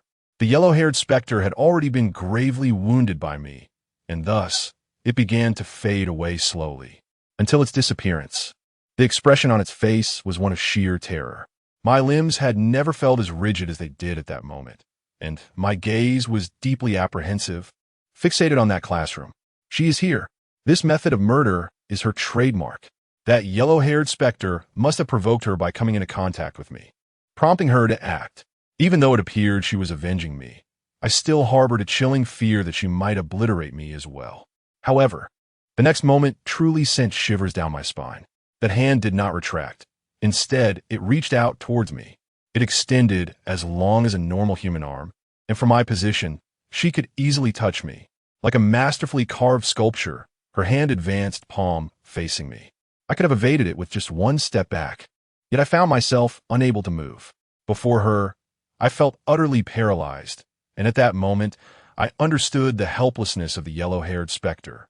It was an insurmountable predicament, a complete lack of escape. Aware that my life was at stake, I could only stand there, awaiting my demise. Before my eyes, the flawless fingertips loomed larger and larger, my vision blurring. My own eyes felt as though they were about to fall out, and my limbs twisted like a pretzel. I could even envision such a scene. In the midst of this crisis, a sudden spark of inspiration struck me. Flames of eerie green ignited at my right fingertip. My right hand was the first to break free, the soul fire igniting in my palm. My entire being relaxed, akin to a taut bowstring that had suddenly snapped, and I was able to move. My body instinctively leaned back, narrowly avoiding those fingertips. Just then, my arm was seized by someone, and upon turning, I saw it was an old Taoist in white robes. The old Taoist was entangled with various peculiar items: a toilet brush, vermilion thread, a string of copper coins, a wooden sword, and so forth. He had been attempting to pull me away just moments ago, but my body was still unresponsive, rendering me almost oblivious to any sensation. Without uttering a word, he grasped my hand and urged me to flee. "Hurry," he insisted. "Leave? Of course we must." I would rather endure another harrowing experience like last night than encounter her again. Her presence signified an inevitable confrontation, one devoid of any possibility for resistance, a predetermined outcome. We frantically dashed toward the exit until we finally burst forth from the old teaching building, escaping the confines of the school. Only then did we pause to catch our breath. The old Taoist, unusually breathless, resembled a bellows, panting heavily. His back was visibly soaked through with sweat. He expressed his rare moment of fear with a jest. What on earth is she doing here? This is life-threatening. It was truly terrifying, a sensation that left our spirits momentarily shattered. Thank you, Taoist, I managed, resting my hands on my knees in gratitude. However, it was the first time I had witnessed him so apprehensive, surrounded by his peculiar artifacts. We rested for quite some time, not due to fatigue, but rather from sheer panic. The old Taoist procured 2 bottles of mineral water, tossing one to me while he gulped down the other in one breath. Regardless of how it turned out, that fellow has been dealt with. We can simply demolish this wretched building later. I placed the cool bottle of mineral water against my forehead, relishing the relief. At last, I can sleep. However, Taoist, I inadvertently left your compass behind inside. I apologize. The old Taoist waved his hand dismissively. No matter, mine was shattered as well. We remained silent for quite some time. Chapter 56. A blissful evening with Lining. We rested outside until Lining sent us a message inquiring about the situation.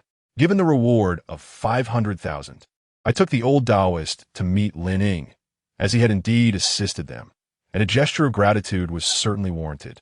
Upon arriving at Lin Ying's residence, the old Taoist, seasoned by the world, appeared unfazed by the opulence of her mansion, cradling a small dust floating in his arms, embodying an esteemed figure. This was precisely the guise to impress Lining, that Navi heiress. Upon seeing the old Taoist, Lining first offered flattering compliments, then hosted a lavish banquet at the finest hotel. At the dining table, the old Taoist indulged in a modest drink, while Lining seized the opportunity during her restroom visit to approach me, her expression a mixture of skepticism and curiosity. Zhang A-si. Has the ghost in the old teaching building truly been dealt with? She was wealthy but not gullible. A matter that had previously claimed so many lives could not simply be resolved by a Taoist word and a bank transfer. How could one accept such a proposition? I teased. Weren't you just showing immense respect to the old Taoist? Why the doubt now? She replied, I'm just a bit concerned. After so many lives were lost and days of torment, to suddenly hear it's all resolved, I need some time to process this. I reassured her, rest assured, that entity is as dead as can be. If it were to return and wreak havoc, I would willingly leap from the building myself. Regarding that assailant, I held complete confidence. It seemed she had never left a survivor besides myself. I briefly recounted the events that transpired in the old teaching building to Lining. Naturally, I shall not elaborate on the specifics, but I can mention the outcome. A sum of 500,000 was indeed received, and it is only fitting to show some respect for the profession. Upon hearing this, she suddenly embraced me, her arms encircling my chest, her head buried deeply within. I was taken aback, momentarily stunned. As I instinctively attempted to push her away, I realized her body was trembling. Her voice, tinged with a quivering vulnerability, approached the brink of collapse. Thank you. I thought I was going to die. Truly, thank you, A-si.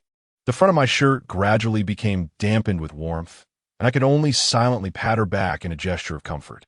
Indeed, she is just an ordinary girl, albeit a wealthy one. Perhaps her capacity to endure is not as robust as others. Throughout, Lining has exhibited clarity and rationality, even upon witnessing Zhao Kang's lifeless body. Her initial response was to cover her mouth.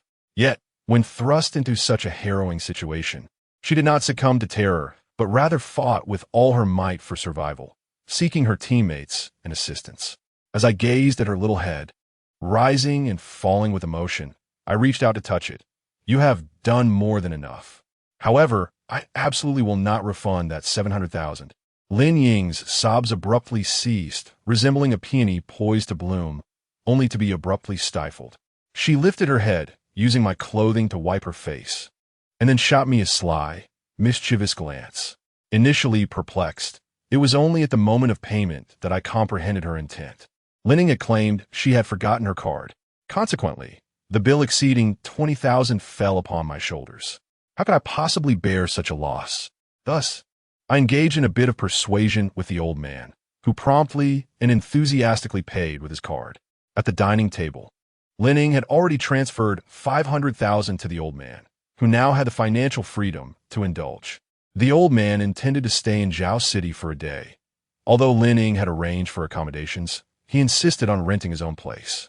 By chance, I noticed a colorful card emblazoned with the image of a beautiful woman in the old man's pocket. With him occupied, Chi-Chi and I took the liberty of remaining at Lin Ying's residence. Chi-Chi had, by now, forged a friendship with Linning, while I merely wished to indulge in the experience of living in a luxurious mansion.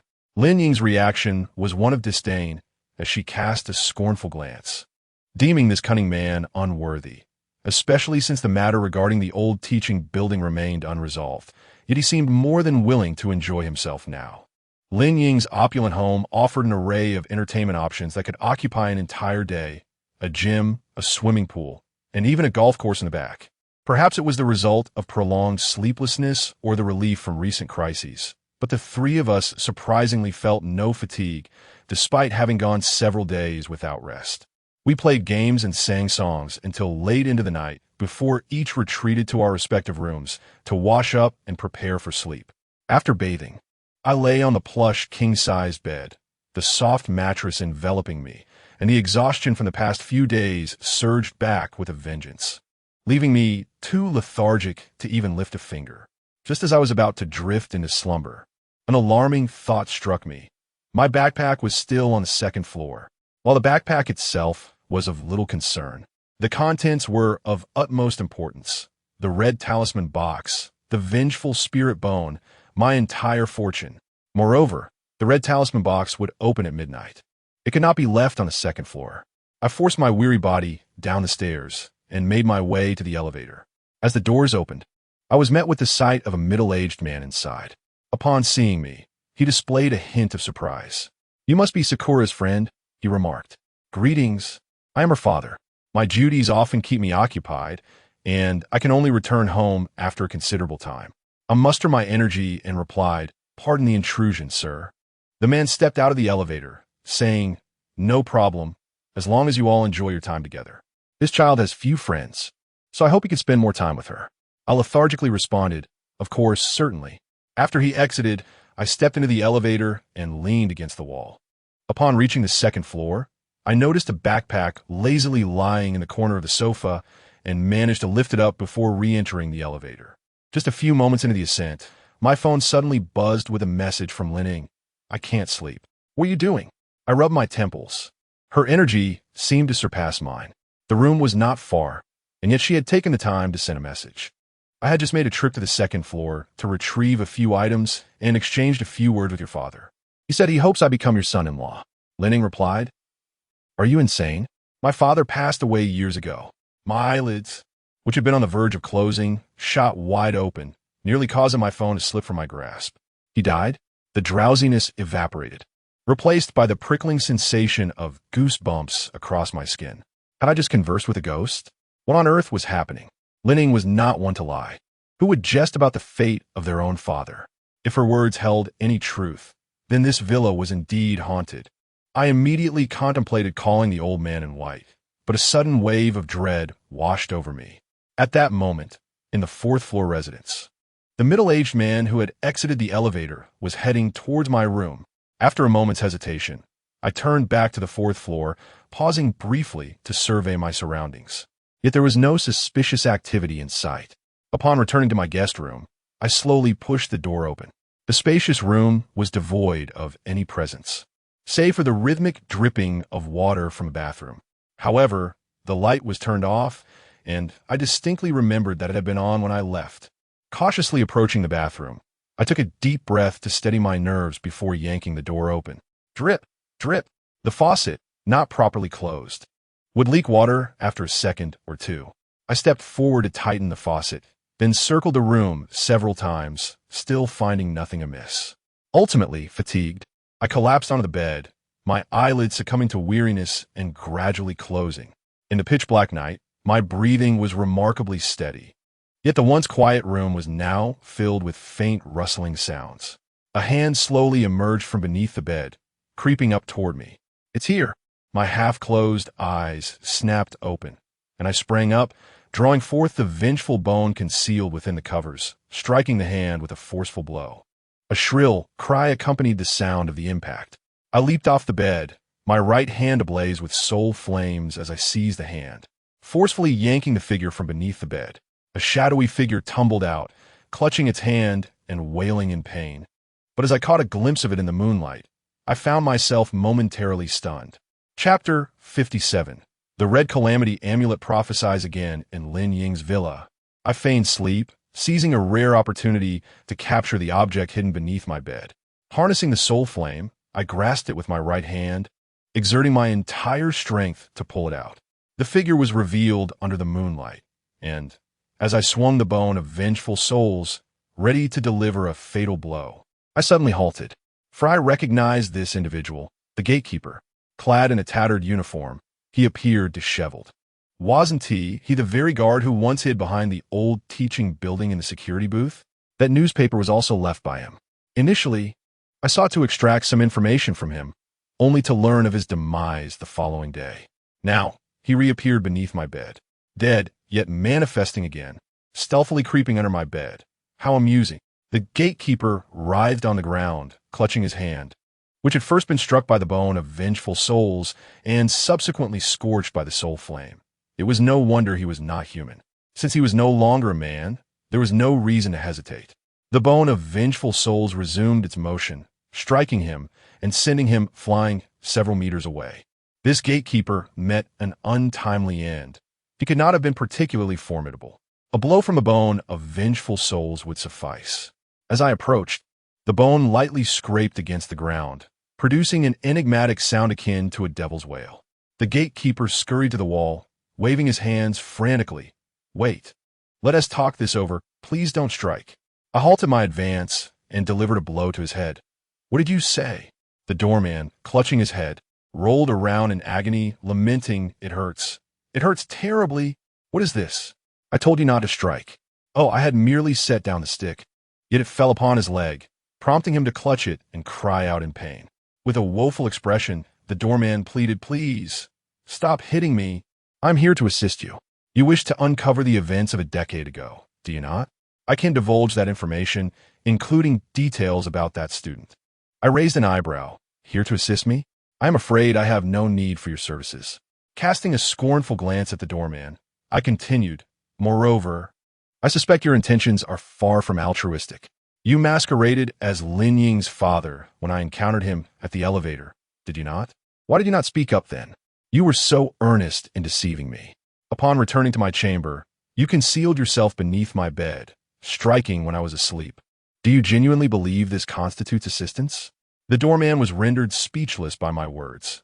Indeed, he had harbored some nefarious intent to test his luck, never anticipating that I would be so formidable.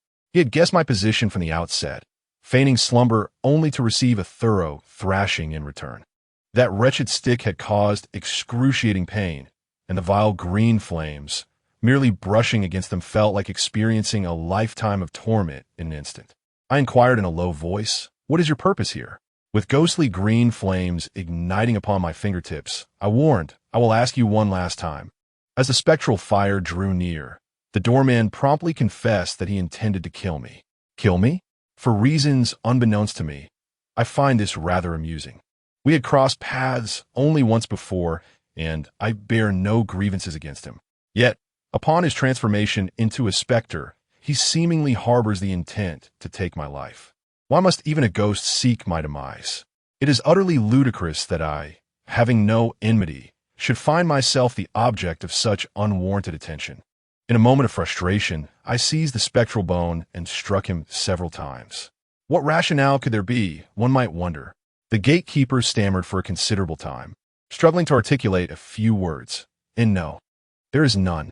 My veins throbbed with incredulity, and I could no longer contain my exasperation. As the spectral weapon hovered in tension, the gatekeeper hastily corrected himself. No, wait. That's not it. I speak the truth. Even I cannot fathom why I feel compelled to kill you. Yet there exists an inexplicable conviction within me that by slaying you, I could gain much, perhaps everything. It is as if the very essence of my ghostly nature beckons me. The promise of boundless rewards looms before me like a lottery worth millions, and I am tempted to take a chance. Thus, I assure you, this is not premeditated. Initially, I had no intention of such actions. However, I noticed that the other spirits were oblivious to your presence, and you are merely an ordinary person. At this juncture, the gatekeeper likely regretted his inability to resist the allure of such temptation. After all, you're hardly a mere mortal in this context. I found it difficult to accept the gatekeeper's explanation, which rendered me as the coveted prize in the eyes of malevolent spirits. Was I the one inadvertently enticing them? Nevertheless, there is a kernel of truth in his rationale. The reason other spirits overlooked me could indeed be attributed to the effects of the relic. The master once remarked that the living and the spirits are worlds apart, making it exceedingly rare for ordinary individuals to attract the attention of ghosts. Unless certain factors come into play, such as an overwhelming presence of Yin energy. The Saraira had suppressed my Yin energy, rendering me less noticeable to other spirits. However, the gatekeeper had encountered me during his lifetime and likely continued to keep a watchful eye on me after death, seeking an opportunity to eliminate me. In plain terms, he was not a benevolent entity. My right hand, engulfed in soul flames, lunged towards him, the green fire swelling in his pupils as it approached. He gasped in terror, exclaiming, "I can divulge everything I know to you." Yet I did not halt my advance, replying, "No need. That yellow-haired ruffian has already been dealt with." The gatekeeper's expression shifted in shock, his fear momentarily quelled. Yellow-haired ruffian? Which yellow-haired ruffian? Wasn't it a female student who jumped to her death back then? The soul flames hovered before the gatekeeper's brow, swaying in a captivating dance devoid of warmth, mere moments away from igniting him. The green haze gradually dissipated as I seized his collar, fixing him with a piercing gaze. "What did you say? A female student jumped 10 years ago? Do you dare to speak such nonsense? I swear I shall send your soul into oblivion." The gatekeeper, his face contorted in distress, replied with a mix of indignation and fear. "With that fire before my eyes, how could I possibly fabricate anything?" Although I did not know her name, I had witnessed her leap to her death, and I was the one who had suffered at her hands. She was the vengeful spirit haunting the old teaching building. My grip on the gatekeeper instinctively loosened, yet my mind spiraled into another enigma. The fatigue from prolonged wakefulness had already dulled my thoughts, and now it felt even more chaotic. The information from the newspaper, the appearance of the yellow-haired specter, the individuals leaping from the old teaching building. All these fragmented elements intertwine chaotically, concealing the truth beneath, yet remains challenging to unveil. If the gatekeeper's words hold any truth, then I, along with the Taoist in white, have mistakenly vanquished the wrong ghost. The specter of the old teaching building still lingers, and its curse remains unbroken. This time, even the Taoist in white took action, only to discover we had misidentified the entity. This is not just difficult for me to accept. I fear it is equally hard for the old priest to fathom. When did I begin to believe that the yellow-haired ruffian was the ghost of the old teaching building? In truth, it was not solely my conviction, but rather a multitude of evidence pointing towards him. The heavy-set individual leaped from the building, inadvertently straying into the old teaching building until the old priest and I ventured into the building to confront the ghost. Gradually, as I organized my thoughts, a chilling conclusion emerged. The yellow-haired specter was misleading me. He sought to deceive me into believing that the ghostly occurrences in the old teaching building had concluded. The outcome he crafted would ensure that the three of us would sleep soundly, and such slumber would trigger the curse of the old teaching building. The result of that fateful night would be a leap from the old teaching building. Moreover, there exists an even more terrifying question. Who truly is the ghost of the old teaching building? I pondered, touching my right eye. I am certain I can see the ghost, for she cannot conceal herself before me, just as the yellow-haired specter cannot. Thus, she must have appeared before me, perhaps even among those close to me. Gripping the gatekeeper, my emotions clearly spiraling out of control. I pressed him. What else do you know? Concerning the female student who jumped 10 years ago. The gatekeeper looked utterly bewildered. Haven't you been with her these past few days? She's right beside you. My thoughts suddenly fragmented, and my mind plunged into a brief void, my limbs, including my fingers, rendered rigid. What? Is there something beside me? It has always been there. The guard seemed poised to utter something further when, all of a sudden, footsteps echoed from outside. His expression shifting to one of alarm as he glanced apprehensively towards the door. She has arrived. Without a moment's hesitation, he slipped from beneath my grasp and dashed toward the balcony. By the time I regained my senses to pursue him, he had vanished from sight. Creak! The door was pushed open, revealing Lin Ying and Chi standing at the threshold. Lin Ying looked at me, puzzled by my presence on the balcony. What are you doing out here? I thought I heard voices coming from your room, just now. I repressed my brooding demeanor, striving to appear nonchalant. Nothing much, I was just on a call. But why are you two young ladies out so late at night visiting me? Lin Ying's gaze faltered, as if she harbored some unspoken secret. Chi, without a hint of mercy, exposed her. I saw Lin Ying sneak in here while I was downstairs getting water, and my curiosity led me to follow her. Lin Ying's cheeks flushed a rosy hue now. It's not what you think. It's not my fault. You were the one who said you had seen my father, who has been deceased for several years, making me unable to sleep. You didn't reply to my messages, and I thought something had happened to you. I wearily rubbed my brow. I intended to frighten you a little, but it seems I truly startled you, you timid soul. Lin Ying shot me an indignant glare. I casually remarked, just when I was about to drift into slumber, I was abruptly awakened by an imbecilic phone call, in an effort to avoid disturbing the peace. I stepped out onto the balcony. Lin Ying nodded in a daze. Chi, with a hint of suspicion, pointed at me and inquired, "Why are you holding that baseball bat?" The ghostly bone, painted black, resembled a slender baseball bat. It's for exercise. Haven't you noticed my exceptional batting skills? This is all thanks to my daily practice. Naturally, I cannot squander the opportunity to answer a call either. They both stared at me and replied in unison, "Oh, would you like to give it a try?" I asked playfully, extending the ghostly bone towards them. Perhaps they were put off by its history, or for some other reason. Their reactions were identical. No? You can keep it for yourself. As our conversation meandered, my mind was elsewhere, making it increasingly difficult to sustain the dialogue. I quickly concocted an excuse to send them on their way. Watching them leave side by side, I promptly closed the door, then crouched down to peek through the crack to ensure no one was around. Only then did I collapse beside the door like a puddle of water. A peculiar throbbing pain enveloped my head, fatigue weighing heavily upon me, perhaps a consequence of my prolonged wakefulness. The events had become exceedingly bizarre, straining my capacity to accept them. I truly wished the doorman's ramblings were mere nonsense. "She has come," I murmured, recalling the doorman's parting words. Who could she be? The situation was becoming increasingly clear, yet more chilling by the moment.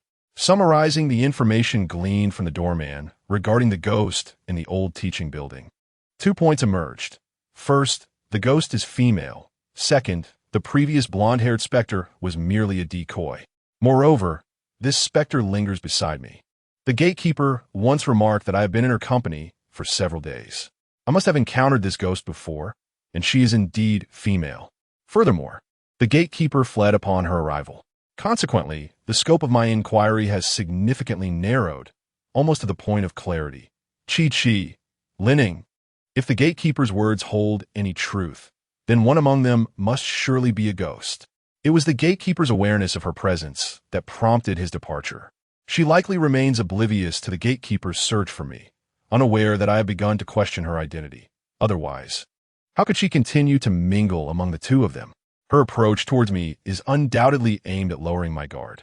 Thus, I must refrain from revealing any telltale signs or unusual behavior, allowing her to believe I am still ensnared in the trap she has meticulously set.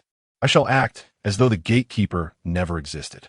To be honest, the manner in which Chi and Lin Ying entered without knocking, coupled with the gatekeeper's parting words, truly unsettled me. Heaven knows how frantically I concealed my emotions and adjusted my expression, nearly failing to maintain my composure. Fortunately, my timely management of expressions saved me. I sat on the ground, contemplating for a considerable time, adjusting my demeanor with the aid of a mirror, and it seems this night is destined to be another sleepless one. The gatekeeper will undoubtedly prove elusive. I nearly ended his life, and will he dare return? In truth, I am reluctant to accept, and find it difficult to believe that either Chi-Chi or Lin-Ing could be a ghost. Chi-Chi has been my friend for several years, a child from the neighboring village. Having known her for such a long time, she has established her own position and name within the school, having lived there for several years. How could an ordinary person possibly perceive a ghost? Let's not even speak of being a student. Yet, Lin-Ing does not evoke the essence of a ghost. Though she possesses an air of wealth that seems almost otherworldly, she is visible to others and leads a seemingly normal life within the school. Can ghosts truly blend into society like humans? Suddenly, a rustling sound broke my thoughts, akin to something dragging across the floor. As I rose, I noticed the red talisman box emerging from my backpack, tumbling to the ground. A withered hand crawled from within, inscribing the floor with its elongated nails. I glanced at the time, 12 o'clock. Indeed, the hour had come. I was eager to discover the message it would reveal today. After approximately a minute, the red talisman box completed its inscription and closed itself. I crouched down to examine it closely, gently brushing my fingertip over the etched lines, my eyes betraying a mix of astonishment and intrigue. After tonight, only one living person shall remain in this house. I sat on the floor, contemplating for a lengthy while. So it is. I could not help but gaze out at the moon. After tonight, only one living soul shall remain. It appears that all will be resolved by the end of this night. Chi-Chi and Lin-Ing, one of them is a ghost, while the other is human.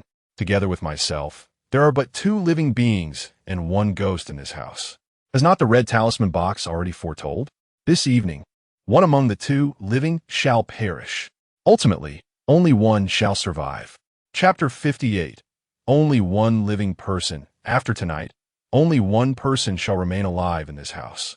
It is possible that I may survive, yet it is equally conceivable that I may perish, leaving the other to live on. Regardless of the circumstances, after tonight, the true identity of the specter in the old teaching building will be unveiled. I move a chair to sit by the balcony, swapping my previous slippers for athletic shoes. With my backpack on my shoulders and the bone of a vengeful spirit in hand, I presented a visage that exuded readiness for escape. In truth, I harbored such intentions. Being on the fourth floor, with a substantial platform on the third, I could leap directly from the fourth to the third, and thereafter utilize the fire escape on the building's exterior to reach the ground floor. This villa was not only expansive, but also replete with amenities. Fleeing was the least favorable strategy. One cannot simply resort to flight at every turn. I had already experienced enough evasion, being chased by phantoms at Wangmao Mountain, hiding at Qinglong Temple, and darting about the old teaching building. If she truly dares to confront me, then I shall meet her head-on. Should that fail, I will consider retreat. As time gradually slipped away, fatigue tormented me like a relentless demon, and prolonged wakefulness rendered my mind nearly as mushy as porridge. I could only deliver a sharp rap to my head with the bone of the vengeful spirit to rouse my senses. Succumbing to sleep would place me squarely into the trap she had meticulously prepared. Approximately half an hour later, gentle, measured footsteps resonated outside, unmistakably the tread of a girl. My body instinctively leaned forward, my palm gripping the bone tightly. Has she arrived? Knock, knock, knock. A-si, are you asleep? I remained seated, yet my body was coiled, ready to spring into action, my gaze fixed in the shadows, locked on the door. It was Chi-Chi. Compared to Lin-Ing, my trust in Chi-Chi was marginally greater. After all, we had known each other for several years, being children from neighboring villages. But what could she possibly want from me at this moment? We have both endured a prolonged period of sleeplessness, and I find myself on the verge of collapse. Yet Chi-Chi appears to be managing quite well. I refuse to believe that she has come to seek my affection under the cover of night. Our relationship does not extend to such intimacies. Hearing no response from within, Chi-Chi called out once more, A-si, are you in there? At that moment, I feigned confusion and asked, what's wrong? Sister, didn't you just come by? Why are you still bothering me? I was on the brink of slumber, If I chose to remain silent, Chi-Chi would undoubtedly continue to call out or suspect that no one was inside, prompting her to enter. However, I had already locked the door, which would certainly raise suspicions. The reason I waited until her second call to respond was that, from my perspective, after several days of sleeplessness, when one is finally drifting off, it is hardly likely to reply immediately upon being called. Chi-Chi, her voice filled with relief, exclaimed, "That's wonderful. You're still awake. Could I possibly share a room with you tonight?" "What?" I replied, taken aback. "Have you lost your mind? Are you suggesting that I sleep with you, or you with me?" Chi-Chi, in a state of urgency and fear, retorted, "Who would want that? Oh, how should I put it? I just feel that this house is too vast, too empty, and I'm constantly fearful. Moreover, Linning has been acting strangely. We were both unable to sleep, contemplating watching a show on the second floor. I mentioned I would grab a blanket from my room, and Linning waited for me outside the door. Yet, when I emerged, she was nowhere to be seen. Strangely, I didn't hear a single footstep. I have no recollection of when she left. When I went to her room in search of her, she was once again absent. Linning? I silently repeated her name. Where could she possibly be at this late hour? Setting aside the question of whether Chi-Chi outside the door was genuine, it was undeniable that Linning bore the greatest suspicion. The three individuals who had been with her, Zhao Kong, Chen Jihao, and Yang Kan, were all dead. She had survived. Was it due to encountering me, or merely a stroke of luck? Perhaps those individuals were victims of her own hand? Not receiving a response from me, Chi-Chi knocked on the door and called out, "A-si, did you hear me? Just let me stay in your room for one night. Otherwise, I truly wish to go home." I languidly swayed in my chair, responding, "Not happening. I fear your ulterior motives, you scheming woman. Do you still have any shame?" Chi-Chi, flustered and indignant, kicked the door panel, exclaiming, "What kind of man worries about this and that? You lack any sense of responsibility." Following her words, I heard her storming off in a huff. I exhaled a deep sigh of frustration.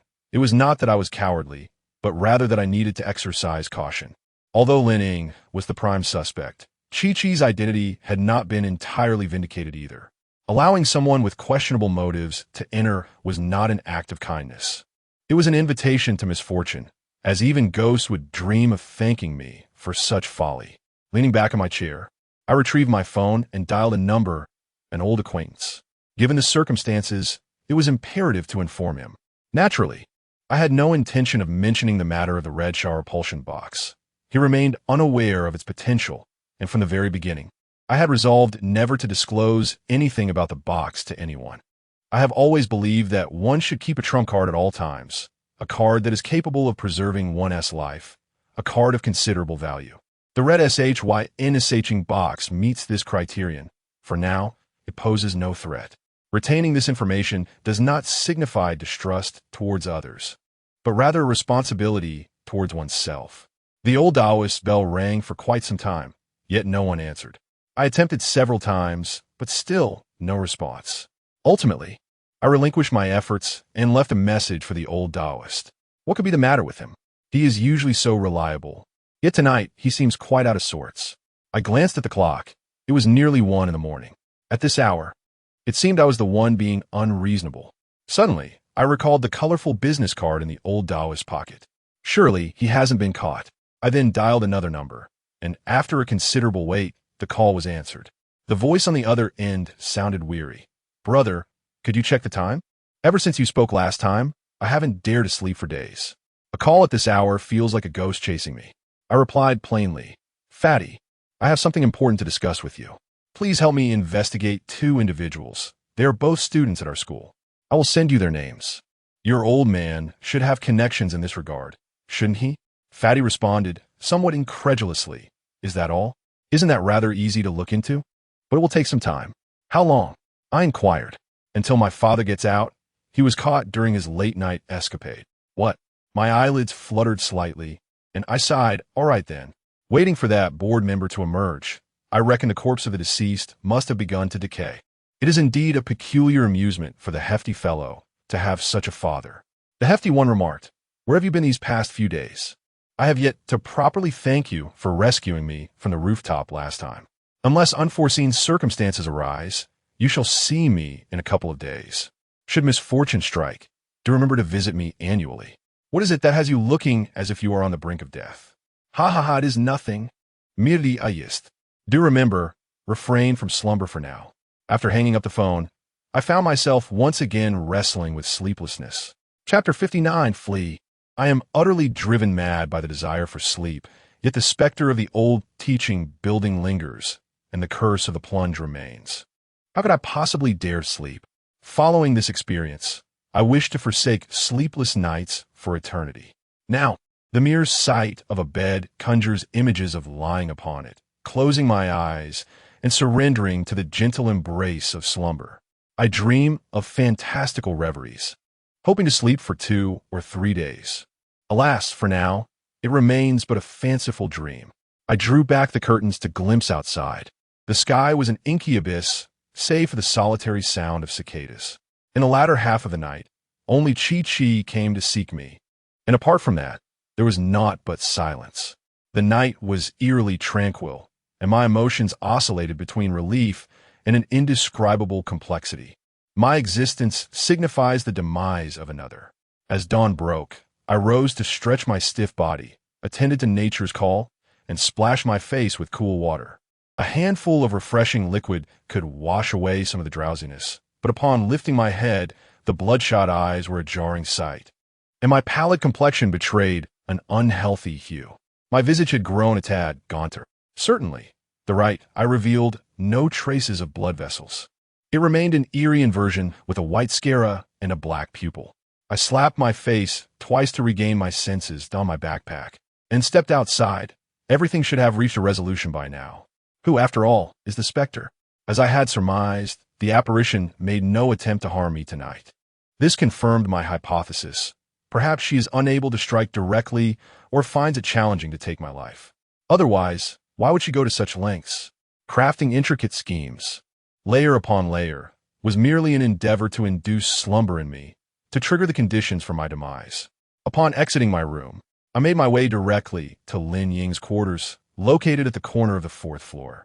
Standing before her door, I held the bone of the wronged spirit in my left hand and ignited the flame of souls with my right. The door creaked open inside. The darkness enveloped the space, devoid of light.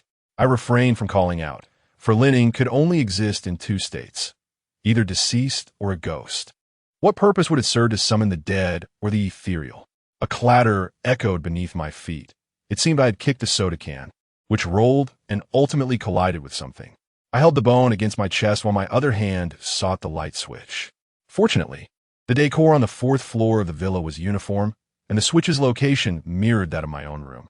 With a flick, the light illuminated the space, and I swiftly scanned the room, my brow furrowed, then conducted a meticulous inspection, yet the room was utterly vacant. Not present. After another glance around, I did not linger and hurried to Chi-Chi's room. I pushed open her door. The lights were on, yet she was nowhere to be found. Upon entering, I quickly surveyed the room, but my attention was drawn to the wall. My gaze lingered on the wall, ensnared by a line inscribed in blood with a finger. Hurry, beware of Lin Ying. I sat on Chi-Chi's bed, scrutinizing those words for a full half-hour, for I recognized her handwriting. The unfolding events aligned with the prophecy of the Red Shah's malevolent box, yet they also took me by surprise. I was certain that by dawn, the spirit would no longer inhabit this house. For once another living soul perishes, her identity would inevitably be unveiled. However, I had not anticipated that another living person had vanished. Chi-Chi's fate, whether alive or deceased, remained an enigma. She had left behind a message for me. I sighed deeply, engulfed by a blend of melancholy and frustration, for Chi-Chi was my very first friend upon entering school. I lost myself in thought for a while, pondering whether, had I allowed Chi-Chi to enter last night, she might not have gone missing. Yet, how many what-ifs can one ponder? An accident is precisely what one does not foresee, is it not? Was it my presence that led to her demise? Did I cause her death? No. From the very beginning, that was never the case. Rather, I had rescued her on several occasions. I should feel sorrow, not guilt. It is essential to recognize that I was oblivious to the spirit haunting that old teaching building. I had initially mistaken the ghost and was misled until now, having only begun to unravel a fragment of the mystery. Enveloped in this unknown predicament, how could I dare to speak of saving others? As my finger traced the bloodied inscription, I vowed that if Chi-Chi had truly fallen victim to her machinations, I would ensure she paid the price she deserved, whether now or in the near future. I lingered in the rooms of Chi-Chi and Lining for quite some time. Yet aside from that single line, no further clues emerged. The situation is far from over. I continue to bear the curse of the old teaching building. My sleeplessness is merely a temporary measure, and I can hardly endure this for much longer. Thus, I must locate that ghost and put an end to her. Of course, I cannot face this challenge alone. I need the assistance of the old Taoist. Venturing forth by myself would likely lead to my demise. The old Taoist has been unresponsive to my calls since last night, and this morning is no different. Resolute, I decided to seek him out at his hotel. While en route, I unexpectedly received a call from the bureau. The old Taoist had been apprehended during a late-night escapade. I couldn't help but wonder why he chose not to stay at the villa last night. It sparked a suspicion in me. Were the old Taoist and the fat man's father involved in the same predicament? How could these two be captured together? I had initially thought the old Taoist was a figure of ethereal wisdom, a sage of high attainment, but it turns out he is merely a practitioner of the Tao, and to my disbelief, he has been arrested. Naturally, I felt compelled to pay him a visit. I instructed the driver to take a detour to the bureau. The old Taoist was detained last night for 4 days, with a fine of 4,000. Upon arriving at the detention center, I exhausted every means to secure a brief 10-minute audience with him, under the watchful eye of a guard. The moment the old Taoist laid eyes on me, his face was awash with embarrassment. Indeed, it was a disgraceful affair. Just days ago, he was a venerable figure. Today, he finds himself a mere inmate. He sighed, lamenting, "What disgrace! After years of cultivating my spirit and honing my character, I never anticipated that last night a mysterious woman would forcibly invade my chamber.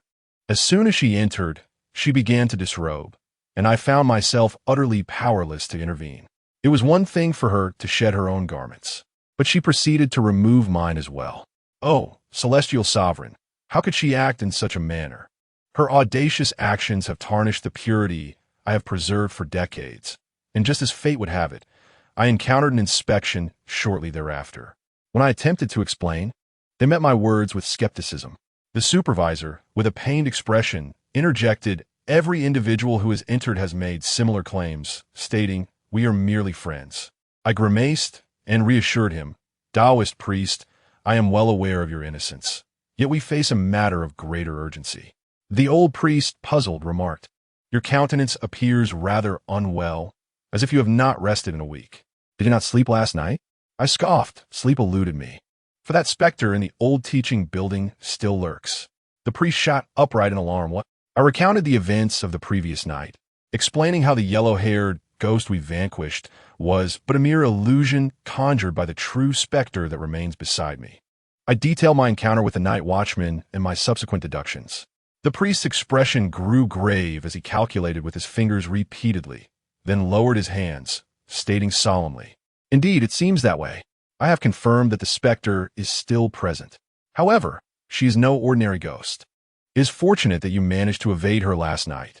She possesses the uncanny ability to blend seamlessly among the living, appearing right before me without my realization." The old Taoist was encountering such a specter for the first time. Chapter 60. The Paper Doll. After pondering the intricacies, he inquired, "You have known the girl surnamed Chi for several years, have you not?" I nodded. The old Taoist asserted, "Based on your deductions, there are virtually no other alternatives left. I am convinced that Lining is indeed that ghost. Good heavens, she was well concealed. However, that girl surnamed Chi, I fear that." Sighing, I raised my gaze, shaking my head, unwilling to delve into such matters. I shifted the topic, asking, "Is there any way to locate Lining now?" The old Taoist replied, "Lining is aware that her identity is on the verge of being exposed. She failed to eliminate you, so she will undoubtedly hide. Nevertheless, I do possess a method to find her," but he gave a wry smile, glancing around. It was only the first day of his detention, with 3 more days to go. Under such circumstances, how could he possibly escape? I had long realized that it was fundamentally impossible to rely on the old Taoist. So I had to place my hopes upon myself. In the Taoist view, was there any other avenue for survival? The old Taoist tugged at his sparse beard, shaking his head as he contemplated. Let me think this through. He paced back and forth in the room, while the observer watched us with a bewildered expression, which was entirely reasonable. Who among normal people would speak of ghosts daily, as if they were in a film? After a considerable time of reflection, the old Taoist suddenly plucked a hair from his beard, exclaiming with unrestrained joy, Eureka! I have a way to vanquish her. There is no need to seek her out. We can directly send her soul into oblivion. However, the implementation of this method proves to be somewhat challenging. Firstly, the required items are difficult to procure. Secondly, one must make another trip to the old teaching building. I couldn't help but be astonished. Could it truly be extinguished without locating her? The old priest possesses such means. Yet judging by his demeanor, this appears to be no trivial matter. Please, Taoist, enlighten me on what is needed, I urged. The old priest replied with utmost seriousness. This is a technique derived from a variant of Lubon's exorcism art. I have employed it once before. This method harms the heavens and jeopardizes human lives, severing one's moral virtues. You will need to acquire a 4-year-old rooster, coffin nails from millennium-old tomb, 2 cat's eye stones from graves that are at least 3 centuries old, the long hair of a virgin, and a small paper effigy. First, anoint the paper effigy with the blood of the rooster. Then insert a fragment of clothing she has worn into the effigy. Use the cat's eye stones for its eyes, and entwine the long hair around its head. Once we arrive at the old teaching building, wait until it is completely dark, and then swiftly pierce the effigy's forehead with a coffin nail. This will bind the effigy to her. The coffin nail will secure her, preventing any resurgence. The effigy will autonomously seek her out, and you shall follow it. She will be rendered immobile, and you can extinguish her with the soul flame. I couldn't suppress a twitch at the corner of my mouth. The 4-year-old rooster seemed manageable, but the coffin nails and cat's eye stones were foreign to me. Surely, millennium-old coffin nails would have long since decomposed? These items belong to tombs. He cannot possibly resort to grave robbing now, can he? I was somewhat apprehensive. Taoist, are you certain that this effigy can restrain her movements? The old priest, visibly indignant, glared and exclaimed, Do you dare to question my authority? Rest assured, she will not be so easily able to take your life. Otherwise, what would be the purpose of her elaborate schemes? He tucked his garments inward and inserted a coffin nail, asserting that no matter how formidable the spirit, it would remain subdued in his presence. The greatest strength of such a ghost lies in its ability to conceal itself. Otherwise, how could it have evaded detection for so long? Truly remarkable. Truly remarkable. Enough, enough. The time has come. Do not lose your sanity, interjected the overseer, unable to endure our conversation any longer. The more he listened, the more convinced he became that we were both mad. As the old priest was led away, he cautioned, Remember, you must unhesitatingly pierce the paper figure's brow after sunset. I gazed at the retreating figure of the old priest, filled with profound melancholy. It seems I must rely on myself now. However, I have at least acquired a method, the paper figure's soul-piercing. It sounds rather esoteric, but coming from the old priest, it should be reliable. I must immediately begin gathering the materials. Coffin nails, rooster's blood, cat's eye stone, paper figures, hair, and the garments worn by Linning. The rest is manageable. But the coffin nails and cat's eye stones will be difficult to find. Instinctively, I touched my ear and suddenly remembered. Earrings. Of course, Old Co. He is a venerable figure in the antique and jewelry circles, and he must have connections. Without hesitation, I hailed a cab and rushed to Old Co's shop. Upon entering, I found the young woman from my last visit, now poised and elegantly instructing her colleagues, her tailored dress exuding sophistication. She seemed to recognize me, and her eyes sparkled with delight as she exclaimed, Mr. Zhang, you have come? Please take a seat. In the elegant ambience of the tea house, I found myself hurriedly seated on the sofa as a gracious host pressed me down with an air of urgency. I hastily consumed the lukewarm tea from the table, gasping for breath before inquiring about the esteemed Mr. Co. A young attendant handed me a tissue, informing me that she had already notified Mr. Co., who had instructed that I be informed of his presence immediately upon my arrival. I expressed my gratitude, and soon after, Mr. Ko emerged, adorned in a dignified black Zhongshan suit, exuding the authority of a seasoned elder.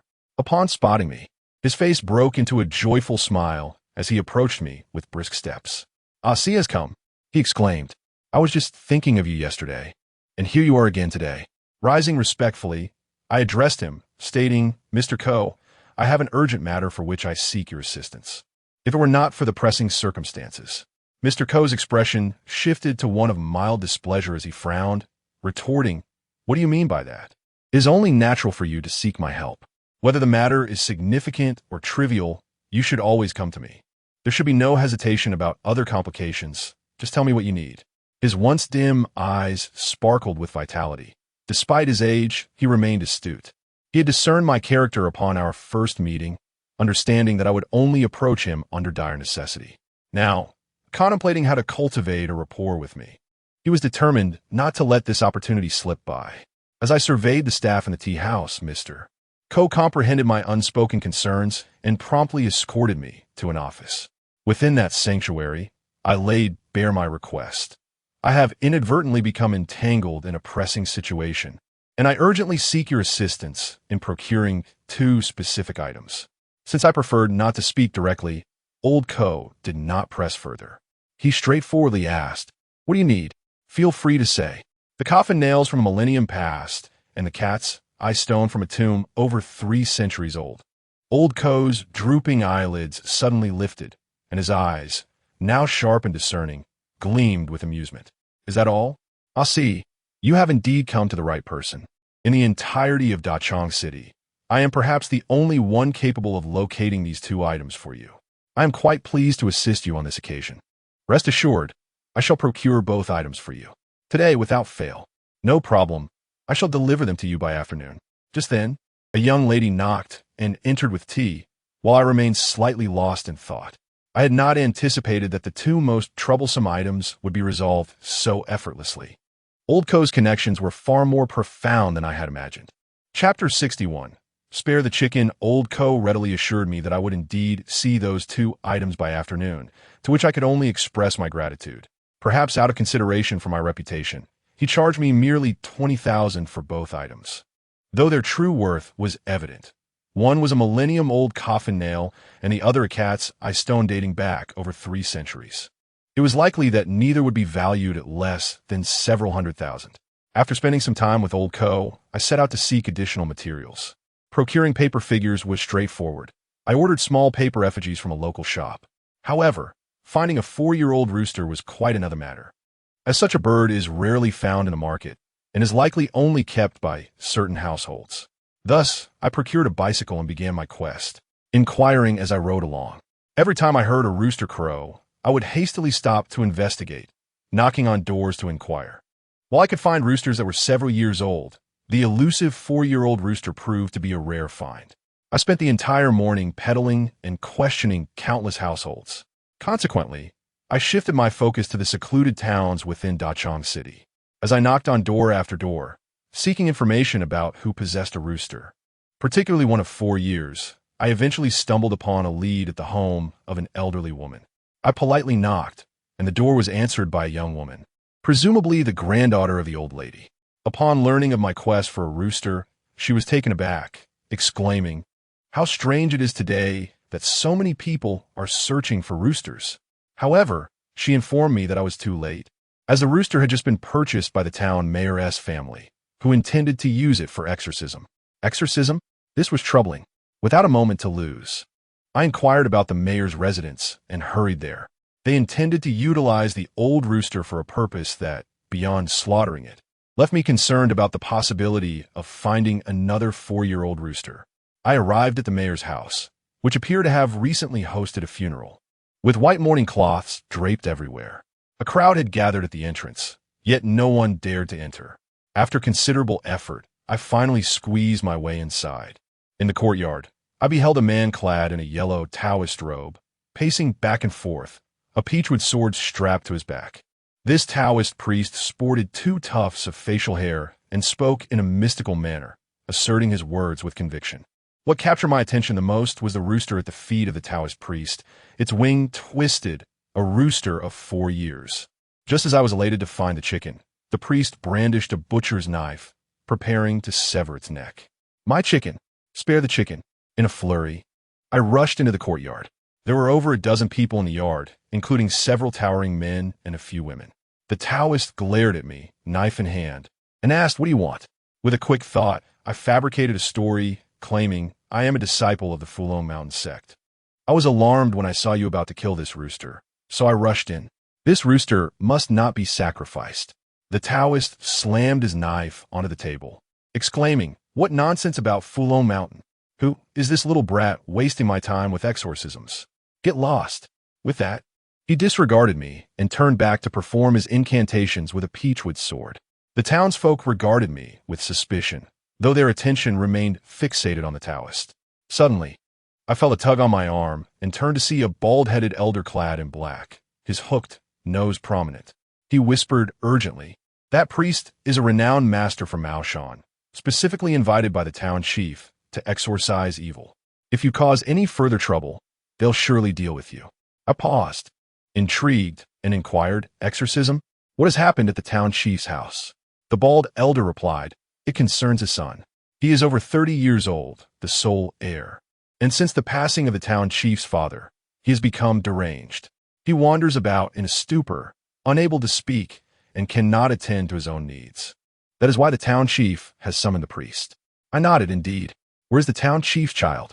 The elderly gentleman subsequently gestured toward the direction, and I stealthily approached that way. From a distance, I could discern a child, around 7 or 8 years old, bound to a chair within the room. I momentarily lost my train of thought. If this were indeed the case, perhaps the rooster was not beyond reclaim.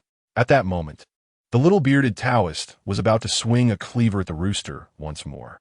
I shouted, "Stop!" Startled, the little Taoist turned around, cursing, "Who are you to shout like that?" I stepped forward and addressed the Taoist.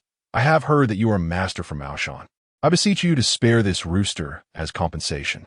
I shall take its place in driving away the evil spirits for the mayor's child." The little Taoist, as if he had heard the grandest of jokes, discarded the rooster and focused his gaze upon me. "Do you wish to challenge me?" he added. "As long as the rooster remains unharmed, a contest is permissible." The little Taoist chuckled. "Very well, today I shall observe. Let us see how you intend to drive away the evil without the rooster's blood. You need not interfere. Let him try." How can a Taoist's dignity go unchallenged? He dismissed the few individuals who prepared to escort me away. "Bring forth the mayor's child." Just then, a somewhat attractive young woman hurried into the room. The crowd around us buzzed with conversation, naturally dismissing me, with no one believing I possessed such capabilities. The little Taoist sauntered closer and remarked, "That child's young energy is feeble, overshadowed by the yin. Rooster's blood is the simplest remedy." The efficacy of rooster's blood over the past 4 years has been remarkable, though employing it in such a context seems excessive. But I am curious to know how you intend to proceed without it. If you cannot accomplish this, do not blame me for forcing you to crawl. I humbly smiled, declaring that since I'd stepped forward, I would not disappoint the Taoist priest. The mayor's child was brought out by a woman, still bound tightly to a chair, his eyes vacant and his body thrashing. I rolled up my sleeves and approached, circling around him. While I might have been at a loss in other matters, upon seeing this boy, I comprehended that I could resolve his plight. For in my eyes, perched upon the head of this 7 or 8-year-old child, was an infant, roughly 1 year old. The infant lay with eyes closed, covered in filth, appearing as though it had just been born, resembling a lifeless child. It is indeed peculiar for a child to be lively with a dead infant resting atop his head. Having identified the source of the issue, the resolution became clear. I ignited soul flames on my index and middle fingers and slowly approached the lifeless infant. Suddenly, the boy began to thrash violently, as if seized by fear, yet the ropes bound him tightly, preventing his escape. The dead infant seemed to sense this, its eyes snapping open as it emitted a cry and leapt down before the soul flames could reach it. The infant scurried away swiftly, and though I could have pursued its shadow, it vanished into the crowd. I relinquished the pursuit and turned my gaze back to the mayor's child, who visibly appeared to be improving. I then touched him gently with my finger, still aflame with soul fire, and a sudden cacophony of wails erupted. The pain inflicted by the soul flames upon the spirit is not a trivial agony. While it may seem cruel to inflict such suffering upon a child, he had awakened, and the results were unmistakable. The mayor's wife rushed over, embracing the child, her tears flowing like blooming pear blossoms. Meanwhile, the bearded Taoist stood with his mouth agape, capable of swallowing a fist, resolved. How could it be that Rooster's blood was not utilized? What on earth is happening? The elderly gentleman, filled with curiosity, approached. Young man, you are not an ordinary individual, are you? Merely possessing a few minor skills, I see. As I grasped the rooster, intending to leave, the Taoist abruptly obstructed my path, his demeanor undergoing a complete transformation. My apologies, my sincere apologies. I was mistaken in my judgment. I shook the rooster gently. No harm done. It matters not to me. Furthermore, this rooster was given to me, so it balances out perfectly. The Taoist glanced back at the mayor's family, then conspiratorially remarked, Do you not find this family suspicious? Why is it that only their child has been possessed? Moreover, the old man of their family has recently passed. A grandfather harming his own grandson. Does that not pique your curiosity? There are countless strange occurrences in this world. How can I possibly tend to them all? Besides, is it not your responsibility as a Taoist from Aoshan? I jested. The Taoist, with a hint of embarrassment, replied, In truth, I'm not adept at exorcising spirits. I only possess a few minor tricks for dispelling malevolent forces. Yet the mayor's family has tasked me not only with banishing spirits, but also with capturing them. How could I possibly manage that? Observing you, young man, it is clear you possess an extraordinary aura, with a glimmer of golden light emanating from your head. You must be a disciple of some esteemed master. Thus, I implore you to assist me. Rest assured, the profits will be divided 60-40, with you receiving the greater share. My steps remained unbroken. I have pressing matters to attend to, life and death situations. I cannot afford to linger here. I have a fondness for wealth. Yet when faced with the specter of mortality, money must undoubtedly take a back seat. The Taoist, however, remained reluctant to yield, rummaging through his pockets. Here, take a look at this. It is the posthumous portrait of the town mayor's father. This old man has been meddling with his grandson. I cast a casual glance, but then my steps faltered and I raised my eyebrows, gazing intently at the portrait before turning to the Taoist with a puzzled expression. Isn't this old gentleman standing right behind you? The Taoist's countenance froze. What did you say? I looked at him, or rather at the old man behind him, bald, with a hooked nose, clad in dark attire. He was the very same elder who had detained me upon my arrival to discuss the mayor's affairs. He's a ghost. At that moment, this old man stood behind the Taoist, sporting a strange smile, cradling an infant, the very same child I had frightened away with my soul flame moments earlier. To possess the ability to see spirits can be both a blessing and a curse. Who can truly ascertain whether the figures before them are phantoms? However, this old man was certainly not human. It appeared that the Taoist was oblivious to the presence of the ghost, mistakenly believing he could perceive it. His hands trembled uncontrollably, and rather than doubting my words, he absorbed their meaning, realizing that a recently deceased old man stood behind him. The ghost's hand rested upon the Taoist's shoulder, and in the next instant, the Taoist was flung aside, colliding forcefully with a nearby tree. This sudden and bizarre occurrence shattered the composure of those gathered in the mayor's household. There's a ghost. They screamed in terror, fleeing in panic, while I raised my right hand to confront the old man directly. The old man revealed a bitter smile. You need not feel anxious. I harbor no ill intentions, and your fiery temperament could easily leave me in a state of disarray. It appears my judgment was correct. You are no ordinary individual. A faint smile of amusement tugged at the corners of my lips. It seems you are not an ordinary ghost either. I found myself curious as to why the old man would turn against his own grandson. Suddenly, his expression twisted into one of savagery and venom as he gritted his teeth and exclaimed, That is not my grandson. He is the spawn of that vile woman. My first grandson was cruelly taken from me by her, and the second is not of my bloodline at all. That wretched woman had the audacity to engage in infidelity. She and her lover callously abandoned our first child, leaving a mere infant to perish in the cold. She shamelessly claimed that the child had been stolen. Her betrayals spanned decades, during which my son wore the mantle of a cuckold. A few days ago, I caught her in the act of infidelity. Not only did she exhibit no shame, but she also divulged everything, driving me to the brink of madness. I found myself momentarily taken aback.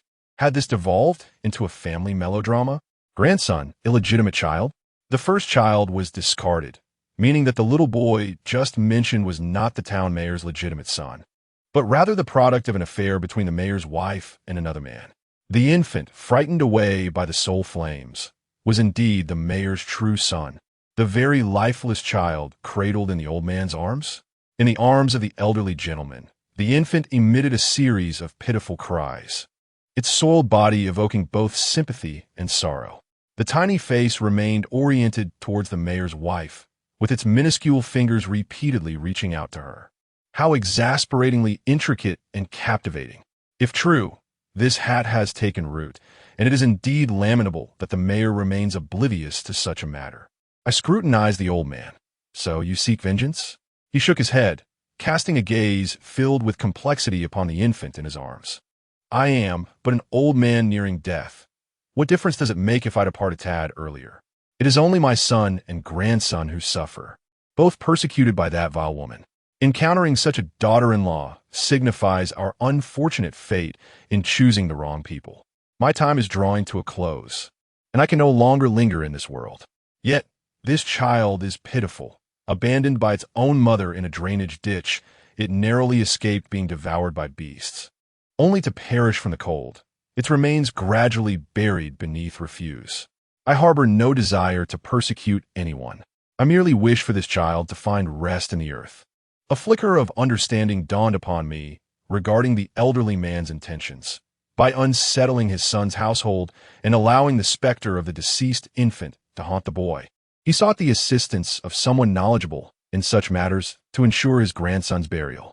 My words pierced through the fog of confusion, prompting a fervent reaction from the old man. The fault lies not with this newly born child. I implore you, grant the child a chance to return to the soil, to return to its roots. The emerald flames that danced upon his fingertips abruptly extinguished. After a moment of contemplation, I responded, I understand.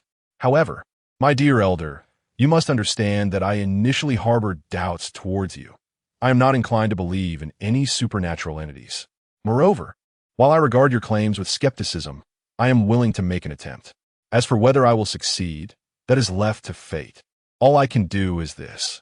I am merely a passerby, an unwilling traveler in this journey. Should you trust me, I could assist you in unearthing the remains as I depart. The elder suddenly wept profusely, kneeling with the infant and bowing deeply. I wished to help him rise, yet my outstretched hand hesitated and withdrew. Chapter 63. Preparations complete. The elder mentioned that the ditch was not far. He could guide me there immediately. My time is limited, and I cannot afford further delay.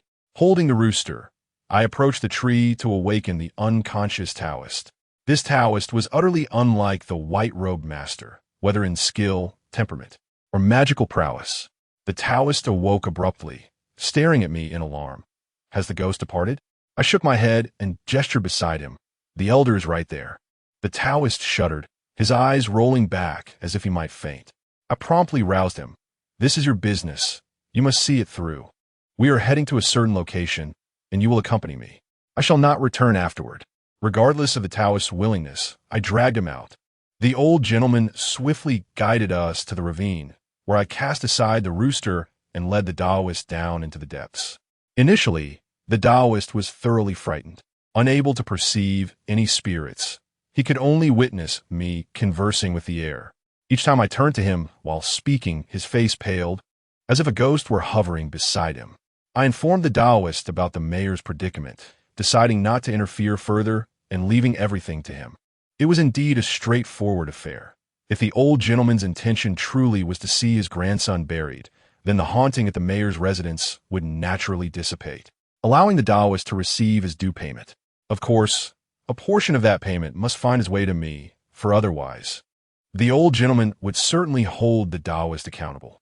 I uttered this last phrase in jest, yet the Taoist took it earnestly requesting my bank details and swearing a solemn oath. The ravine was filled with refuse, over a meter thick, yet the old gentleman recalled it vividly, directing us to commence excavation. Before long, we stumbled upon skeletal remains, though they were in a lamentable state. It was only with the old gentleman's guidance that we could barely identify them. After extracting the remains, the old gentleman expressed no particular wishes regarding the burial site, as long as it was not within the ravine. We dug a grave in the adjacent bamboo grove to inter the remains and cover them with earth. I inquired, "Old sir, do you truly have no intention of assisting your son?" The old gentleman merely smiled sadly, responding, "I'm already a dead man. Matters of the living world are no concern of mine. Yin and yang each have their own laws. They ought not to disturb one another." Nevertheless, despite his words, the old gentleman seemed to wish for us to subtly remind his son. This task is entrusted to the Taoist priest.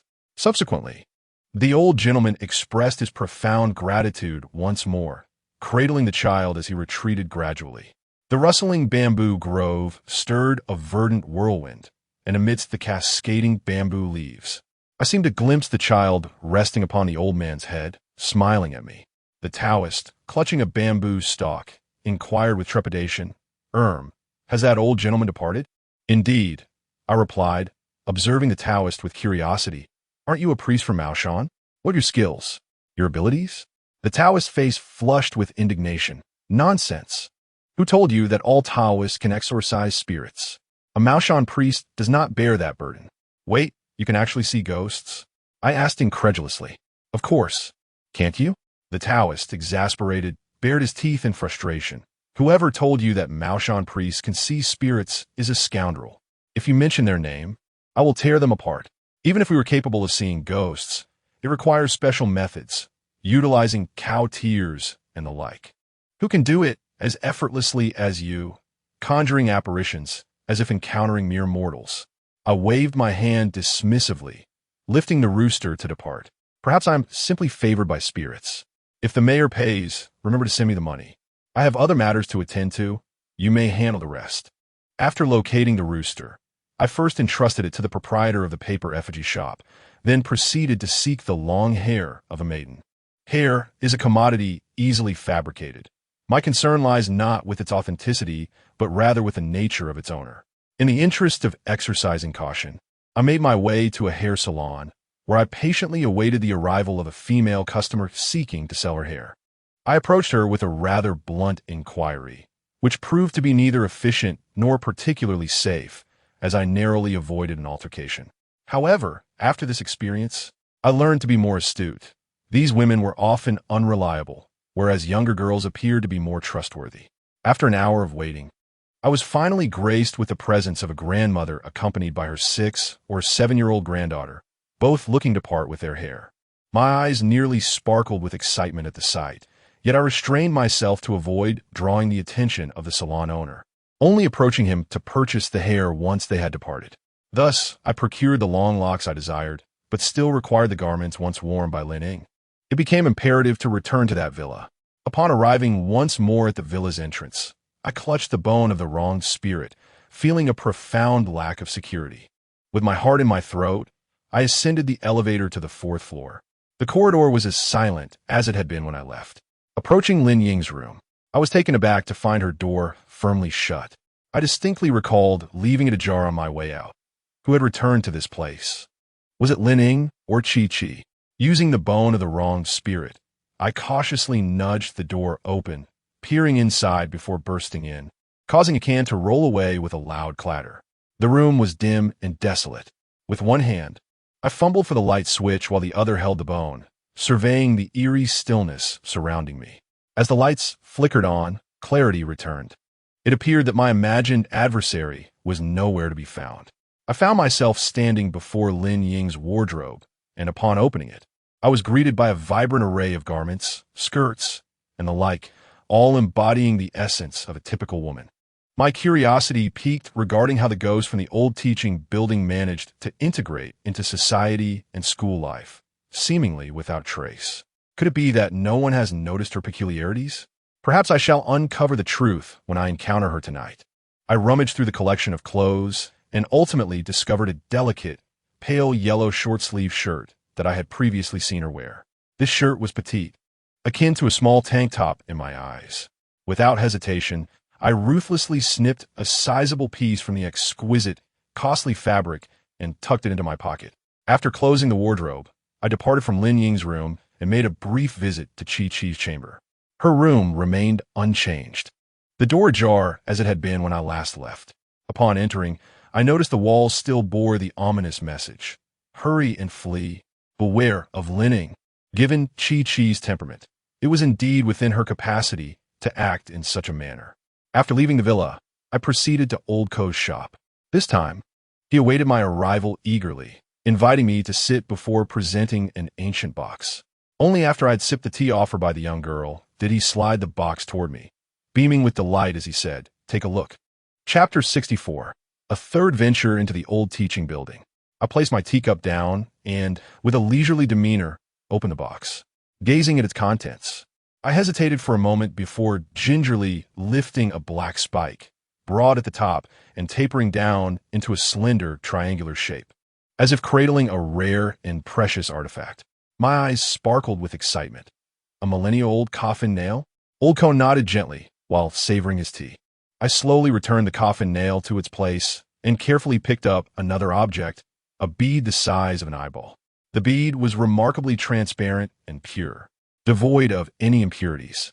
When light penetrated it, a narrow, radiant glow appeared on its surface, reminiscent of the beauty of a cat's eye. A cat's eye stone from a tomb over 300 years old. After placing the stone back, I closed the box and finally allowed myself to exhale deeply, letting the joy within me expand. Once my emotions had settled, I repeatedly expressed my gratitude to Old Ko. Honestly, had I not encountered him, I would have been at a loss regarding where to find these two items. Old Ko feigned displeasure. "You behaving this way doesn't please me. It's merely two objects. What significance do they hold? Should you require my assistance, do not hesitate to speak." I smiled and engaged in light banter with him.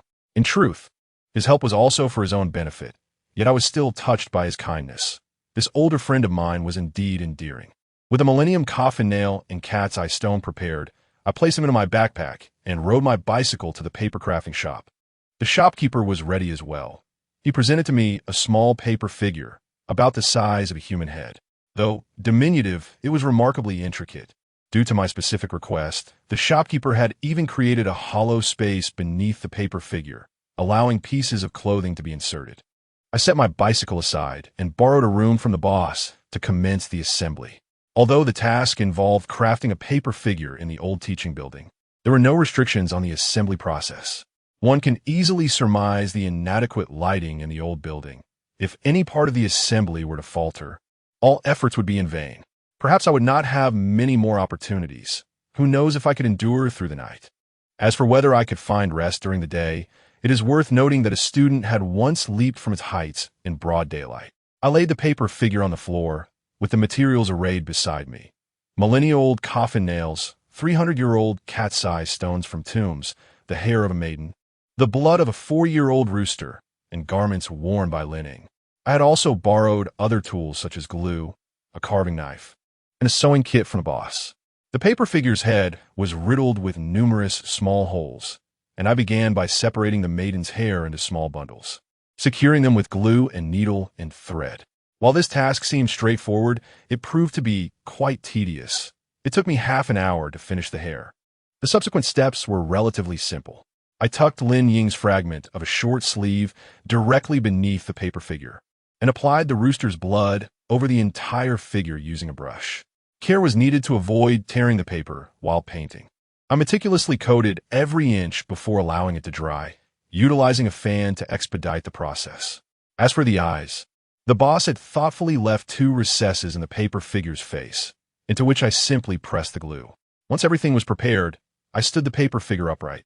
Its complexion was a deep crimson, the material slightly translucent, revealing hints of a pale yellow hue. The hair cascaded down to match the length of its body, jet black and abundant, flowing like a waterfall. The pair of cat's eye stones that formed its eyes infused the paper figure with a final touch of vitality. They shone with a glossy luster, making the already eerie figure appear almost lifelike. I carefully placed the millennia-old coffin nails into the side pocket of my backpack, gingerly positioning the paper figure within. After settling the payment with the proprietor of the paper shop and offering a simple expression of gratitude, I noticed that the sky had begun to take on a yellowish hue, the rising sun struggling to ascend fully. I sought out a noodle shop, filling my bowl with spicy peppers, and forced myself to finish the dish despite the fiery heat.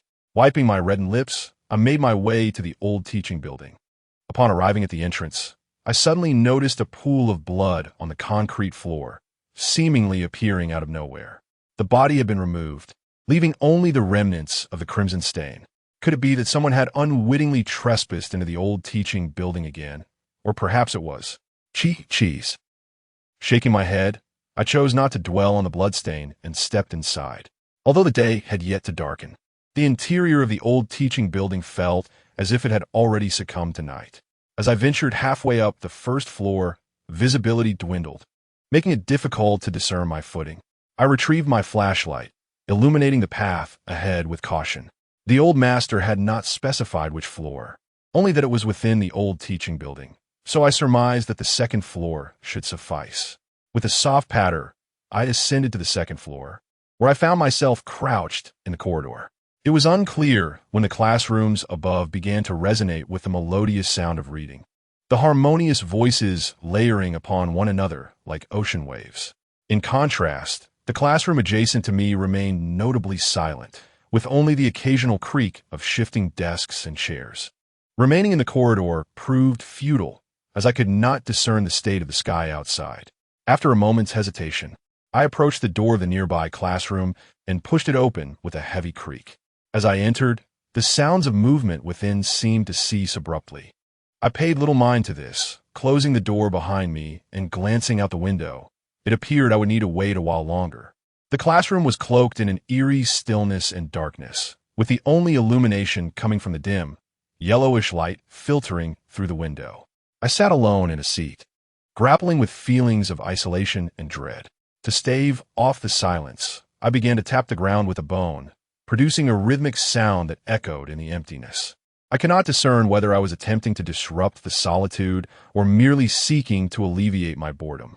I continued this rhythmic tapping until the bone slipped from my grasp, yet the sound persisted. Tap, tap, tap. What was that sound? It was the unmistakable noise of footsteps. Instantly, I turned my gaze toward the door. Though it remained shut, the footsteps intruded upon the stillness. I cannot simply sit idly by. Seizing the bone, I crept to the door and pressed my ear against it. The footsteps seemed to belong to someone persistently opening classroom doors, as if searching for something. Click! This time it was my classroom. The door swung open, and the person outside lingered for a few seconds before departing. Just before the door closed, I kicked it open with my foot, rushing out with the vengeful spirit's bones in hand.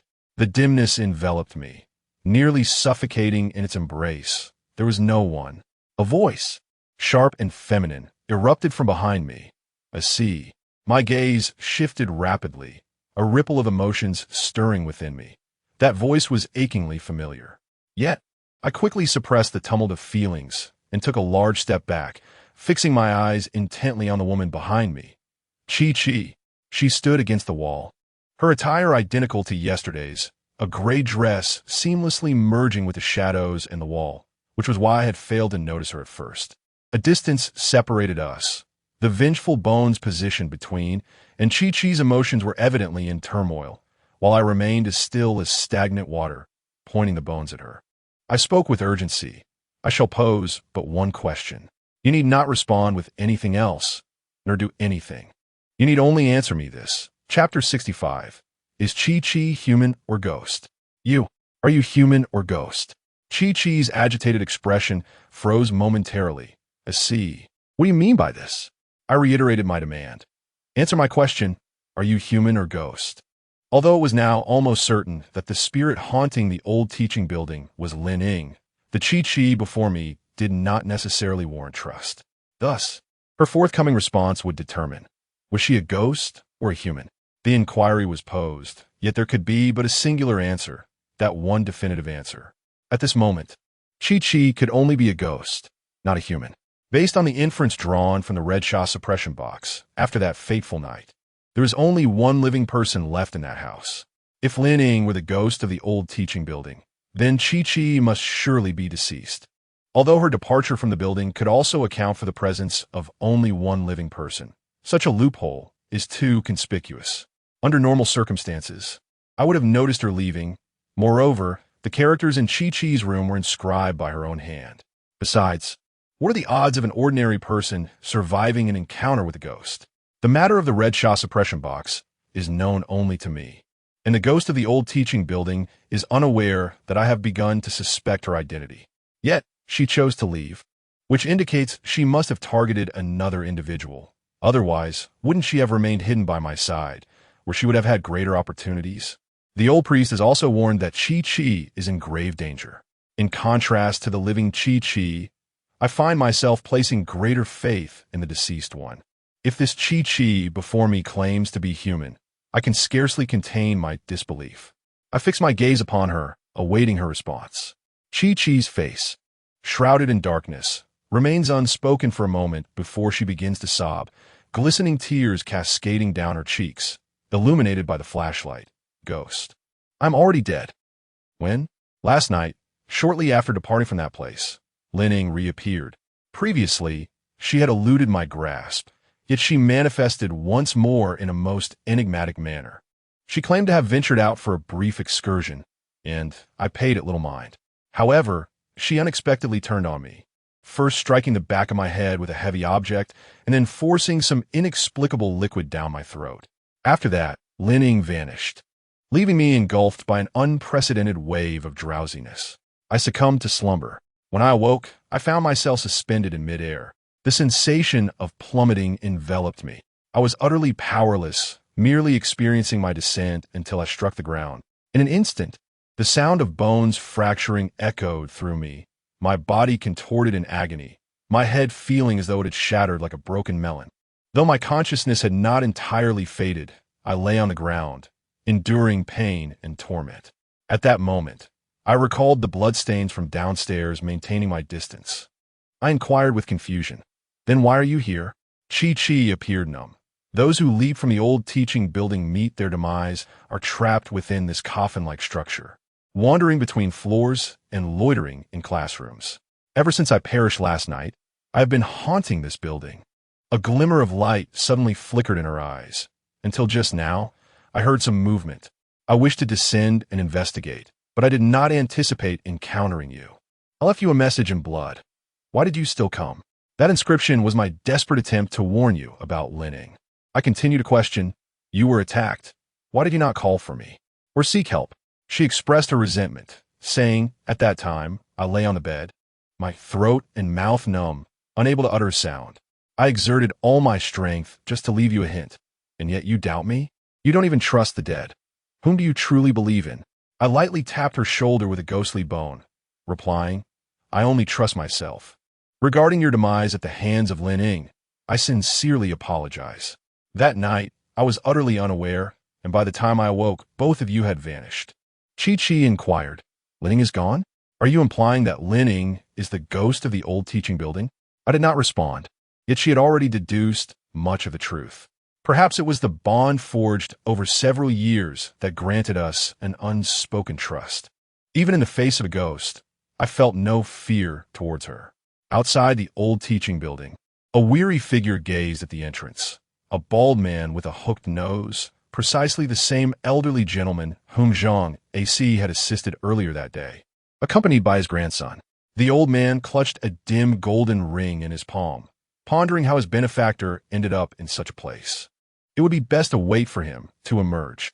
This item is meant for him. Inside the old teaching building, I turned back to the classroom, glancing at the sky, which was on the brink of complete darkness. Approaching the window, Chi-Chi entered hesitantly.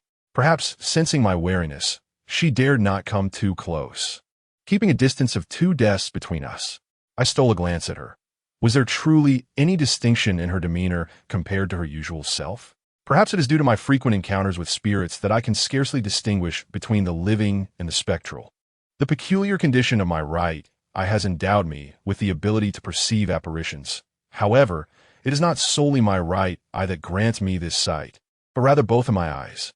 If it were the case that only my right eye could behold the ethereal, it might be a relief, for I could simply close it and banish all my worries. Alas, whether I desire it or not, these eyes are compelled to witness the unseen. The sun, tinged with hues of crimson and ochre, appears to be drawn downward by an unseen hand of darkness, gradually succumbing to the void of a lightless horizon. Oddly shaped clouds seem to engage in a futile struggle between the two realms, ultimately succumbing to a blend of inky blackness and fiery red. The pervasive gloom encroaches upon the world, and as the last rays of sunlight wane, an unsettling fear arises within me. Could the sun truly vanish? I glance at the time, retrieving a paper figure from my backpack and placing it flat upon the table, allowing it to be shrouded in the dusky filter of twilight. Chi-Chi, her eyes widened with curiosity, inquires, "What is this?" My instinct is to respond, yet something halts my tongue, and I find myself silent. She purses her lips and turns away. The jarring sound of a ringing phone shatters the tension between us. I answer the call, which lasts approximately 20 seconds before I hang up, muttering, "Yes, I understand." The final vestiges of twilight illuminate my face, but they swiftly retreat into the shadows. The last remnants of light in the classroom are eclipsed by the beam of my flashlight, which casts a wider glow upon the ceiling than it does in any singular direction. In the haze, I can make out Chi-Chi seated 2 desks away, gazing intently at me. A sudden, indescribable feeling enveloped me. Loneliness, desolation. Gradually, I came to realize that the people around me were dwindling. Suan-pan, Zhang A-si. My last female friend from school has also departed this world. Recently, I have borne witness to the demise of too many souls. I meticulously arranged the paper effigies and retrieved a coffin nail, aiming it at the effigy's brow. The inky black hair cascaded almost to the edge of the table, and those feline eyes, resembling cat's eye stones, appeared almost alive, their elongated pupils reflecting the faint light. Suddenly, I felt the piercing gaze of the crimson paper effigy fixated upon me, its dark, rusted triangular coffin nail poised against the effigy's brow, a mere push capable of penetrating the fragile paper. Chapter 66. Nail of a Soul. The classroom was terrifyingly silent, yet in comparison to the surrounding gloom and emptiness, the narrow, cat-like pupils of the crimson paper effigy were even more unsettling. Even if merely a reflection of light, they seemed to observe me incessantly. Outside, the sky had turned completely dark. The flashlight within the classroom was the sole source of illumination. The sharp, pitch-black object pressed against the paper membrane, and as I applied more force, the membrane buckled under the pressure, surprisingly resilient, almost as if it were enveloping the coffin nail. My breathing became erratic. Something was amiss. Profoundly so. According to my expectations, this effigy should have been easily pierced. Yet, as the coffin nail made contact, it felt as if I were penetrating the skin of a living being, soft, yielding, with an elastic texture. But at this moment, there was no turning back. Even if it were a living person, I had to drive it through. The force doubled, and with a sharp sound, the paper figure began to move. Indeed, it was alive. Like a child sensing danger, it struggled fiercely beneath the coffin nail, its clear eyes evoking a profound sense of pity. In the translucent cat's eye stone, I seemed to catch a glimpse of my current self, a monstrous creature with savage, venomous, bloodshot eyes. In a fleeting moment, the paper figure beneath the coffin nail transformed into Lin Ying, her brow oozing with blood, her pitiful eyes pleading incessantly. I finally grasped the meaning behind the old priest's parting words. When darkness falls, do not hesitate. Pierce the paper figure immediately. Truly, it was a creation of mine, remarkably lifelike, adept at feigning vulnerability. I scoffed inwardly as the coffin nail pierced through the layer of paper at her brow, driving deep within. The inky black inverted pyramid embedding itself halfway, the crimson spreading across her forehead. The brightness in the paper figure's eyes gradually dimmed, its limbs ceased to move. I let out a deep sigh of relief, but before I could fully bask in the comfort, my heart jolted violently, my pupils contracting and dilating within the blink of an eye. The strength draining from my body felt like threads swiftly unraveling, my mental state instantly clouded. Consciousness fading into a heavy lethargy. I realized my awareness was diminishing like never before, engulfed in an extreme state of fatigue, akin to having endured an entire night of relentless toil. I felt utterly drained, as if every ounce of energy had been sapped away, a drowsiness overwhelming me like a mad demon, rendering me unable to resist its relentless grasp. My elbow propped against the table prevented me from toppling over. With great effort, I opened my eyes, bewildered by the situation. The paper figure should pose no problem. Lin Ying's attire appeared unblemished as well. Everything you have done is commendable. The paper figure executed its role flawlessly. Had Lin Ying still been present, she would undoubtedly have been ensnared by you. It is precisely because all your actions have been correct that you find yourself in this predicament. From the shadows, half of Chi-Chi's form concealed, she suddenly spoke, her tone unusually mature and chilling. I shifted my gaze, locking onto the woman. "What are you scheming?" Chi-Chi replied, "I have not orchestrated anything. These events are entirely your doing.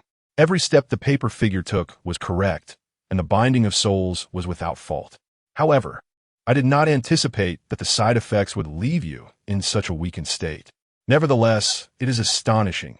You have gone days without sleep, repeatedly infiltrating the old teaching building, pursuing ghosts. I find myself questioning your humanity." I seized upon a particular phrase, side effects. The old master once spoke of the method of binding paper figures. It harms the heavens, shortens life, and disrupts one's virtue, allowing one to pin down spirits from a distance.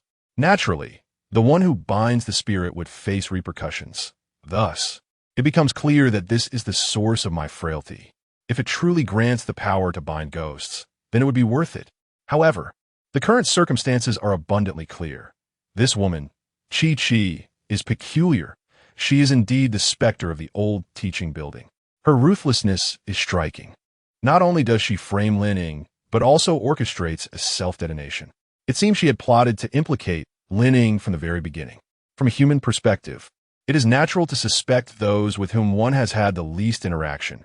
Hence, she orchestrated Lin Ying's disappearance, leaving no witnesses to her demise. At that moment, the guard spoke of a ghost, which was undoubtedly Chi-Chi, who happened to be outside as well. Not only that, but this revelation illuminated many aspects of the situation. Chi-Chi's initial appearance occurred when I inadvertently trespassed into the old teaching building, and her second encounter was also a result of her colliding with me. That night on the rooftop, she feigned innocence. She was entirely unscathed. Furthermore, during the incident at the old teaching building when Yang Kan, Lin Ying, and others attempted to leap, she suggested that I descend first. Later, she brazenly confessed to being a ghost, revealing her identity to absolve herself of suspicion as the spirit haunting the old teaching building. All of her actions led me to misidentify the perpetrator, sapping my strength and spirit. The ultimate outcome was either that I would fall asleep and plunge from the rooftop or perish at her hands. She truly orchestrated an elaborate scheme. With great effort, I retrieved a chili pepper from my pocket and bit into it, grimacing as I inquired, "Where is Lin Ying?" If Chi-Chi is indeed a ghost, then Lin Ying must be human. However, her disappearance evoked memories of the bloodstain below. Although I suspected she was unlikely to be alive, I sought to prolong the conversation. Chi-Chi's face, partially cloaked in shadows, revealed a sinister smile. She is certainly dead. Her demise was far more tragic, leaving not even a trace of her soul. Before I could act, she was already claimed by other forces, with not a shred of her essence remaining. I forced a wry smile, one that reflected a detachment from life and death, and asked, "What, pray tell, is the purpose behind all your machinations? You have been lurking beside me for 2 years, during which you had countless opportunities to act, yet you remained passive, dutifully playing the role of a student. And now, at this moment, you have chosen to strike. Let me ponder. Was there something that restrained you 2 years ago?" This seemingly pierced Chi-Chi's pain as she gritted her teeth and shouted fiercely. Had it not been for her, you would have perished 2 years ago. You would have jumped from this building the very day you enrolled. If it weren't for her, Why would I have to expend so much effort and endure such a long ordeal? Nevertheless, everything has been worthwhile. Now you are left with no escape. I replied weakly, since you were so intent on killing me, why not hasten your actions? Chi scoffed, I will not harm you. I shall watch you fall asleep and see you leap from the rooftop. I raised my eyelids and forced a self-deprecating smile. Since you cannot kill me now, and I cannot flee, let us converse. There are many things I cannot comprehend. Having coexisted for 2 years, surely you can grant me this last wish before my demise. Chi gracefully approached my desk, resting her elbow upon it, propping her chin in her hand as she gazed at me, saying, what I have longed for is finally within reach. This joy truly renders one restless. You are indeed more exceptional than I had anticipated. The first specter could not deceive you, and you immediately suspected me. Feel free to ask whatever you wish. As your classmate, I am willing to enlighten you.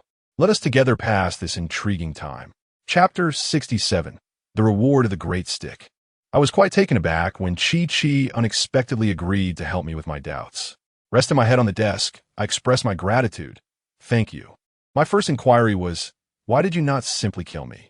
There have been numerous occasions where you could have easily ended my life, yet you chose to spare me, instead opting for this troublesome method of orchestrating my demise by jumping from a height. I presume there must be some compelling reason that prevents you from taking direct action against me. Chi gazed out the window and remarked, the spirit by your side is no ordinary being. Her terror is beyond your imagination. You must have sensed it over the past few days.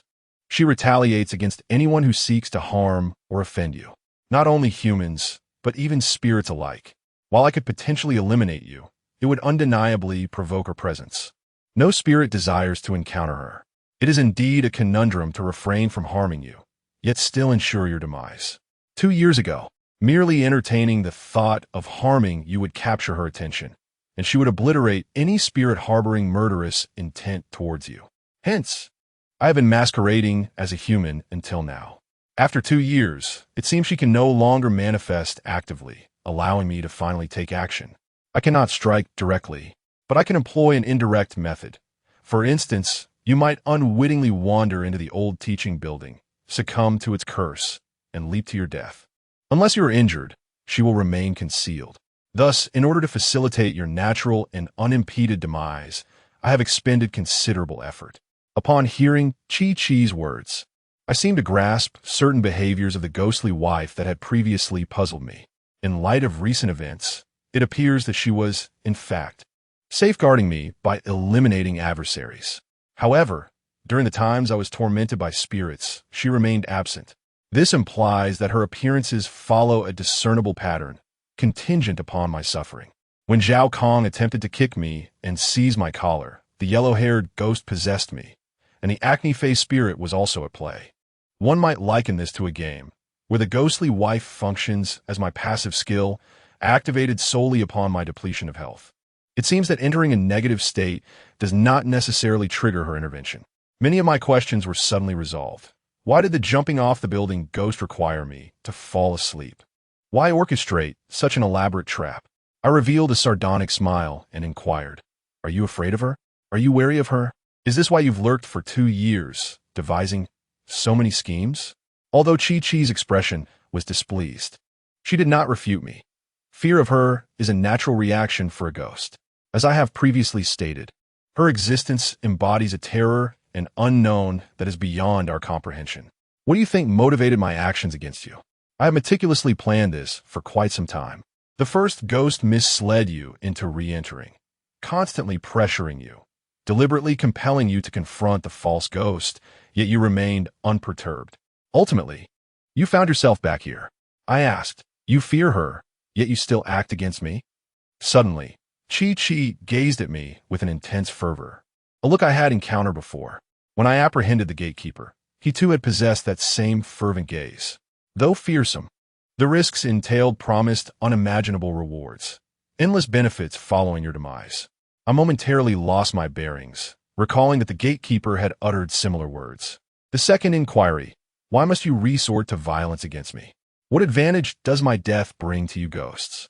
Chi replied with an excited, maniacal laughter. Why kill you? What a foolish question. Even a ghost would find it hard to contain themselves upon seeing you. Advantages? Who can say? Yet I am unequivocally aware that by eliminating you, I can attain everything. Prestige, status, power, benefits beyond description. I felt a twitch at the corner of my mouth. Please, don't speak of me as though I were a grand prize. Why this rhetoric again? It seemed this was the reason I was incessantly targeted by ghosts. They were not merely fixated on me, but rather intent on my annihilation. Infinite benefits from my death? Was that the nonsense that scoundrel had spouted? I shook my disoriented head. The third question, I'm quite curious as to how you, a ghost, can conceal yourself among humans, behaving like an ordinary student, even eluding the keen eyes of seasoned practitioners. Chi-Chi stared back, retorting, I too am intrigued as to why, after 2 years by my side, you immediately suspect me when trouble arises. 2 years and still no trust. You are indeed a heartless and indifferent man. As for my ability to blend in like a human, it is my inherent trait, not a mere guise. It is rather that you placed your faith in me and overlooked certain flaws. 2 years ago, I was not obliterated by her, which was perhaps attributable to my inherent nature. My consciousness was deeply ensnared, and I could only bite my tongue to evoke a semblance of awareness. There remains one final question. If slumber triggers a fatal leap, then why was I unharmed previously? 2 years ago, it was because she shielded me. However, after I turned 18, I too indulged in sleep without incident. Yet, upon returning to school, a mere nap would lead me to the old teaching building. This curse of inevitable demise from a leap has its limitations. It becomes increasingly difficult to exert influence if one strays too far from the old building. Upon completing my response, Chi-Chi regarded me with an expression of anticipation and urgency. You should sleep now, she urged. I struggled to maintain my posture, leaning against the chair. I must confess, that would truly disappoint you. I am far from being able to sleep. Chi-Chi scoffed. Do you believe your feigned endurance holds any significance? You have already gone days without rest, coupled with movement, contemplation, and fatigue. Even without the side effects of the soul binding, you would find it arduous to survive this night. Adding the effects of the binding, your body is on the verge of losing its ability to move, leaving you to await the complete descent into slumber. How much longer can you endure? I propped myself against the table, swaying as I stood. Chi-Chi, perplexed, inquired, what do you intend to do? Can you still move? I appreciate your elucidation. If I were to perish without comprehending these matters, it would greatly trouble me. I replied, my half-lidded eyes concealing a hint of mockery. Suddenly, my body lurched, producing a brief clattering sound, and I mused that it was indeed you who could not move. Chi-Chi furrowed her brows in concern. You.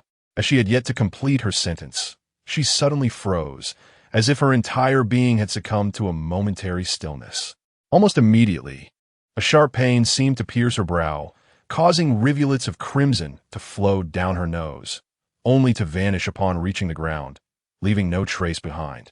Chi-Chi became acutely aware of her predicament. Her body trembled violently, rendering her utterly immobile, her expression a tempest of anger. The nail soul. It is the nail soul. I withdrew a bone of the wrong spirit from my backpack, propping it against the ground. My face was largely obscured by shadows, illuminated only by the beam of the flashlight that revealed a gaunt, sharply defined jawline and a grinning mouth. Congratulations on your correct answer. I reward you with a grand baton. Chapter 68. The side effects of the nail soul. The blood rendered Chi-Chi's delicate visage a fearsome sight. Damn it.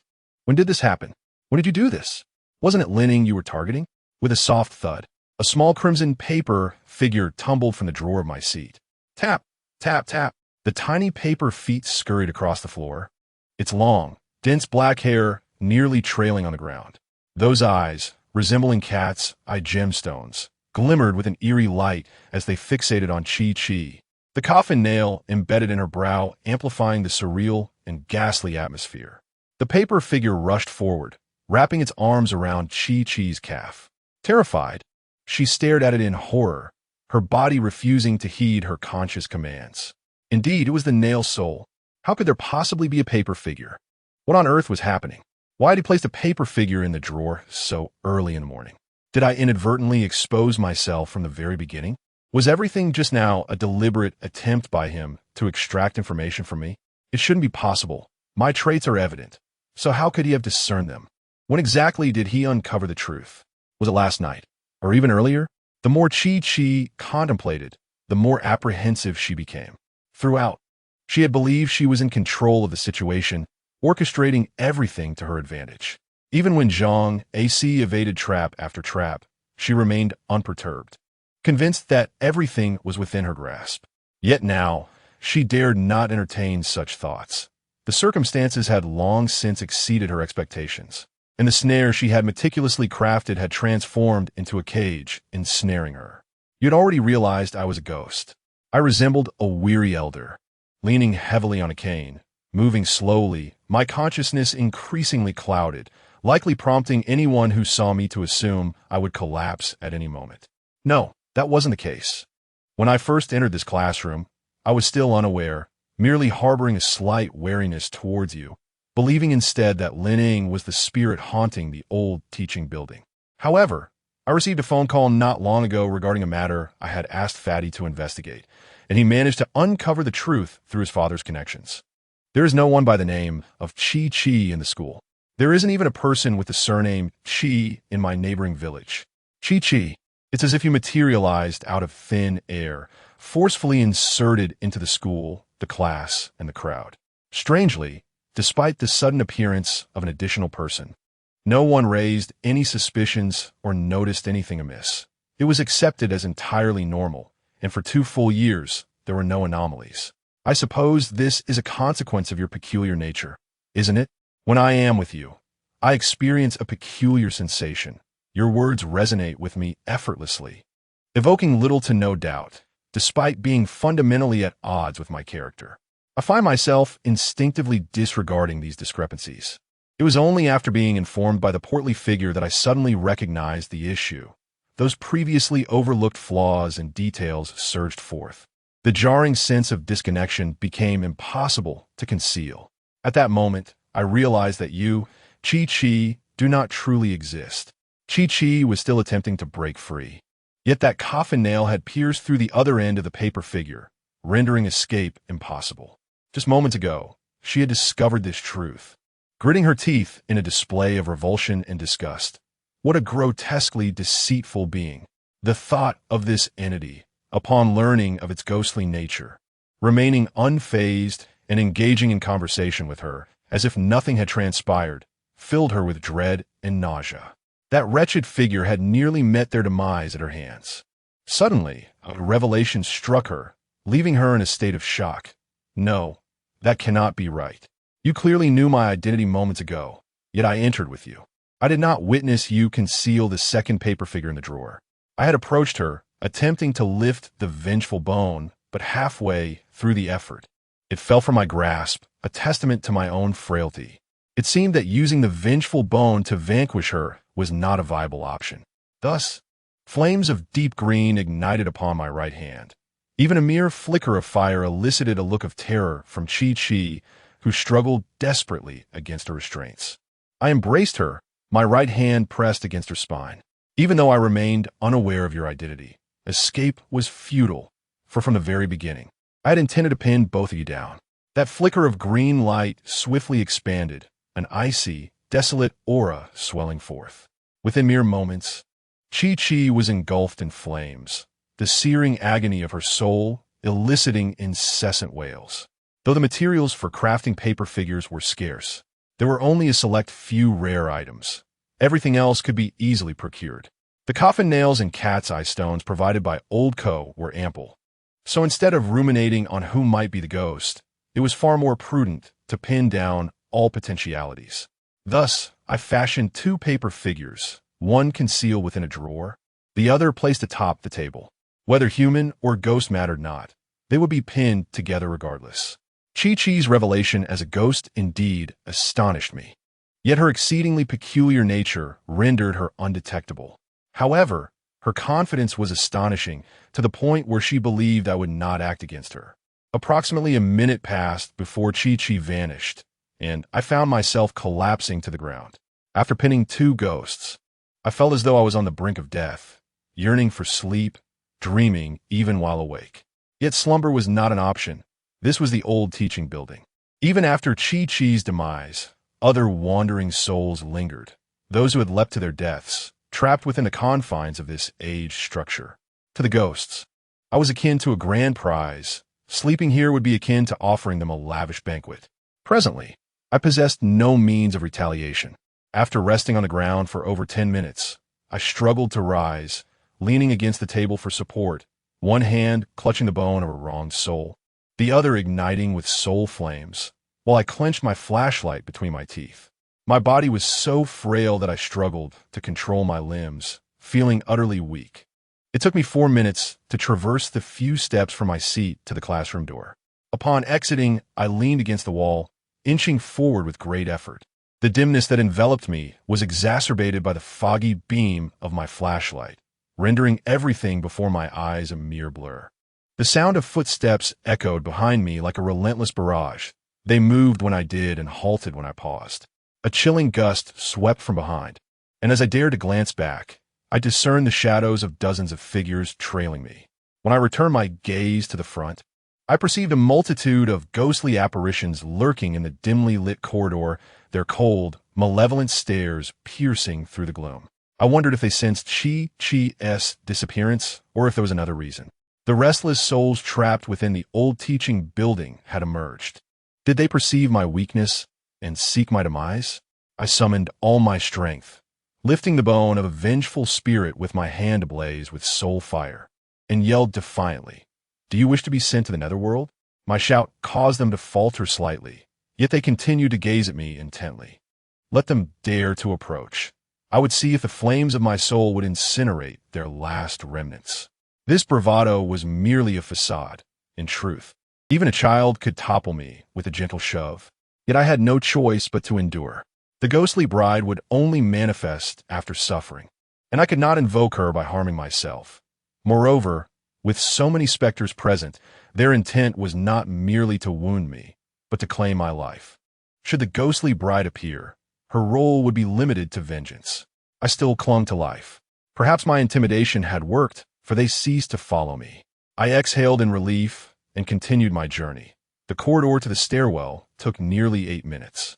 As the stairs loomed before me, perhaps symbolizing hope within reach, a momentary lapse in my mental fortitude caused the world to spin uncontrollably. The things around me blurred into multiple phantoms, and my left leg gave way, sending me crashing to the ground, the spirit bone tumbling far from my grasp. I yearned to struggle, yet my body evidently lacked the strength to comply. Time and again I faltered. Even raising my hand seemed an insurmountable task. Gazing at my fallen form, I noticed the surrounding specters stirring restlessly, until one shadow hesitantly approached me. If I were to turn my head, I would recognize him, Yang Kan's boyfriend, Chen Jihao. The other shadows, witnessing this, converged upon me. My flashlight lay shattered, flickering intermittently, each glimmer revealing a multitude of figures. But when the light extinguished, I was left utterly alone. Chapter 69. Do not underestimate the elderly on the second floor of the old teaching building. The sporadic illumination cast a multitude of ghostly figures. Lying on the ground, I could vaguely discern the shadows continuously swirling upon the walls. Damn it, I had thought I had dealt with Chi-Chi, yet here I was, on the brink of succumbing to this band of mischievous spirits. It was an utterly unacceptable reality, dying in such a pitiful manner. It felt akin to robbing a bank only to be waylaid by a group of villagers along the way. The spirit bone lay just over a meter ahead of me. I reached out several times, but it was difficult to grasp. Perhaps moving my body closer might yield some hope. However, even if I retrieved the spirit bone, would I possess the strength to confront them? Is this not a question in itself? Chen Jihao was the first to arrive behind me, gazing at my silhouette, his eyes filled with an ever-growing desire. Just as I endeavored to grasp the vengeful bone with my fingers, a frail, aged hand abruptly entered my line of sight, preemptively snatching the bone. Hissing sounds erupted as white smoke billowed from the point of contact between that hand and the vengeful bone, as if it were attempting to grasp a glowing red iron rod. I could even discern the veins bulging and the arm trembling after seizing the bone. Despite my disordered thoughts, I managed to recognize some truths. He was not human. Had he lost his sanity? A ghost daring to wield the vengeful bone, the bane of evil spirits? Was it truly for the purpose of seizing my weapon? Surely it could not be. The vengeful bone levitated amidst the swirling white smoke, rising into the air. What you scoundrels intend to do to my benefactor? A somewhat familiar voice of fury resonated from the second floor, echoing through the space. The white bone was swung in a near-full moon arc by that individual, and any malevolent entities struck by the vengeful bone recoiled as if seared by a scorching iron pressed against their flesh, numerous specters wailing in retreat. Chen Jihao, at the forefront, landed a precise blow to the figure's head, sending him flying several meters away. As my gaze gradually ascended, I finally recognized the figure before me, and I was taken aback. The old man? Bald, with a hooked nose. Wasn't he the elderly mayor I encountered while searching for the old rooster? Why was he here? Yet, what struck me most was that he still clutched the vengeful bone tightly, his diminutive, hunched form barely reaching my shoulder, with loose skin sagging in folds. His body heaving significantly. The pallid staff perpetually seared the malevolent entity, billowing white smoke enveloping him, as an aged hand resolutely gripped it. I was momentarily taken aback and hastily called out, "Old man, release it at once. You cannot hold on to that." Those mischievous spirits would flee at the mere brush of the vengeful bone, yet the old man grasped it firmly, despite being merely an ordinary ghost himself. He turned his gaze toward me, his nearly translucent visage contorting into an expression of unwavering determination. "Rest assured, I shall ensure your safe passage." No sooner had he spoken than he charged forth, brandishing the vengeful bone to repel the restless spirits. After only a few swings, his form grew increasingly transparent, his strength waning as he sank to his knees. With a clatter, the vengeful bone slipped from his grasp. The old man spread his right hand, its skin grotesquely decayed. His arm, now half-transparent. Gritting his teeth, he trembled as he reached once more for the vengeful bone. Amidst the enveloping white smoke, he retrieved it again, challenging the spirits to come forth if they dared to exchange their lives for his. A horde of opportunistic little ghosts lingered, yet despite their initial boldness, they hesitated to advance. The old man, faced with these specters, retreated to my side, exerting great effort to help me to my feet. "Fear not," he assured. "Even if it costs me my life, I shall undoubtedly rescue you, my benefactor." It is difficult to envision an elderly man in the twilight of his years, supporting a robust young man like myself. My weight, exceeding 100 kilograms, bore down upon his frail form. Although the old gentleman was not human, he was certainly no formidable specter, especially considering he clutched the bone of a wronged soul. With a forced smile, he remarked, "It seems I have arrived just in time." I had initially intended to wait outside for my benefactor, but as time passed, impatience set in, for this place is far from auspicious. Now, I am relieved and grateful to have entered. My weary old bones may yet prove useful. He assisted me toward the staircase, the bone in his grasp serving as a potent deterrent. However, I found little comfort in such intimidation. The incessant hissing noise filled my ears, while the old man's voice, growing fainter with each utterance, became a torment in its own right. He handed me the bone, remaining silent as he continued to guide me. As we reached the staircase and began to descend, he feebly called out, "Descending. Be cautious." I nearly bit through my lips, commanding in a harsh tone, "Hand me the bone. You will vanish." Utterly and completely, the old man disregarded my words, muttering to himself, "If it weren't for you, my grandson would have perished in the wilderness yesterday." A benefactor is a good person. How could fate allow such a soul to meet a premature end? Damn this cruel heaven. From the moment I first encountered the benefactor, the old man sensed that he was no ordinary individual. Therefore, the benefactor must not succumb in such a place at the hands of those petty fiends. Should the benefactor perish before my eyes, what dignity would I have left to reincarnate? My throat felt constricted as if a hard object lodged within it, and my peripheral vision caught sight of the old man's vanished pinky finger. "Old man, let go, do not cling to that cursed thing any longer. It is enough." The old man chuckled to himself, though his laughter seemed forced, perhaps due to the pain. Enough. I found an unexpected surge of strength and snatched the vengeful bone from his grasp. Turning to face the specters watching me, they resembled giant lizards of the wilderness, poised to strike with their venomous jaws. Waiting for the moment, I succumbed to the poison before relishing their feast. If I were to falter once more, the spirits behind me would undoubtedly swarm again. Thus, even if I had to force myself, I must stand and exit the old teaching building. The old man was so weak he could scarcely speak, his right arm now vanished. We leaned on each other for support, the silhouettes of the old and the young navigating through the darkness, stepping into the dim unknown. Due to the damage inflicted upon the flashlight, we find ourselves unaware of our current whereabouts and the necessary precautions to take. The only course of action available to us is to proceed onward.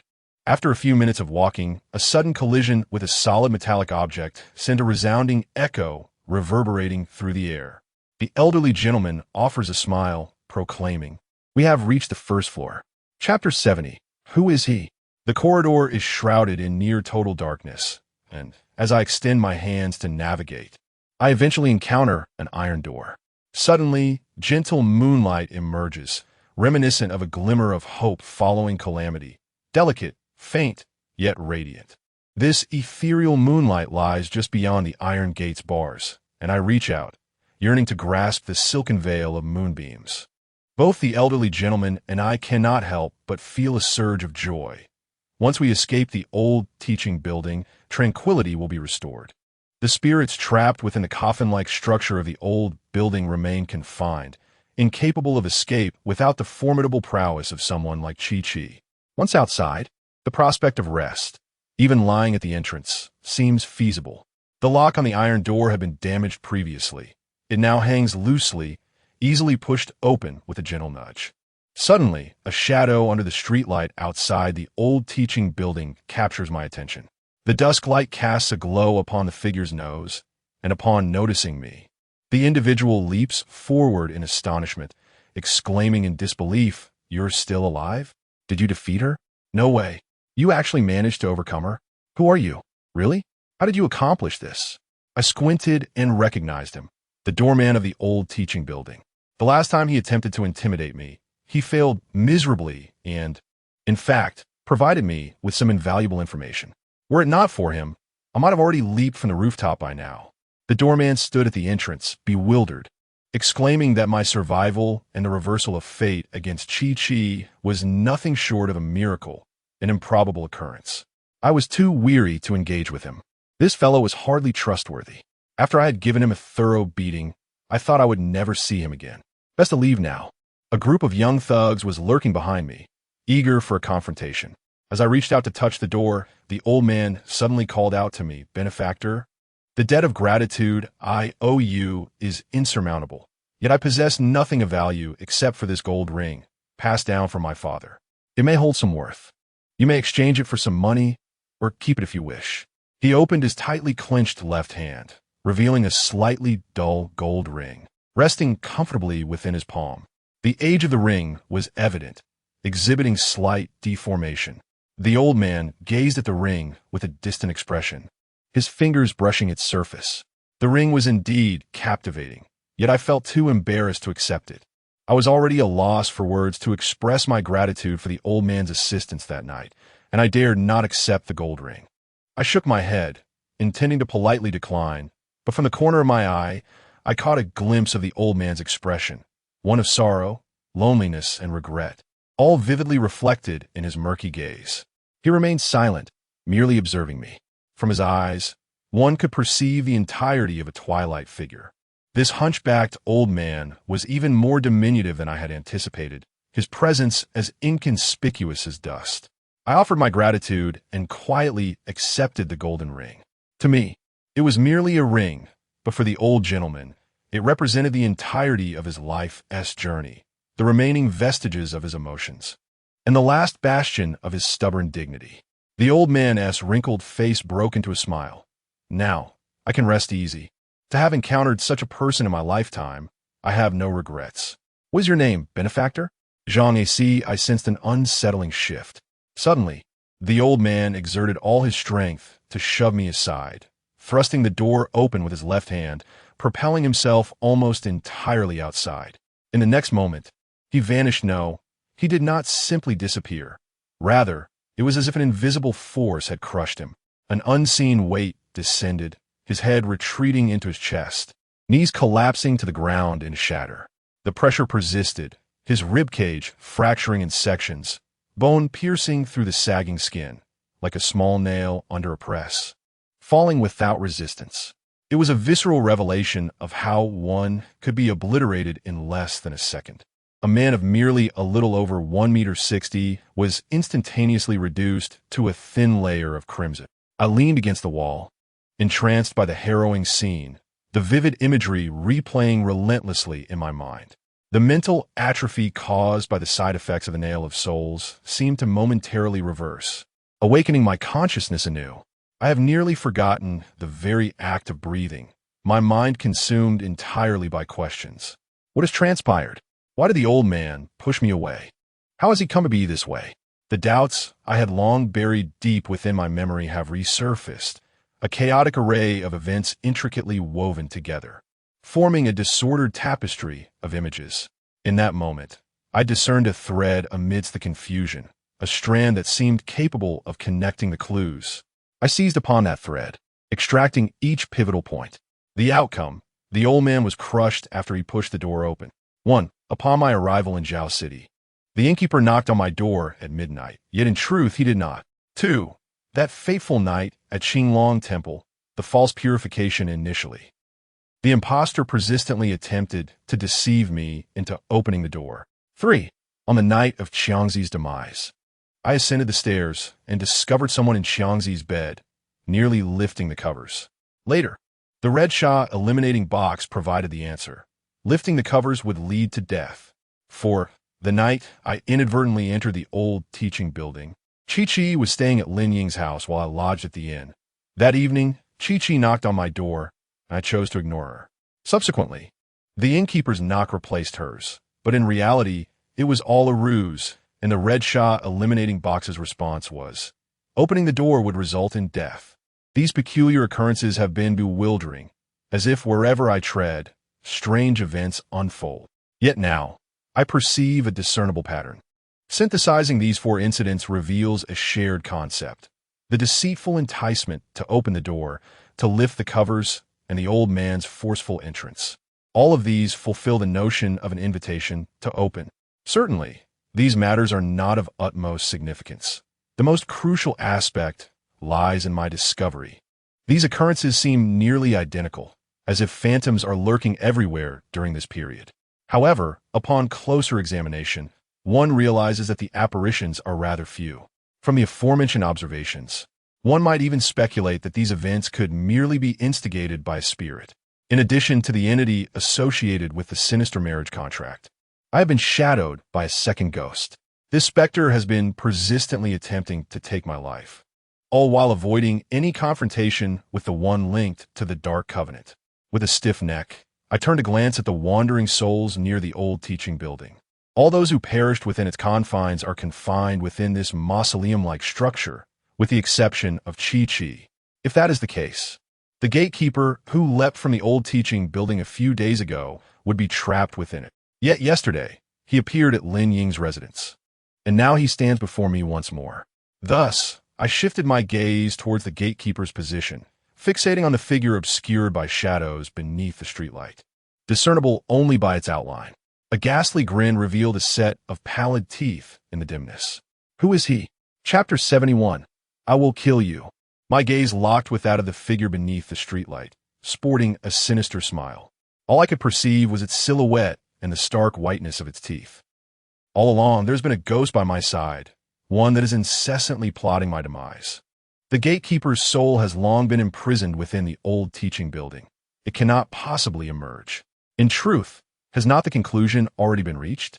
Yesterday, the spectral figure of a false doorkeeper manifested in my room, now standing before me as the second ghost. A chilling sensation enveloped me as I pondered the implications of its presence. When did it begin to shadow me? How many times have I danced on the precipice of death? In comparison to Chi-Chi, this entity is far more terrifying seemingly engaged in a sinister interplay with her. Had it not been for its appearance last night, I might have succumbed to slumber, but its intervention spared me from peril. It appears that it desires not my demise at Chi-Chi's hands, but rather seeks to claim my life itself. I steadied myself against the iron door, one hand rummaging through my backpack, before laboriously maneuvering my way out of the old teaching building, acutely aware of my imminent fainting. Under no circumstances could I collapse within those hallowed halls. The belief that opening the door would herald my doom had been shattered by the old man. Now, I could exit in safety. He had sensed the door's ominous nature, deliberately pushing it open. In truth, I was ensnared in a desperate situation. Knowing that pushing the door would lead to death, what could I do? The old man could vanish at any moment, and I could lose consciousness at any time. To remain inside and fall prey to the minions of the underworld, or to risk death by opening the door. Such was my dilemma. Yet, the old man chose to grant me life. My palm tightly clutched the golden ring, his fading silhouette etched in my mind, while outside, the stain of his blood had long since vanished. In the end, the ephemeral has perished once more, leaving truly nothing behind. In just a few short days, the old man has died twice. I cautiously stepped out of the old teaching building, leaning against the ethereal presence with which I was in silent confrontation. This specter had anticipated my ability to eliminate Chi-Chi and emerge unscathed. Hence it positioned itself outside the door, awaiting my exit. Undoubtedly, it was yet another trap, Chi-Chi's machinations leading to his design. However, an unexpected turn of events arose. The assistance I rendered that day inadvertently saved my life on 2 occasions. The old man was not merely a variable in this game. He became my savior. Such unpredictable characteristics are indeed a formidable challenge to navigate. Yet, these traits are not entirely inscrutable. For instance, it manifested that night in the inn, and I remained in my room until dawn. Upon opening the door in daylight, I encountered no peril. Remarkably, it had lingered in my room the night prior. Yet upon my entrance, I did not trigger the fatal consequence of opening the door. Its attributes possess certain unknown limitations. Beneath the street lamp stood that shadowy figure, still wearing its sinister smile. I gestured toward the entrance and inquired, "Was it you?" The figure responded succinctly in the voice of a sentinel, uttering 2 chilling words, "Kill you." The clarity of its words sent a shiver down my spine. My gaze sharpened, and I bared my teeth, retorting with equal fervor, "Kill you."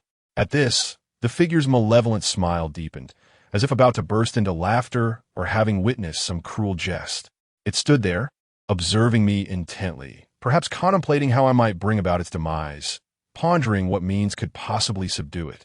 The scornful, derisive gaze it cast upon me was unashamedly mocking. The air hung heavy with silence, the mischievous spirits within the old teaching building having long retreated. I took a deep breath and deliberately discarded the bone of resentment, which clattered as it rolled several times across the floor. The shadowy figure regarded me with a gaze filled with confusion and curiosity. Perhaps to him, that bone was my sole weapon, though in my near-faint state, wielding it was a formidable challenge. A sharp glint reflected in the moonlight as I let a slender knife slip from my sleeve. I had retrieved it moments earlier from my backpack, having acquired several pieces of equipment due to my perpetual state of insecurity.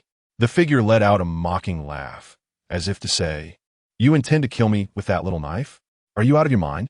Yet under his watchful eyes, I raised the dagger to my own throat, opening my arms wide in a gesture of unrestrained joy, appearing almost like an innocent child blissfully unaware of the world's harsh realities. The figure's expression shifted, transforming from amusement to sheer horror, his previous mockery evaporating, replaced by a palpable fear. An unprecedented wave of emotion surged within him. Madman, madman! He had grasped my intent, the one whose appearance would trigger the specter of a marriage of the dead. Once she manifested, there would be no escape, no mercy. Through my observations in recent days, I had begun to discern some patterns regarding her. If I were to perish, she would undoubtedly emerge, most likely to eliminate the figure lurking beneath the streetlight. Initially, it had been a gamble, but upon witnessing his reaction, I realized I had wagered correctly. Upon first encountering it, A sense of dread washed over me, yet there was an unexpected exhilaration.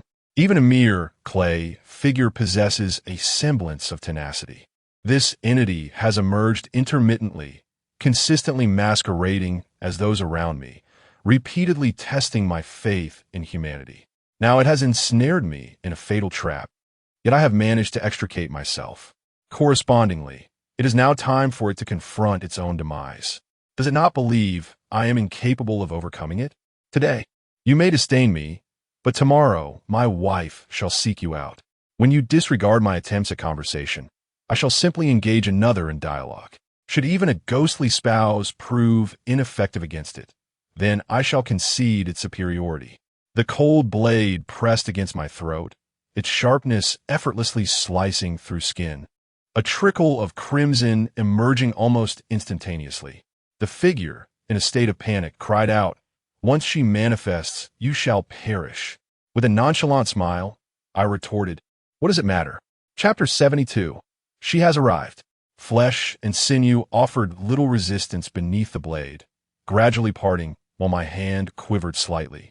To inflict harm upon oneself is undeniably a thrilling endeavor, a singular experience that leaves one with no regrets, though, indeed, one can only undertake it once in a lifetime. The figure's terror escalated, hurling accusations of madness at me. My lips trembled, color draining from my face. Slitting my own throat was not a swift act, akin to hesitating before pricking oneself with a needle. A lingering fear resided within me, rendering my movements slow and rigid, still feeling as though I was on the precipice, just a fraction away from fully severing my throat. Gazing at that imperious figure, attempting to flee, I became increasingly resolute in my intent to embrace destruction together. This may be a manifestation of retribution, a means of venting frustration. If it seeks to strike at me, it must be prepared to perish alongside me. Drip, drip, blood cascades down the blade. Just as my throat teeters on the brink of obliteration, a voice echoes from the depths of my soul, reverberating through my entire being, paralyzing my limbs in an instant. Suddenly, a flicker of flame materializes before me, profound, dark green, devoid of warmth and illumination. My vision is engulfed by a wild conflagration of souls, fierce and immense, as though I stand before a colossal bonfire, its flames dancing and burning with a chilling grasp, penetrating the very essence of my limbs. In the pitch-black night, the emergence of this soul fire renders everything even more eerie and spectral. Compared to the flames before me, the flicker on my fingertips resembles nothing more than the playful spark of a child's match. The soul fire, which should have been surging and consuming, now seems to possess a current, flowing like a river of flames. In the next moment, a shadowy figure, enshrouded by the soul fire, screams as it dashes away. Damn it, it intends to flee. I grasp the bone of the wrong soul, ready to pursue, but as my thoughts shift and I command my feet to move, I find myself half kneeling on the ground. My legs feel as if they have been filled with lead, heavy as 1,000 pounds. No, my body grows weaker, utterly devoid of any capacity for movement. My eyes, bloodshot, fixate fiercely on the fleeing silhouette, consumed by an overwhelming sense of injustice. How dare it escape so easily? It has plotted against me countless times, impersonating those close to me, and the old man has perished at its hands. How can escape unscathed? Such an outcome is utterly intolerable. Stop right there, you cowardly scoundrel. The shadow before me, its soul flames gradually extinguishing, turned back with a lingering dread, casting a mocking glance in my direction, as if to say that everything unfolding was merely a farcical jest. My fingers tightened around the bone of vengeance, my body propped up by sheer will, fueled by an unprecedented fury. Allow you to escape? What a ludicrous notion. Stand still. I bellowed as I hurled the bone of vengeance forward. In that moment, my body felt weightless, as if the fatigue had dissipated entirely. Upon hearing my outcry, the shadow trembled, pausing for several seconds. The bone of vengeance traced a luminous arc, colliding with the raging soul flames, emerging tainted with a considerable amount of them. The intertwining shadows of white and green glided swiftly, ultimately piercing through the opposite end of the bone, emerging from the shadow's form. The soul flames incessantly searing it from within. It knelt, howling in agony, attempting to extract the bone, yet it lacked even the courage to touch it. The soul flames ignited its very essence, the bone sizzling like a branding iron. In less than 10 seconds, under the assault of white smoke and green fire, it was utterly obliterated. Having accomplished this, my once upright form crumbled, nearly collapsing to the ground as I gasped for breath, overwhelmed by drowsiness, exhaustion, and an all-consuming ache in my limbs. At that moment, a pair of shoes appeared before me, gleaming leather shoes. I instinctively pondered, feeling an uncanny familiarity. My peripheral vision caught the surrounding soul flames, and suddenly it clicked. The little girl, the one from the bus, who was, in fact, the spirit with whom I had forged a contract of ghostly matrimony. Had she manifested? Whether it was weakness or trepidation, a cold sweat trickled from my forehead. Knowing her identity, this was the first time I had encountered her in person. The last occasion had merely revealed an arm. Was it truly her emergence prompted by suicide? I slightly relaxed my grip on my neck, though blood continued to flow. It seemed the act of self-destruction had not succeeded after all. With great difficulty, I transitioned from a prone position to a half-kneeling one, raising my head to discern the girl before me. She stood shrouded in the inky darkness, her features and figure obscured, yet I could vaguely ascertain her height. She seemed considerably shorter, or perhaps taller than the last time. The eerie soul flames surrounding us gradually dissipated, and she remained silent, standing still. I found myself gazing at the nebulous figure, entranced. To be honest, she was not entirely unfamiliar. She had aided me in dispatching numerous adversaries and, in my grandfather's words, had safeguarded me for 17 years. Regardless, I knew not what to articulate. I was oblivious to her intentions.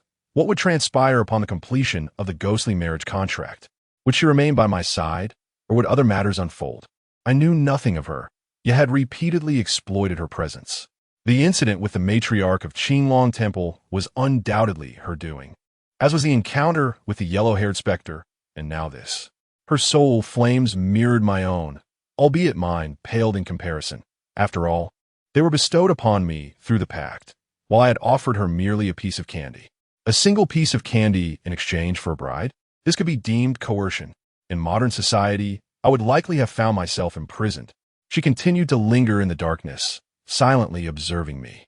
I lifted my weary eyelids, contemplating how to begin, and after much deliberation, I ultimately resolved to express my gratitude.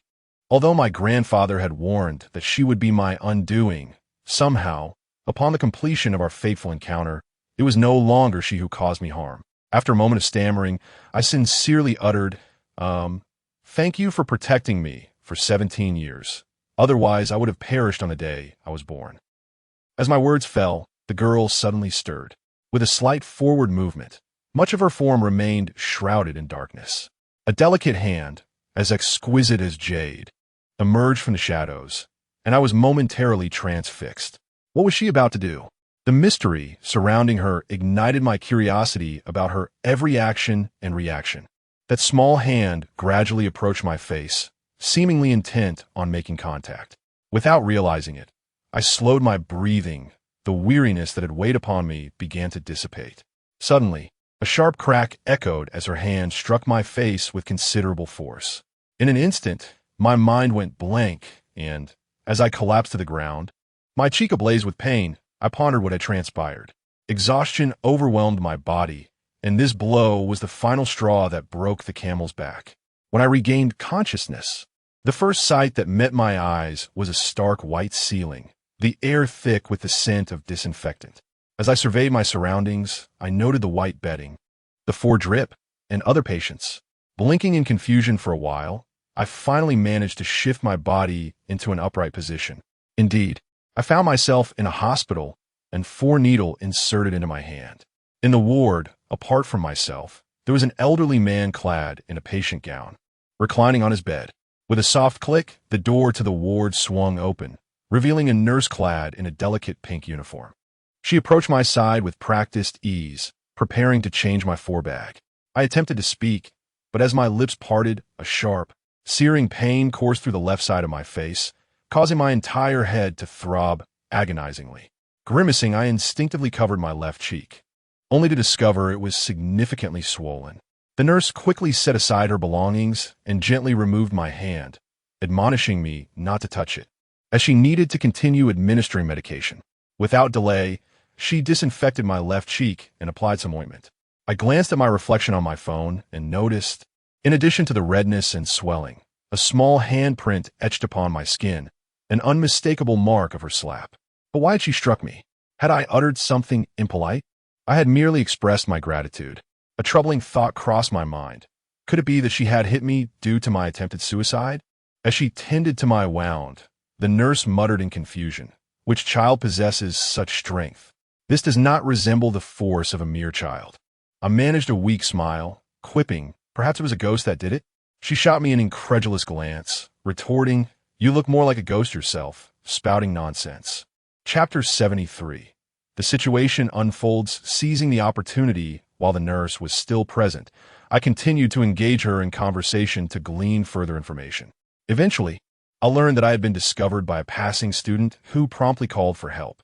Upon my arrival at the hospital, I had been covered in blood, though fortunately, the wound on my neck was not deep. It had already stopped bleeding by the time I was found.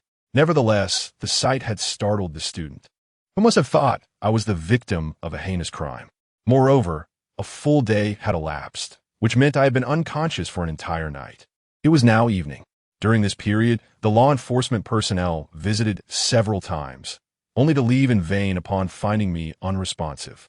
The nurse, astonished, remarked, "I heard from the officers that you inflicted the wound on your own neck, and your fingerprints were found on the knife beside you.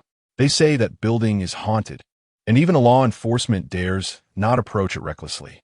You ventured out in the dead of night to a haunted place to harm yourself?" I teased her deliberately. "What do you think?" The nurse, with a furrowed brow, applied the medication with much more force, and I immediately felt a sharp pain akin to rubbing a washcloth against an open wound. After she finished her task and departed, I lightly touched my left cheek, which truly throbbed with pain. It was swollen significantly. Should my right cheek swell as well, I would indeed resemble a puffed-up frog. That vengeful spirit's strikes were undeniably fierce. Despite her petite stature, a single slap could easily incapacitate someone. The troubling part was that I remained oblivious to the reason behind my assault, having been struck without understanding why, and she vanished once more afterward. Leaning against the hospital bed, I gazed at the floor drip, contemplating the events of that night. Chi-Chi was the true specter of the old teaching building. She orchestrated a series of traps that led me to mistakenly believe Lin-Ying was the ghost, allowing her to reap the benefits after I had secured my soul. However, Chi-Chi was overly confident, presuming I would never suspect her, while in reality, I had bound her as well. After resolving the predicament with Chi-Chi, I encountered yet another trap. The ghost at the door, a cunning mantis, lurked behind, waiting to ensnare me. His schemes were even more intricate than Chi-Chi's, ensnaring me within his web. However, the old gentleman aided me in breaking the deadlock, a spontaneous act that ultimately saved my life. From a relational perspective, Chi-Chi, the suicide ghost, and the door ghost do not seem to be allies. Rather, they obstruct one another. The trap designed by Chi-Chi nearly cost me my life, while the sudden appearance of the door ghost served as a timely warning, allowing me to evade disaster. Both are in competition, yet their end goal remains the same, to claim my life. 2 years ago, Chi-Chi had already marked me as his target, but at that time, I was shielded by my ghostly wife. Now, 2 years later, it appears that my ghostly wife can no longer manifest at will, prompting Chi-Chi, the suicide ghost, to reignite his intentions. Her prolonged concealment has indeed been quite terrifying. The door ghost is no benign entity either. Since my departure from the village, he has persistently sought my demise, for to open the door means death. He can even disguise himself as someone familiar, knocking on your door. With the suicide ghost and the door ghost, two malevolent entities seek my life. What merit do I possess to warrant such attention? Currently, I am perceived as a conspicuous prize among the other ghosts, for slaying me would ensure a life free of worry, along with promotions and wealth. Although the reasons remain elusive, I seem to be quite enticing in the eyes of these spirits. The relics do possess some utility. Both the suicide ghost and the door ghost had fixated on me prior to my acquisition of the relics. In contrast, since donning them, I have scarcely attracted the attention of any spirits. Indeed, suppressing the malevolent aura does help in avoiding the notice of these supernatural beings. However, the true intentions and stance of my ghostly wife remain unclear. Is she a harbinger of harm or a source of benefit? Currently, it seems beneficial. She has assisted me in eliminating numerous adversaries, albeit in a rather extreme manner. Suddenly, a thought struck me regarding that fateful night when Zhang A-si attempted to leap from the building. I nearly pulled back his covers. This was, in fact, the work of a specter, yet I was interrupted by a voice calling my name from outside. Similarly, during my second, unwitting venture into the old teaching building, I was once again called out, fleetingly catching a glimpse of a girl-esque silhouette, though I was ultimately thrust inside by Chi-Chi. On that particular night at the hotel with Chi-Chi, just as I was on the verge of slumber, a staff member awakened me, although I later learned there was no staff present after inquiring with the manager. Could these instances serve as evidence of another benevolent spirit in existence? Or perhaps this spirit is none other than the ghostly bride. According to Chi-Chi's conjecture, the ghostly bride should not possess the ability to manifest at will, though this remains uncertain. I glanced at my phone and found no call records. Before long, Officer Wang arrived, bearing my backpack and the remains of the wrong soul. He placed these items beside my bed and inquired amiably, yet his words revealed an underlying intent to extract information, such as my reasons for visiting the old teaching building, the circumstances surrounding the throat slitting, and any connections to the individuals who leaped. I had long prepared my responses, ready to feign ignorance or fabricate tales. Otherwise, I might truly find myself confined to a psychiatric ward. After an extended dialogue, Officer Wang, parched and fatigued, finally asked, "You must know Lin Ying, correct?" I nodded, recognizing the futility of denying it. Surveillance footage would reveal my visits to Lin Ying's residence and my comings and goings from the school. Officer Wang paused before saying, "She's gone missing." I candidly confessed. I am aware that after visiting her home that evening, she vanished the following day. There are surveillance cameras in the corridor of her residence, and I did not leave the room that night. Judge Wang scrutinized me and remarked, "However, you left this villa and returned once more." Unfazed, I replied, "My friend was missing. I could not find her after searching everywhere. So it seemed entirely reasonable to check back at her house." Judge Wang nodded. "To suggest, we have verified that you're not at fault. The wound on your neck is superficial, and you are fit for discharge at any moment. After your release, a visit to the station will suffice for a statement." I watched him depart, leaning against the wall, my head throbbing. Lin Ying was not merely missing. She was dead. But where was her body? She was not killed by Chi-Chi. Chi-Chi had once expressed her desire to harm Lin Ying, but was preempted by other forces. Lin Ying had perished, leaving no trace of her spirit behind. The authorities clearly had not discovered Lin Ying's body. Otherwise, they would not have come to interrogate me. Where is her corpse? Shaking my head to dispel such thoughts, my foggy mind finally began to clear, and I was too lethargic to ponder further. I reached for the backpack beside me. Its contents must have been examined already, yet there was little of significance within: some toiletries, a notebook, a red talisman box, an axe, a small knife, and so forth. The other items were inconsequential, but the red talisman box was indispensable. It was my life-saving artifact. After rummaging through, I found a red box and felt a sense of relief. I then picked up the vengeful spirit bone. Fortunately, I had managed to modify this bone stick so that it would not be discernible upon casual inspection. They are quite decent, assisting me in retrieving the stick. Otherwise, I would have had to make another trip to the old teaching building. Chapter 74. Progress in Method in the Hospital Room. I placed the vengeful spirit bone in my left hand, while the flames of the soul ignited on my right index and middle fingers. Oh, how is it that my thumb is also ablaze? Indeed, the flames of the soul have also engulfed my thumb, which initially only affected my index and middle fingers. Could it be that the flames have matured? Rather than pondering this, I am intrigued by another matter. I cautiously brought the flames closer to the vengeful spirit bone, recalling that it had been tainted by the flames after being discarded. This implies that the flames may adhere to other objects. Previously, I refrained from allowing the vengeful spirit bone to come into contact with the flames, as it originated from a malevolent spirit, and the flames are known to restrain such entities. With 3 fingers pressed against the white bone stick, I gently slid them across its surface. Observing the eerie green flames lingering on the vengeful spirit bone after my fingers withdrew. Elated by this newfound discovery, I realized I had acquired another method to combat malevolent forces. I subsequently conducted a test. After my hand was removed, the flames remained attached for approximately 30 seconds.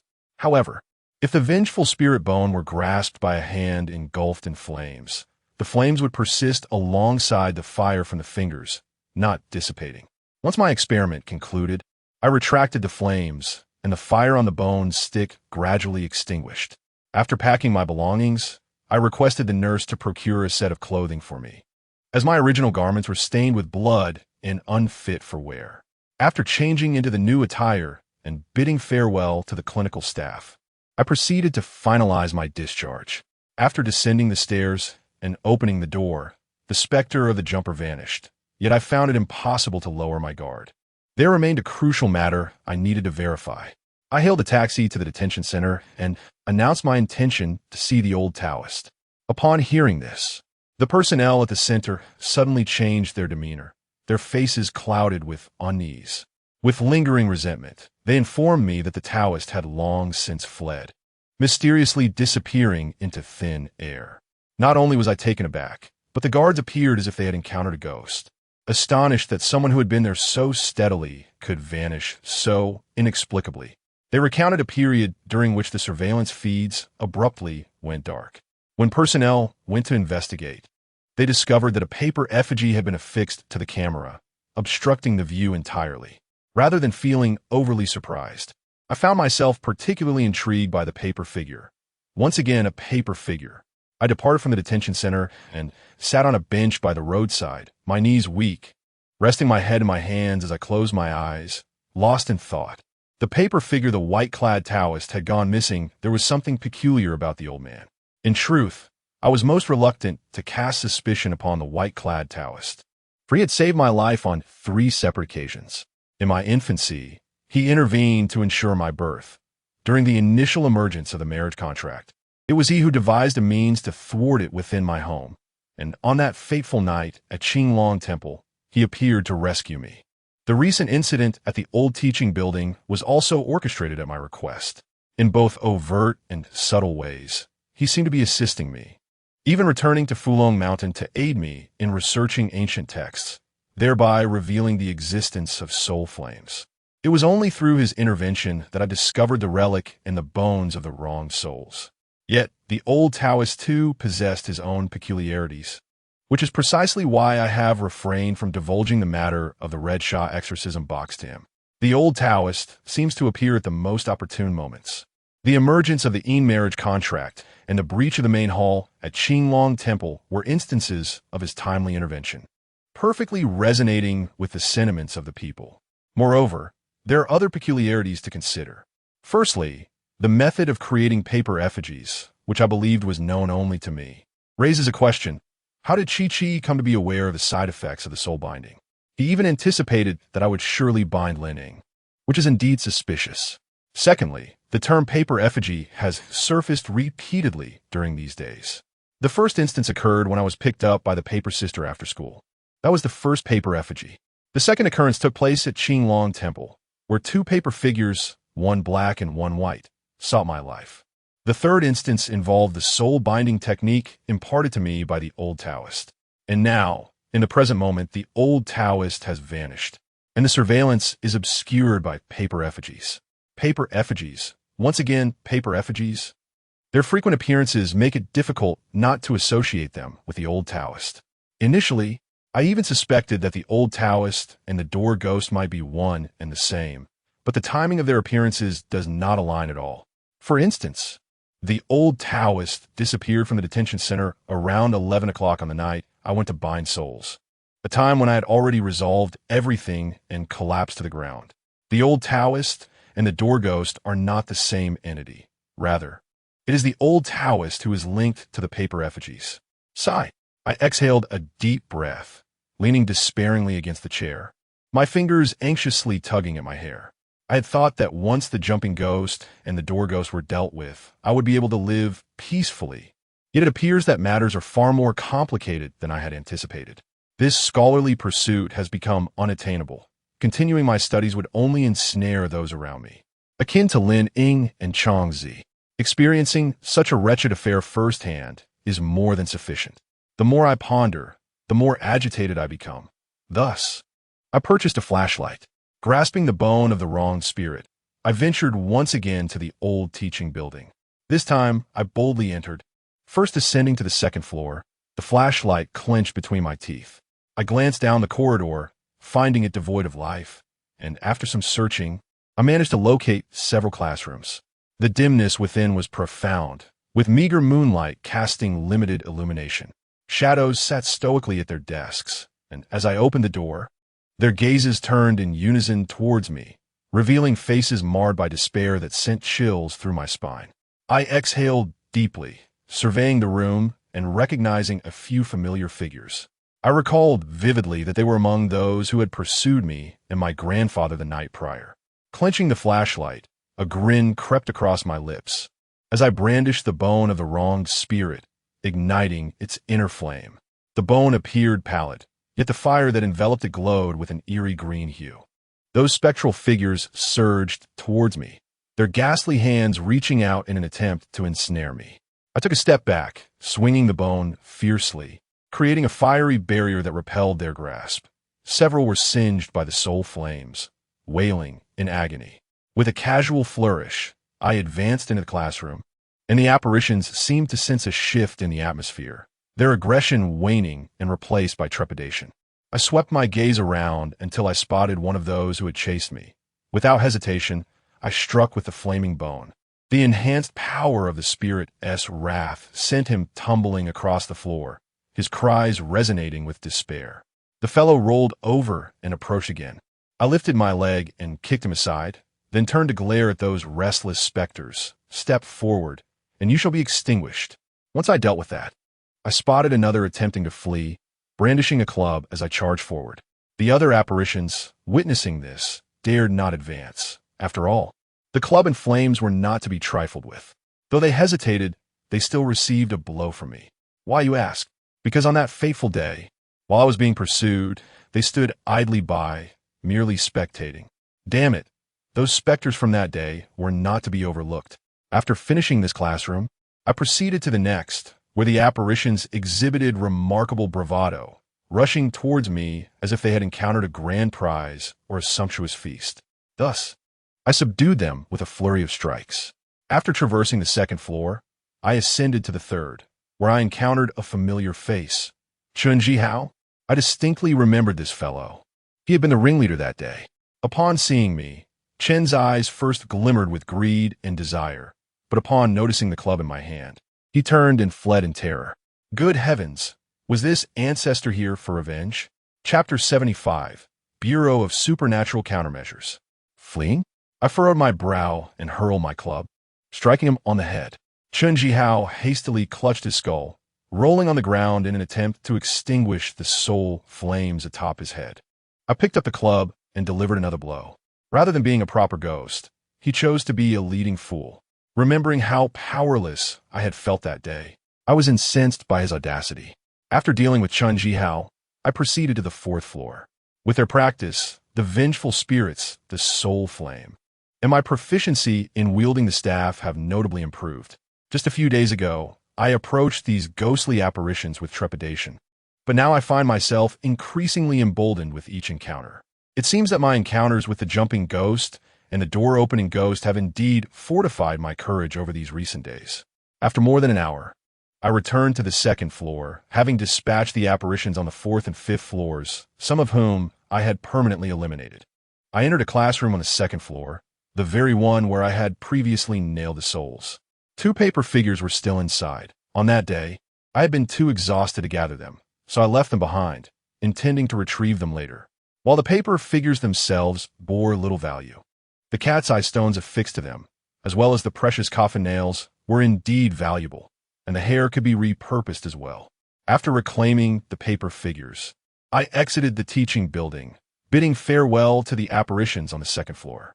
I then made my way to the bureau to provide a statement. Emerging 1 or 2 hours later, I spent the night at a hotel. During the day, I visited the school, which would not reopen for several days, resulting in a lack of personnel on campus. With classes no longer an option, I began packing my belongings to return home. I informed my advisor of my need for a few days off, which he graciously approved. Upon returning to my dormitory, I found it empty. My roommate had already transferred.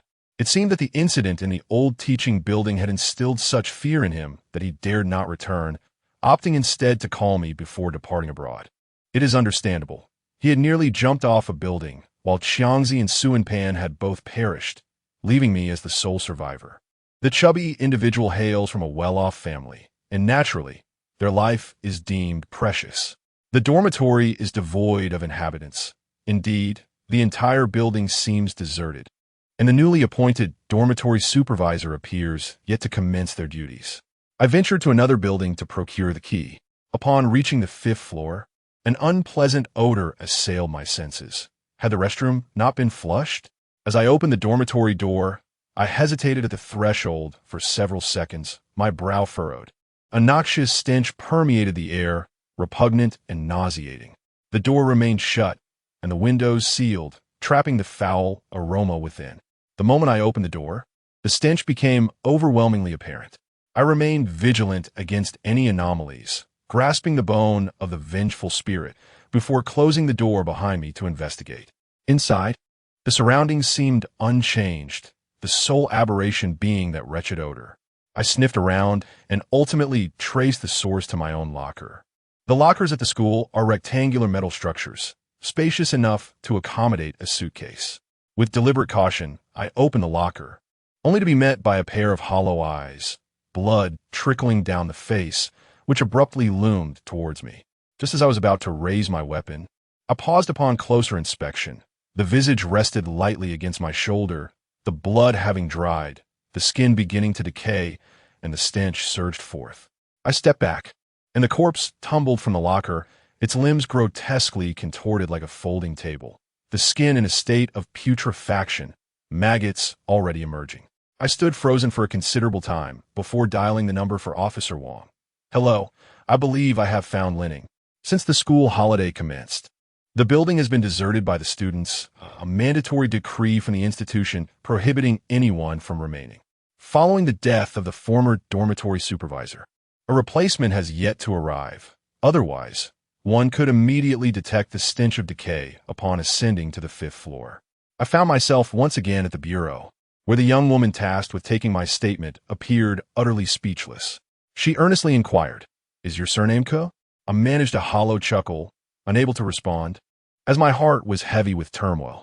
Linning has perished, as expected, yet what took me aback was the manner of her demise, reminiscent of the actions of a vengeful spirit, for it was indeed the ghostly bride who claimed her life. Chi-Chi's words about being preempted by another entity were precisely concerning the ghostly bride. Why would the ghostly bride target Linning? Had Linning ever wronged me? I pondered endlessly, yet could not fathom it.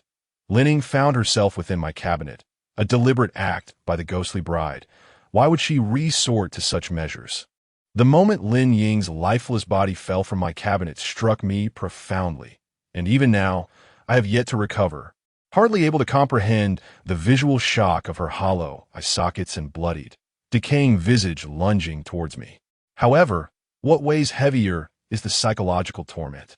She was someone I knew. This matter extends beyond mere statements. Linning and I were friends. I had accepted money from her, and now she has vanished. Linning lies dead within my cabinet. No matter how one views it, I cannot evade culpability. After enduring an extensive session of testimony, just as I braced myself for an impending investigation, Judge Wong unexpectedly emerged, declaring that I was free to leave. At that moment, I was left in utter disbelief. Free to leave? Is it truly so simple? It resembles a scenario where you and your girlfriend find yourselves in a hotel room, and suddenly, you succumb to death.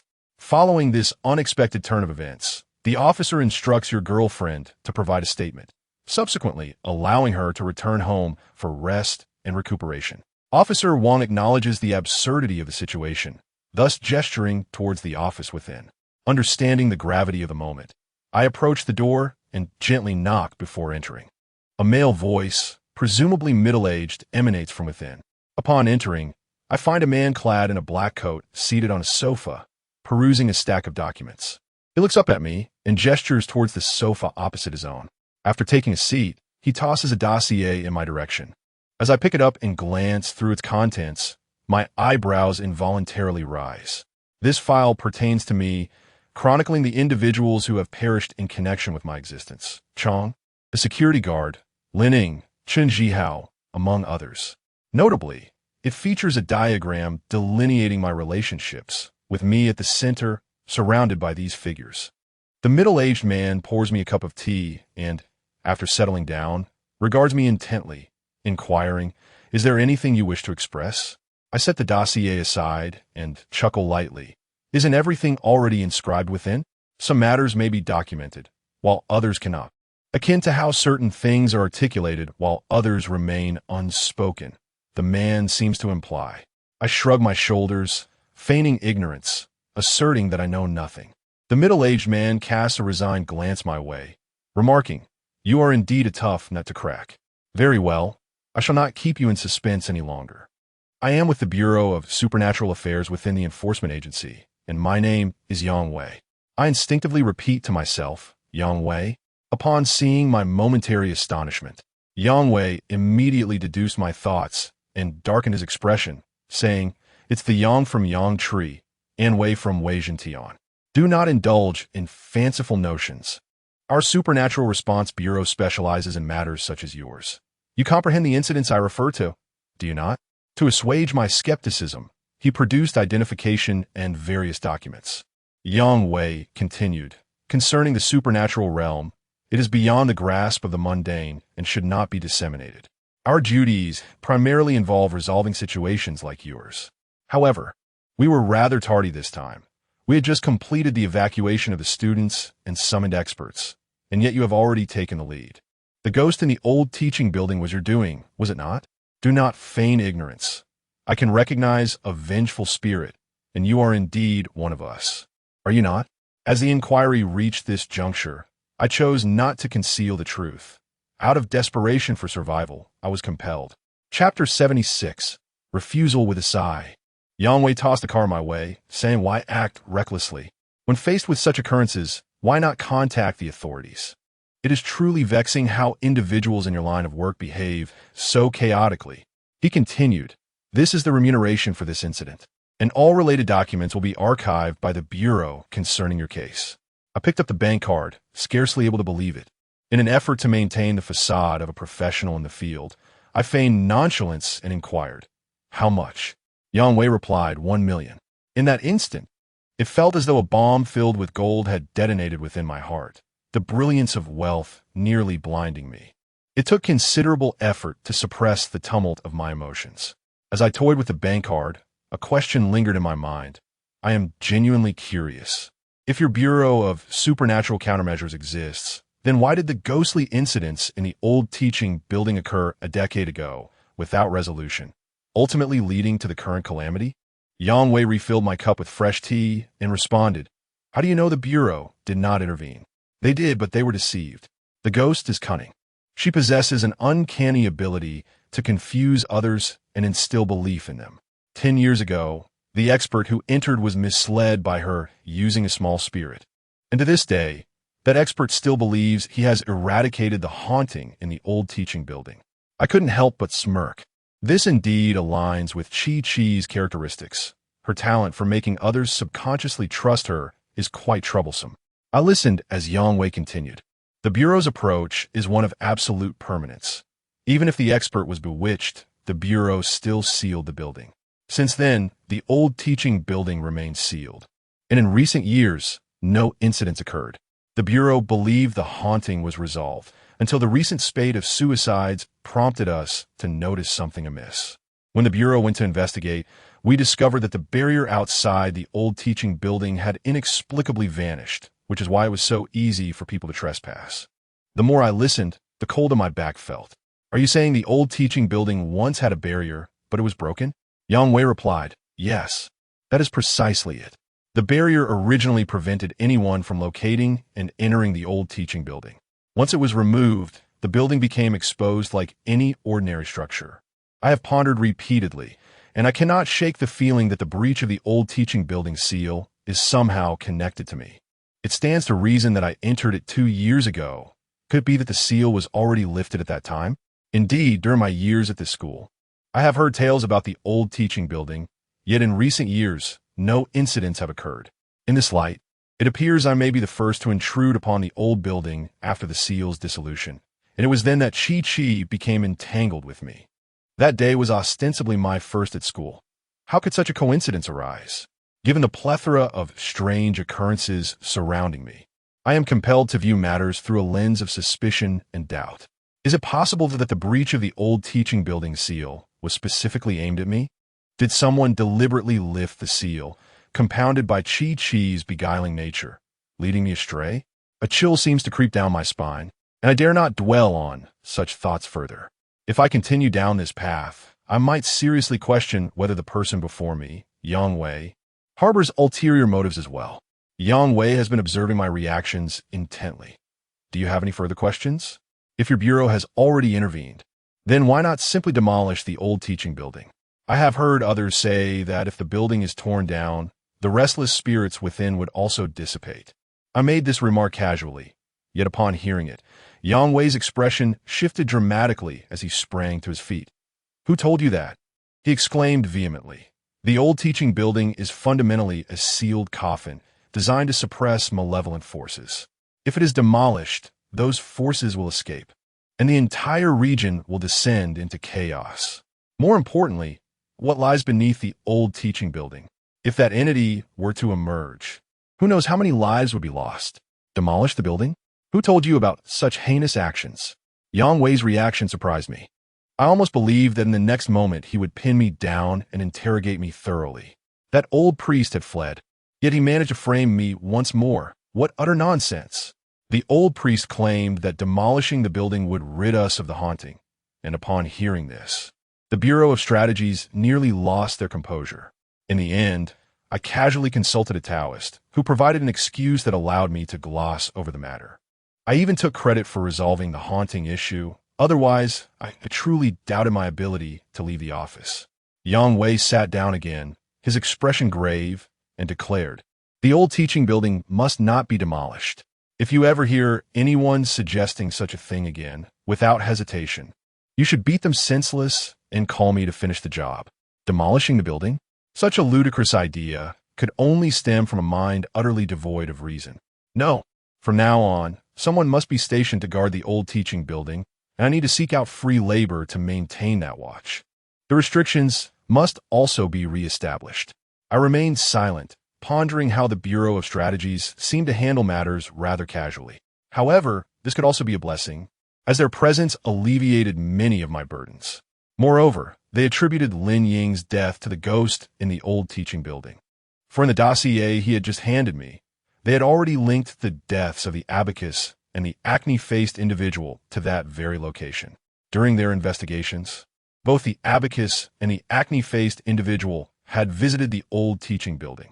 The overweight individual gathered with friends in the old teaching building, seemingly incited by a calculated scheme. It appears these two characters may have indulged excessively in films, executing their theft with both caution and expertise. On the day of the event, they even undertook a reconnaissance mission to the old teaching building, fearing the gathering might not transpire as planned. Only after this preliminary observation did they proceed to implement their scheme. Thus, their prior presence at the old teaching building inevitably linked them to its sinister legacy. By coincidence, Linning also fulfilled this criterion. She had visited as well, and thanks to my intervention, she managed to survive a few additional nights. Moreover, her time of death occurred on the eve of my confrontation with Chi, lending credence to the conjectures posited by the Strategy Bureau. After voicing his thoughts, Yang Wei turned his gaze back to me, his expression akin to that of a connoisseur admiring a rare artifact. "Mr. Zhang, I sincerely invite you to join the Strategy Bureau. We are in dire need of an employee like you. Someone who can endure hardships, work relentlessly, and possesses a strong sense of responsibility. Even the attending physician was astounded by your tenacity. I nearly hurled my teacup at him upon hearing this. What did he mean by enduring hardships? Was it my desire to sacrifice sleep? Working relentlessly? Was that not tantamount to sacrificing my life? And responsibility? Nonsense. Once entangled in troublesome affairs, one cannot simply extricate oneself. Thus, I resolutely replied, I sincerely apologize, but I am not fond of collectivism. In contrast to the Strategy Bureau, I have my own methodology for handling matters. You're aware of the industry's nuances, are you not? Yang Wei regarded me with newfound respect, acknowledging, indeed, I understand. Every field has its own rules. In light of that, I shall not press further. As the conversation drew to a close, a sense of regret welled up within me. Yang Wei was acutely aware of the daunting challenges posed by the specters haunting the old teaching building. A decade ago, an expert had come and gone, his identity never uncovered. Despite his youth, Zhang A-si had already become a seasoned figure within the industry, well-versed in its unspoken rules. The situation appeared bleak. I had initially hoped to deceive a novice into joining us, but Zhang A-si was far from inexperienced. I nodded in satisfaction, yet my mind remained in a whirl. What did I understand? What did I truly grasp? The last remark was merely my whimsical musing. I had never even heard of such an industry before. I had only caught fleeting mentions from the old master in Yang Wei, prompting me to invoke it for bravado's sake, lest I seem dismissive. It now appeared I had made the right gamble. After politely declining, I naturally planned to make my exit. The very notion of a supernatural countermeasure, agency, sounded perilous. I had no desire to entangle myself with them. Joining their ranks was out of the question. I was not so idle as to seek peril, nor did I wish to tempt fate. If, by chance, a ghostly bride were to strike, would they not be compelled to confront me? I rose to bid farewell to Yang Wei, who did not insist on my stay. Just as he received a phone call, I prepared to leave. However, after taking a few steps, Yang Wei suddenly called out to me with a tone of alarming gravity. Mr. Zhang, you must stay a while longer. The nurse who attended to you yesterday has passed away. Chapter 77. Returning to the village, I stood at the door. Disbelief etched on my face as I looked at Yang Wei. He reiterated, his expression grave. The nurse who cared for you yesterday has died. Upon arriving at the morgue, Yang Wei and I found ourselves before a corpse, covered by a white sheet, lying ominously in the center of the room. Yang Wei stepped forward and gently lifted a corner of the white cloth. With a heart full of trepidation, I observed closely as the shroud was drawn back, revealing the corpse's face, which bore a slight handsomeness. Yet, the once bright eyes were now mere hollow sockets, devoid of life. I could distinctly sense those darkened orbits fixated upon me, unwaveringly, as if filled with resentment.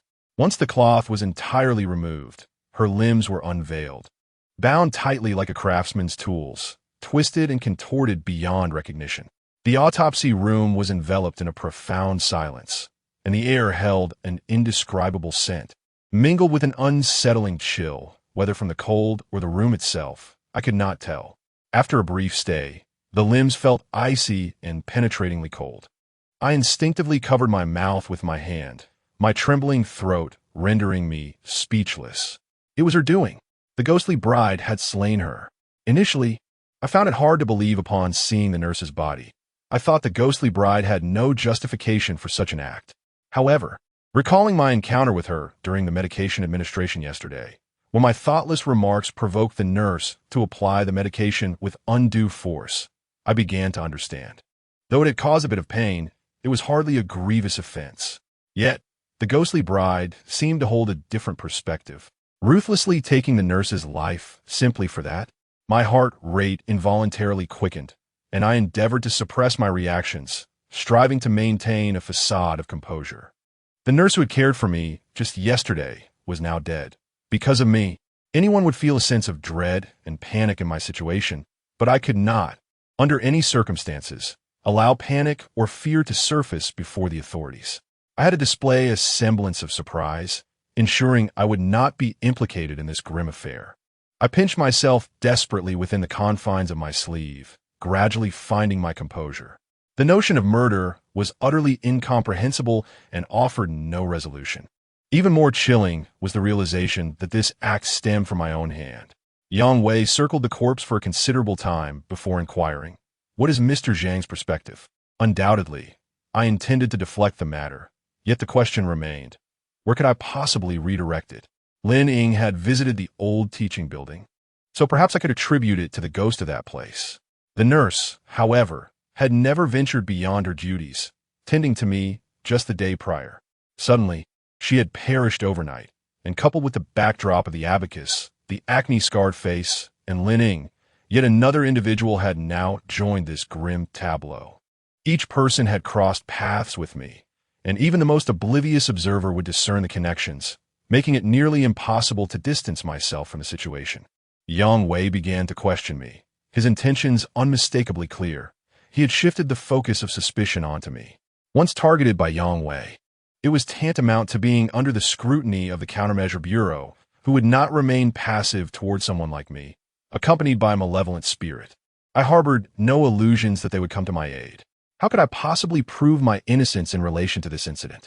In a fleeting moment, a myriad of thoughts raced through my mind, even contemplating a scenario where I might suddenly confront Yang Wei, leading to a physical altercation. The most favorable outcome would involve me overpowering Yang Wei and making my escape. However, I knew that if I were to engage him, my ghostly spouse would not let him off easily. If Yang Wei were to perish, being a member of the Countermeasure Bureau, they would surely pursue me. Already beset by a multitude of troubles, the prospect of being hunted by the supernatural Countermeasure Bureau was enough to plunge me into despair. The grim alternative would be for Yang Wei to subdue me, leaving my fate in the hands of the Bureau. Whether they would study me or confine me remained uncertain. After weighing my options, I resolved to meet the challenge head-on, with the worst-case scenario being a hasty retreat. I shook my head and said, "I was at the hotel last night, and I cannot make sense of this situation. The nurse's death seems to mirror that of Lin Ying and her companions, and it appears to be connected to the old teaching building." With that, I turned my back to the door, my body poised for action, vigilantly observing Yang Wei's reaction to devise an appropriate strategy. Upon hearing my words, Yang Wei furrowed his brow. My palms were drenched in sweat due to the tension. I longed to grasp the vengeful spirit's bones in my hands. Yet, it seemed Yang Wei was displeased with my response, which was understandable given the apparent connection to the matter at hand. "You claim ignorance, but who would believe that?" After a moment of contemplation, Yang Wei's expression softened, and he appeared to reach a state of clarity. "Oh, you're not sure? It seems this is indeed tied to the ghost of the old teaching building. The issues surrounding that structure are far from resolved." A fleeting moment of confusion gripped my mind. My taut body nearly seized with cramp. What was happening? Did Yang Wei actually believe me? No, that was too abnormal. Why would he accept such a flimsy excuse? The numerous doubts and evident inconsistencies were glaring. Yet he remained unperturbed by my integrity. Yang Wei continued to scrutinize the nurse's corpse, utterly oblivious to my presence, displaying not a shred of suspicion. I allowed my body to relax, inhaling deeply. Though I could not fathom the reasons behind it, I could not squander this opportunity. "Yang Wei, I trust the remaining matters will be handled by you." "Yang Wei, indeed, it is our duty. Although the issue has not been entirely resolved, Mr. Zhang has taken action this time, and we shall take over from here." I was perplexed. Yang Wei was surprisingly agreeable. "Yang team, I will take my leave now and not disturb you further." Yang Wei shifted his gaze. "Leaving already? Why is Mr. Zhang in such a hurry?" His piercing gaze sent shivers down my spine.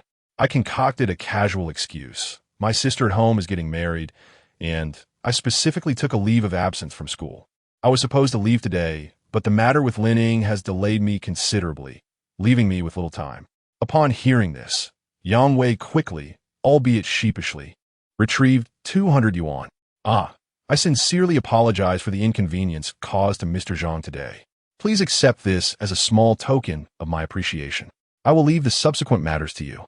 Numbly, I accepted the 200 yuan and walked out, incredulous at how smoothly everything had gone. It was as if Yang Wei would believe whatever I said. It was utterly bizarre. I tucked the money away and reoriented myself. I could not afford to dwell on the peculiarities. Leaving was the utmost priority. Who knew when Yang Wei might come to his senses? I could no longer remain in Dachang City. Hastily departing the office, I gathered my belongings and made my way to the bus station. The bus had yet to arrive. Spotting a vendor selling pancakes by the roadside, a thought crossed my mind. I approached and purchased a pancake. The vendor, upon receiving my order, skillfully scooped a generous spoonful of batter, expertly twirling a pushing board to form the initial pancake. Subsequently, he added an egg, brushed on sauce, sprinkled green onions, and layered in crispy bits, lettuce, and pickles. Before long, the vendor handed the pancake to me. As I took the pancake, I pointed to a 10 yuan note in the cash box and said, "Excuse me, you haven't given me my change." "I handed you 10 yuan. The vendor, slapping his forehead, smiled apologetically. "Ah, right, my apologies. I got so busy that I forgot." He promptly retrieved 5 yuan and handed it to me. With the 5 yuan in one hand and the pancake in the other, I suddenly found the treat rather unappetizing. Indeed, my words seemed to carry an inexplicable weight, as if they compelled belief in others. Just like now, I had not spent a single dime on my pancake. Yet I audaciously claimed the vendor had forgotten my change, and without a hint of doubt, he handed me the money. Just then, the bus arrived. Seizing the moment while the vendor was distracted, I tossed a 10 yuan note at my feet, exclaiming, "You dropped your money."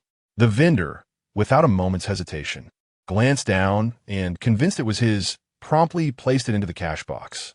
Afterward, I boarded the bus with my luggage, my mind still swirling with thoughts of the day's peculiar events. No, it seemed this was not the first time such oddities had occurred. On the night I encountered the door ghost, when it sought to escape, I lacked the strength to pursue it. I had shouted for it to halt, and, astonishingly, it did pause for a few seconds. It was during that fleeting moment that I managed to vanquish the door ghost. The ability to instill belief in others, leading them to harbor no suspicions, was uncanny. Even Yang Wei had taken my words to heart, or else he would have been captured by now. How strikingly similar this is to Chi-Chi's peculiar traits. Chi-Chi possessed such an ability, effortlessly assimilating into the school by leveraging this characteristic. When she introduced herself as a newcomer, no one doubted her. Any apparent flaws or inconsistencies were deftly obscured by her words. Did she now possess this trait herself? After disembarking from the bus, I boarded the shuttle back to the village. During the journey, I contemplated my next steps. I could not remain near my relatives or acquaintances. I could no longer allow innocent lives to be extinguished inexplicably. The phenomenon of ghost marriages, whether it is benevolent or malevolent, is beyond my capacity to define. Much like my perception of the ghostly bride, I am profoundly grateful for her protection while simultaneously wary of her actions. She kills in the name of safeguarding. Even for a mere scratch, was it not I who ultimately harmed the nurse? Upon returning home, I would reflect on my relative's departure. Presently, I possessed a sum of 1,700,000, of which 700,000 belonged to Lin Ying, and 1 million was given by Yang Wei. Even though the incident at the old teaching building remained unresolved, he did not demand repayment of this money. Additionally, there were 20,000 received from the Taoist who assisted in resolving matters for the mayor's family. He seemed to uphold his word. If he did not reclaim it, would I voluntarily return it? Thus, I was compelled to abscond with 1 million, regardless of the white-clad Taoist or the Supernatural Countermeasures Bureau. As long as I fled far enough, they could not pursue me. Upon arriving in the village, I observed wisps of smoke rising from chimneys. Every household illuminated their windows, and neighbors congregated at the crossroads, exchanging gossip. Those who had finished their work in the fields passed by on tricycles, the uneven terrain causing the tools to rattle noisily. I stood at the village entrance, gazing at everything for several moments, enveloped in a familiar warmth, a profound sense of belonging, and the simplicity of rural life, which starkly contrasted with the hardships I had endured lately. Overwhelmed by emotion, tears threatened to fall. Just then, a tricycle came to a halt beside me. It was Aunt Fatty, who lived on the same road as my family, hauling some weeds. With delight, she exclaimed, "Isn't Are you on break?" I rubbed my reddened eyes and returned her smile, replying, "Yes, I am on break." Aunt Fatty patted her vehicle and said, "Hop on. I'll give you a ride back. Carrying your luggage all the way would be exhausting." Gratefully, I tossed my belongings onto the tricycle and nonchalantly settled onto the weeds. As we traversed the village, I greeted the uncles and aunts by the roadside, exchanging pleasantries as customary among villagers. Simple phrases like "Have you eaten?" and "You're back" dissolve any sense of estrangement. As we continued, I suddenly spotted a familiar figure in the only restaurant in the village, where someone was voraciously slurping noodles. Since it was close to home, I bid farewell to Aunt Fatty and alighted from the tricycle with my luggage. Upon entering the restaurant, I playfully slapped the person on the back, causing him to nearly spew noodles from his nostrils in surprise. Turning around, he was overjoyed to see me. "You're back," he exclaimed. "What brings you here?" I handed him a tissue, and to my delight, it was the Taoist priest I had met at the mayoress' house. The Taoist in the yellow robe joyfully reached out to grasp my shoulder, but I swiftly evaded his touch, for I could not ascertain the extent of the ghostly bride's judgment. What if a mere forceful tap on the shoulder could spell death for the one who dared to provoke her? I had no desire to gamble with another's life on such a trivial matter. The Taoist, undeterred, wiped his mouth with his sleeve and exclaimed at last, "I have found you. It seems you indeed reside in this village." I grew wary and inquired, "Did you come here specifically to seek me? How did you discover my whereabouts?" The Taoist waved his hand dismissively, producing a contract for my perusal. Upon examining it, I realized it was an agreement between the town mayor and the Taoist, stipulating that the Taoist would resolve ghostly matters in exchange for monetary compensation. The mayor had allocated a total of 3,000 yuan. 3,000, you say? And the Taoist is to pay me 20,000? What sort of distribution is this? Turning to glance at the Taoist, I found him on the verge of tears. You see, the total is merely 3,000. It was agreed upon that the split would be 60-40, with you receiving 60 and I receiving 40. I had intended to round it up to 2,000, but in a moment of clumsiness, I mistakenly entered 20,000. I shall not relent. You must return the excess funds to me. I returned the contract to the Taoist and asked, "Is this truly the issue at hand?" He replied, "Last time, you only provided a bank account number, and I was unaware of your school. Thus, I traced your location through that number, anticipating that you would eventually return to your village. And here you are now. Quickly return my money." I took out my phone, feeling both amused and bewildered. This Taoist was rather intriguing. He indeed divided the 3,000 yuan and even kindly rounded it up for me. It was no easy task for him to reach this place. So how could I shamelessly covet his 20,000 yuan?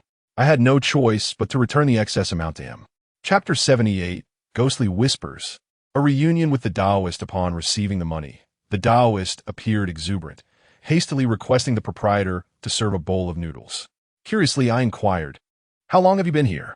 The Taoist, slurping his noodles, replied indistinctly, "Just a day.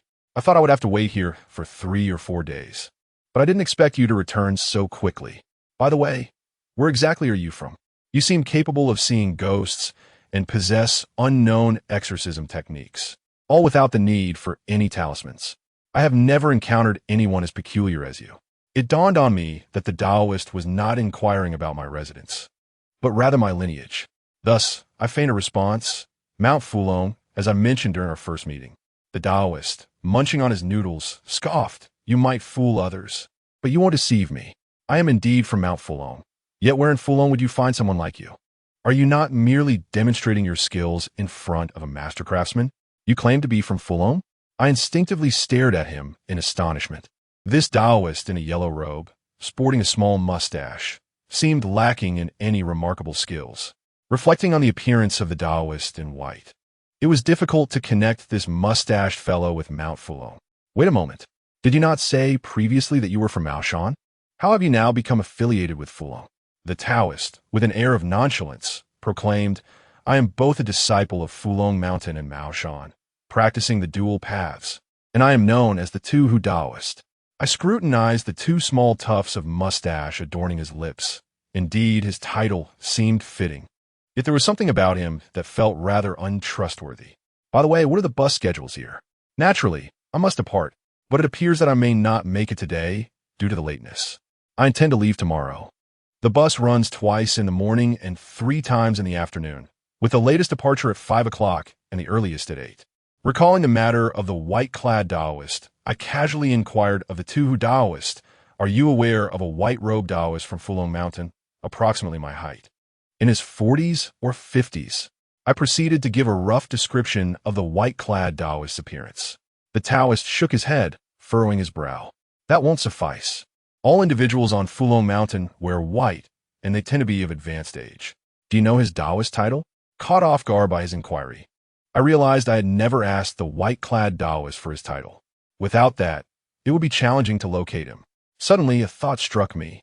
I recalled having secretly taken a photograph of the white-clad Taoist in the past, initially out of concern for his intentions, as I wished to keep a record. I presented the photograph to the Taoist, who furrowed his brow in contemplation and ultimately shook his head. I seem to have some vague recollection, but my interactions on Fulong Mountain are rather limited. A white-clad Taoist in his 40s or 50s would be of at least master level. If you truly wish to find him, your only option is to ascend Fulong Mountain. The Taoists there are quite hospitable. Present them with this photograph, and they will swiftly assist you in your search. With a sigh, I refrained from delving deeper. Why waste effort seeking the Taoist priest atop Fulong Mountain? A man with questionable character? I had my own escape to contemplate. The Taoist set down his chopsticks and, with a cunning glint in his eye, inquired, "Since you possess the ability to see spirits and the means to exorcise them, why not consider leveraging these talents for profit?" He proposed, "Let us form a partnership. I will procure clients, and you shall execute the tasks." I promptly declined, expressing my disinterest in any dealings concerning the supernatural. "If you wish to pursue this, you may do so alone. I am not the partner you seek. Associating with me could jeopardize your very life." Unthinkable. I, Hu Tian, am destined to endure otherwise. How could I navigate both Fulong Mountain and Maoshan? He insisted, "Seriously, let us join forces." I shook my head, choosing to leave, uninterested in further engagement. Upon returning home, the atmosphere was as tranquil as ever. Indeed, my absence had rendered the household noticeably subdued. The kitchen lights glimmered. My sister was sweeping the yard with a large broom. I knocked at the door, and she looked up, momentarily stunned, before exclaiming in delight, "You're back." She promptly discarded the broom and rushed over to assist with my luggage. I found her exuberance somewhat disconcerting. Typically, my sister and I were fierce rivals, exchanging barbs daily for our own amusement. However, since the last brush with calamity, her demeanor towards me had softened considerably.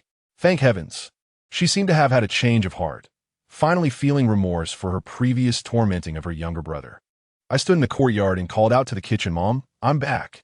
A cacophony of pots and pans clattered to the ground, followed by my mother, fragrant with the essence of the kitchen, joyfully rushing out, her darkened hands wiping across her attire. "Why'd you return so soon? You didn't even give me a heads up. Come inside. The meal will be ready shortly." At the dining table, I refrained from divulging the events of my recent days. The fears and anxieties I had endured were unnecessary burdens for her to bear. This home was not a place for lamentation. Wouldn't it be better to leave only joy behind? Thus, I chose not to mention my intention to flee, merely stating that I had taken a leave of absence from school and would be returning the following day. Given her unyielding belief in my words, there was little reason for her to doubt me. In truth, this might very well be the last moment I shared with them. If I were to disappear, it must be done completely, not only for my own safety, but for the safety of my family as well. It was imperative that Zhang A-si cease to exist. I exchanged idle chatter with my elder sister, and while she was momentarily occupied, I stealthily entered my mother's room and placed the bank card, worth 500,000, beneath her pillow, inscribing the password upon it. To them, 10,000 was already an astronomical sum. 500,000 was a figure beyond their wildest dreams. Upon encountering that 500,000 card once more, memories of Linning flitted through my mind. The affluent, naive young woman. She was astute, yet her demise remains shrouded in ambiguity. I often pondered what transpired between us on the night of her passing that could have incited the ghostly bride to strike. The only recollection that surfaced was her tearful embrace, a reason that seems utterly absurd. Could jealousy truly drive her to such extremes? To think that a mere hug could evoke such envy, leading to murder, is as ludicrous as a nurse inadvertently administering a fatal dose of medication. Regardless of the scenario, acceptance eludes me. Yet, upon deeper reflection, how could one fathom the rationale of a specter? In the realm of human morality, the act of killing is wholly intolerable. Even the slightest harm to another's heart is met with remorse. But do spirits experience such sentiments? Zhiqi's violence stemmed solely from those who trespassed into the old teaching building.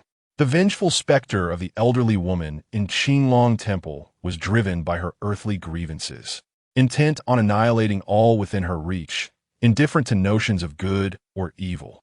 The divide between humans and ghosts is insurmountable. Mutual understanding is impossible, as is any form of interaction. To seek such communion is to invite my own fate. As those around me continue to perish, their deaths are inextricably linked to my existence. After concealing the bank card, I returned to the dining table, engaging in light-hearted conversation, savoring the fleeting warmth of familial ties.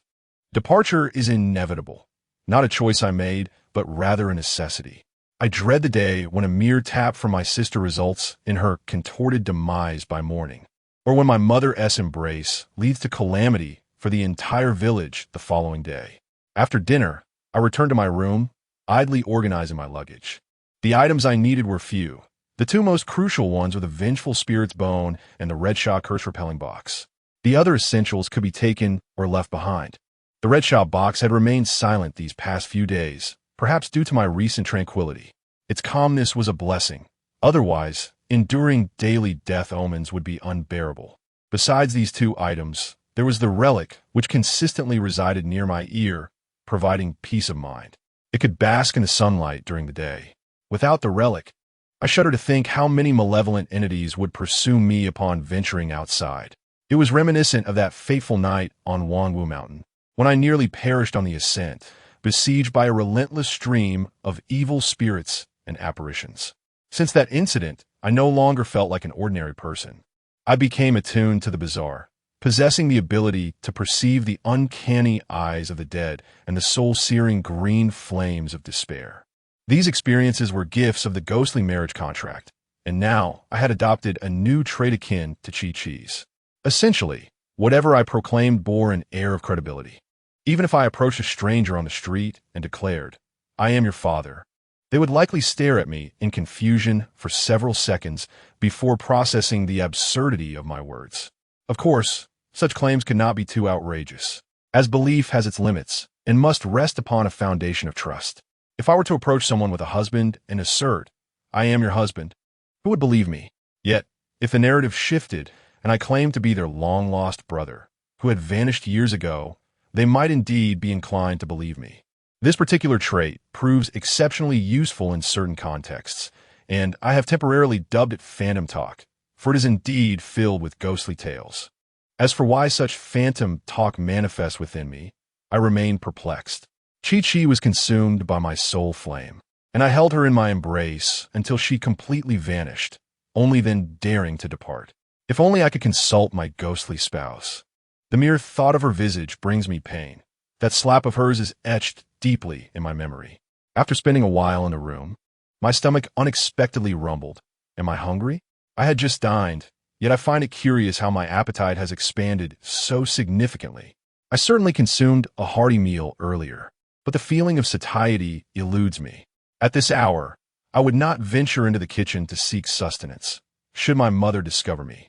It would undoubtedly lead to further complications, as she would insist on preparing another meal for me. Instead, it is far more prudent to venture out for a bite to eat, for the restaurant is within close proximity. Thus, I stealthily made my way to the eatery. Upon entering, I was astonished to find the Taoist still present. Not only was he there, but he was also engaged in conversation with the villagers, several of whom were seated at a table, drinking and boasting. The tales spun by the Taoist were audible even from my vantage point. Claims of having punched the heavenly master of Fulong Mountain and kicked the patriarch of Maoshan, of having single-handedly confronted formidable malevolent spirits and devoured ghostly messengers. Shaking my head, I settled into a corner and ordered a bowl of noodles. Before long, the noodles arrived, and I began to eat while listening to the Taoist's boastful narratives. To be fair, Although the Taoist tales may be exaggerated, his knowledge of the craft is indeed profound. He does not speak without foundation. Much like the blood-breaking technique previously imparted to me by the elderly lady, the Taoist is also well-versed in such lore. Soon, the gathering of the Taoist concluded, and he noticed my presence, approaching me with slightly unsteady steps. With hopeful anticipation, he inquired, "What is it? Have you come to a realization? Have you decided to join me in my endeavors?" I replied, "I knew it. I trust in your abilities, Master Taoist. Surely, you have the potential to amass great wealth. Why squander such talent?" I savor my food thoughtfully before responding. "You are mistaken. I merely came to enjoy a bowl of noodles. As for your ghost-catching pursuits, seek another." The Taoist expression fell instantly. If I could find someone else, I would be imploring you. Even after I finished my meal, he continued to chatter incessantly, trailing behind me as I exited. We had only taken a few steps before reaching my home. "Why are you still following me?" I asked. "It's not like you've never been to my house." "Why the anxiety?" "Oh, have you visited my home?" "I did not enter. I merely stood outside to see if you were home, but I did not observe you." I shot him a glare, intending to shake him off and return home. Just then, two figures approached from the opposite side of the street, causing a flutter of anxiety within me, my mother and sister. They looked at me in surprise. "A-si, weren't you inside? How did you end up here?" I certainly could not confess that I had been sneaking off for a snack, lest my mother think her cooking was inadequate. Thus, I casually stated, "I want to find a friend." My mother and sister nodded in understanding, advising me to return home soon, as they had just come back from an outing, apparently having taken my sister to meet a matchmaker. The sky has darkened, revealing only a faint, endless golden halo at the horizon. At this hour, everything appears as though it has been coated in a thick layer of black paint. While figures are discernible, their features remain obscured. The trees take on an especially eerie demeanor, their branches host to cawing blackbirds. The Taoist stands pressed against the wall, seemingly out of sync with the harmonious atmosphere of the household. His face, once flushed from drink, has turned an ashen white, and his eyes seem on the verge of popping from their sockets. Why is Zhang A-si conversing with the air? Who is he speaking to?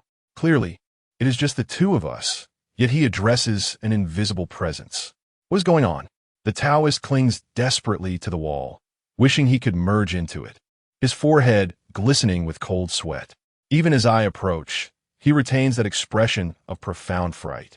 "Are you trying to scare me on purpose?" he exclaims. I am taken aback. "How could I have frightened you all of a sudden?" He points at me in a panic. "Then who were you just talking to? It's only the two of us here, yet you were calling out to a mother and sister. Don't tell me you're implying they aren't human." My pupils froze for a few seconds before expanding in sync with my racing heart, as I adorned myself in a cloak of darkness on the dimly lit village path. A closer inspection of my neck would reveal that the hairs were standing on end. The Taoist words cast a shadow over my countenance. I turned to look at my mother and sister, who were about to return home, and a series of thoughts began to swirl in my mind. The silhouettes of two figures appeared as dark spots against the twilight. Hesitating for a moment, I approached them, leaving a parting remark for the Taoist. "If you were merely fabricating tales earlier, I shall extract 4 of your teeth." Chapter 79. Family. I returned home alongside my mother and elder sister, my steps mirroring the unease within my heart. The Taoist, initially inclined to flee while pressed against the wall, reconsidered upon observing the ominous darkness that enveloped the sky, accompanied by the occasional gust of chilling wind, and ultimately chose to follow me. My mother and sister occupied the living room, while I made my way directly to the kitchen, with the Taoist trailing behind, casting apprehensive glances around him. Hey, Zhang A-si, you were not truly conversing with something, were you? Was it a male or a female? Were they? Though both Taoists hailed from Maoshan and Fulongshan, their courage was surprisingly feeble, even more so than the average person has fear of ghosts. Yet they still sought to make a living in this manner. Upon entering the kitchen, I rummaged through the remnants of the earlier meal and presented it to the Taoist, inquiring, "What do you make of this?" The Taoist looked utterly bewildered. "What? Is this not merely shredded paper? A collection of colorful scraps assembled on a plate. What custom is this in your household?" Shredded paper, so what I had consumed earlier was nothing but scraps. A wave of nausea surged within me, as the food I had ingested threatened to rise. Hastily, I placed the plate down and clamped my hand over my mouth. My stomach tumultuous. Had I truly ingested paper? In my eyes, the meals were perfectly prepared, yet to the Taoist, they appeared as mere paper. Thus, the reason for my hunger after lunch was not due to an increase in appetite, but rather because I had not truly consumed any food. This was also the case during my last meal at home. It felt as though I had dined without eating at all. If this were indeed the truth, then the mystery would be unraveled. Yet why would this occur? The Taoist could not see my mother and sister. He should be incapable of perceiving spirits. Ironically, it is I who can see the apparitions that can behold my mother and sister, implying that they are akin to ghosts. This is inconceivable. Something must have happened to them. When? My pupils trembled violently, and I found myself reluctant to delve deeper, afraid to confront the truth. My mother and sister are my only remaining relatives. If something has befallen them, I would be utterly alone in this world. I leaned against the cabinet and sank into a seated position, remaining there for over 10 minutes until a voice called for me from the main room. Perhaps they were growing concerned over my prolonged absence. I raked my fingers through my hair, stood up, and brushed the dust from my backside. Let us go. The Taoist cautiously retreated into the corner. Where to? To see my mother and sister. Upon entering the main room, I concealed my emotions, adopting my usual carefree demeanor. My sister regarded me with suspicion. You haven't sneaked off to the kitchen for a snack, have you? I smiled faintly and clarified. No. This friend of mine hasn't eaten yet, so I took him to the kitchen to find something to eat. My mother and sister exchanged bewildered glances. Their eyes filled with confusion, and together they pointed behind me, exclaiming, "There's no one behind you. Where is this friend of yours?" A smile froze on my lips as I subtly shifted my gaze. There, standing rigidly beside the persimmon tree in our yard, was a Taoist priest clad in a yellow robe.